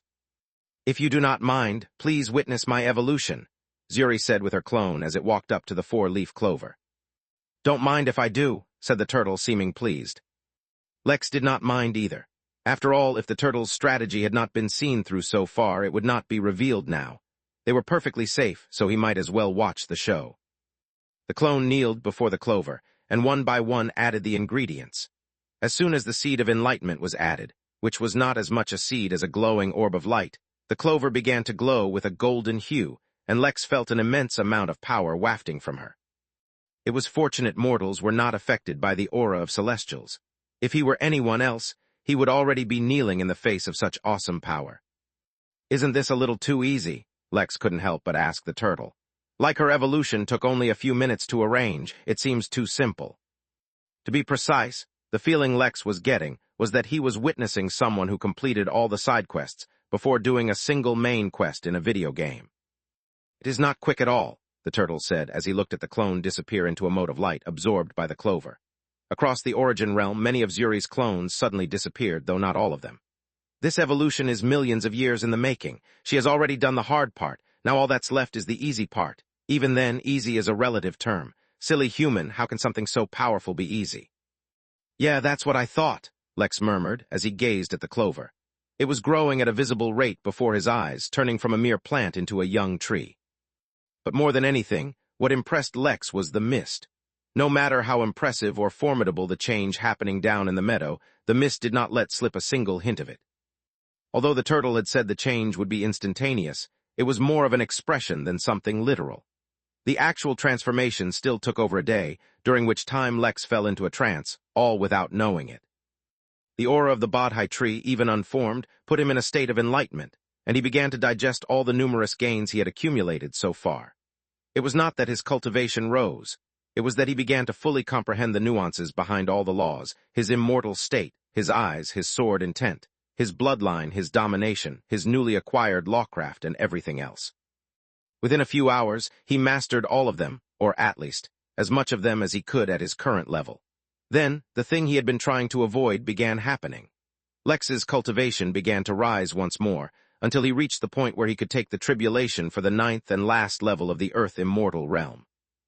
Chapter 1373, Shady Turtle. Chapter 1373, Shady Turtle. Lex woke up from his trance feeling amazing, powerful, and as if he had another headache on his head. How was it so simple to go through the realms in the immortal realms? Wasn't it supposed to be harder for various reasons? He instead was cruising through the realm despite his best efforts to slow down. Cultivating was really tough. He was trying to be responsible, but it was just too damn difficult. Of course, as far as anyone else was concerned, Lex was still immortal. He turned to look at Zuri and discovered that her body was now much larger, for it was now a tree. But as far as trees were concerned, she was actually small. The canopy of the tree was barely 8 feet, 2.4 meters high. The bark on the tree was light brown in color, while the leaves were deep green. The tree seemed just as unassuming as the clover had been, and all the surging aura it had been releasing before had vanished.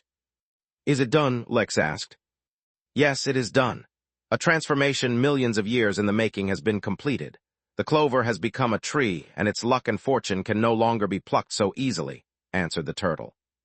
"Indeed, it is done," Zuri said, her voice a whisper.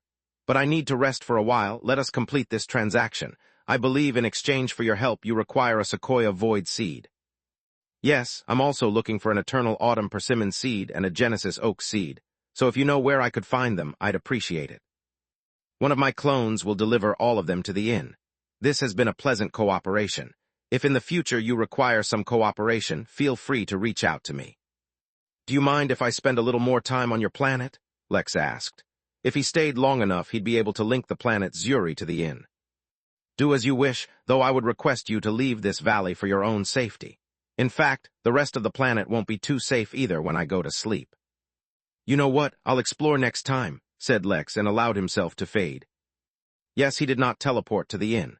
Instead, he faded, for what had visited the planet Zuri was not Lex, but a clone of his that required complete synchronization of his being. This way, if his clone was harmed in any way, he would not actually be hurt. However, now that he no longer needed it, he dismissed his clone, which caused it to fade from existence. This was not something Lex had done. Creating the clones and then establishing such a link between them that no one would be able to detect the difference was the turtle's idea and doing. In fact, that was one of the reasons why he felt like he was immortal. The clone was immortal, though Lex could still use all his abilities with the clone. It was a very peculiar arrangement, and one that worked to his benefit. Who knows what would have happened if Lex had been in front of the Bodhi tree in person? He may have resonated with it and triggered some kind of anomaly. Although his bloodline only worked on humanoids, who was to say that something odd and unexpected wouldn't happen randomly? Odd and unexpected was basically the theme of Lex's life. "The deal is now fulfilled, and I will now teach you how to plant the void stabilization sequoia tree in the fastest time possible," said the turtle, though Lex suddenly squinted his eyes. "There's something off about you," he said suspiciously. "You haven't called anyone silly in a long while, and you're in too much of a rush to complete our deal.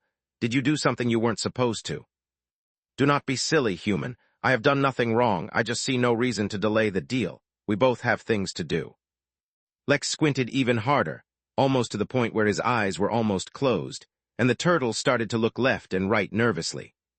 "All right, fine. I may have done a few things secretly, but that does not mean I harmed anyone or took advantage of anyone. Becoming a Bodhi tree is genuinely the best path for that clover." "What did you do?" Lex asked, feeling like he was seeing a whole new side of the turtle baby. "I may have secretly planted a few plants in the valley to take advantage of the aura of the Bodhi tree's birth, but then I quickly plucked them back up. This is not a loss. The aura was there, being wasted anyway, and now I have my roses for my heavenly garden." Lex shook his head in disbelief. He had never heard the turtle talk as much as he did today. But in the end, he just nodded and asked the turtle to transmit the information. Although he was fairly certain the turtle was still feeling guilty, likely hiding something else as well, he could not be bothered to meddle in its matters. It was best to stay on the good side of the sovereign. The turtle hastily extended its vine and touched Lex's forehead, transmitting all pertinent knowledge about the tree Lex wished to plant. There was good news and there was bad news, although to Lex it wasn't really bad news at all. The good news was that the turtle knew exactly how to do just what Lex wanted, and even had a way to have it done in a small time frame.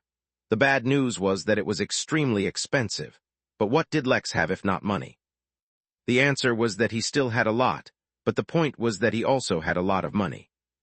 What was money good for if not for spending lavishly to fulfill one's unreasonable needs, such as growing a void stabilization sequoia tree in a matter of days? But for this expense, Lex really needed to pull out all the stops. He went to Peljar and grabbed a vial of blood essence, which was not easy to get at all, considering how tough the dragon's body was. In fact, Peljar had to self-mutilate for Lex to get his hands on it. He also took the opportunity to grab a few dragon scales and preserve a single second's worth of dragon's breath within a sealing scroll, an item which could seal anything inside of itself. Lex also grabbed some Jorlam Heart's blood. These were some of his most valuable treasures which he was willing to sell. He still had a couple amber chaos resin on hand, but he would not trade that away for anything. Those were Tao-level ingredients for heaven's sake. Then he compiled a list and went back to the Emporium. Powell, upon looking at Lex, smiled awkwardly. How was the deal? Was it successful? Yes, it worked out quite well for everyone involved, Lex said, not revealing the details. That includes you, I might add. Although you refused a commission for setting up a meeting, you surely won't refuse an order that resulted from the meeting, will you? Lex held out the spirit crystal containing his list quite innocently, as if he was only requesting a few items. In truth, the list contained over 4 million items of various levels of rarity.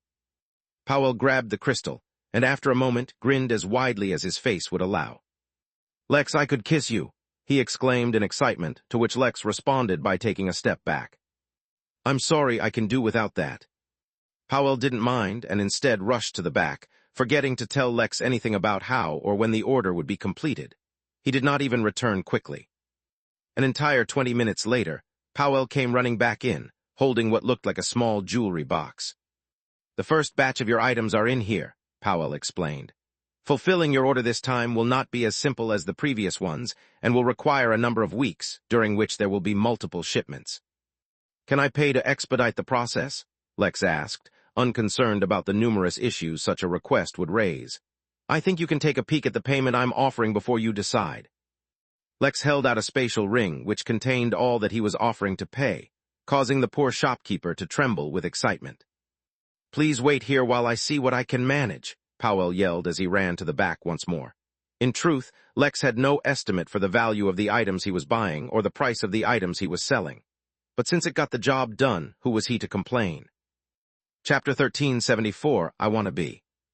Chapter 1374, I Want to Be. This time it did not take long for Powell to return, and this time he looked extremely excited and also a little tense. Lex did not show it, but he suddenly raised his guard, as his instincts suddenly warned him that he was about to encounter a critical moment, one that would directly impact his entire life. Lex could not comprehend why buying a bunch of items could lead to something that could alter his entire life, but it did not take a genius to detect that it had something to do with why Powell looked so tense. Internally, he just sighed. He was just trying to focus on his inn for goodness sake. Why did everything have to be so complicated? I have good news, Powell said, his voice filled with excitement though Lex could easily tell it was feigned.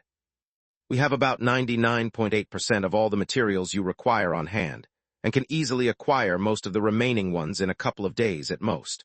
There is only one item that is slightly complicated to procure, and I cannot give you an estimate of when I will be able to get my hands on it. But fret not.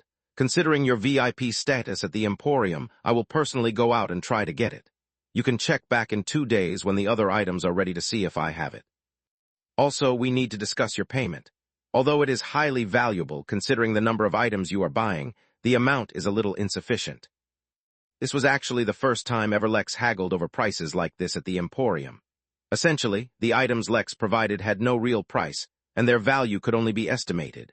With their worth not having a fixed value, mostly because they were priceless, putting a price on them was difficult. The Emporium naturally wanted more, and though Lex could pay more, he wanted to increase the value of his possessions. This, a fierce bargaining session, ended with Powell coming face to face with Lex's inner capitalist for the first time ever. Eventually, they reached an agreement, and Powell handed Lex a number of spatial bags which contained most of the items he requested. He went through the bags with his spirit sense, and in one of them encountered a lockbox with a few words engraved on it that read, "Do not open in Emporium." Lex showed no abnormal reaction upon citing that, and merely nodded, telling Powell he would see him in a couple of days before returning to the inn. Yet when he was at the inn, the feeling from his instincts heightened. It seemed that whatever was in the lockbox would result in a critical choice in his life that would alter his future. One way or another, he had to make a choice. But since he didn't sense any danger from the lockbox, Lex returned to his apartment and took it out.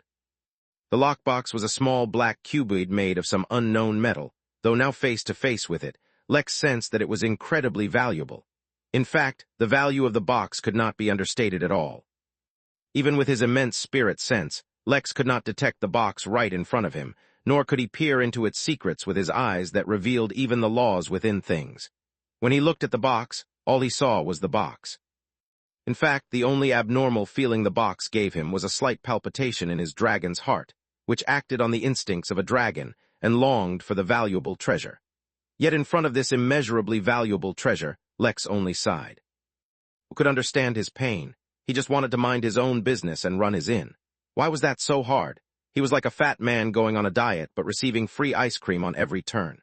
What kind of inhumane act was it to disagree to free ice cream? It was with great reluctance and a resolution to start his diet from tomorrow that he would be forced to unwillingly consume the delicious ice cream. Even though the fat man had already bought a new suit he wanted to fit into by losing a few pounds, he had to resign himself to only looking at that suit and never coming close to fitting into it. With great reluctance, Lex opened the box. It wasn't as if he could ignore it and his senses couldn't peer into it, so opening it was the only choice left.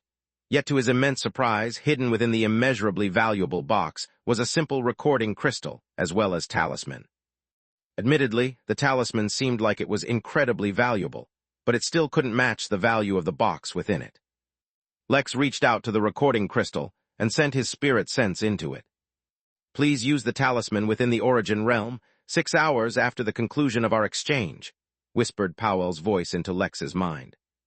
There was no other explanation given, but there it was. He had his critical decision in front of him. Oddly, his instincts were silent on what decision to make, but it wasn't odd at all. So far, Lex had encountered very few things to which his instincts could not respond.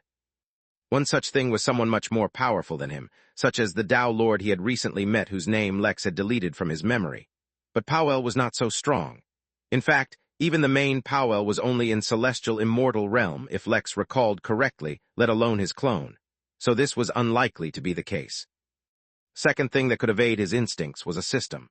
Lex had long harbored suspicions that the Emporium was some kind of system, but considering the fact that it had been immensely helpful to him on so many occasions, he chose not to investigate it. Not to mention, Lex was not the kind of malicious, insane reverend to go around randomly plotting against every single person he met. Nor was he desperate to completely heal his system just yet either.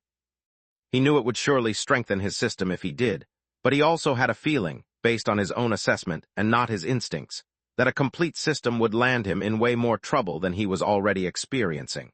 For all these reasons, he ignored his suspicions about the Emporium. Yet now, that was resulting in him not having any guidance from his instincts. That meant that this was a critical, life-altering decision. I just want to be Hawkage. I just want to be a simple innkeeper. Why so many obstacles? He now finally understood why Powell had seemed nervous. Clearly, he did not know whether or not Lex would follow through with the instructions in the box. But Lex decided to do it. Although he wanted to avoid any unnecessary troubles, that did not mean he was afraid of them. Over the next short while, Lex went over all the items he had bought and planned out his construction of the second tavern. He couldn't really begin until he had all the materials, but he could prepare. He picked out a distant spot in the Midnight Realm, outside the Midnight Inn and far away from any intelligent races. He had a feeling that the expedited method to grow a void stabilization sequoia tree might leave this place drained of all energy for a while, almost like a dead zone. Lex suddenly paused and had a thought. Was this the reason why Earth was a dead zone? Had someone refined an incredibly powerful treasure or nurtured some incredible plants there at some point in history, leaving that place devoid of all energy? Once again, his instincts were silent, not providing him an answer. Normally, an immortal could intuit simple things just based on their advanced level, yet in this Lex found himself without an answer. Lex groaned as he added investigating the secret of dead zones on his list of things to do. Once he was no longer avoiding unnecessary trouble. Once the specified time was near, Lex teleported to the origin realm. Perhaps because he had been recently thinking about it, he could not help but teleport to Earth. Instantly, he was hit with a wave of nostalgia as he saw the blue planet, though it had changed a lot. In that instant, though, his instincts began telling him that Earth hid a few more secrets that no one had uncovered just yet. Lex put it on the back of his mind. How could he not know that a planet that imprisoned a demi-Tao lord for thousands of years surely hid some super secrets? But now was not the time to dwell on these things. He pulled out the talisman and used it. Lex felt himself being teleported away and did not resist. It was time to find out what all the fuss was about. Chapter 1375 Really Bad. Chapter 1375 Really Bad. Upon teleporting successfully, Lex found himself standing in a swamp with dark clouds hovering overhead. Thunder rumbled in the distance, filling the darkness with a sense of foreboding. The spiritual energy in this place, wherever it was, had a concentration similar to a 3-star planet, so it wasn't really exceptional, nor was it mundane.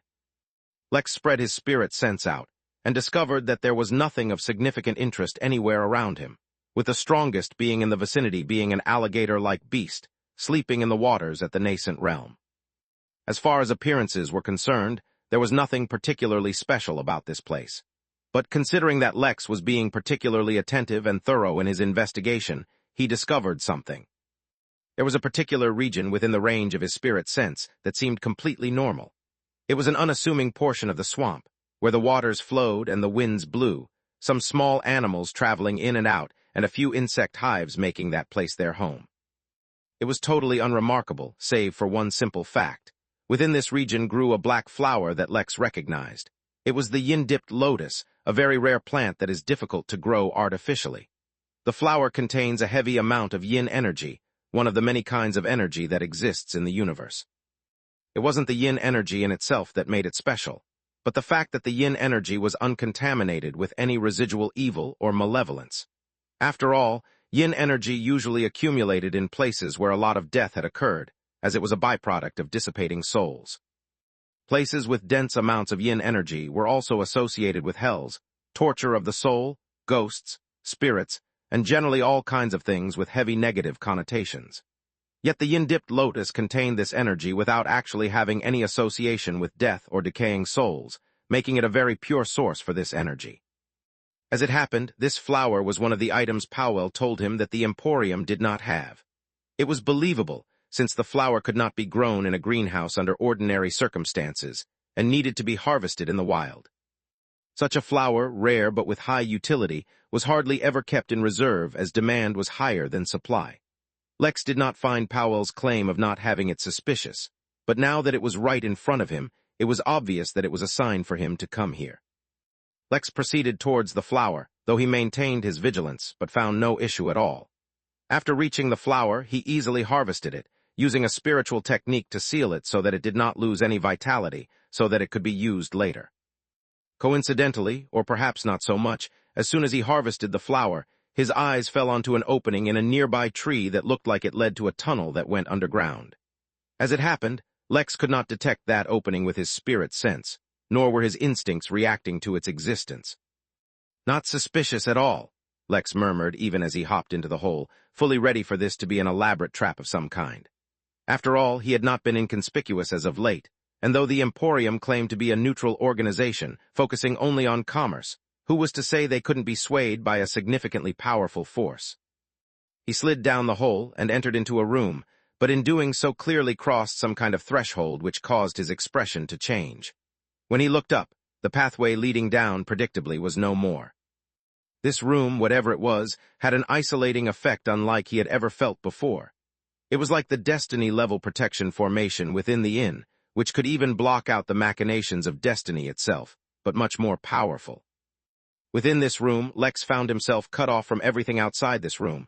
He could feel his karma, as esoteric as it was, suddenly freed.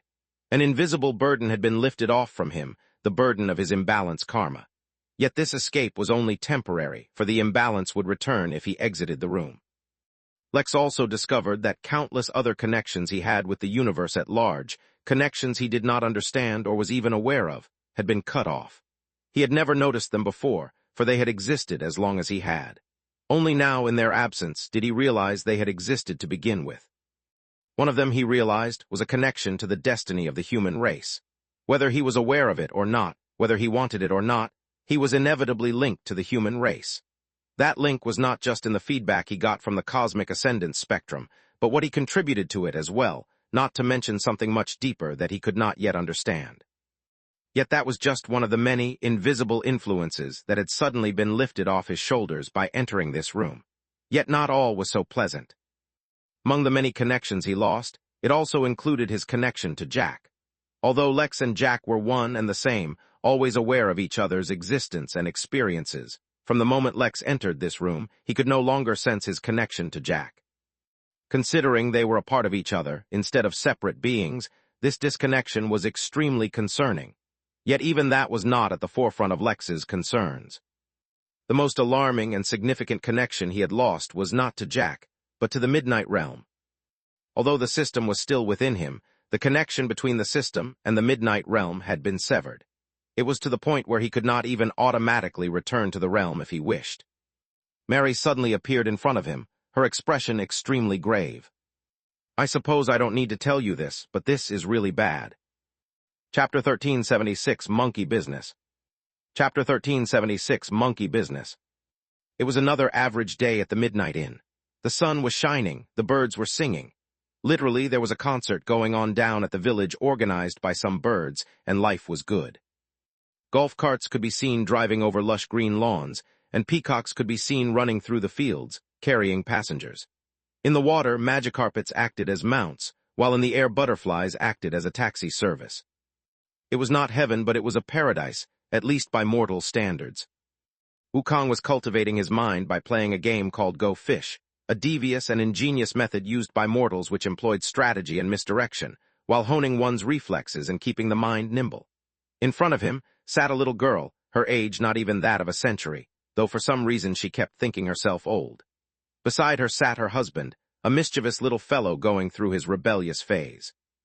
These children were called Brandon and Audrey Morrison, but despite their young age, their penchant for mischief really intrigued Wukong, which is why he was spending time with them. For example, at the moment it seemed like they were playing cards, but in truth they were listening in on some gossip nearby which involved a scandal among the fiery mammoths, wherein, apparently, a young fiery mammoth had all its fur shaved off in the middle of a battlefield, leaving it even more naked than the day it was born. This act was actually a result of Brandon's instigation, and listening to it caused the little boy to giggle without constraint. While all of this happened, a minor earthquake shook the Midnight Realm. The quake was insignificant, almost undetectable, yet Wukong's expression suddenly turned solemn. He looked left or right, yet no matter where he looked, he could not find the target he was looking for. His eyes narrowed, and he could not help but growl from deep within his throat, yet Wukong restrained himself. Of course, no one saw or heard Wukong, for in their perception he was still playing cards, just as they did not see how the laws of the realm suddenly started to become unstable. "Space." "Yeah, no kidding," responded Lex as he looked at Mary, already displaying his power in full. Within a single second he could take countless actions and have a million thoughts, though if he always acted in his maximum capacity he would be exhausted quickly. Now though, at a critical moment there was no need to hold back. In less than a second he was confident that he could escape this room, for it had only isolated him and not trapped him. He was sure he could find a way out, yet something incredibly unexpected happened. Mary stopped him. "But this is also a good thing. Don't leave just yet. You can stay here a few minutes without affecting the inn. I need to take this opportunity to tell you a few things." Mary was reacting at the same speed as Lex, so their conversation was happening incredibly fast. At the same time, Lex sensed that in the far corner someone was sitting with his eyes closed, though he could easily guess who it was. Yet Lex did not disturb Powell yet. Instead, he focused on Mary. "What is it?" he asked. "This place you're in, I am familiar with it. It's called a Sani vortex, a rare occurrence which connects in the inner and outer layer of the fabric of the universe, creating a space completely cut off from the rest of the universe. This is a rare opportunity for me to share some things with you, things you must immediately seal in your mind, locking them away in your memories, just like you sealed away your time affinity." "What is it?" Lex asked gravely, ready to hear some secrets about the system. What he did not expect was that Mary wanted to discuss something else entirely. "The guest in your inn, the one whose name you erased from your memory. He is not a normal entity, and you cannot treat him as a normal Tao Lord. He is powerful beyond your imagination and destructive beyond what you can conceive. He is the epitome of mischievousness and the true origin behind the expression monkey business. Do not think you can keep any secrets from him. You can't. The only thing you can do to protect yourself is pay as little attention to him as possible and avoid him at all costs. Let him stay in the inn if he wishes, and don't even think about it. The less you concern yourself with him, the safer you will be." "It seems like you know him quite intimately," Lex said, hinting at something. "Of course I know him. Even when I was born, he was a legend beyond all legends. Let me tell you something so you can understand what level of being you are dealing with. The cosmic ascendant spectrum is not a real list, and does not physically exist in the universe. Or at least, it was not real and did not exist physically. It was simply a hierarchy orchestrated by the deeper laws of the universe that everyone referred to. Yet he, legend has it, that, dissatisfied with his position on it, he journeyed to the unknown depths of the universe, using the very fabric of reality, the same one that forms the Sani vortex, manifested the spectrum, just so he could physically carve out his name at the top. Of course, no one knows if such a thing is true, and he certainly isn't at the top of the list. But for such a rumor to exist, especially among Tao lords, you can imagine the kind of power he wields. But for someone as weak as you, there is a very easy way to deal with him. As long as you ignore his existence entirely, even going as far to forgetting he exists, he will most likely leave you alone. Even the Midnight Inn and the Innkeeper are not enough to attract his attention. Not truly. Chapter 1377, Good Reason. Chapter 1377, Good Reason. To be entirely honest, specifically going and telling me all of this is doing more to make me pay attention to him than forget him, Lex said. Why did you feel the need to tell me this over here? You don't understand. Over here, if you learn about him and then seal the knowledge, then you will not attract his attention. Simultaneously, you can leave yourself certain hints affecting how you behave.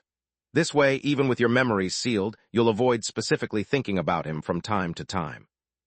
Even if you don't realize it, you've done the same with your time affinity. And think back to when you first met him. Anytime you thought about him, he seemed to know and even corrected your form of address. Can you really tell me you haven't thought about him since then? Even if you think about him randomly, despite not knowing his name, you will attract his attention. It's better to condition yourself to not to think about him at all under any circumstance. As long as you do that, you will be fine. That is truly the only way to be safe. Lex had to admit that, from time to time, he had thought back to that mysterious Tao Lord, simply because there was a Tao Lord within the inn. It was hard not to think about it, since it represented a huge issue. But if ignoring him really was the solution. Did you say I did the same thing with my memories related to my time affinity? What hints did I leave myself? Mary just gave Lex a look, causing him to shrug. Is there anything else you want to tell me in this place? He asked. Not really. That was the only thing I could specifically only say here. After all, even he can't see through a Sani vortex, I think. Otherwise, if I mentioned this outside, he might have noticed. Lex took a mental note to remember that some Tao lords are much scarier than others. He was pretty sure he could guess the reason why, but he dared not speculate. Instead, he spread his attention to Powell, who was sitting in the distance. His conversation with Mary had taken 1 second, and though she said he would be fine for a few minutes, he'd rather not risk it, and wanted to get out here as soon as possible. You know, it's almost strange to see you outside of the Emporium, Lex said, starting off the conversation casually. It would not be nice to question him about why he brought him to this not at all suspicious place, cut off from view from the entire universe. Powell opened his eyes, looking towards Lex, though he had none of his usual energy or excitement. Instead, he looked quite worried. I was concerned you would not come, he admitted, though Powell's response was much slower than the speed Lex was talking at, meaning that their conversation would take at least a few seconds. Well, considering our long-standing relationship, I thought I'd give you the benefit of the doubt, Lex said frankly. Though pulling me into a Sani vortex is really beginning to take advantage of that, I hope you have a good reason to bring me here. Naturally I do, he responded.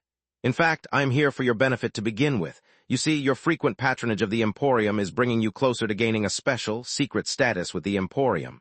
Ordinarily, I am not allowed to tell you about this. I had to take great measures to tell you about this at great personal expense. I thought I had the highest level membership, making me a VIP customer, Lex said. Yes, on the surface, that is supposed to appear like the highest status we can afford a customer. But in fact, there is another level above it. The best customer, or perhaps it's better to say the level is allotted to the one who has spent the most at the Emporium within a century. You yourself are not close to the top just yet, but with your latest acquisition, you have entered the top 100 list of best customers at the Emporium. If you continue to shop at the Emporium at the same scale as you have been recently, then you will soon reach the status of the best customer. I suppose I don't need to tell you that getting such a status comes with its own perks. I can imagine, though I don't understand why you would hide something like that. Shouldn't you advertise such a position so that more people compete for such a position? I can only imagine it would be good for business. I'm also not seeing why something like this could not be talked about back at the Emporium. Powell shook his head. This matter involves the interest of many. More importantly, it is the request of the current best customer that we keep it hidden, and so we have. I am restrained by many rules, so it is easier for me to say certain things than it is others. I cannot tell you what exactly the benefits of becoming the best customer are, but I can tell you that they are not so easily found elsewhere, for which reason the existing top customer has killed a lot of people. Lex narrowed his eyes, getting what Powell was hinting at. The top customer has many privileges even besides the main reward, and one of those is to get a list of the top 100 customers of the Emporium whenever there is a change. Suffice to say, the top customer has more than once killed anyone who was deemed a financial threat to their supremacy over the list. Of course, those strong enough to resist the top customer have also survived, but in general even they experience a certain level of intimidation to reduce their spending at the Emporium. What was once supposed to be an incentive for others to shop more has long since become one of the leading reasons for why the Emporium loses its customers. Lex groaned, for he was genuinely not interested in the position of best customer. But why did he have to go and say that guy liked to maintain his supremacy? Now he'd have to go and end that reign. Chapter 1378, just a little bit. Chapter 1378, just a little bit. So you're telling me that now some overpowered maniac is going to be out to hunt me down? Can you tell me who it is? Lex asked, concerned but not too concerned. He was used to being hunted down by overpowered enemies. He was already thinking of how to respond. Unfortunately, I am restricted from sharing any information about our top customer, although I can tell you that the Emporium is not happy with how he has been behaving. But there is nothing we can do about it. Unless that customer breaks some Emporium rule, we cannot retaliate against him. I merely wanted to share this information with you, to warn you in case you wanted to hold back on your shopping. This goes against company policy, which is why I had to do so in secret. Well, I am not so easily intimidated, Lex said. But I also can't just act blindly without knowing who I'm up against. Is there anything you can tell me about this person, or is there any way I can figure out who it is? Powell shook his head. I cannot share any information about said customer's identity whatsoever. I can only recommend that you look into some protective equipment which can allow you to divine the identity of anyone looking to harm you. Unfortunately, such equipment is in short demand, since countless powerful and influential diviners seem to have vanished from the Origin realm some years ago. Lex frowned as he tried to think of a solution. It shouldn't be too difficult after all. Lex was a connected man now. Within the Origin realm he had friends in high places, but no doubt whoever had been taking advantage of the Emporium was also no doubt not a nobody. There's also something else interesting I can tell you in case you ever do become a top customer, Powell said, with a smile. Within the Emporium, each Powell is ranked based on our performances. If you become the best customer, then I will automatically become the main Powell, in charge of all other Powells as well as the Emporium itself. Lex raised his eyebrows as Powell had indirectly dropped a massive hint that whoever the top customer was being dealt with by the main Powell. But more importantly, wait, does that mean you will take over? How does that work? Doesn't that mean the other Powell should sabotage you? But don't you guys share your memories? Powell shook his head with a smile. That's not how it works. All of us are one and the same. It doesn't matter which one is in charge. The only thing that changes is that the customer gets to deal with whichever Powell has more authority within the Emporium. Oh, and yeah, if I become the main Powell, I will become like super powerful. How interesting, Lex said. By the way, if I ever wanted to meet the main Powell, outside the Emporium, where might I find him? It's tough to say. The Emporium owns a number of planets it uses for production, harvesting, and warehousing. You can try them, but the main Powell is usually very busy and doesn't spend a lot of time outside the Emporium. I think I'll figure something out. I think I got the gist of things. Big bad guy out to get me. Spending more money might make the bad guy act against me. Yada, yada, yada. Becoming a top customer gives benefits, etc., etc. Is there anything I'm missing? Powell looked at Lex for a moment, stunned and unaware of how to respond. No, I think that's the gist of it, he said, sounding slightly defeated. Don't fret. I'm not saying you giving me this warning wasn't helpful. It was. It's just that I'm too used to dealing with unknown, powerful enemies. Whether it's a cult, a terrorist organization, a powerful empire, a strong family, a big sect, I can more or less deal with all of them. I suppose the top customer isn't someone from the Henali, right? If it was them, they wouldn't need to go around killing people just to intimidate them. As long as it's not some Dao Lord, I'll be fine. Dao Lords do not shop at the Emporium, Powell said gravely. The Emporium has a strict policy to give anything a Tao Lord requires to them for free. We have never accepted payment from a single Tao Lord, despite serving one in the past once.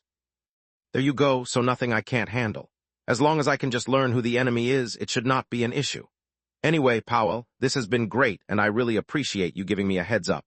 But I've already been in this vortex for a dozen seconds, and I can't really afford to stay disconnected from the universe for long. If there's nothing else, I'd like to take my leave. Ah, there is one thing, Powell said quickly, realizing Lex's urgency. Do you still have the box I gave you with you? If so, can you return it to me with a key from the Midnight Inn inside? Lex raised an eyebrow but didn't question it. He summoned the box, put a golden key inside, and gave it to Powell. It wasn't as if the keys of the inn were exactly rare anymore. Excellent, the shopkeeper said with a soft smile.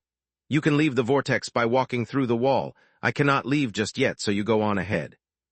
Having a confirmation from Powell, Lex suddenly walked right into the wall, finally leaving the vortex and regaining his connection to the universe. All the things he was disconnected from finally came back, and Lex felt like he emerged from underwater, finally able to breathe again. Being disconnected from the destiny of the human race was disconcerting on a level he had not anticipated. But his smile did not last long. The moment he returned, he reconnected to Jack as well, and their memories resynchronized. The thing was, unaware of what happened to Lex, Jack might have overreacted just a little bit. Chapter 1379, Folklore Realm. Chapter 1379, Folklore Realm.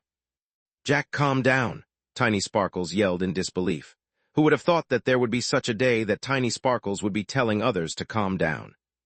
The problem with Tiny Sparkles yelling at his fairy friend to calm down was that, as a unicorn with dwarfism, he had somehow mutated into being more powerful than almost any other unicorn he had ever come across. That immense power permeated into every essence of his being, which meant that when Tiny Sparkles, the unicorn a mere few inches large, spoke, his voice was so deep it reverberated across the land, often causing earthquakes. Fortunately, Jack had used enchantments on Tiny Sparkles, weakening him, allowing the unicorn to control himself. Unfortunately, due to their current unusual predicament, that enchantment had worn off. So when the unicorn yelled, trying his best to calm down their captain, his voice shattered the ground beneath their feet, revealing a vast open sky underneath them. After all, they were on an island, formed of the usual stuff such as dirt, rock, and whatever else islands were made of. Oh, it was also floating up on a cloud, far above the planet underneath. Well, the island couldn't really be said to be floating anymore due to the inadvertent actions of a particular baby, Crystal Alligator, whose very touch turned anything and everything to crystal. Only recently had Jack taught him to stop crystallizing the air itself. But upon seeing the vast sea of clouds upon which the island floated, the alligator jumped in, turning the clouds to crystal, causing them to become too heavy to float, and therefore fall along with the island. Although Tiny Sparkles himself hadn't seen the event, by all accounts, that had happened before Jack went on a raging rampage against the giant who had used his powers, and enlarged the Jolly Rancher to the size of what Jack called the Statue of Liberty. Now, Tiny Sparkles had not really traveled much, and had not seen any such statue, but it was clear to him that the Jolly Rancher was much too big for their tiny, literally tiny, pirate crew to use. "Oh, Lord," wailed Bob, the leather jacket-wearing drama cat that Jack had rescued and befriended some time ago, as he rode a heavy bike much too large for him across the massive deck of the Jolly Rancher. "Oh, Lord, have mercy on this world that has provoked the captain's ire.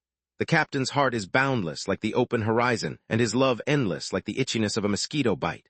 But more so than anything, his anger is righteous. It is a benevolence I regret I cannot face, and so to those who face it grant mercy. You are too good to me, Lord, too good." From his horn, Tiny Sparkles shot out a rainbow-colored beam that swiftly morphed into a chocolate-spread-covered piece of toast that was stuffed into Bob's mouth. Bob, the deity of chaos, entropy, and sugar rushes, first of the drama cats, destroyer of Mondays, savior of pancakes, and the latest member of Jack's pirate crew, was also an anomaly. His prayers would always be granted, though it was unclear if he was granting them himself, or it was just a passive ability he had, or if some super-powerful lord was secretly watching over him.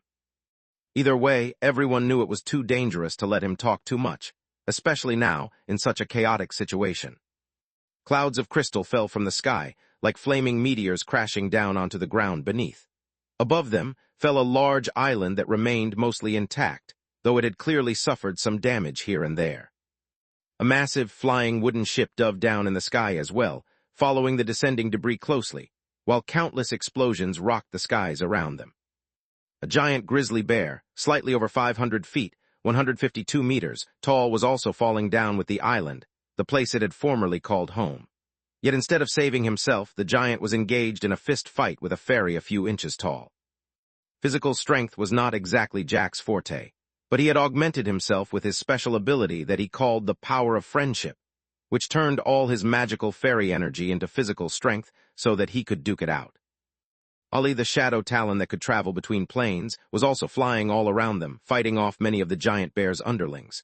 The cannons on Jolly Rancher, under Tiny Sparkle's control, shot out deadly artillery that only added to the chaos all around them. In truth, Tiny Sparkles too felt anger at the situation, but as the first mate, he had to try and control his captain. Unfortunately, that was easier said than done. Lex had only been gone a few seconds. He disappeared for 30 seconds at most. How much could go wrong in that short period of time? As it turned out, a lot. The moment Lex returned, Jack actually calmed down, but it was already too late now. When Jack and the others completed their task from the Tower of Providence, Jack was looking forward to his reward. The last time the tower gave him Tarot fertilizer, something he needed to make the Midnight Realm form quicker than expected. This time the task was even harder, so the reward should be greater, right? Right. Unfortunately, the greatness of the reward was debatable, for Jack had received the time and coordinates to save Bob's life. Well, Jack was a good Samaritan, so he saved Bob, robbed a few local banks along the way, and inadvertently set himself on the trajectory for utter insanity. Instead of returning to the Midnight Realm, they had been sent to the Folklore Realm, one of the very few mature realms in existence that did not have a proper ruler. That was because of the unusual laws of the Folklore Realm. Jack did not understand too much about it yet, but one thing led to another, and Jack had been trying to cook some kidney beans when they suddenly sprouted into a massive beanstalk that pushed them into the air to an island, where they were confronted by a giant bear. So far, things were still reasonable. Using a bit of his fairy magic and the charm of a crew of tiny, cute pirates, Jack was negotiating with the bear. Then the bear felt a severe case of FOMO, fear of missing out, and wanted to join them in their ship. Instead of being reasonable and shrinking down to size himself, he used his gigantism powers to enlarge the pirate ship. As it happened, that was also the instant Lex disappeared. Well, Jack overreacted a little bit, only because now the helm of his ship was too large for him to use, and the ship was resisting all attempts into shrinking back down.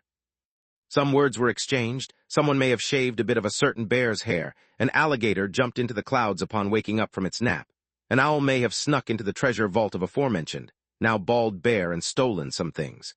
Words were exchanged, fists were thrown, and now the sky was falling down on the world down below. "Fee-fi-fo this, Baldy?" Jack screamed, crossing some boundaries Tiny Sparkles personally would not have crossed. Even though the ship was now much larger than Jack, Jack was still linked to it and could control it. As such, he used his wings to get a little distance from the bear, and then slammed the ship into the bear, speeding up the ship's descent as it crashed towards the ground, turning into a ball of fire. "I wish upon the shooting star," Bob began screaming as he saw the flaming ship, yet a peanut butter and jelly sandwich was slammed into his mouth before he could continue. The crystal alligator cried, looking back up at the clouds in the sky. Cannons continued to fire. Ollie hid the treasures, and Tiny Sparkles tried to call out to the captain once more, but this time the weight of his voice caused a chaos tribulation, a phenomenon that only existed in mature realms. The pandemonium came to an abrupt halt when the ship, ramming into the bear's face, finally reached the ground, causing an explosion that may as well have been nuclear.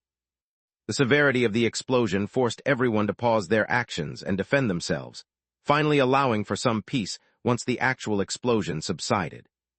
"Tiny Sparkles, you really need to stop distracting me while I fight," Jack complained as he flew over, feeling great after venting all of his frustrations on the bear. "Now, what were you trying to say?" Jack also re-established the weakening enchantment on the unicorn, so that his voice was no longer a lethal weapon. "Not much," he responded. "I just wanted to let you know that only the bear can shrink the ship since it used a bloodline ability we're all too weak to counter right now. Without the bear, we'll need to reach the celestial realm to shrink the ship." Jack's smile suddenly faded, and looked towards the bear that no longer had a face or a neck or an upper torso. It probably wouldn't be doing anything anytime soon or ever again. Chapter 13, 80 Stowaways. Chapter 13, 80 Stowaways. Jack coughed into his hand as he tried to hide his embarrassment, but there was nothing he could do about it now. The giant bear was deader than dead. Looking at it objectively, all of this was the bear's fault to begin with. Why hadn't it just shrunk down instead of growing the Jolly Rancher? Now, not only did it not get to ride the shop, but Jack and the rest were inconvenienced as well. "Everybody form up. I want to see you all in a line. Form up. I have an important speech to deliver," Jack roared, his loudest yell quieter than Tiny Sparkle's lowest whisper. But it didn't matter. His pirate crew suddenly lined up in front of him, though why did there seem to be a few extra members? There was, of course, First Mate Tiny Sparkles and Ollie. The baby crystal alligator was there, as well as Bob. But why was there a gnome lining up as well? And why was the gnome's beard 8 feet, 2.4 meters, long while the gnome himself was shorter than 2 feet, 0.6 meters? As if that wasn't enough, right beside the gnome was a small bear cub, dressed in the robes of a monk, even going as far as wearing monk beads around its neck. Was this cub related in any way to the massive bear Jack had just killed? Logic dictated that as the most likely answer, but the cub bore no ill will towards Jack. The fairy could sense as much. But even more than the bear cub, the sudden new addition that attracted Jack's attention the most was the final one. A regular-sized hamster that stood on its one hind leg as well as wooden prosthetic, and was dressed like a buccaneer, looked Jack right in the eyes as if there was nothing suspicious about his presence there whatsoever. "You guys were not really hiring. What are you doing here?" Jack asked, pausing from the rousing speech he was about to give. "Someone crashed the island where we were imprisoned, I mean. Our home fell from the sky," the gnome said abruptly. "We wish to see the universe," the monk bear said. "My teacher told me monks eat lots of meat and meet lots of women. As such, I have decided to stain myself with the red sands of the mortal world and witness such things for myself. Safe passage would be appreciated. I can pay in honey." Jack looked at the two, and then finally looked at the hamster who looked like a hardened criminal who had lived a long life. "Kill me or take me, I'm not leaving this ship," the hamster said, and then spit at the ground. But instead of spit, it accidentally spat out one of the nuts it had been hoarding in his cheek. But he was too embarrassed to go pick it back up, so instead he just looked away, his bulging cheeks hanging on either side of his face. Jack was literally stunned to silence by the shameless display of the stowaways. Just to be sure, he used his intention to gauge the intentions of the newcomers, but it seemed like they genuinely either wanted to join or had nowhere else to go. Good thing, too, because Jack was thoroughly impressed by their shamelessness. "Well, in that case, welcome to the crew," Jack said. "Everyone else, listen up. We're not playing games anymore. This is no longer the tiny realm we came from. This is a full-on mature realm. You know what that means. It means there are Tao lords who are born in this realm, probably more than one. Compared to all of them, we're nothing. A random sneeze from a passing immortal could tear our ship apart and send us to a permanent journey to the depths of hell. Which is why I say to you lads, now more than ever, we need to be vigilant and not act carelessly. We need to be." The remainder of the island in the sky started to crash all around them, suddenly forcing Jack to take control of the Jolly Rancher, and began dodging the debris. "Anyway, to cut the long story short, we have a sacred mission," Jack screamed over the sound of falling island debris. "You see, someone has cursed all fairies, but I'm determined to be the first fairy Tao Lord. For that, we're going to find the most chaotic, crazy place in this realm, find someone who can tell me how to lift this curse, and probably shift the balance of a universal war by staging a comeback of the fairy race." "I know just the place, Captain," the hamster said before spitting on the ground once more. But this time, instead of a nut, the hamster accidentally spat out a longsword. The awkwardness of the situation caused a momentary silence, where even the explosions in the background seemed to pause. "There's a black market in the Jammu region of Red Lily County, just a few light years away from our current location. Rumor has it that a shaman exile from the Dryad race practices there. She might have an answer for you."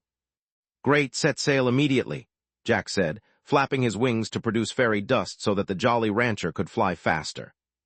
"Captain, the ship doesn't need sails to fly," Tiny Sparkles said, but as always his statement was ignored. "Manned by a crew of pirates, cough. No, good guys." Jolly Rancher, the ship, was manned by a crew of good guys who knew nothing about ships, but that didn't stop them. Under Jack's guidance, the ship set out for its destination, though fortunately they had only gone for a few hundred miles before the hamster remembered that they were going in the wrong direction. The massive ship should have been quite conspicuous, but Jack was not brainless. He used his fairy magic to turn the ship invisible, though admittedly it would only be invisible for people at or below his level. Yet as it turned out, that was not really a problem. Though compared to the ferry, the ship was absolutely massive. Compared to the realm they were in, the ship was tiny. Jack was beginning to feel like their plan was not completely destined for failure when he was forced to take his first detour. After all, he finally discovered a trail for one of the items written in the blueprint for the Midnight Castle. Collecting the necessary materials to build the castle had turned out to be much more difficult than what Lex guessed, so once they got a lead for one of the materials, they were forced to take a detour. "Amitabha, is that the red sand of the mortal world?" the bear cup asked, looking over the side of the ship. "Well, you're not wrong," said Lex as he leaned over the side. "It definitely is red sand, I just don't think it's the same kind you're looking for." Beneath them was a massive desert with the sand stained red, though even from afar Jack could feel the immense aura of negativity from down below. "That sand is red from blood," said the gnome. "Don't be ridiculous. Blood would start darkening after so long," said the hamster. "Don't you be ridiculous. How can cultivators' blood darken?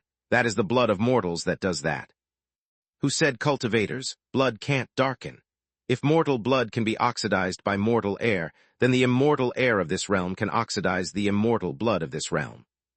"It's hard to argue with that logic," murmured Tiny Sparkles. "Oh, Lord," Bob began, but this time Jack stuffed a jawbreaker into his mouth. "Whatever it is that's causing the sand to turn red, it's clearly coming from there," Jack said, pointing to a massive, gaping hole in the sand far away. "As responsible pirates, as responsible good guys, it's our job to restore this natural ecosystem and set things straight. Full speed ahead." While the whole crew discussed the red sand, down below the deck in a room, Ollie was glaring at the baby alligator. "Don't you dare," the Shadow Talon threatened, hiding a treasure chest behind himself. The room was littered with countless crystallized treasures already, each of them emanating a powerful spiritual energy, enough to entice even immortals.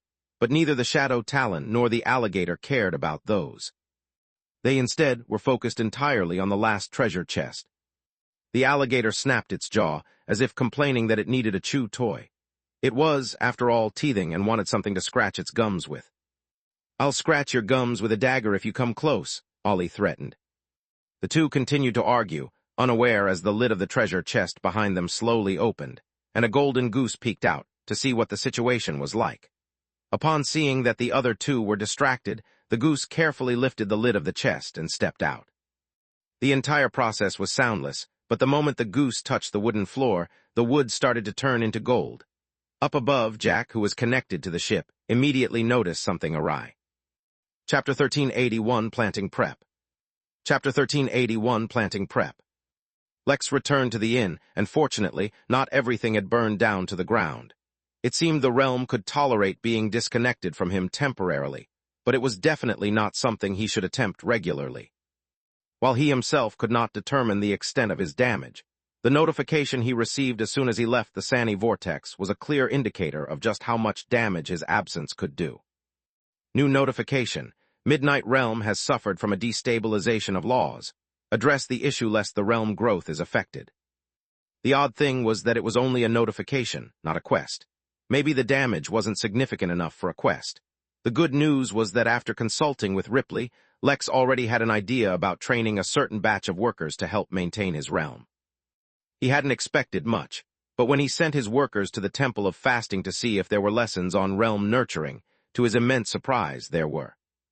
It seemed like such lessons were only available to immortals, which explains why Lex didn't know about them before. They were also aimed towards larger powers who controlled various realms, and technically speaking the Midnight Inn fit into that category perfectly. But they had not yet learned enough to contribute to the realm's repair. Unsure of exactly what to do to repair the laws of the realm, he decided to delegate the task to the planning division and have them give him suggestions. To be clear, Lex could find solutions himself as well, either by listening to his instincts or by asking others. But considering that the task wasn't urgent, he decided to use this opportunity to train his workers. There were still countless things going on in the inn to occupy his attention, so the days passed by quickly until it was time to return to the Emporium and get the remainder of the materials from Powell. Powell acted completely normally, handing over the remaining ingredients. They had a short conversation, but nothing out of the ordinary. Lex had assigned Roland the task of looking into associates, close friends or business partners of the owner of the Emporium, but there was no lead currently. Even so, Rollin was quite confident in his job. Many years ago, he had formed a secret organization with all the kids who used to visit the inn, turning them into agents for him, trading information. Instead of an intelligence agency, his organization was more like one that gave everyone the opportunity to discover what they wished, as long as they had contributed enough. While that organization was not yet mature, it gave him many leads that he wanted or needed. For something like this, though, he would not be able to rely on them. Instead, he was working with this new AI friend that he made, apparently. Lex didn't ask questions. He only focused on his current task. With a seed for the void stabilization sequoia tree on hand, and the information about how to grow it quickly provided to him by the turtle, Lex teleported to the site he selected to grow the tree and began his task. One of the first things he had to do was set up a formation, which was easier said than done. Even though Lex had learned to set up formations already, not all formations were built the same. This one, in particular, was going to be a difficult one just because of the sheer number of ingredients involved. Before that, however, he had to prepare the soil where the seed would be planted. He grabbed a hoe and began to till the land, softening it while he sprinkled in some crushed ingredients and watered it with spirit-quenching essence. Despite the pleasant-sounding name, spirit-quenching essence was actually the blood of an unusual creature that was part animal and part plant. Using the blood of such a creature to water his soil sounded quite barbaric, but, well, it was what it was. But this was only the very first step in preparing the soil. In truth, only the top few feet of the soil had been affected by Lex's treatment, which is why he had to transplant the treated soil and put it deeper into the ground, while bringing the lower layers up. It would have been easier to just excavate the whole ground, and then one by one place the treated soil within, but the process did not allow for that. Instead, the process relied on the random mixing of layers as the soil traveled up or down between layers. The science behind it was not very scientific, which is why Lex only memorized it for now, with the intention of understanding its intricacies later on. Lex even summoned multiple clones to help him along with the process, for it was slow and tedious, and even with the help of his clones it took him hours. But that was just the first step. Then came the formation. For this, at least, he didn't require clones, for everything would be done with his spirit sense. The formation had to be accurate on a microscopic level, so he had to ensure that everything was done perfectly. As if the scale and complexity of the formation weren't enough, their power sources were extremely delicate as well, and each layer of the formation required its own power source, since the formation would mix various energies while the plant grew. In fact, the process of trying to grow the tree was also an immense learning experience for Lex. He was not too familiar with all the numerous kinds of energies in the universe, and now finally began to be introduced to them one by one. There was the yin energy, which had the corresponding yang energy. Then there were the common earth, air, water, and fire energies, as well as the less common lightning, darkness, light, malevolent, reverent, righteous, and evil energies. Yes, there was literally an energy called evil energy. What was interesting was that these were just the energies required to grow the void stabilization sequoia tree, and not a list of all energies. Lex didn't know why or how evil and righteous energy could work together, but it was certainly something to look into. One thing he did learn was that energies seemed to be able to escape the influence of unaffiliated laws. Then came the more esoteric energies that Lex struggled to even comprehend, but they came after the formation was already made. Creating the formation took an uninterrupted 50 hours, for Lex had to be extremely meticulous with all the countless ingredients. Well, technically, they weren't countless, for there were exactly 1.9 million ingredients involved. Once the formation was complete, Lex needed to alter the feng shui of the environment. To be entirely honest, Lex read the instructions about what feng shui was and how to alter it countless times, but didn't understand what it was about at all. Even though Lex was lauded for his amazing perception and comprehension, certain things eluded even him. Fortunately, the instructions for how to alter the feng shui were precise, and he didn't need to rely on himself to do it. This part was actually interesting. He had never done landscaping before. Who knew that taking out one's sword and literally carving the earth within a region could be so much fun? It was like creating a wood carving, but out of the ground in a region large enough to cover a city from back on Earth. He carved away any nearby hills or mountains, making the area look like a flat plain, and transplanted numerous trees within the region, turning it into a forest. Lex even went as far as bringing the appropriate kind of wildlife that would inhabit such a forest, taking care to establish a well-balanced, self-sufficient ecosystem. But that only concluded the preliminary steps for the forest's growth. Next, he needed to alter the weather as well. Controlling the weather for a short period was still easy. One just needed to flex their cultivation a bit. But what Lex needed to do was create a very specific, natural weather pattern. That is not something he could do with a single technique. Instead, he had to alter the entire geography of the region, forming natural patterns that eventually result in the desired result. The next steps were a bit tedious, but he used the various ingredients he'd bought to create massive lakes, construct mountains of metal, carve out rivers, establish floodplains, and much more. As he continued, Lex was able to sense that the nature energy within this region was growing more dense, beginning to form naturally. It took him a lot of work before the area was finally ready, and Lex could finally plant the seed. He approached the very center of the formation and looked at the still soft soil and pulled out the seed. Now the size of the seed was large but not too abnormal. It was about 5 feet, 1.5 meters tall, or about 10 hot dogs tall, or approximately 1.6 washing machines tall. If one wants to be extremely accurate, they could also say it was the size of 26 M16 rifle bullets. It was the weight of the seed that was surprising. At about 110,000 pounds, it weighed as much as 1 million hot dogs, 551 washing machines, or 4.17 million M16 rifle bullets. That was a lot, which was why when Lex placed it in the soil, the seed began to sink on its own. Chapter 1382 Trees of the Heavens. Chapter 1382 Trees of the Heavens. As the seed sank into the soil, Lex cracked his neck and concentrated his focus. There was no room for error now. Fortunately, his instincts somehow synchronized with the information he had read about growing the tree and began guiding him perfectly. He channeled his spiritual energy into countless little strings and trickled them into the soil, slowly snaking them through the dirt to the sinking seed. A barrier formerly invisible suddenly appeared covering the skin of the seed, filled with various unusual characters. The barrier was the void shell of the seed, a protective shield to save the seed from the cosmic radiation of space. It would only break under very specific circumstances, so that the seed would have the optimal conditions for its growth when it eventually breaks. Lex was not breaking the barrier, but diffusing the unique energy that it was made of into the seed itself. One of the reasons Lex chose the void sequoia tree for his next tavern was because of how naturally sturdy it was. It could tolerate almost any natural environment once grown, and grow in almost any condition. It was only in its early phase where it was sensitive and vulnerable. The turtle had provided him with a way to grow the tree and have it mutate into the void stabilization sequoia tree, and though he didn't know much about the difference between the two, he was certain that it wouldn't be weaker. As such, one of the conditions for its natural growth was to spend a few centuries in the void.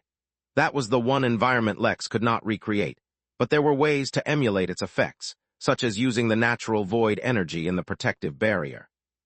Lex channeled his energy into his right eye, and countless tiny arrays started forming above the soil, sometimes watering it, other times striking the soil with lightning, and other times just gently blowing on it.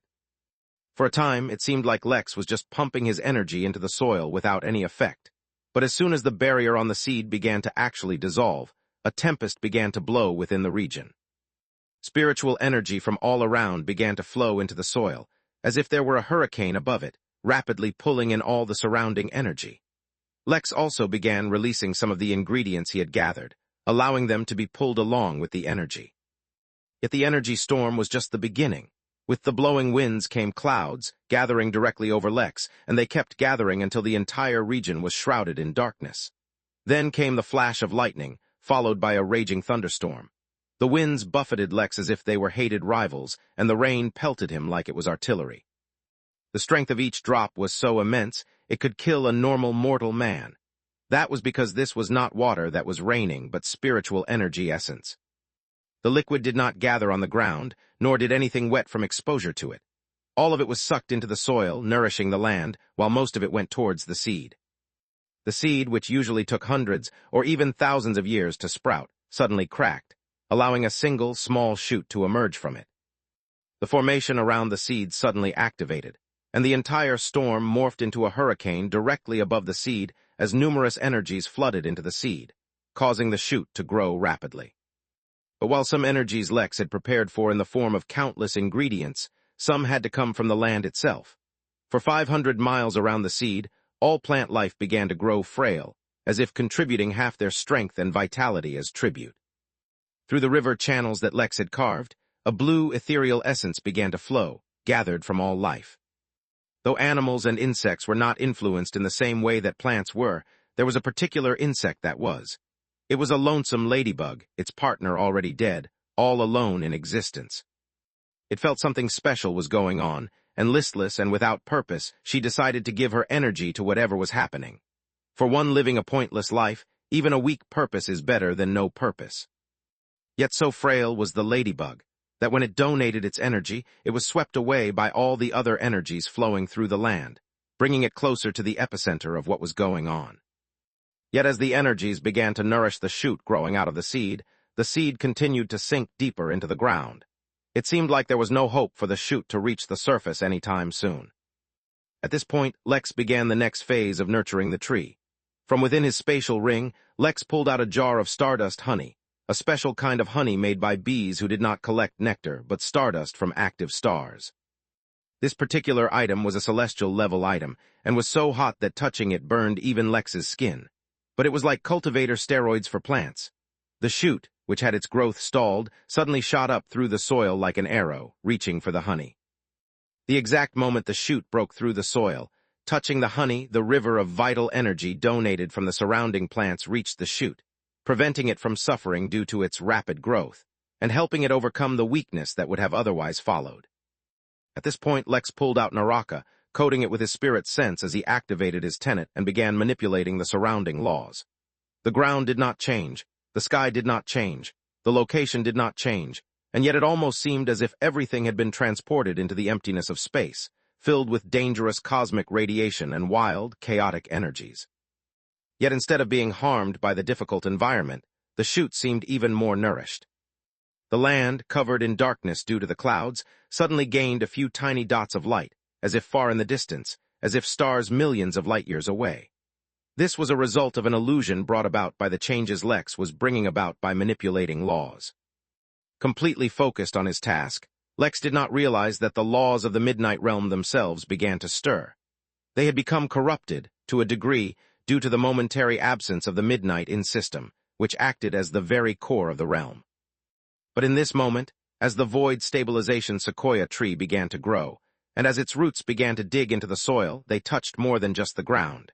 Instead, they grew down into the foundational laws of the very realm. Since the laws of the Midnight Realm already were very supportive of trees, the void stabilization sequoia tree encountered no resistance when it touched them. Instead, the laws began to nourish the tree itself, while the tree, true to its name, began to provide a stabilizing effect to the laws of the realm. The growth of a realm was not quick, and was influenced not only by time, but by the events that took place in the realm itself. The greater and grander the event, the more the realm would gain a capacity for supporting greater and stronger existences. At the same time, the realm's laws would also become more varied. Being less or more varied was neither a good or bad thing. Each situation was unique to its own realm. Under the influence of the tree, the realm's laws began to stabilize long before they were meant to.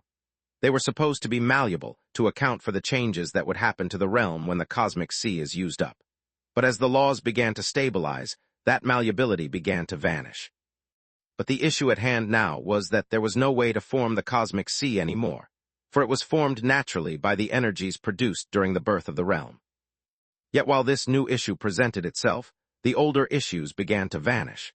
The destability in the realm laws began to vanish under the stabilizing influence of the tree, and the realm began to strengthen itself. Focused completely on the task at hand, Lex did not notice the changes, nor did he read the system notifications. But the turtle, the mischievous turtle who was looking at the Bodhi tree sapling it had secretly acquired, felt the changes to the realm and grinned. The turtle had decided it would make the greatest heaven of them all, combining all the holy trees. It had on its hands the saplings for the Bodhi and heavenly tree, but many more still remained out of its reach. But soon it would also acquire the Eden tree sapling, as well as the Yggdrasil sapling. Then it would need to find a way to get its hands on saplings for the world tree, tree of life, the Irminsul, the cedars of the deities, the peach tree of immortality, and the jambu tree. Once it got its hands on all 10 of these saplings, it would begin to develop the ultimate heaven, And in the ultimate heaven, the turtle would grow a Gaia sapling. A sapling for the very first tree in existence, the originator of the Tao of wood, and one of the most powerful beings in existence. Then it would have a good garden, the turtle chuckled to himself. Chapter 1383, Swirly Christmas Tree.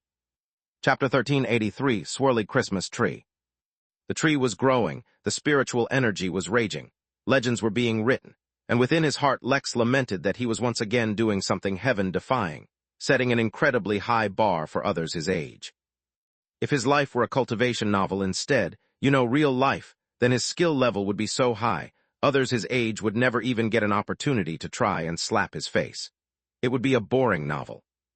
That is why real life was more interesting, because it hardly mattered who was his age and who was. When one faced an enemy, the talent level, cultivation time, genius level, and any number of such things did not matter. What truly mattered was how much money Lex could make from it, and from this tavern he would make a killing, so he put his utmost effort into it, tapping into the noble and sacred Tao of capitalism.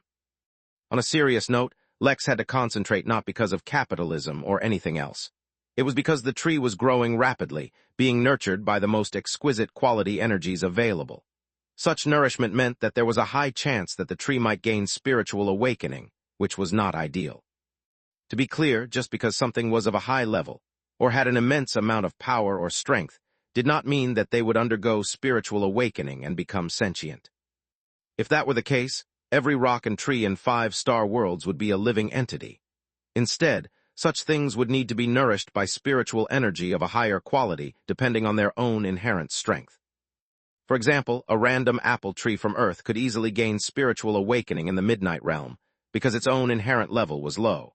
But such an environment would not be enough to awaken a void sequoia tree. But the specific nourishing Lex was providing the seed with, not to mention the fact that he was stimulating a mutation, meant that there was a pretty decent chance that the tree might encounter a spiritual awakening. Strictly speaking, the system did not set any conditions preventing such a thing, and a sentient tree would still serve as a treehouse.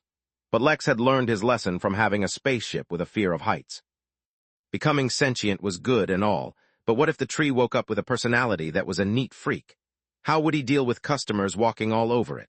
Or what if the tree had a personality that wanted to transform into a human shape, much like Zuri walked around looking like a human? That would not be conducive to acting as a treehouse at all. At such a time, Lex would have to take measures to address the situation. But something like that, in his mind, would be Plan B. Plan A was to prevent such a situation to begin with. As they say, my tree, my choice. Unfortunately, preventing a spiritual awakening was not a part of the manual the turtle provided, so Lex had to rely on the few methods he already knew. Unfortunately, most methods could not be used, since they required slightly injuring the spirit, and he did not want to compromise the quality and strength of the tree. Even without having a spiritual awakening, most living things had a spirit, even trees. It was just that they weren't to the point of being sentient. The way Lex used to prevent the tree from gaining sentience was to oppress the spirit. This wouldn't harm its growth in any way, yet keep it from growing. How did Lex oppress the spirit? Naturally, with his display of domination. With domination pressing down on the tree's spirit, Lex could monitor it for any changes and ensure there was no activity. At the same time, he continued to grow the tree. Under the influence of the formation and Lex's numerous other preparations, the tree's growth in a matter of hours could rival what would normally take centuries. But it was far from enough. The void stabilization sequoia tree was barely as big as a regular oak, let alone the size of the sequoia trees back on Earth. What Lex needed from this tree was to be even larger than that, which meant that there was still a lot left. This is also when the nurturing became more difficult and strenuous, requiring a lot of Lex's effort, as well as resources that were priceless. In fact, one of the options the turtle had given Lex was to use his own blood to nurture the tree, since his own blood was also invaluable, having been tempered by the most incredible cultivation technique, and even having been influenced by a Tao-level item. But Lex was not willing to do that. Although he relied on his blood for his healing techniques, Lex was very secretive with his blood, and was unwilling to use it for anything, especially since his body, spirit, and soul had been fused. His blood also contained his soul, so mixing it with other things was certainly not a good idea. Yes, he'd done it before, but now that his realm was higher, he was unwilling to repeat those actions. Instead, he used dragon blood. He had an endless supply of that stuff with Pel Jr. now controlling the dragon body so he wasn't stingy with it at all. As the void stabilization sequoia tree finally crossed 300 feet, 91.4 meters in height, Lex took out his butter knife, the one given to him by the system, and began to implement his newly learned bonsai techniques. A true void stabilization sequoia tree could grow up to several thousand miles in height, but that would not be ideal for a treehouse. Maybe if Lex wanted a treehouse that could replace a small planet, he would consider it, but since he didn't, that was not ideal. Moreover, a tree that grew up in a straight line was good for a treehouse, but also boring. As such, he needed to begin shaping it and use the remainder of its growth potential to strengthen the tree itself rather than growing it taller. Of course, since he was just beginning to use his bonsai technique now, the tree would still end up growing a few hundred feet more. At the same time, the requirements of the tree, in terms of nutrients and energy, began to subtly surpass what Lex was providing from the various ingredients he was providing. This was on purpose, for he didn't want to grow the tree to the end of its potential, and instead wanted to grow it sufficiently and with a steady foundation. Over the course of countless years, the tree would surely get many opportunities to grow even stronger. This clear malnutrition would not actually weaken the tree, but slowly halt its accelerated growth. Of course, it would also leave the region where the tree had grown barren of nutrients and spiritual energy. But with time, that problem would fix itself, much like the dead zone around Earth suddenly vanished one day. Lex was momentarily distracted by thoughts of the dead zone once more, as if his subconscious was directing his attention towards it. Lex noticed this, but the list of things he had to do were too numerous. Adventuring would have to wait. Under Lex's careful guidance, while the main branch of the void stabilization sequoia tree remained straight, its many branches grew outwards in a spiral all around the tree, forming a peculiar yet beautiful sight. It was as if Lex was looking at a Christmas tree, yet instead of the branches coming straight out, they swirled around the tree from the bottom to the top. That was merely the appearance from the outside.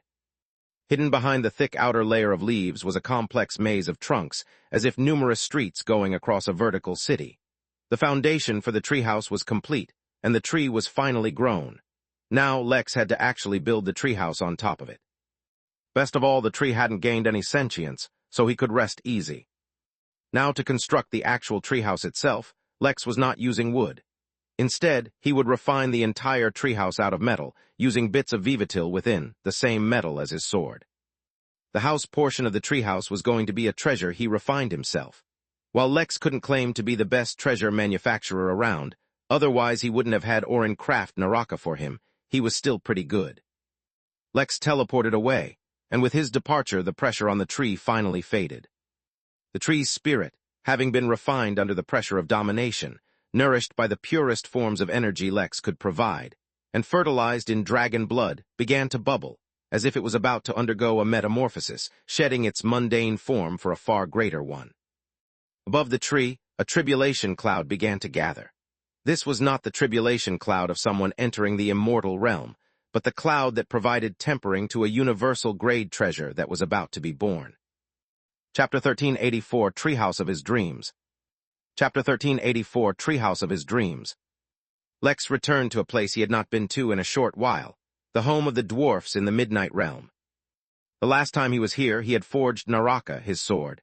It was genuinely a tragedy that Lex was not a wholehearted sword cultivator, because his sword was amazing. Its potential was just as endless as himself, and the stronger sword intent it was bathed in, the faster it would grow even stronger. As it was, Lex's truly varied array of skills and abilities overshadowed the actual power of his sword. To say that the sword had just as much potential as Lex was a testament to how genuinely absurdly strong it was, considering all that Lex had been through. In all his time in the cultivation world, Lex had only ever faced a single person who could rival him in the same realm as him, Cornelius. Besides that one enigmatic king whose schemes ran deep, whether it was dragons, devil, angels, or beings of some other race, none had been able to stand toe-to-toe with Lex. The fact that Orin, Eye of the Vivatil Mines, the first dwarf of the realm, had the skills to forge such a treasure spoke not only of the immense amount of skill and talent he had, but knowledge as well. Considering that Orin did not have the legacy of the other realms to improve his own treasure manufacturing capabilities, everything he knew was self-taught. In the time that Lex had locked the inn away, he had studied treasure manufacturing from the dwarf as well, in exchange for giving him an immense amount of knowledge later on. True to his word, once the Midnight Realm had been opened again, he had bought countless books, tomes, inheritances, video tutorials, and podcasts for the dwarf to go through to expand his knowledge. Even when Lex returned, the dwarf was still studying, immersed in all things related to forging. "Old dwarf, I'm borrowing your forge," Lex said, completely aware that Orin probably hadn't heard him. It didn't matter, he was well known here anyway. Deep in the heart of the mountain, above a flowing river of lava, sat a forge made out of 300 tons of Vivatil, an utter and sheer waste in Lex's opinion. Once forged, Vivatil could not be reforged, so till the end of time, this Vivatil would only exist in the form of this forge. Maybe Tao Lords could do something about stuff like this, for much like sovereigns they could reshape reality to their whims, but that was not for Lex to know. Even if they could, why would Tao Lords care about Vivatil? Though the metal was precious and rare for immortals, it was nowhere near as valuable as a Tao-level ingredient. But as ridiculous as it was, Lex had to admit that the forge technically was awesome, and was an immense aid in treasure manufacturing. Without wasting a single second, Lex used dragon fire to heat up the forge, and brought out the remainder of the treasures he had bought from the Emporium, and began his forging process. One reason he wanted to learn about treasure manufacturing is because of a whim he had long ago. Once upon a time, when he was learning arrays, he had wondered if he could create an array so complex, it could act like his system did. As his cultivation grew, he understood that while arrays theoretically could unleash limitless power, they could not really touch upon laws, for they themselves depended on laws to operate. But his ambition, or whim, had not died. Lex had learned formations, glyphs, arrays, treasure manufacturing, and so much more, and at each step he remembered that whim of his. One day, he too would create a system that could rock the universe, but now was not the time for that. Lex froze, and suddenly he had an epiphany. His karma was not in balance between his identities, because he as himself did not have nearly as many achievements as he did as an employee of the inn. But the thing was, he was not truly an employee of the inn. That was a facade. For reasons he could not understand, that facade clearly touched on certain rules of the universe he did not understand, and was affecting him negatively. So all he needed to do to balance that out was have an achievement sufficiently great as himself, carrying a massive amount of karma to balance things out.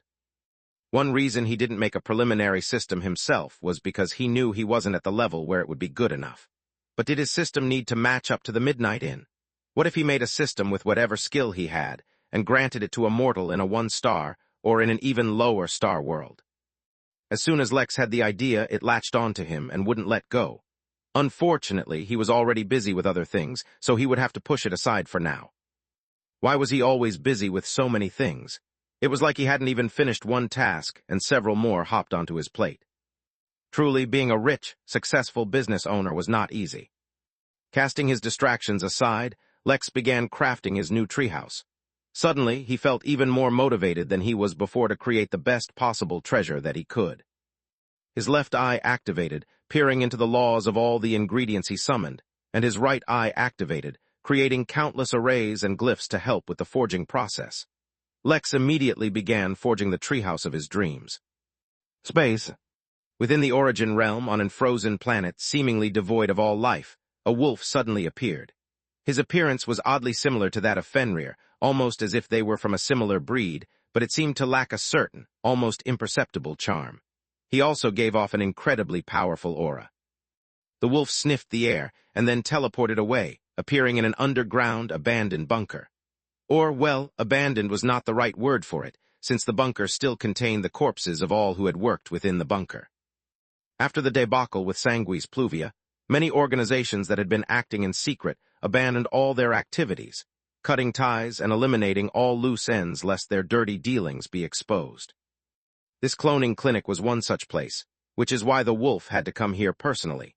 A few years ago, it had given countless companies samples of a 99% pure Fenrir bloodline, asking them to try and cultivate a pure 100% bloodline if they could, while he tried to do the same. Before they could make any substantial progress, many such facilities had been attacked, and now even more had been closed. The wolf was naturally here to retrieve whatever samples the facility had, as well as to look through their research data. Yet when it arrived, it suddenly smelt a certain scent that stunned it. Its own bloodline, which had ceased growing for so long, suddenly trembled with excitement. There was something within the facility that could help it. The wolf at first thought that the facility had achieved the full 100% blood purity in one of the clones, but when it followed the scent, it discovered that the thing that was exciting its bloodline was not a pure-blooded Fenrir clone. No, it was the clone of a human woman. The wolf was stunned, by the agitation from its bloodline was too great. The wolf was completely unable to stop itself, and broke the clone out of its container and devoured it. The clone naturally lacked a soul, and had been merely in the mortal realm, yet suddenly the wolf felt a certain hint of warmth. There was hope. Greed flashed in the wolf's eyes as searched through the entire facility, devouring each of such clones, yet none of them were actually enough. The disparity was too great, but it presented a hope, and so the wolf began to search through the facility's logs and files. Unfortunately, when whoever ran the facility killed all the facility workers through whatever means they had used, they also erased all the data files that the facility had. But now that the wolf had had a taste, how could it give up? Since it found these clones in one cloning facility, it would continue to look through more. Chances were high that it would encounter those clones again.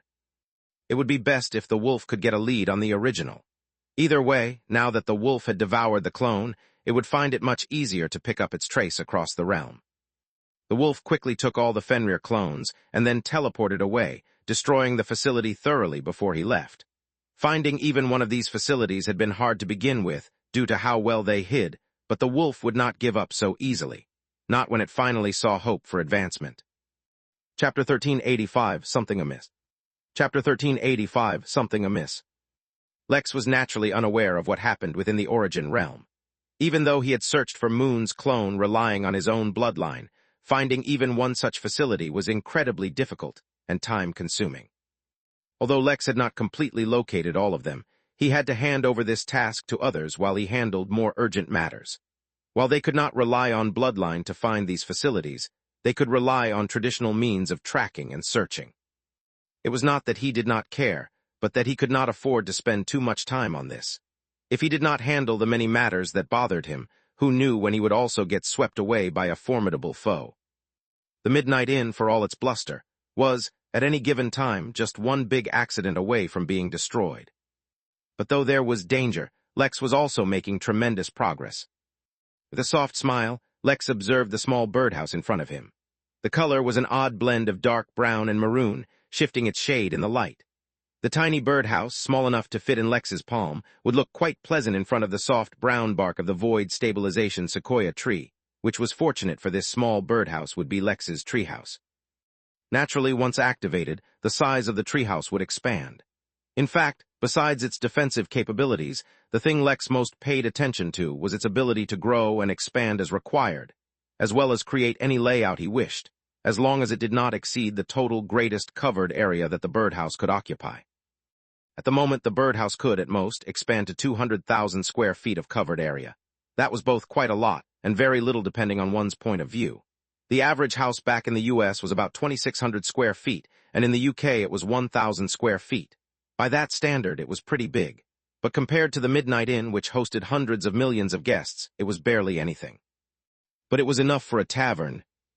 Lex wanted to admire the birdhouse a little more, but unfortunately he could not. The reason was pretty simple. While the Vivatil Forge could handle prolonged exposure to dragonfire, the rest of the dwarven city could not. A wild, raging flame spreading across an underground city was not exactly the easiest thing to contain. "Stop, drop, and roll, guys," Lex yelled as he conjured water and began throwing it at the fire. Lex's techniques were, even putting it mildly, hella strong. The problem with that was while dumping a lake's worth of water on a massive fire worked, it also released a massive amount of hot steam, which not only burned the lungs of anyone who breathed it in, it had a way of contaminating all the dwarves' cough. It contaminated their adult apple juice. "My beard," yelled a distraught dwarf lady, but it was too late. Even with Lex's lightning-fast reflexes, he could not avoid casualties. That day, as a result of Lex's forging efforts, no less than 13,000 beards had been burned off. No one died, but honestly, the mood in the dwarven city was as if they had suffered a slaughter. Even as Lex snuck away, suppressing his guilt, he could hear some old man crying about how he had groomed his beard for 999 years, only to lose it a day before year 1000. He would make it up to the dwarves somehow, he swore to himself. At the same time, he wondered if he should sport a beard. After all, he was not like a main character in a book, who had to maintain the same appearance for entire arcs or even volumes so that the reader's mental image is not ruined. He could change his appearance as he wished. As a tribute to the dwarves, he decided he would try growing a beard. Then he rubbed his chin and his eyes narrowed. Although he himself was quite a few years old, his body was still that of a teenager. By rights, he should have started growing a beard already, even if only a patchy one, but it was. This was one more problem he would look into. Lex had already determined to sport a stubble or maybe a light beard. He was getting sidetracked. Lex returned to the tree and paused. Something was different, though he couldn't tell what specifically. Of course, he knew that the tree had been struck with a lightning tribulation. He was not surprised. The turtle had informed him that having the tree mutate and mature early would trigger a tribulation, but the tree should be more than strong enough to withstand it. Indeed, the tree had withstood the tribulation without issue, and its body seemed greatly nourished. The trunk was just as robust as ever, while each and every branch was firm yet flexible if need be. The leaves were green, and the whole tree was emanating an aura of liveliness. All was as expected. Yet Lex could not help but suspect something was amiss. He immediately summoned his spirit and soul sense, inspecting the tree for any changes, but all seemed to be normal. Whatever changes there were, he had already expected. So why did he feel like all was not as it seemed? Lex had immense confidence in his instincts, so if they felt something was amiss, it definitely was. He was not one of those types to start doubting himself. The issue was, even if he was aware that something was wrong, he could not tell what it was. Fearing that something might go wrong, Lex decided to skip the part where he took his time in admiring the treehouse. He attached the small birdhouse he created to the tree and channeled his spirit energy inside of it, causing it to suddenly grow large. In a matter of seconds, a large, sprawling treehouse appeared within the branches of the tree, and Lex submitted this tree to the system to inspect. Hopefully, if it passed, he could begin his second tavern. Chapter 1386 Arrakis. Chapter 1386 Arrakis. Lex watched and waited, no longer taking his time to admire the treehouse, but rather waiting for the system's evaluation. From afar, the treehouse was not exactly visible, covered by the leaves. But once someone came close enough to view it from underneath, the actual treehouse would become visible. Quest complete. As the inn grows and its reputation spreads, so too must your capabilities as the innkeeper. Build a new tavern with your own hands, without any help, fitting to be used as a subsidiary of the Midnight Inn. Quest reward, increase in number of taverns by 1.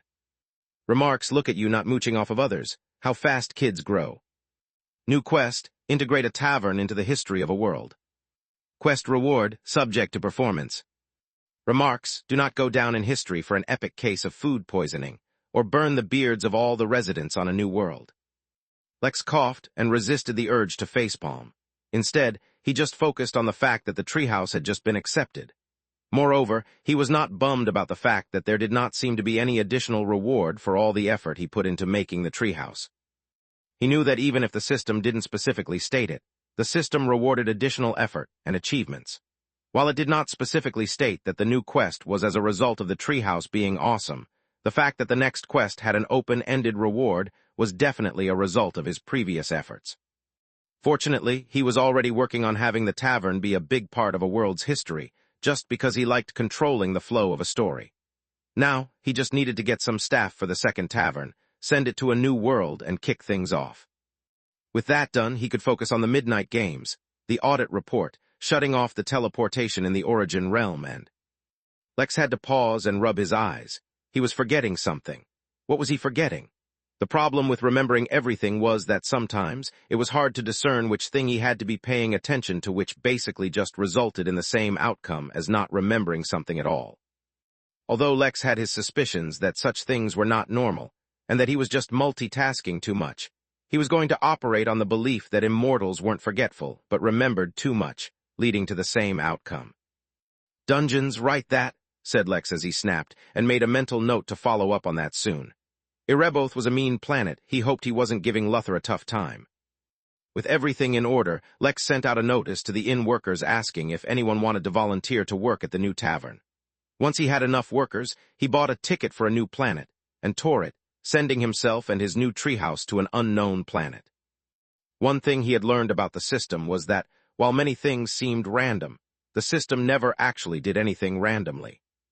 just in the way Lex often found himself coincidentally running into people being hunted, or crown heirs to powerful empires, secretly on the run, or random demi-dao lords orchestrating a conspiracy to overthrow a realm. He would never actually appear somewhere he couldn't technically survive. The planet or environment he would end up at would be, in some way, work for him and his tavern, his newfound faith in the system. Lex froze as he looked out at the planet. Disbelief struck him, and it struck him so hard he flew into the air and spread out his spirit sense, yet no matter how far he looked, he found no change. No, how could this be? Lex had a whole new, positive attitude towards the system. How could it betray him like this? It was, oh wait, it wanted the most entertaining results. Right. Just to be sure, Lex flew all the way to space to observe the planet, only to confirm something that the system interface could have told him easily. Planet Arrakis. Planet rating, 1 star. Planet environment. Desert planet. Lex had arrived with a 400 feet tall treehouse tavern onto a desert planet that had no trees whatsoever. Well, at least the treehouse would be easy to find at least.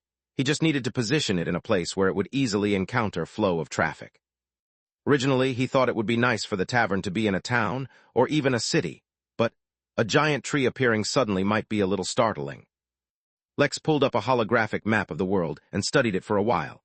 The map displayed all large cities, towns, trade routes, migration patterns, treasures, and anything else that might be relevant to him. After a while, Lex decided on a spot and teleported over. Ah, well, how bad could things be? He was sure that he'd find something interesting to do on this planet. He was sure, because having a system would more or less ensure it. During his free time, Lex decided to start working on the schematics for the system he would make himself. The first thing he had to decide was what kind of system he wanted. Planet Arrakis was a desert all around, but that did not mean it was entirely covered in sand, or everything was hot. The tree reappeared in a barren desert, where the ground was hard and cracked for countless miles, with the most distinguishable feature nearby being a large mountain range made entirely of rock. As it happened, on the other side of the mountain range was a cold desert, and the tips of all the mountains were covered in glaciers. As such, throughout the year, a number of streams flowed down the mountains, forming a lake near which the planet's largest city was built. One day when the tree suddenly appeared within view of the city, all the residents within were confused and afraid. The city entered lockdown, but not before a single person escaped the city, wounded and bleeding. But seeing as how the gates sealed right behind him, he managed to gain some time while running from whoever was chasing him. But all was not well. He would need to reach the city before sundown, or bad things would happen. Yes, among the entire populace, Tatsuya Sagan was the only one who knew what a tree was, and so didn't fear it. Even if he didn't understand what it was doing here, he was not one to judge. After all, he himself was from X-142, the very same planet that Lex used to visit the Emporium. Chapter 1387, Paradise Eye. Chapter 1387, Paradise Eye. The Midnight Treehouse, as Lex decided to call it so that it was easily distinguishable from the Midnight Tavern, was pretty big, so naturally the house part of the treehouse was big as well. Despite there being a reception room right at the foot of the tree from where new guests could enter, the rest of the treehouse was higher up. This design was purposefully selected by Lex, since he was on a 1-star planet. The locals here wouldn't be strong, and it might be inconvenient for most to reach the treehouse itself if the entrance weren't on the floor. From the entrance there was a staircase that went around the trunk of the tree until it eventually reached the upper levels. But in case guests were not in the mood to climb hundreds of stairs, there was also a teleportation formation. The actual layout of the treehouse would be ever-changing, for that was the whole point of the treasure Lex crafted.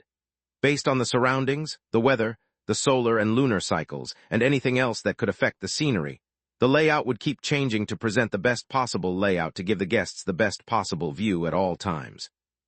Oh, there was also a bunch of feng shui stuff going on with the layout, which apparently meant that the spirit energy within the treehouse would always be very high and pure. It would naturally cleanse the surrounding air of any pollution, not to mention that the area surrounding the tree would slowly become richer in spirit energy the longer the tree stayed in one place. As the layout of the treehouse changed, Lex paid special attention to the treehouse, watching it for any abnormalities but picked up nothing. It would suck for the first guest to appear at the treehouse, only for the tree to pull out a root and whip them to death. Though the tree technically didn't have a cultivation realm, it would take a nascent soul cultivator to even begin making a mark on the tree. Fortunately, all was well. With everything proceeding according to plan, Lex went to the highest room in the treehouse, near the very tip of the tree, sat down with a clear view of the planet, and began to think. In the tavern on planet Azula, Lex was orchestrating a grand struggle, allowing a new generation of hopeful yet hardworking and honest folk to change the world for the better. Of course, he never did anything directly, otherwise it would not be fun. He had the power to influence the whole planet on his own, but if he did that, then it would make the struggles of everyone else pointless. Instead, he simply became a catalyst, allowing those who were already working towards positive change to achieve a much greater impact through gentle guidance. Now he wanted to decide what he would do on this planet, at least until it was linked to the inn and he could go back. Already, from his vantage point, Lex could see Tetsuya clearly. Lex recognized and recalled Tetsuya clearly, and though he wondered how this old acquaintance had made his way to this planet, he made no actual moves to approach him. Soon enough, Tetsuya would be at the tree anyway. While Lex was perched atop the tree itself began feeling its surroundings. The tree had gained sentience, and with that came some knowledge from within his inherited species, as well as everything that happened to it as a seed. For whatever reason, the tree felt like it should not reveal itself to its new keeper, Lex. As such, the tree did nothing for now. All actions were taken either by Lex, or were according to the tree's instincts, which would not arouse any suspicions. Until Lex was gone, the tree would have to satisfy itself with only sensing the universe around it. That wasn't too bad. As a newborn, the tree did not actually know much about the universe, so studying all the living beings occupying the house attached to its body would present a good learning experience. For now, that included Lex, who the tree absolutely did not observe at all. From the information it inherited in its memories, it knew that certain beings, once too powerful, would be able to tell if anyone observed or even thought about them. The others, however, were all right. But there weren't too many others for now. Fortunately, as the tree's roots dug deeper into the ground, something it naturally did, it discovered that there was an abundance of life on the seemingly desolate planet. It was just that most of it seemed to be under the surface of the planet, away from the harsh climate. As its roots dug even deeper, it touched upon the natural ley lines of the planet, discovering a secret underground channel of energy cycling around the world. There were also underground rivers, filled with pure, clean water. Not only that, the water itself also contained very rich aqua energy, though for anyone below the immortal realm, it would just be very rich spiritual energy. But while most things the tree discovered underground were pure and teeming with vitality, it also discovered something dark, hidden deep below the surface. Tendrils of this darkness crept up, reaching towards all the pure things. It reached the insects and began to corrode them, turning them into rabid, mindless mutants. It reached towards the waters and tried to poison it, though so far the water was resisting. The darkness tried to pollute the very ground itself, and it was beginning to have an effect. Of course, the ground around the tree started to get cleaned, but it was clear that something sinister lay hidden in the depths of this world, too far down even for the tree's roots to reach. The darkness intrigued the tree, but since it couldn't specifically act out and search for it, the tree put it out of its mind. Instead, it focused more on its immediate surroundings. The shade provided by the tree's canopy caused a few insects to emerge from the ground, and they all studied the foreign entity, unsure what to make of it. Chapter 1388 Paradise II. Chapter 1388 Paradise II. The scorching heat or Arrakis turned the very ground into a proverbial stovetop, burning or cooking anything that touches it. At least where the sands covered the ground, the insects could bury themselves within the dunes, but in the tough, impenetrable grounds of the barren desert, these insects could only hide within the cracks in the ground, emerging only at night. Considering that the daylight cycle on this planet was 100 hours long, that was a long time to stay hidden within a few cracks. But the soil around the treehouse was no longer scorching, even if the shade had only existed for a few minutes. The burning, insufferable winds suddenly became cool and pleasant as soon as they entered beneath the tree, as if a formation existed around the tree, preventing the boiling heat from entering. In fact, it was not just the heat that was being kept out. The tough soil began to soften and turn fertile. Though nothing had grown here for a long time, over the centuries countless creatures had died and turned to dust atop these lands, fertilizing them. Now that the conditions finally allowed for it, the ground was ready to support life once more. Lex, sitting at the top of the tree, also noticed the subtle change and had an idea. From within his spatial ring, he summoned a few patches of grass he had plucked from the Midnight Realm. The grass from that realm was a treasure, and could literally save a dying man's life, or turn a mortal into a cultivator. He recalled back on Earth there was a cultivator who turned from a mortal into a nascent soul cultivator. His grass did something similar, but not exactly. The reason it did not bring a cultivator all the way to the nascent realm was because it maintained, if not enhanced, the potential of the eater to cultivate further. Of course, the grass could not propagate in this one-star world, but Lex did not intend for that either.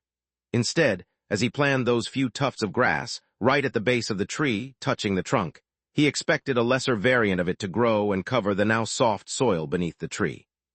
Since the tree was already foreign to this world, there was no reason to hold back. He would turn the area under the tree into a paradise.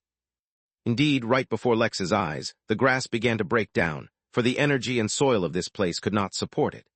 Yet as the grass turned to dust and spread all around, new grass started to grow in a wider area, but even that broke down.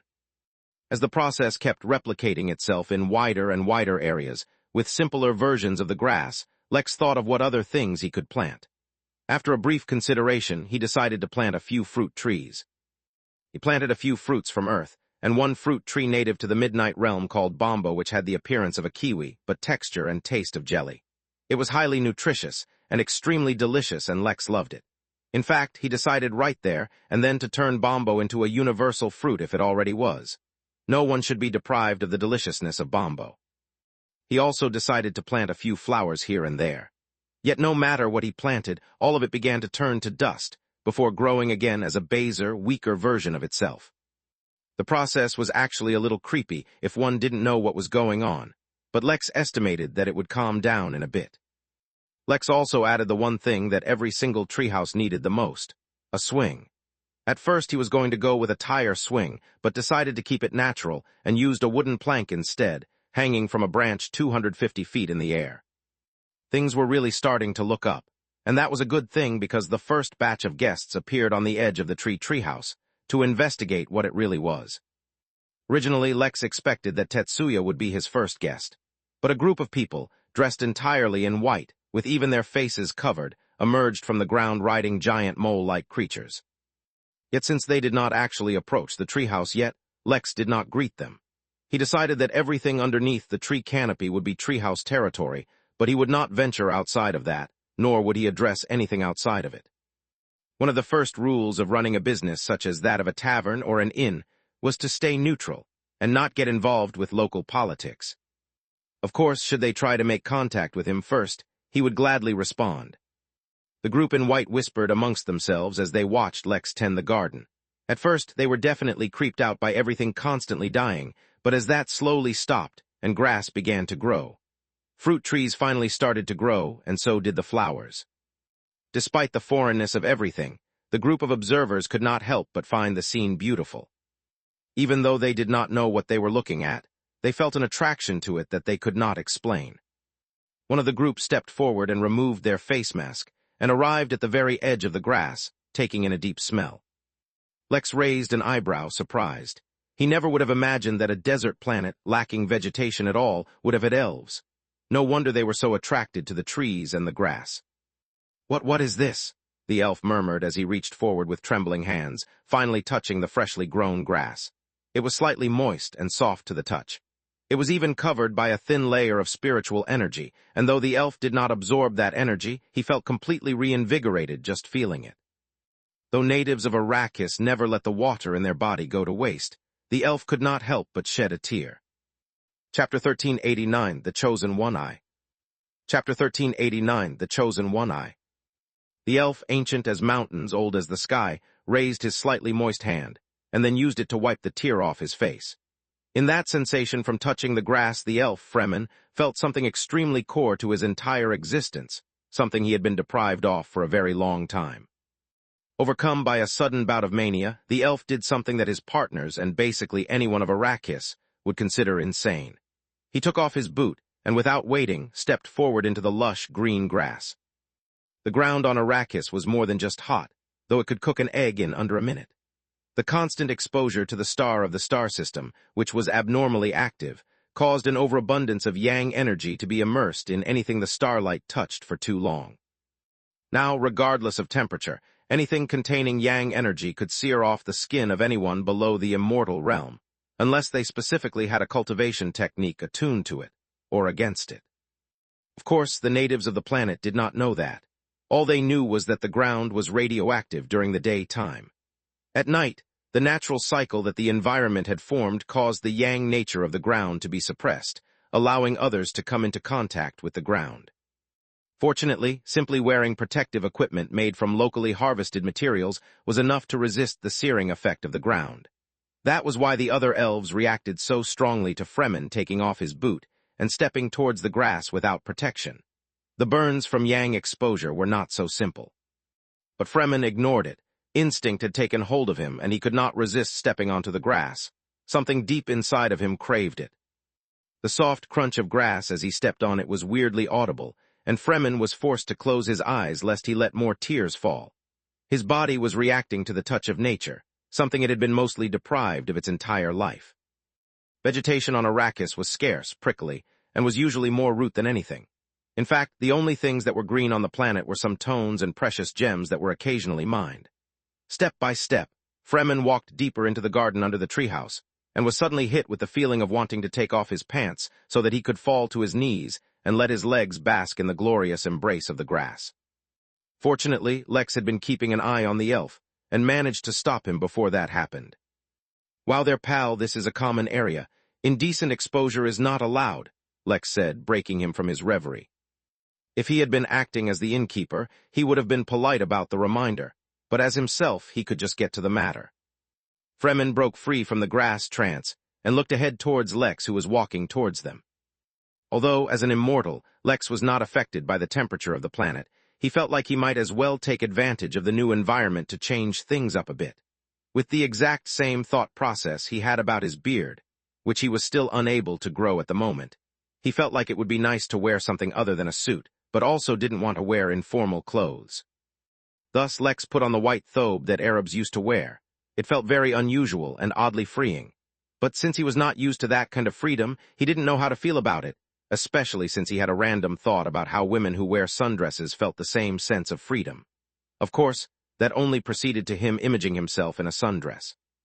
The problem with having a super-powerful mind that could have a million thoughts a second was that many of those million thoughts would be absolutely horrible. My apologies, great one," Fremen exclaimed, bowing deeply towards Lex. "I was overwhelmed by the greatness of this thing beneath my feet which safeguards from the burning touch of the ground." "It's no problem," Lex said with a smile. "The grass growing under the Treehouse Tavern is special, so I am not surprised that you enjoy it. You can even invite your friends over to enjoy it as well. Just keep your clothes on in public. We have rooms if you really need to remove your clothes." Fremen turned back and saw that the others he came with were still watching hesitantly from a distance. Even though they were just as much entranced by the beautiful garden underneath the treehouse, they managed to resist its allure.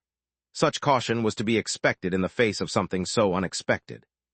"Come on, guys, you must feel what this is like," Fremen said, inviting the others. "It's as if we have been living an incomplete life so far, cut off from our true purpose." But for completely incomprehensible reasons, the other elves were not reassured by the claims Fremen made in a near-obsessive voice. Strange. Instead, they grew even warier and drew their weapons as they looked towards Lex as if he were some kind of demon. "No need to be cautious, allow me to introduce myself," Lex said, though he doubted they'd be convinced so easily. "My name is Lex, and I am running this humble little tavern. This is a place that welcomes guests, which is why, well, we don't particularly harm our guests." "Oh yeah, totally," responded one of the elves sarcastically. "You don't want to hurt us, which is why you've totally bewitched Fremen and are attracting us into your domain." Lex laughed, for he could totally see how it seemed like he was some evil entity, trying to capture them all. "I assure you this is nothing but a tavern. It may seem a little unusual to you all, but I assure you that it is perfectly safe." "Oh yes, it makes sense. I often visit taverns that are in the middle of nowhere, far away from any town or city." "Hey man, you try getting the trade license and zoning permits for a giant tree inside a city. It's not as easy as it seems." Chapter 1390, The Chosen One II. Chapter 1390, The Chosen One II. Although Lex had not meant that as a serious response, it gave the others pause. It seemed like bureaucracy was a problem regardless of country, planet, or race. "Jokes aside, the Treehouse Tavern is not like any other," Lex said, deciding to skip his amazing jokes. It wouldn't be funny if those who he was speaking to couldn't understand them to begin with. The Treehouse Tavern is associated with the Midnight Inn, and as such travels from planet to planet every so often. Even I cannot predict when the treehouse will go to another planet, so don't miss out and enjoy it while it lasts. You're from another planet? Fremen asked, for some reason surprised by that fact more than any other. The Empire will not like that. They like to strictly control access to and from the planet. Perhaps you should hide the tree and not display it so blatantly. Such a treasure should be protected, not exposed to the dangers of the Arrakis. Lex smiled amusedly. I assure you the Treehouse Tavern is more than safe. I do not think we will be having any problems with any Empire. Anyway, if you guys wish to come up, you can come through the reception. You can stay in the garden down below if you want, but only as long as it doesn't bother any guests. Technically, Lex had no guests right now, but he would eventually. While the garden was a great way to attract attention, and passerbyers, he wanted to establish from the beginning that he wouldn't tolerate them causing a ruckus. With that said, he retreated to the other side of the garden, tending to the still growing plants. He did not want to unnerve the new possible guests, as he could see his presence greatly unnerved them, for they were too cautious. Come, Fremen, we must leave immediately, and send word of this development to the shaman, one of the elves called, still unwilling to step into the garden.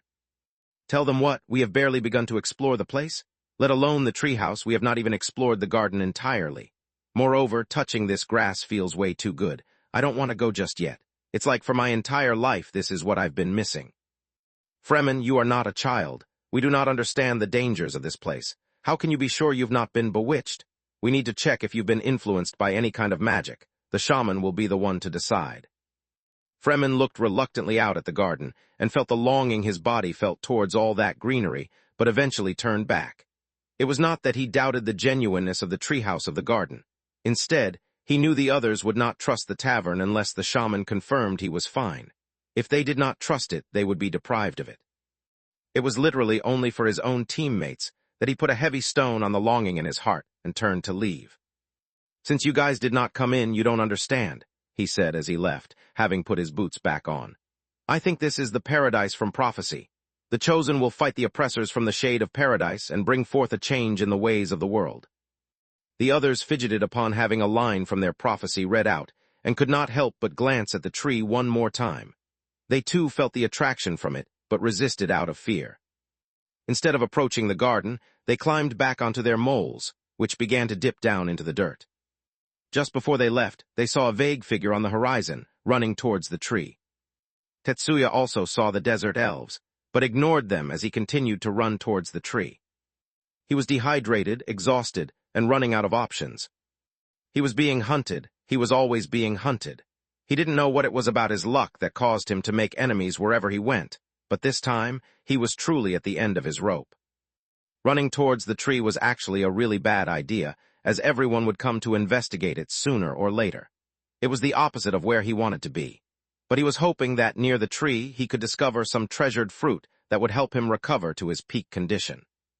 He didn't even care for any improvements or upgrades, just removing his fatigue would be enough. After all, he had a big fight in front of him soon enough.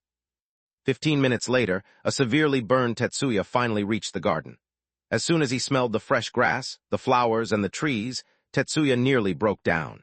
Originating from a farming planet, being transported to a desert planet was especially torturous on him. He never thought he'd be able to enjoy these simple pleasures ever again so long as he did not leave Arrakis, and he would never be able to leave this place as long as the Empire ruled it. That momentary weakness quickly passed, though. He could not allow himself to relax. Instead, he raised his guard as high as he possibly could, and then carefully began to wade through the garden. While appearances may make it seem like this place was a paradise, especially on a planet such as Arrakis, he knew better.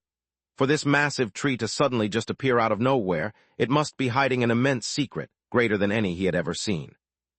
He used a number of techniques to scout the area for any dangers, and at being unable to detect any obvious threats, he cautiously collected all the dew gathered on the grass and drank it in one big gulp. Although the amount of water he drank was barely anything, he suddenly felt a rush of energy pour through his body, healing his deepest wounds and helping him recover. Yet instead of feeling glad, Tetsuya was horrified. What kind of place was this if even the moisture on the grass was high enough level to heal him? Cautiously and with great doubt, as if he was double-minded about this, Tetsuya broke off a single blade of grass and bit it. Chapter 1391, The Chosen One III. Chapter 1391, The Chosen One III. With great trepidation as well as an equal amount of anticipation, Tetsuya swallowed the grass blade and felt it dissolve even as it traveled down his throat. It did not heal him or anything like that, but he felt his golden core get a bit warmer, as if it was being refined. The warmth was slight, but it lingered, meaning that the effect was not a short one. Tetsuya's eyes expanded with wonder, and he was about to snatch a fistful of grass from the ground when he heard someone clear their throat. Lex was standing on the side, looking at him awkwardly. "Please don't destroy tavern property," Lex said, wondering why he was getting strange guests all of a sudden. This was never a problem at the inn, or well, statistically speaking, it was much less of a problem. At the inn, maybe 1 out of 1,000,000 guests tried to do something strange, yet at the tavern 1 out of the 2 guests tried to streak, while the other wanted to eat the grass. Lex was familiar with the concept of touching grass, but this was taking things too far. Sorry about that," Tetsuya blurted, suddenly overly aware of his condition. Besides just the burning, bleeding, and internal injuries he was carrying, his clothes were utterly ripped and revealed much of his skin. Compared to the pure white thobe that the man opposite him was wearing, Tetsuya looked like a homeless man. "My apologies, I did not know this place was a tavern," Tetsuya said as he fixed his posture and let the grass fall to the floor. Lex waited a couple of seconds, wondering if Tetsuya would recognize him, although Lex couldn't blame Tetsuya if he didn't. Not only was their meeting for a very brief period years ago, Lex had since shed and regrown his skin, not to mention turn into a meatball, and then regrow as a person. He was also an immortal now, whereas the last time they met, Lex was in the Chi training realm. Things had changed a lot. Even though Lex looked the same, he also didn't. His posture, his confidence, his experiences had all shaped him into an entirely different being. It was not surprising that Tetsuya didn't recognize him. But Lex was curious how he ended up on this planet, so he did not intend to ignore their history at all. "I can't really blame you for that. I can't imagine there's a lot of grass around here. Stark difference from a place like X-142. Tetsuya suddenly froze and his eyes focused on Lex, but he made no other sudden movements. Lex was not surprised. The man seemed to have a history for being targeted. Lex remembered back on X-142, Tetsuya was being targeted because of how much of a genius he was. He got in a few fights, was targeted by the scion of a large family, suffered an assassination attempt that nearly killed and basically crippled him. Even now on Arrakis, his state seemed to suggest that he was not the most popular fellow around. So Lex suddenly mentioning his previous planet would, of course, arouse a lot of suspicion. In fact, he was surprised that Tetsuya hadn't had a much more violent reaction. "It seems you don't recognize me at all," Lex casually commented. "We met once after I bet on you during the Gugu fruit harvesting tournament. You stopped me from killing that Darius guy." Tetsuya's eyes widened as he suddenly recalled the incident Lex was talking about, and suddenly recalled Lex as well. "Wait, that was you," he exclaimed. "I remember that. You barely took out a few goons on your own. How did you get from, I don't know, fighting off random street thugs to running a tavern, and an incredible one at that?" Lex smiled modestly, unaffected by praise and external validation, for his own self-worth was already too high. Oh, who was he kidding? Lex needed no validation for himself, but he loved that his treehouse was being complimented. "How did you end up arriving on Arrakis all the way from X-142? All I can say is that life is unpredictable."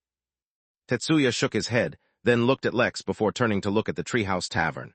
It was hard to ignore, and Tetsuya doubted very much that there was no secret involved with it. He himself was very curious about it, but looking at Lex, whose name he could not quite recall and who he could not quite gauge, he decided not to test him. "How I got here, now that's a crazy story. How I survived here, that's an even crazier story. But I think what's more important is what I'm doing here. I'm not sure if you're familiar with the situation here, but this is not as peaceful a planet as X-142. The empire that rules this place is nothing like the benevolent Jotun Empire. All beings born on this planet are slaves from birth, and every resource belongs to the empire. They are cruel and merciless, and they will come for your tavern as soon as they are sure it's not so much of a threat. I don't know how you brought that giant tree here, but if you can, I recommend you start thinking of a way to move it away, or start thinking of a way to run away." Lex smirked. "I assure you the Treehouse Tavern is more than safe. Although I have not had the opportunity to meet a representative of the Empire just yet, I foresee a pleasant, cooperative relationship between us once I do. After all, we're just a simple business. This is a tavern. We provide food, boarding, and a bit of entertainment. There's not much else going on here. Tetsuya raised an eyebrow and then looked down at the grass beneath him. His golden core was still warm, which indicated that it was still being refined. His first instinct was to warn the friendly tavern keeper about the true powers of the Empire. But the longer he looked at the grass, looked at the dew that literally brought him from the brink of exhaustion back to full health, and saw how comfortably Lex was standing atop that grass, not even considering it, the more he began to realize that perhaps he should not be worried about Lex after all. This was not the kind of achievement a weakling could have, nor was this something that could be achieved by accident. Well, in that case, I wish you good luck, Tetsuya finally said, looking back up at Lex. I should head off now. If people find out I was here, the chances of you reaching an agreement with the Empire will fall drastically. Oh, how come? You have a problem with the Empire? Haha, yeah, I have a small problem with them, Tetsuya said with a smile. I'm just heading a small rebellion against them, cutting off their access to their local workers and retaking control of the planet to give it back to the locals. Nothing too serious. Oh good, nothing too serious then, Lex said with a chuckle. In that case, feel free to come in. Tetsuya's smile froze. Although he had made it sound like a joke, it really was. Was the treehouse an excuse, with the real reason being that this tavern keeper was secretly working against the Empire? That made sense, in a way. Who else would think of using a giant, conspicuous tree as a tavern on a desert planet? Just as Tetsuya was about to speak, Lex tossed him a pair of glasses. Put them on, they'll hide your identity, he said, and started walking towards the reception. He could not help but think back to what the elves were talking about. They said something about a chosen one fighting the oppressors from the shade of paradise. He wasn't sure if the chosen one for the elves could be a human, but Tetsuya fit the bill really well. Although the guy didn't realize it, he had a knack for pissing off the wrong, or depending on the point of view, the right people. He was exactly the kind of person who would fall into the situation of defeating the junior, only to face the senior as reinforcements. Now Lex wasn't particularly interested in setting off a rebellion and changing the history of a planet, but he did have a quest asking him to do just that. If he could complete that quest before he linked the planet to the inn and was able to return to the inn, he wouldn't mind interfering just a little. Tell me, Tetsuya, have you seen the elves on this planet? They seem a little jittery. Oh yeah, the elves. I've met them, Tetsuya said as he put on his glasses and looked at his reflection in a small pond in the garden. Or maybe he was just looking at the water. It seemed kind of precious on this planet. Actually, funny story. I didn't tell them my real name and instead told them to call me Paul. I was trying to hide my identity, but well, hiding one's identity doesn't work so well if everyone just knows me and knows me as Paul. Tetsuya was trying to drop a hint so that Lex would introduce himself. It felt too awkward to ask the guy his name now that he was already walking away. Chapter 1392, Ridiculous Gift Shop I. Chapter 1392, Ridiculous Gift Shop I. Lex, of course, could immediately tell that Tetsuya was feeling awkward about something. It was not difficult to guess that the man did not remember Lex's name. Lex doubted if he even knew it to begin with. So naturally, he did the reasonable thing, and decided to manipulate all events surrounding Tetsuya so that he would never be able to hear someone else call Lex by his name, and see how long he could keep this game going. Considering that he himself was immortal now, and Tetsuya seemed competent enough to reach that level one day, it would be pretty funny if thousands of years later they continued to meet each other. But Tetsuya still did not know his name. By the way, while you may look different, I suggest you do not go by the name Paul while at the tavern. There's no need to push your luck, Lex said, teasing the man by bringing up names once more. Ah, that's easy. Since no one knows my actual name, I can go by Tetsuya while at the tavern, Tetsuya said, eyeing Lex hoping for a similar response. Ah yes, that sounds good. Come, let me introduce you to the treehouse since you're our first official guest on this planet, Lex said, not directly heading towards the reception, but towards a fountain he had constructed literally minutes ago, using his treasure manufacturing abilities. It was easy, considering that the fountain was a simple treasure. The liquid that flowed in the fountain was not water, but a potion that Lex bought from the gift shop. He figured he could afford to splurge a little here and there. In essence, the potion would just refresh the mind and body of whoever drank it. For now, going into the tavern, it only served the function of refreshing the mind. But for those guests who were leaving, a drink from the potion could help them resist the heat of the scorching Arrakis day. It was not like Lex felt his treehouse needed any additional features to attract attention, but he had begun considering these smaller, more minor details lately as he considered how he could improve the inn. Compared to randomly gathering and drinking the dew that had gathered on the grass, taking a drink from this fountain was at least a much more respectable option, which is why he wanted to introduce it to Tetsuya. This is the Rejuvenation Fountain. A single sip from it will help rejuvenate incoming and outgoing guests, helping them recover from their fatigue and protecting them from the elements for a time. The potion could not last long outside of the special container it came in from the gift shop, which is why Lex specially created this fountain which could support its existence. But that also meant that if the potion was removed for a while, it would lose its effectiveness. A small little protection to prevent hoarding and stealing, not that he expected such things to happen. Not at all. Tetsuya reached into the fountain and pulled out a handful, taking a sip after a short pause. For a moment he considered if it might be poisoned or carry some hidden risk. But he quickly concluded that this elusive tavern keeper, whose name Tetsuya couldn't recall, was not a simple person. If he wanted to harm Tetsuya, he did not need to rely on such elaborate tricks. When he took the first sip, his eyes widened as he felt a cool stream of energy flow through his mind, dispersing any and all drowsiness and making him feel awake. It was like coffee, but better. His body was already recovered, which is why he didn't feel the effects on his body. But even so, he could feel that it would definitely help him if he had just arrived at the treehouse and hadn't drunk the dew off the leaves. "Come on, there's more to see inside," Lex said, not lingering as he led Tetsuya towards the reception. The two of them could easily jump up all the way to where the treehouse actually began even without going through the reception. But then who would appreciate the hard work Lex put into creating it? The reception was not too large. The interior was cool yet cozy, with marble flooring, wainscoting on the walls, and elaborate carvings near the roof. Strictly speaking, the interior of the reception desk was at the opposite end, with a couple of workers waiting there. One did not need to check into the tavern to enter, obviously. Instead, the workers were there to control the teleportation formations to allow the guests to go up. Of course, there were also the stairs that guests could use if they wished. The main structure is not that high up, but for convenience I've added some teleportation formations, Lex explained as they stepped onto the white platform that looked nothing like a formation. These formations had been created by Lex himself, so they could not achieve the seamless teleportation that the Midnight Inn provided. But as someone who himself was quite adept at manipulating space, Lex's insight into it was great enough that he had improved the formations considerably. When Tetsuya appeared, stepped onto the platform, and the teleportation occurred. As a golden core cultivator, traveling through space was not exactly comfortable, but it was a huge burden either. But surprisingly, he hardly noticed the fluctuations, or the sense of oppression, before reappearing in a new, larger hall. This is the main lobby of the treehouse, and leads to the various sections, such as the rooms, the viewing decks, the stargazing terrace, the gift shop, the meditation room, the training room, and most important of all, to the eatery. While taverns were places that guests could spend the night at, what they were most known for was their food, their drinks, and the overall rowdy yet joyous atmosphere. Or at least, that's how Lex saw them. For that, an eatery was of the utmost importance. In fact, Lex was double-minded about putting the eatery up in the tree, and considered having it down in the garden, since it would give guests easy access. But eventually, he decided that eating with a view was the better option.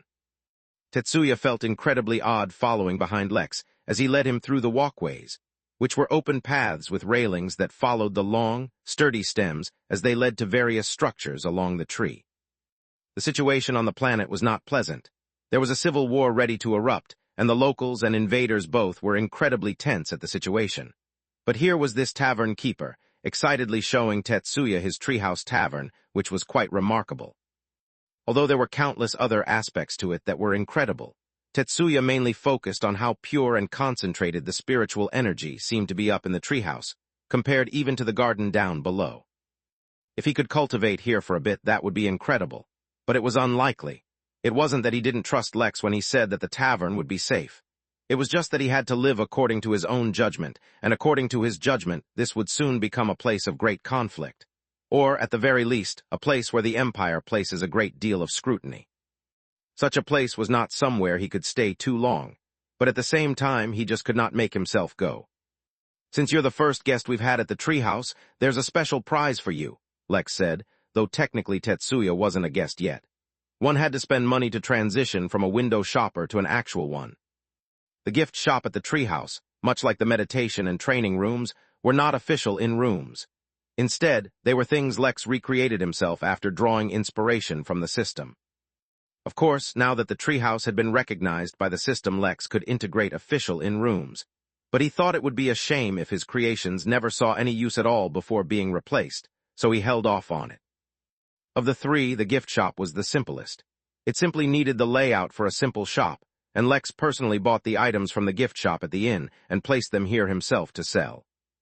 Unlike the early days of the inn, where the gift shop had only a few weak items as selections, things had changed drastically. Like many other things in the inn, the level of items sold in the gift shop were directly related to Lex's own cultivation level. Now that he was an immortal, the gift shop even had a few items that would be useful for Earth immortals.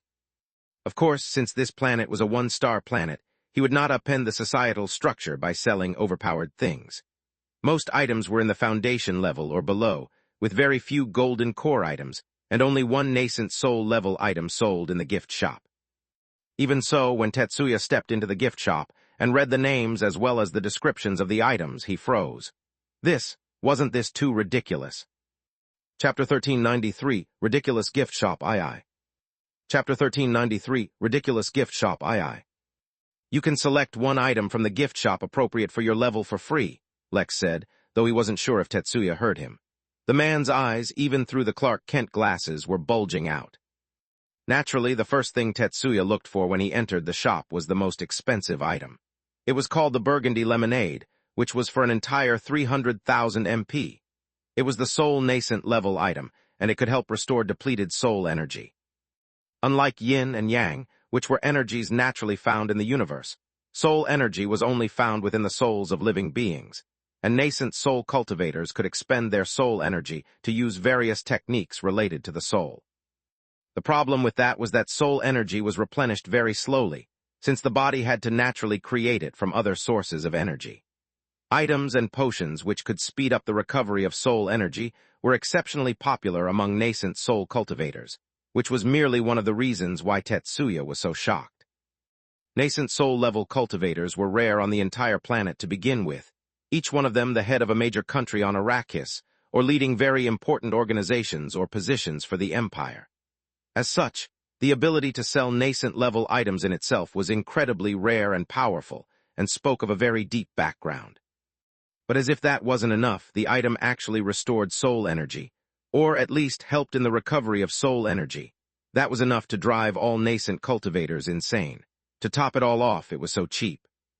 To be clear, the price of 300,000 MP was an immense amount that Tetsuya could in no way pay himself. But compared to the expected value of such an item, the price was cheap. After all, such restorative items would only be used in critical moments, and no amount of money was too much to save one's life. Tetsuya gave Lex a look but said nothing. He was now certain that the treehouse had come to this planet to stir up trouble. Maybe they already knew the secret of Arrakis, but Tetsuya would not be stupid enough to mention that himself, so instead he turned to look at the items for golden core cultivators, and his freshly closed jaw dropped once more. The first golden core item he saw was a lizard tail talisman, priced at a whopping 150,000 MP. For a golden core item, such a price was absolutely absurd. While nascent soul cultivators may be able to afford such high prices, this was definitely outside the price range of the average golden core cultivators. But the high price was not without reason. The lizard tail talisman could be used to protect the golden core from being crushed. It was a protective talisman that would stay active once used, its traces incredibly hard to detect. If someone were to ever target someone's golden core, or if the cultivator used a technique that would cripple the golden core, the talisman would break instead of the golden core, replacing it, allowing the cultivator to escape unharmed. Such a valuable treasure had Tetsuya salivating, and he almost directly chose the talisman as his free gift, but his instincts told him to check the other items as well. As a genius, Tetsuya cultivated his body, soul, and spirit, so much like Alexander and Lex. His instincts were quite formidable. Of course, they could not match up to the level of Lex's instincts when he was in the golden core, but that was because Lex's own strength was absurd. Tetsuya looked at the next item, which cost 99,999 MP. It was a pair of linen gloves. The gloves were indestructible to even nascent-level forces, and their weight could be manipulated at will, going from light as a feather to a few hundred tons. That meant the gloves could be used defensively, since they could block incredibly powerful attacks, with the downside being their small size. They could also be used offensively, with each punch potentially carrying the force of a few hundred tons. It was simple but effective and completely broken. The next item cost a measly 85,000 MP, and it was not an ordinary item. Instead, it was a technique. In fact, this technique had been sold by Z to the inn, and he would get royalties every time someone bought it from the inn. That was because this was an original technique created by Z himself. The technique used sound as a weapon, able to directly burst the heart of the opponent through whatever physical defenses he might be wearing. Next, there was a single grain of sand for the price of 70,000 MP, which could unlock and latent bloodlines the user had. The price for this item was a little excessive, but the key was knowing whether the person had any latent bloodline or not. For example, the William family had never been able to unlock the flow state, which was actually their bloodline ability, for various reasons. Other bloodlines also had certain conditions that needed to be met before they could be awakened, yet were in fact extremely powerful. As a result, those conditions were also extremely strenuous and difficult to meet. The fact that a single grain of sand could circumvent those restrictions and forcefully awaken bloodlines was incredible, and toppled Tetsuya's understanding of reality. The moment he saw the grain of sand, Tetsuya knew he had to get it. His own bloodline, as it turned out, was closely related to plants and farming. On a planet such as Arrakis, that did not seem useful, but in fact it was the opposite. Being able to control and manipulate the growth of plants could topple the entire economy of the planet, and could allow the rebels to finally launch their counter-offensive on the Empire. Being completely broke, Tetsuya naturally could not buy it, so he would have to redeem the grain of sand as his gift. Rest of the items in the gift shop were no less shocking. From teleportation talismans that could teleport up to 1,000 miles away, to potions that could help with body refining, to chewing gums that never lost their flavor, all sorts of incredible things were placed in the gift shop that Tetsuya felt was a cover for a weapons distribution center. Or at least a contraband distribution center, because where else would such incredibly valuable items be simply sold to the public? Speaking of contraband, he noticed that there was a certain item called Pluto Cake which caused extreme euphoria, as well as a few hallucinations in any Foundation-level cultivators who ate it. If a Golden Core cultivator ate it, they would only get the euphoria for a few minutes. There was a similar Saturn cake aimed towards Chi-training cultivators. Truly dangerous stuff. "Can I get the sand grain, please?" Tetsuya asked, his tone suddenly incredibly polite. If this was the gift shop, he didn't want to know what Lex would sell if he ever had a grocery store. He suddenly felt like the treehouse was just as dangerous for him as hanging out in an Empire-based city, and wanted to get out of there as quickly as possible. Of course, he also had to make sure not to offend the tavern keeper in the process. It would be rude if he just skipped over after getting a free gift, so he decided to use what little money he had left to grab a meal before he left. "Great choice," Lex said politely, packing the single grain of sand and handing it to Tetsuya. That grain was from a fistful of sand Lex had grabbed from the inn, so it wasn't exactly rare. But it wasn't like he had any intention of telling people that, especially when it sold for thousands. "Now that you've seen the gift shop, let me show you the terrace," Lex said. Actually, how about we head to the eatery instead?" Tetsuya said, directly cutting to the chase. "I'm feeling a little peckish." "Sounds excellent. I'm sure you'll love the options we have, though I must apologize in advance since we don't have any local cuisines here yet." "It's not a problem at all," Tetsuya said with a polite smile, before nodding towards the worker in the gift shop. He had been hoping that the worker would call out the tavern keeper or something so he could catch a name, but that didn't happen. "Actually, why don't I have Felipe take you to the eater instead? He can tell you all about our daily specials as well. I have to go attend to a few new guests we have coming towards the treehouse." Tetsuya's eyes widened, and for a moment he considered escaping.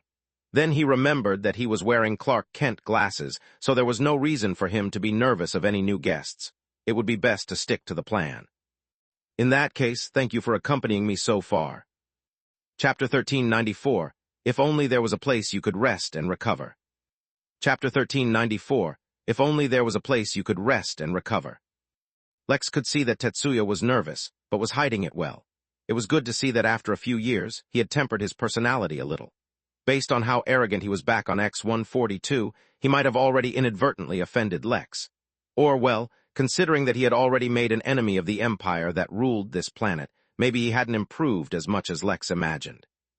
He would see for himself, since the next set of guests coming to the treehouse seemed to be from the empire. Or, at least, that's what Lex assumed, considering that a military convoy was heading his way. It wasn't enough to be called a small army. It was more like the protective detail for a high-value member of the empire. Lex also considered that they might be after Tetsuya, seeing as how they were coming from the same city as him.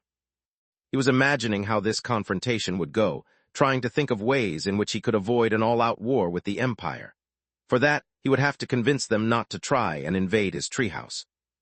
Under ordinary circumstances, it would be tough to convince the rulers of a planet to ignore a possible treasure on their own planet, reigning in their greed. But nothing Lex did was ordinary, not anymore, so he wasn't worried. Using his left eye, Lex studied the oncoming convoy, planning things out, when he noticed something interesting. He could read the laws surrounding the convoy as if they were words in a book. It wasn't just the ordinary laws associated with living beings that Lex saw. He saw all the laws involved with making their convoy move, all the laws that worked together seamlessly to result in the kind of energy transfer that powered their vehicles. More interestingly, he saw the laws that wirelessly connected the convoy to something far away, as if on the other side of the planet. What was interesting about it was that, even though whatever this convoy was connected to was far away, since that connection existed here, its associated laws were equally present here as well as at the point of origin of the connection. That gave Lex an idea. He wondered if he could hijack the laws that facilitated the connection and change the type of connection. Or maybe if he could use the connection to send back a different kind of feedback. Feeling a little excited, Lex waited at the very edge of the garden for the convoy to arrive. He did not have to wait long as a number of floating cars stopped just short of the garden. A number of soldiers, all of some variant of humans Lex was not familiar with, got off holding weapons that looked similar to guns. A few of them, the ones wearing special armor clearly identifying them as superior officers or something along those lines, even had a few other weapons, though Lex didn't get how they might work. They looked like sword handles without the actual swords to go with them. Once they formed a protective barrier, a secretary got out of one of the vehicles and held open an umbrella right beside the last car out of which no one had emerged just as yet. But once the umbrella arrived, the passenger door opened, and a young man with way too many earrings got off, a wide yet arrogant smile on his face. "What a good day to be out and about," he said from underneath the shade of the umbrella and looked towards Lex with interest. He found it peculiar that Lex was not immediately kneeling at the sight of him, but as a reasonable man, he would not immediately order a mass execution for such a minor transgression. He had underlings who would do that for him. Yes, he was both reasonable and wise, which is why he had not actually stepped onto that green carpet of death right in front of him. "You there, inferior human," he said, pointing at Lex. "What is this place and what is it doing in my territory? Do you know how much paperwork I'm going to have to do to explain this?" Lex smiled back. Surprisingly, he discovered that the blatant antagonism of the person in front of him didn't actually infuriate him. It was as if Lex was watching a little child play. How could an adult get angry at a little child who had no idea what it was doing? At most, the adult would guide the child so as to not make mistakes in the future. From his experience traveling back on Earth, he knew that many Asian cultures had a long, rich history centered around how to raise smart, well-mannered children. If he wasn't wrong, that ancient art, consisting of countless generations of research, contributed by a wide number of parents, one generation after the next, was called the art of whoopass. "I cannot imagine the kind of paperwork you will have to do," Lex answered politely, his eyes looking not at the man but at one of the flying cars. He could feel that the distant connection was linked to something in that car, and a simple sweep of his spirit sense revealed some kind of video call to a supervising officer far away. "This is the Treehouse Tavern. It is a place where travelers can rest and replenish their energies if they so wish. Also, I'm pretty sure that this place was not considered anyone's territory. There was nothing here before the treehouse arrived. See, this is why your kind is inferior. Can't you use your brain? It was not my territory before, but it is now. Promptly vacate the premises and write me a detailed essay about what else makes you an inferior human. Chop, chop." The man clapped as he told Lex to leave, while he looked up high at the tree's canopy. Lex coughed as if clearing his throat and spoke once more. "Perhaps I did not make myself clear. Let me do my introductions once more. This is my treehouse tavern, a place where travelers who are not brain dead and actually follow simple rules of basic decency can rest and replenish their energies. Lex did not take a step forward. He did not want to leave the grass. But as he reached forward, the arrogant man seemed to arrive right in front of him, as if the space between them had shrunk. Lex's hand softly and gently rested atop the man's shoulder, yet the moment contact was made, the man's eyes constricted. His brain shut down out of sheer fear, as he felt the weight of an entire world, nay, an entire realm, pressed down on his shoulder. As if that was not enough, mixed in with that soul-crushing weight was the deterrence of domination. None of the surrounding soldiers felt the same weight, though oddly enough they found their bodies frozen still. They could not react to save their superior even if they wished. It was as if they were trapped within their minds, their bodies puppets being controlled by some external force. From up above in the treehouse, Tetsuya looked down at the scene and could not understand what was happening. How could he guess when he could not feel the pressure those soldiers were under? Yet there was someone else who did feel the same pressure those soldiers were feeling. On the other side of the world, in a protected underground base, a nascent soul cultivator had been watching the progress of the investigation team that had been sent forward. He didn't care much what happened, at least, originally he didn't care.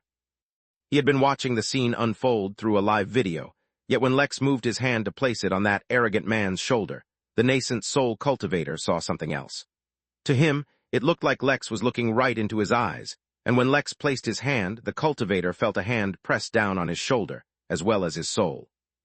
Shock, horror, fear, and a little excitement flickered through the cultivator's mind, right before he too felt the effects of domination shutting down his mind.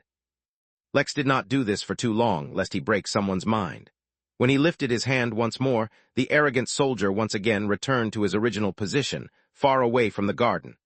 At the same time, all the soldiers collapsed onto the ground, as if they could no longer stand the pressure that they had just faced. "Oh dear, you guys look extremely tired. If only there were a convenient location nearby where you could rest and recover. Oh wait, I know just the place. Follow me." As Lex turned around, all the soldiers began to float above the ground, held up by Lex's spirit sense, and began to follow him. On the other side of the planet, the nascent soul cultivator picked himself up off the ground as excitement painted his expression. "It's him, it's Dragonsbane, I have to get an autograph," the man yelled like a little child. Chapter 1395, he was right. Chapter 1395, he was right. "Look, I don't want you guys to worry about things. You're not hostages or anything like that in case you're wondering," Lex said to the dozens of collapsed soldiers floating along behind him. "I've already reached out to your superiors. They should contact me soon, and we can have this entire thing sorted out. I just figured I'd stop you guys from making a huge blunder that would get you killed somehow. It wouldn't do for my tavern to develop a bad reputation for killing potential guests." In response to his completely appropriate comforting and calming mini-speech, the group of floating soldiers merely groaned. In Lex's humble opinion, that was a bit much. He hadn't even hit them with his domination, and barely held them in place using his spirit sense. Only their leader, who was now unconscious and drooling down his face, had briefly faced domination. The rest were just suffering from the psychological burden of being faced with an unknown guy more powerful than anything that they had ever imagined, totally breaking their understanding of reality. Lex had faced such things dozens of times, and he'd never reacted like this. But being an understanding man, Lex generously forgave the soldiers for being unnecessarily dramatic and decided to help them get refreshed. He brought the whole group to the fountain and gave each of them a single drop. It worked like magic, instantly restoring their condition, mostly because it really was magic. "All right, guys, I'm going to bring you up to the treehouse. Make yourselves comfortable. Food and drink are on me, but if you want to use any of the facilities, you'll have to pay for them. As soon as we clear this thing out and the Empire formally issues a statement about the treehouse, you'll be free to go."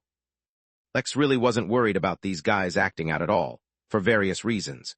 The first and foremost being that since he made the treehouse himself, instead of the system, it was crammed full of protective and offensive formations. Also, all of his workers were in the nascent realm. Lastly, if something really unexpected happened, as an immortal, his awareness and reaction time were more than enough to intervene before real problems could arise. So he brought the whole gang up to the lobby, and then left them there, and went up to his stargazing terrace. Although it was daytime and there were no stars to gaze at, Lex liked the feeling of secretly controlling things from the shadows. It was very addictive. Yet even when Lex left, and the restrictions of his spirit sense faded, freeing the soldiers, they did not dare to move. For a few seconds they just stared at each other, before cautiously reaching towards their superior and giving him a soft shake, startling him awake. The man screamed and bolted up, yet looking around he felt disoriented and confused by the unfamiliar surroundings. More importantly, the comfortable temperature and high concentration of spirit energy confused him, because he remembered facing a living nightmare, capable of crushing him and the Empire along with him. How did he get to this paradise from there? Where the hell are we? The man asked in a whisper, looking at his second in command. The tavern keeper brought us to the Treehouse Tavern and told us that he contacted the Empire and we'd be free to go once they responded. Then he just left. The soldiers looked towards their superior for orders, while the man in charge wiped the drool off his face as he looked around, his thoughts racing. Did he give us any restrictions? He asked, still in a whisper as if he was afraid to speak up. He said that the food and drink are on him, but if we want to use any other services, we have to pay. The commander, despite his extremely arrogant attitude earlier, was actually not a complete idiot. He took a few moments to assess the situation before responding. Let's assume that the tavern keeper will reach an agreement with the Empire, as he said. The Empire will want to collect information on the tavern. All of you, split up and explore this place, but don't be forceful. If you need to pay for something, just go ahead and do it. The Empire will reimburse your expenses. The soldiers nodded and split up into teams, ready to begin exploring the tavern. Nearby, Tetsuya had been watching the entire interaction and began wondering how he could take advantage of this situation. While those two concocted their own plots, Lex lay back in a chair sipping a nice, cooling lemonade and concocted plots of his own, mostly about how to entertain himself for the next few days. He could already see that a few more groups were quickly arriving towards the treehouse. One consisted of the elves, led by who he assumed was their shaman. The other group was led by the Empire and an impatient-looking nascent soul cultivator. The situation was ripe for unexpected encounters, misunderstandings, confrontations, and a lot of drama. As such, Lex made the most logical decision and decided to try out the newest feature he was thinking of adding to the Midnight Inn, an escape room. Yes, there was nothing like locking a number of old enemies in a small, contained room with a fake scenario, and high stakes to get out within the appropriate time to make sure everyone had a good time. He reached out to the treehouse and began manipulating the layout, constructing an underground labyrinth connected to the roots of the tree. Naturally, he used an underground magma channel that one of the roots had dipped into to make the labyrinth more interesting. He remembered back when he went swimming in lava for the first time.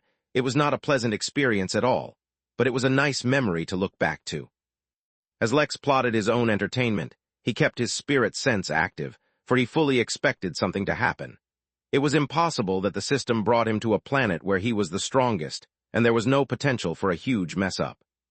He was right, and a small shuttle, undetected even by Lex's spirit sense, flew into the planet's orbit. After a few seconds of scanning the planet, it turned towards the massive tree and began flying directly towards it. Chapter 1396, Resisting All Torture. Chapter 1396, Resisting All Torture. Captain Henry Ford squinted his eyes as the hangar door opened, allowing light to pierce through the darkness that had filled his prison cell.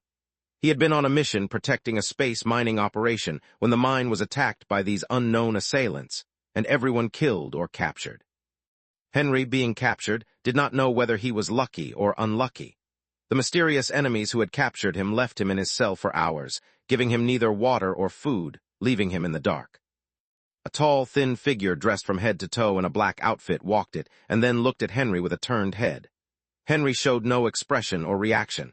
He had mentally prepared himself for days or weeks of torture, unwilling to betray his nation. He would either die or be rescued. He saw no other. "You could have just turned on the lights," the dark figure said with a muffled voice and hit a switch, turning on the lights. Henry was stunned as he looked at his prison cell and saw that it looked like a pretty decent room. There was a bed, a few chairs, a fruit basket, as well as a jug of water on a table nearby. If he had simply explored the area and gotten up. No, he couldn't doubt himself. This was no doubt a part of their psychological torture, presenting him with luxuries and comforts he could not really get. He looked at the figure with a hardened expression. As a soldier of the Empire, he would not give in so easily.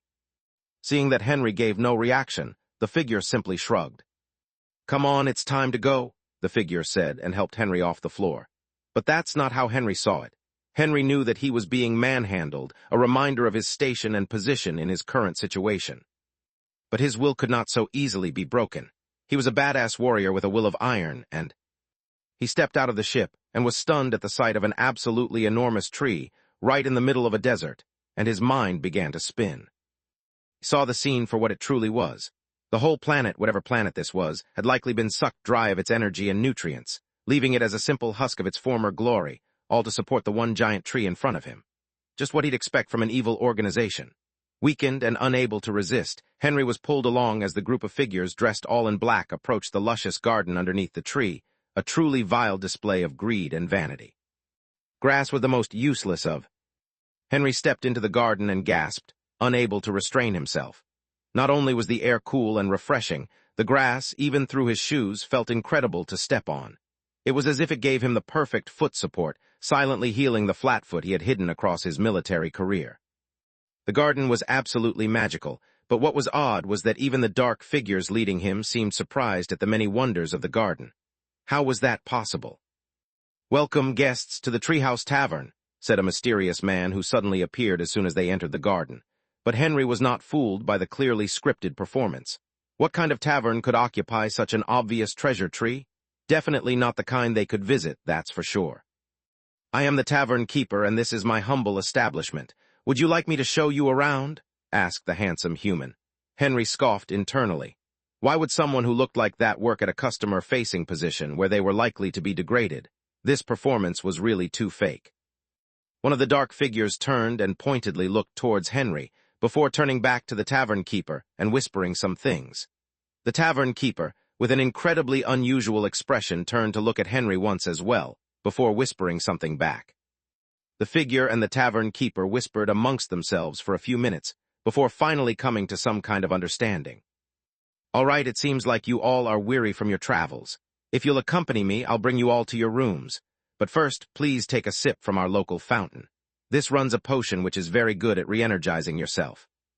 The dark figures shrugged, and each reached into the fountain, pulling only a handful of potion to drink. Henry saw the act and felt even more disdainful. It was as if they had decided to completely remove all realism from their performance. This was clearly a trap to get him to drink that potion willingly, something he absolutely wouldn't do. "You know, at the tavern, we do not condone enslavement or imprisonment. As long as you're here, you're free to leave at any time. Should anyone try to stop you, the tavern will be forced to protect you as a guest," the tavern keeper said, looking right at Henry, but Henry did not respond. The enemy seemed dedicated to relying on psychological warfare to try and break his mind. That told Henry only one thing: he had some extremely critical information that the enemy needed for whatever reason. He was determined not to reveal anything. He had already resigned himself to an endless amount of torture, mental or physical. Henry would not break. The absence of any response caused the tavern keeper to simply shrug, and led them to the reception, from where they stepped into a teleportation formation and teleported to the lobby. Henry was stunned by the quality of the teleportation formation. Yet the greater that the tavern was, the more they had probably looted from the planet to achieve it. He was absolutely disgusted. From the lobby window, he looked out at the barren landscape of the surrounding area, and saw two other groups of people heading towards the treehouse. It seemed that the treehouse was in the business of looting and corruption, and business was booming. Chapter 1397, Resisting All Torture II. Chapter 1397, Resisting All Torture II. "I know you are all just interested in resting in your rooms," said the tavern keeper, his warm, comforting voice trying to cause Henry to relax. But he would never relax. Never. "However, I'd just like to inform you all that from here you can go to the eatery, any of the terraces, or any of our other facilities within the Treehouse Tavern. These facilities include the meditation room, training room, a small clinic, and a few others. You can explore on your own, or ask one of our staff to show you around if you wish. Now let me show you to your rooms." Henry was the perfect example of stoicism, not letting his derision show on his face at all as he ignored the lies being spewed all around him, and walked behind his jailers as they brought him to his new prison. Every inch of the long, spiraling branch of the tree that carried the walkway was covered in the blood of innocents, or so he imagined, ignoring the pleasant aroma that the bark was giving off. The only thing he could smell was the injustice. He marched towards certain doom, wearing nothing but his dignity, and a rather luxurious robe given to him on the ship to avoid being dragged around naked. His armor had been destroyed in battle. The first room they were brought to was, conveniently, the one Henry would be staying in was a quaint wooden room with a single bed, a cupboard, a study table, and a large window with a view of the outside. Of course, it also had its own private bathroom. The room was also equipped with an independent formation to increase the ambient spiritual energy, but it would apparently cost money to use that. "Wait here, someone will see to you shortly," said one of the figures as they left Henry in his room. The tavern keeper looked at him oddly, as if he wanted to say something but ultimately didn't. Henry was much too smart to fall for such obvious bait. Clearly, by leaving him alone in his room supposedly unsupervised, he was being tempted to escape. But if the insidious nature of his captors was anything to go by, getting captured trying to escape, the punishment for trying to escape would be phenomenal, in the sense that they'd probably remove his eyes while maintaining their connection to his brain so he could see himself being tortured. Henry, caught in his own imagination about the kinds of tortures he would face, did not notice when the others left. So eventually, when he woke from his thoughts, he found himself alone in his room. Solitary confinement, how basic, he scoffed. But now, left to his own devices, the question was what was he to do? He looked around the room and ultimately decided to use the restroom to relieve himself as well as freshen up. Then he just went to sleep. Although he was a Foundation Realm warrior, that did not eliminate his need for rest or sleep. There was a good chance that by sleeping, he would be falling into the enemy's trap, which is why instead of sleeping on the bed, he slept on the floor. But he did not sleep for long, for one of the figures cloaked in black entered his room, their arrival waking him up. There was no visible way for him to distinguish one of his captors from another since they all looked more or less the same, covered in their black clothes. That did not apply to their voices, though. "Your appointment with Her Majesty is scheduled to happen soon," the figure said with a stern yet feminine voice. "As such, you need to be cleaned, stripped to your boxers, and lie down." Henry, despite believing himself to have immense self-control, could not help glaring at the woman as he heard her ask him to present himself to be tortured. He glared, but after a long pause, he relented. A part of Henry decided that he would try to survive the torture as long as possible, but if it got to be too much, he would simply fight them to the death. He stripped and lay on the bed on his back. Nudity did not embarrass him. As a soldier, he was used to communal showers, not to mention more than once his gear had been vaporized in intense fights, forcing him to continue fighting in the nude. Not to mention, he was not embarrassed of his body at all. Yet the look that the dark figure gave him made him feel nervous for reasons he could not explain. Perhaps it was instincts. Even though the figure wore a mask, he could sense the way she was analyzing his body as if he was a piece of meat. Then, without further ado, she brought out her tools. There was a ceramic bowl which contained a thick green liquid that was almost bubbling, a number of wooden sticks, and a number of cloth strips. Henry eyed the unusual torture devices, confused as to how they would be used. "Lay on your chest," the dark figure commanded, and Henry obeyed, though through gritted teeth. He almost wanted to resist, to question, just to see how much worse things would really be if he did. But logic told him that provoking the enemy would make his situation worse. He heard the figure move around, but before he could figure out what she was doing, he felt a searing heat suddenly on his back.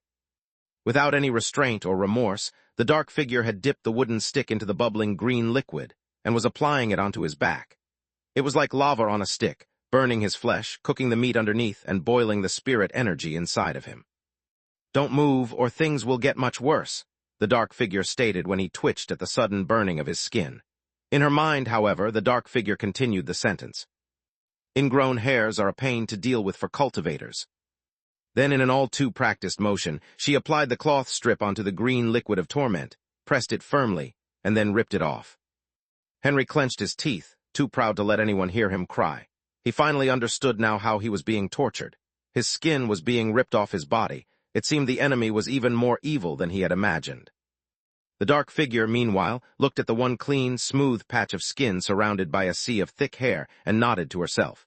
Captain Henry was a body cultivator, so it was even harder to wax his hair than normal. But it was what it was. As the royal beautician, she was used to waxing all sorts of people. In fact, her next client was a young girl on another planet who was going to the beach for the first time. But as someone who had inherited a strong bloodline, her body was too strong to be waxed by ordinary people. But compared to her usual customers, at least waxing an army captain wasn't so bad. He hadn't even screamed or complained once. It was a nice change of pace. Henry, meanwhile, shed silent tears as he seared this experience into his memories, even as his torturer seared that green boiling goop onto his skin before ripping it off. But he would survive this, and he would have vengeance. The torture continued for what Henry was sure was days, and just when he thought it couldn't get worse, he heard those terrible words. "Now take off your boxers." Outside the room, in the lobby of the treehouse, Lex looked oddly at the humans in front of him as they paid him. He had come across some interesting guests, but this was a first, even for him. They were the royal entourage for the fiancé of the royal princess of the Empire, and were transporting him. Apparently, in his last mission, he had hit his head, suffered a huge concussion, and had his memories messed up. The fact that the mission, which was supposed to be peaceful, suddenly turned dangerous, suggested that it might have been an assassination attempt, which is why the fiancé had been promptly reduced and brought to the nearest Empire planet. Yet just as they were heading to their headquarters, they were told that they could not heal the fiancé, for the princess could not trust others due to the assassination attempt, and would be coming in person to meet him. That presented them with a new problem.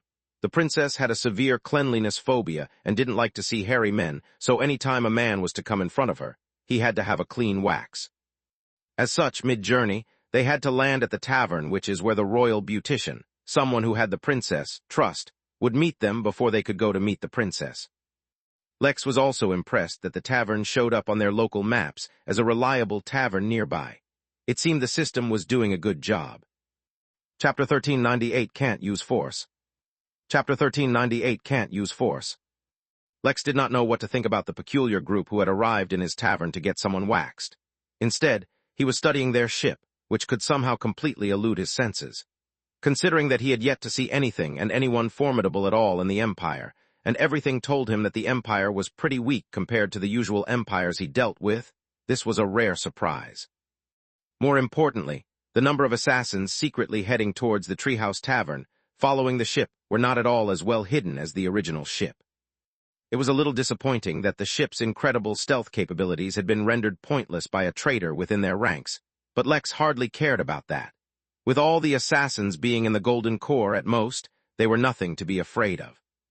Instead, he continued to study the ship and its unusual ability to hide from him, while bits of his mind focused on other things. The elves had returned to the treehouse, now exploring the garden down below without fear.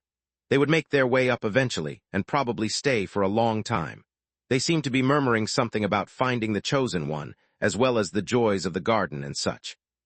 That nascent soul cultivator who had been rushing to the tavern had strangely stopped right outside the garden and kept fidgeting with his tie in front of a mirror, as if he was nervous about how he looked for an upcoming date.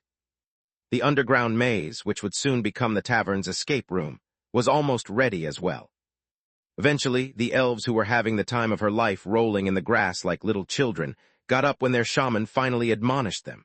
Of course, it was a little difficult to take him seriously when the shaman himself was covered in grass, but they were not foolish enough to point that out. Tetsuya, who was sitting on a balcony eating pizza for the first time ever, watched as they entered, numerous thoughts running through his head. He was actually looking forward to meeting the elves. Once he let them know who he was, the great and mighty Paul, they would help him escape the treehouse without arousing the Empire's suspicions. Or, even if the Empire was suspicious, they would help him escape unscathed. That was because only he could lead the rebellion, and only he knew how to trigger it fully. Yet while he was pleased to see the elves coming up, he was equally appalled by the appearance of the Empire forces. The soldiers he ignored well enough, they themselves seemed too disturbed. Instead, it was the nascent soul cultivator downstairs that he recognized who troubled him. With such an entity nearby, no plan of escape was good enough. A nascent soul cultivator could wipe them all out. His rebellion was not yet strong enough to face them, or he would have triggered it already. But while he could not face a nascent soul cultivator, it seemed Lex was not concerned about them at all. He himself seemed quite strong, with Tetsuya unable to gauge him at all. But the staff in the tavern were another matter altogether. While they hid their cultivations well, Tetsuya's instincts warned him strongly every time he came face to face with one. From his past experiences with the various warnings he received, Tetsuya could easily tell that they were all in the nascent realm. A tavern where the countless workers, serving tea and making the bed, were all nascent-level cultivators. Tetsuya could not wrap his head around it at all. This single tavern was strong enough to control the whole planet, so why were they just running a tavern? Although Tetsuya did not know the answer and had a few suspicions, what he did know was that their presence gave him the confidence to take a few risks. He swallowed the rest of his pizza and got up, walking towards a group of Empire soldiers standing in a corner. "Hello there," he said, waving at them. "Sorry for intruding. You're the only other guests I've seen in this tavern and wanted to have a chat with you about this place. This place is amazing. Do you have any idea how it came here?" Tetsuya's voice carried all the enthusiasm and excitement of a coincidental guest who had stumbled onto the tavern. Not at all like an experienced warrior who could clearly tell that there was something amiss about it. "At first I thought this was something built by the Empire, so I rushed over to take a look. But to my great surprise, there's no affiliation. I couldn't believe my ears when I heard." The soldiers looked at one another, uncomfortably. But since their mission was to find out about the tavern, talking to the only other guest besides them was a good idea. Even though this tavern is not the Empire's, the high-leveled personnel of the Empire are in direct contact with the tavern keeper, one of the soldiers said, putting up a front as if the tavern was still under the Empire's command. Technically, he did not lie, for the tavern keeper himself stated that he had contacted their superiors. "Ah yes, the tavern keeper. He's a nice fellow, even gave me a tour of this place. You should really check out the gift shop. It has a few insane trinkets lying around. By the way, did you happen to catch the tavern keeper's name?" Before the soldiers could respond, the doors of the eatery opened, and an incredibly well-dressed yet nervous-looking man stepped in, followed by a few guards. "You there," the man said, calling out to the soldiers as soon as he saw them. "I am Commander Screwby. Where is the leader of your team? Summon him immediately." "Yes, sir," the soldiers exclaimed, saluting the man before quickly running out of the room. But it was only then that Screwby noticed that they had been talking to Tetsuya, and approached him with a smile on his face. "I'm sorry for interrupting your conversation, young man. Please do not take offense at my abruptness. I was just a little excited. I can scarcely believe I'm here." "Not at all, Commander Scrub," Tetsuya said with a fond smile. "I was just asking those men if they happened to know the tavern keeper's name. They talked as if they knew him well." "It's Screwby, not Scrub," the commander corrected, though he seemed too distracted to pay attention to it. Coincidentally, at the same time, the elves also entered the room. "The tavern keeper's name, you say? Why are you satisfied with a single name? He is a man of many names, handsome devil, crazy bastard, the chosen one, king of Lover's Island, angel killer, though that last one isn't because he killed angels, but because countless angels seem to have fallen in love with him. I've even heard him called a moving treasure chest, because apparently he was worth quite a few planets at one point. No, a single name is not good enough for him, and many names just don't do him justice. I think it's best if you stick to calling him Tavern Keeper." Tetsuya was feeling a little dissatisfied with the answer, though he did learn that apparently this old acquaintance of his was much more popular than he had imagined. What he didn't know was that, while he was thinking of extracting the tavern keeper's name from the scrub in front of him, the elves were also staring at the man. "Did he say that the tavern keeper is the chosen one?" one of the elves whispered to another. "It can't be a coincidence," another responded. "We may have found our salvation," the shaman whispered as tears streamed down his eyes. Round the same time, about a dozen assassins entered the tavern, under various guises, and coincidentally, Lex finished making his basement at the same time. Now, he couldn't exactly go ahead and force his guests into entering his escape room, which may or may not be excessively dangerous, though Lex had built in an emergency escape feature to avoid deaths or severe injuries. He could, however, think of various ways to entice his guests to participate in it willingly. The elves were whispering amongst themselves, Tetsuya and Screwby were chatting, Henry was getting waxed in ungodly places, and the assassins were slowly making their way up the stairs. Suddenly they all saw a virtual screen pop up in front of them, startling all of them initially. But when they paid closer attention to the screen, they saw that it was a mere announcement. Announcement: to celebrate the opening of the Treehouse Tavern, an event is being hosted with a prize. Peak Nascent Defense Talisman. The talisman can defend against all attacks within the nascent realm for 15 minutes. The event takes place in the tavern escape room. The first to solve and exit the escape room gets the prize. Giving up and exiting the escape room does not count as completing it. Chapter 1399, I'm the Tavern Keeper now. Chapter 1399, I'm the Tavern Keeper now. The days in Arrakis were much longer than Lex was used to. It took nearly 30 hours for the sun to finally set from the point where Lex first saw it, and during this period many interesting things happened. As it turns out, giving out rare, valuable free things is a very good way to get people to do stuff. Of course, doing a demo of said item was even more convincing. So when all the guests were hesitating about entering, as if doubtful about the validity of the actual prize, Lex had 2 random workers demonstrate the talisman for them. That was, in no way, shape, or form, a threatening deterrent for the far-off Empire forces who were secretly observing the treehouse. A decent tavern doesn't do things like this. Ideally, the treehouse should be in a forest where it doesn't stand out. In a desert, it was destined to be unique to begin with, so Lex didn't mind if the tavern got a little more popular than ordinary.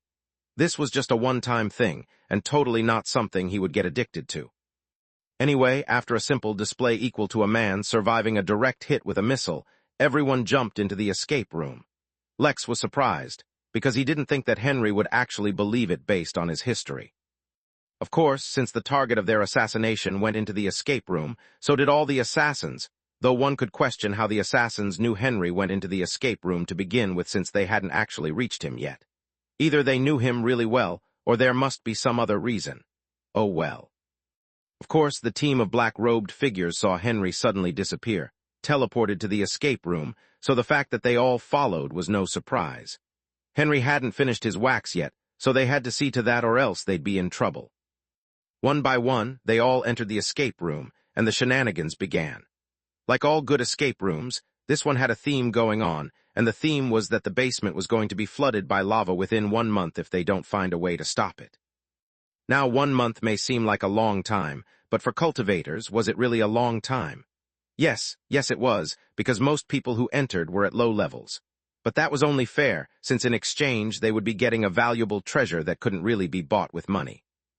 Unfortunately, just as things were getting interesting because it turned out one of the assassins was actually the princess, long-lost twin, who was confronting Henry about a broken promise from their childhood, and a confused Henry who did not remember any of this just tried to figure out what was going on. The planet finally connected to the inn. While Lex enjoyed the short entertainment, it was time for him to leave. If everything went according to plan, soon his first and original tavern would complete the quest about being a part of a planet's history, and he could evolve the system further. Which meant that he could turn his attention towards the many other things about the system. He also got a taste of what he would be like if he were actually as powerful as the Innkeeper. On this planet, he was the strongest, and there was no one who could even remotely challenge him, much like the Innkeeper was supposed to be. As it turned out, he was not calm and peaceful, although he liked to think he was still hospitable. Instead, he was playing around, secretly manipulating things and giving his guests one shock after another. With that insight, he would be able to improve his acting as the Innkeeper. At the same time, he gained a deeper understanding of how everyone looked at the Innkeeper. It was not at all easy to be such a gentle and comforting presence to everyone, even those many cultivation levels below himself. It wasn't like Lex acted particularly badly, but he did enjoy messing around with everyone just a bit. With that final thought, Lex teleported off the planet. He didn't even send down a holographic clone. During his absence, one of the inn workers would manage the tavern for him. They worked out the details already. After all, Lex couldn't be expected to do everything. People might start getting suspicious about him.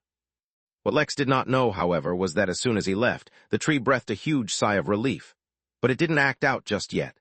Now, with the greatest danger gone, the tree could take its time to begin understanding more about itself and this universe. Of course, it would have to use these guests coming to the tavern to gain a deeper understanding about the universe.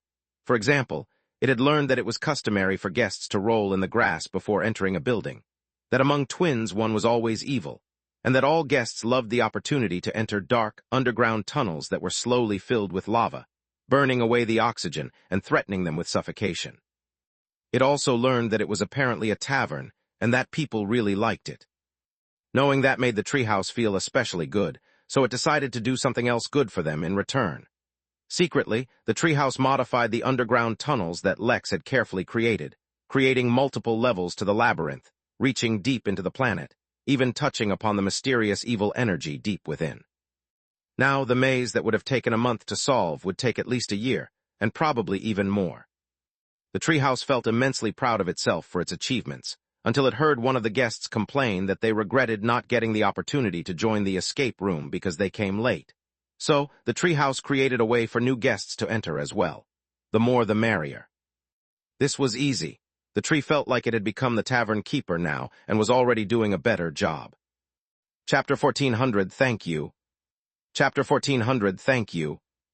Although running a tavern was a nice little distraction, it just didn't have the same feeling as being in and running the inn. It wasn't just about the better spiritual energy and ambience. The inn was inside his own domain, whereas the taverns were in others' territories. More importantly, it was good to set aside other problems and just focus on running the inn after a long time. He wanted to go back to how the inn originally was before millions of guests suddenly showed up. Back then, he would interact with most of his guests and knew them at least to some degree. Now he wasn't about to go around and meet 100 million guests, but it wouldn't be so bad to at least know the regulars. He had more than just a few guests who had entered and hadn't left for months. They were basically paying rent and living inside the inn now. Many of them even got jobs working for some of the guilds in the guild room and started socializing with their neighbors. With an amazing daycare and the midnight library to serve as an excellent source of information, it was practically an amazing place to live and raise kids. Wait a minute, had Lex been running the inn like a city builder game, all without knowing it? That was not so bad. Collecting rent like a rich landlord, Lex was now finally a part of the 1%. Or was he? He was not aware of the statistics of the universe, and as the statistics of Earth were no longer applicable, he might not be in the 1% anymore. But who cared? He was now like one of those second-generation rich people, ruining the economy by raising prices sky-high while complaining about how his tenants never pay rent on time. On second thought, being a landlord like that didn't sound so amazing. He was fine with being a magnanimous innkeeper.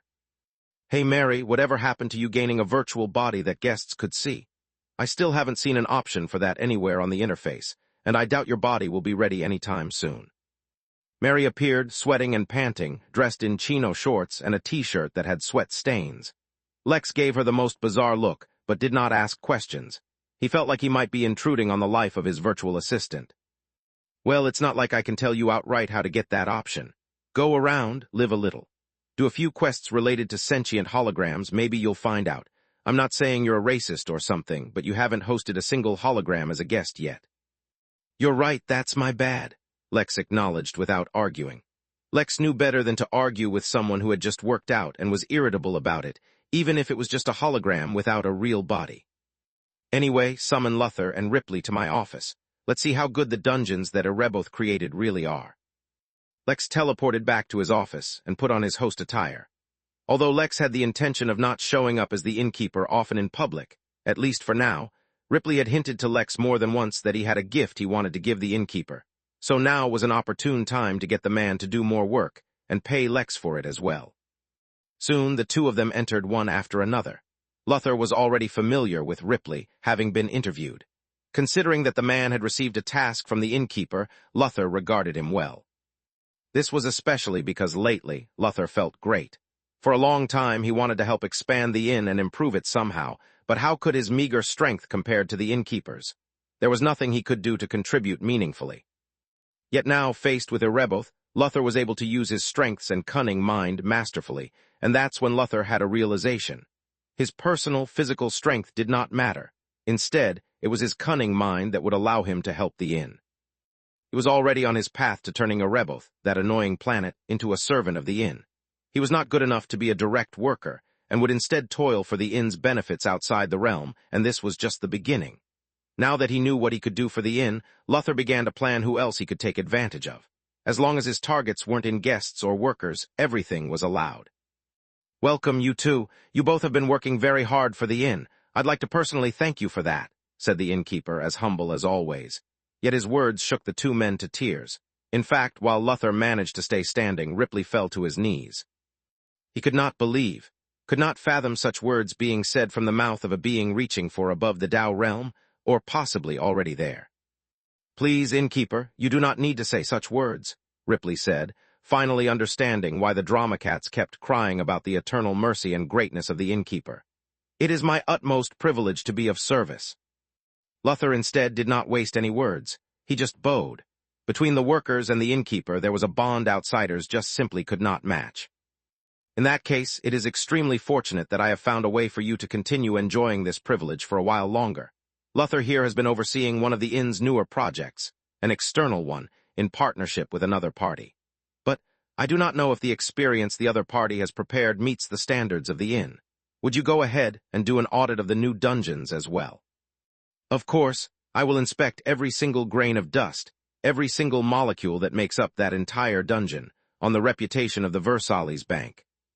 Lex suddenly felt a pang of pity for Ereboth the Insatiable. He might have met his match.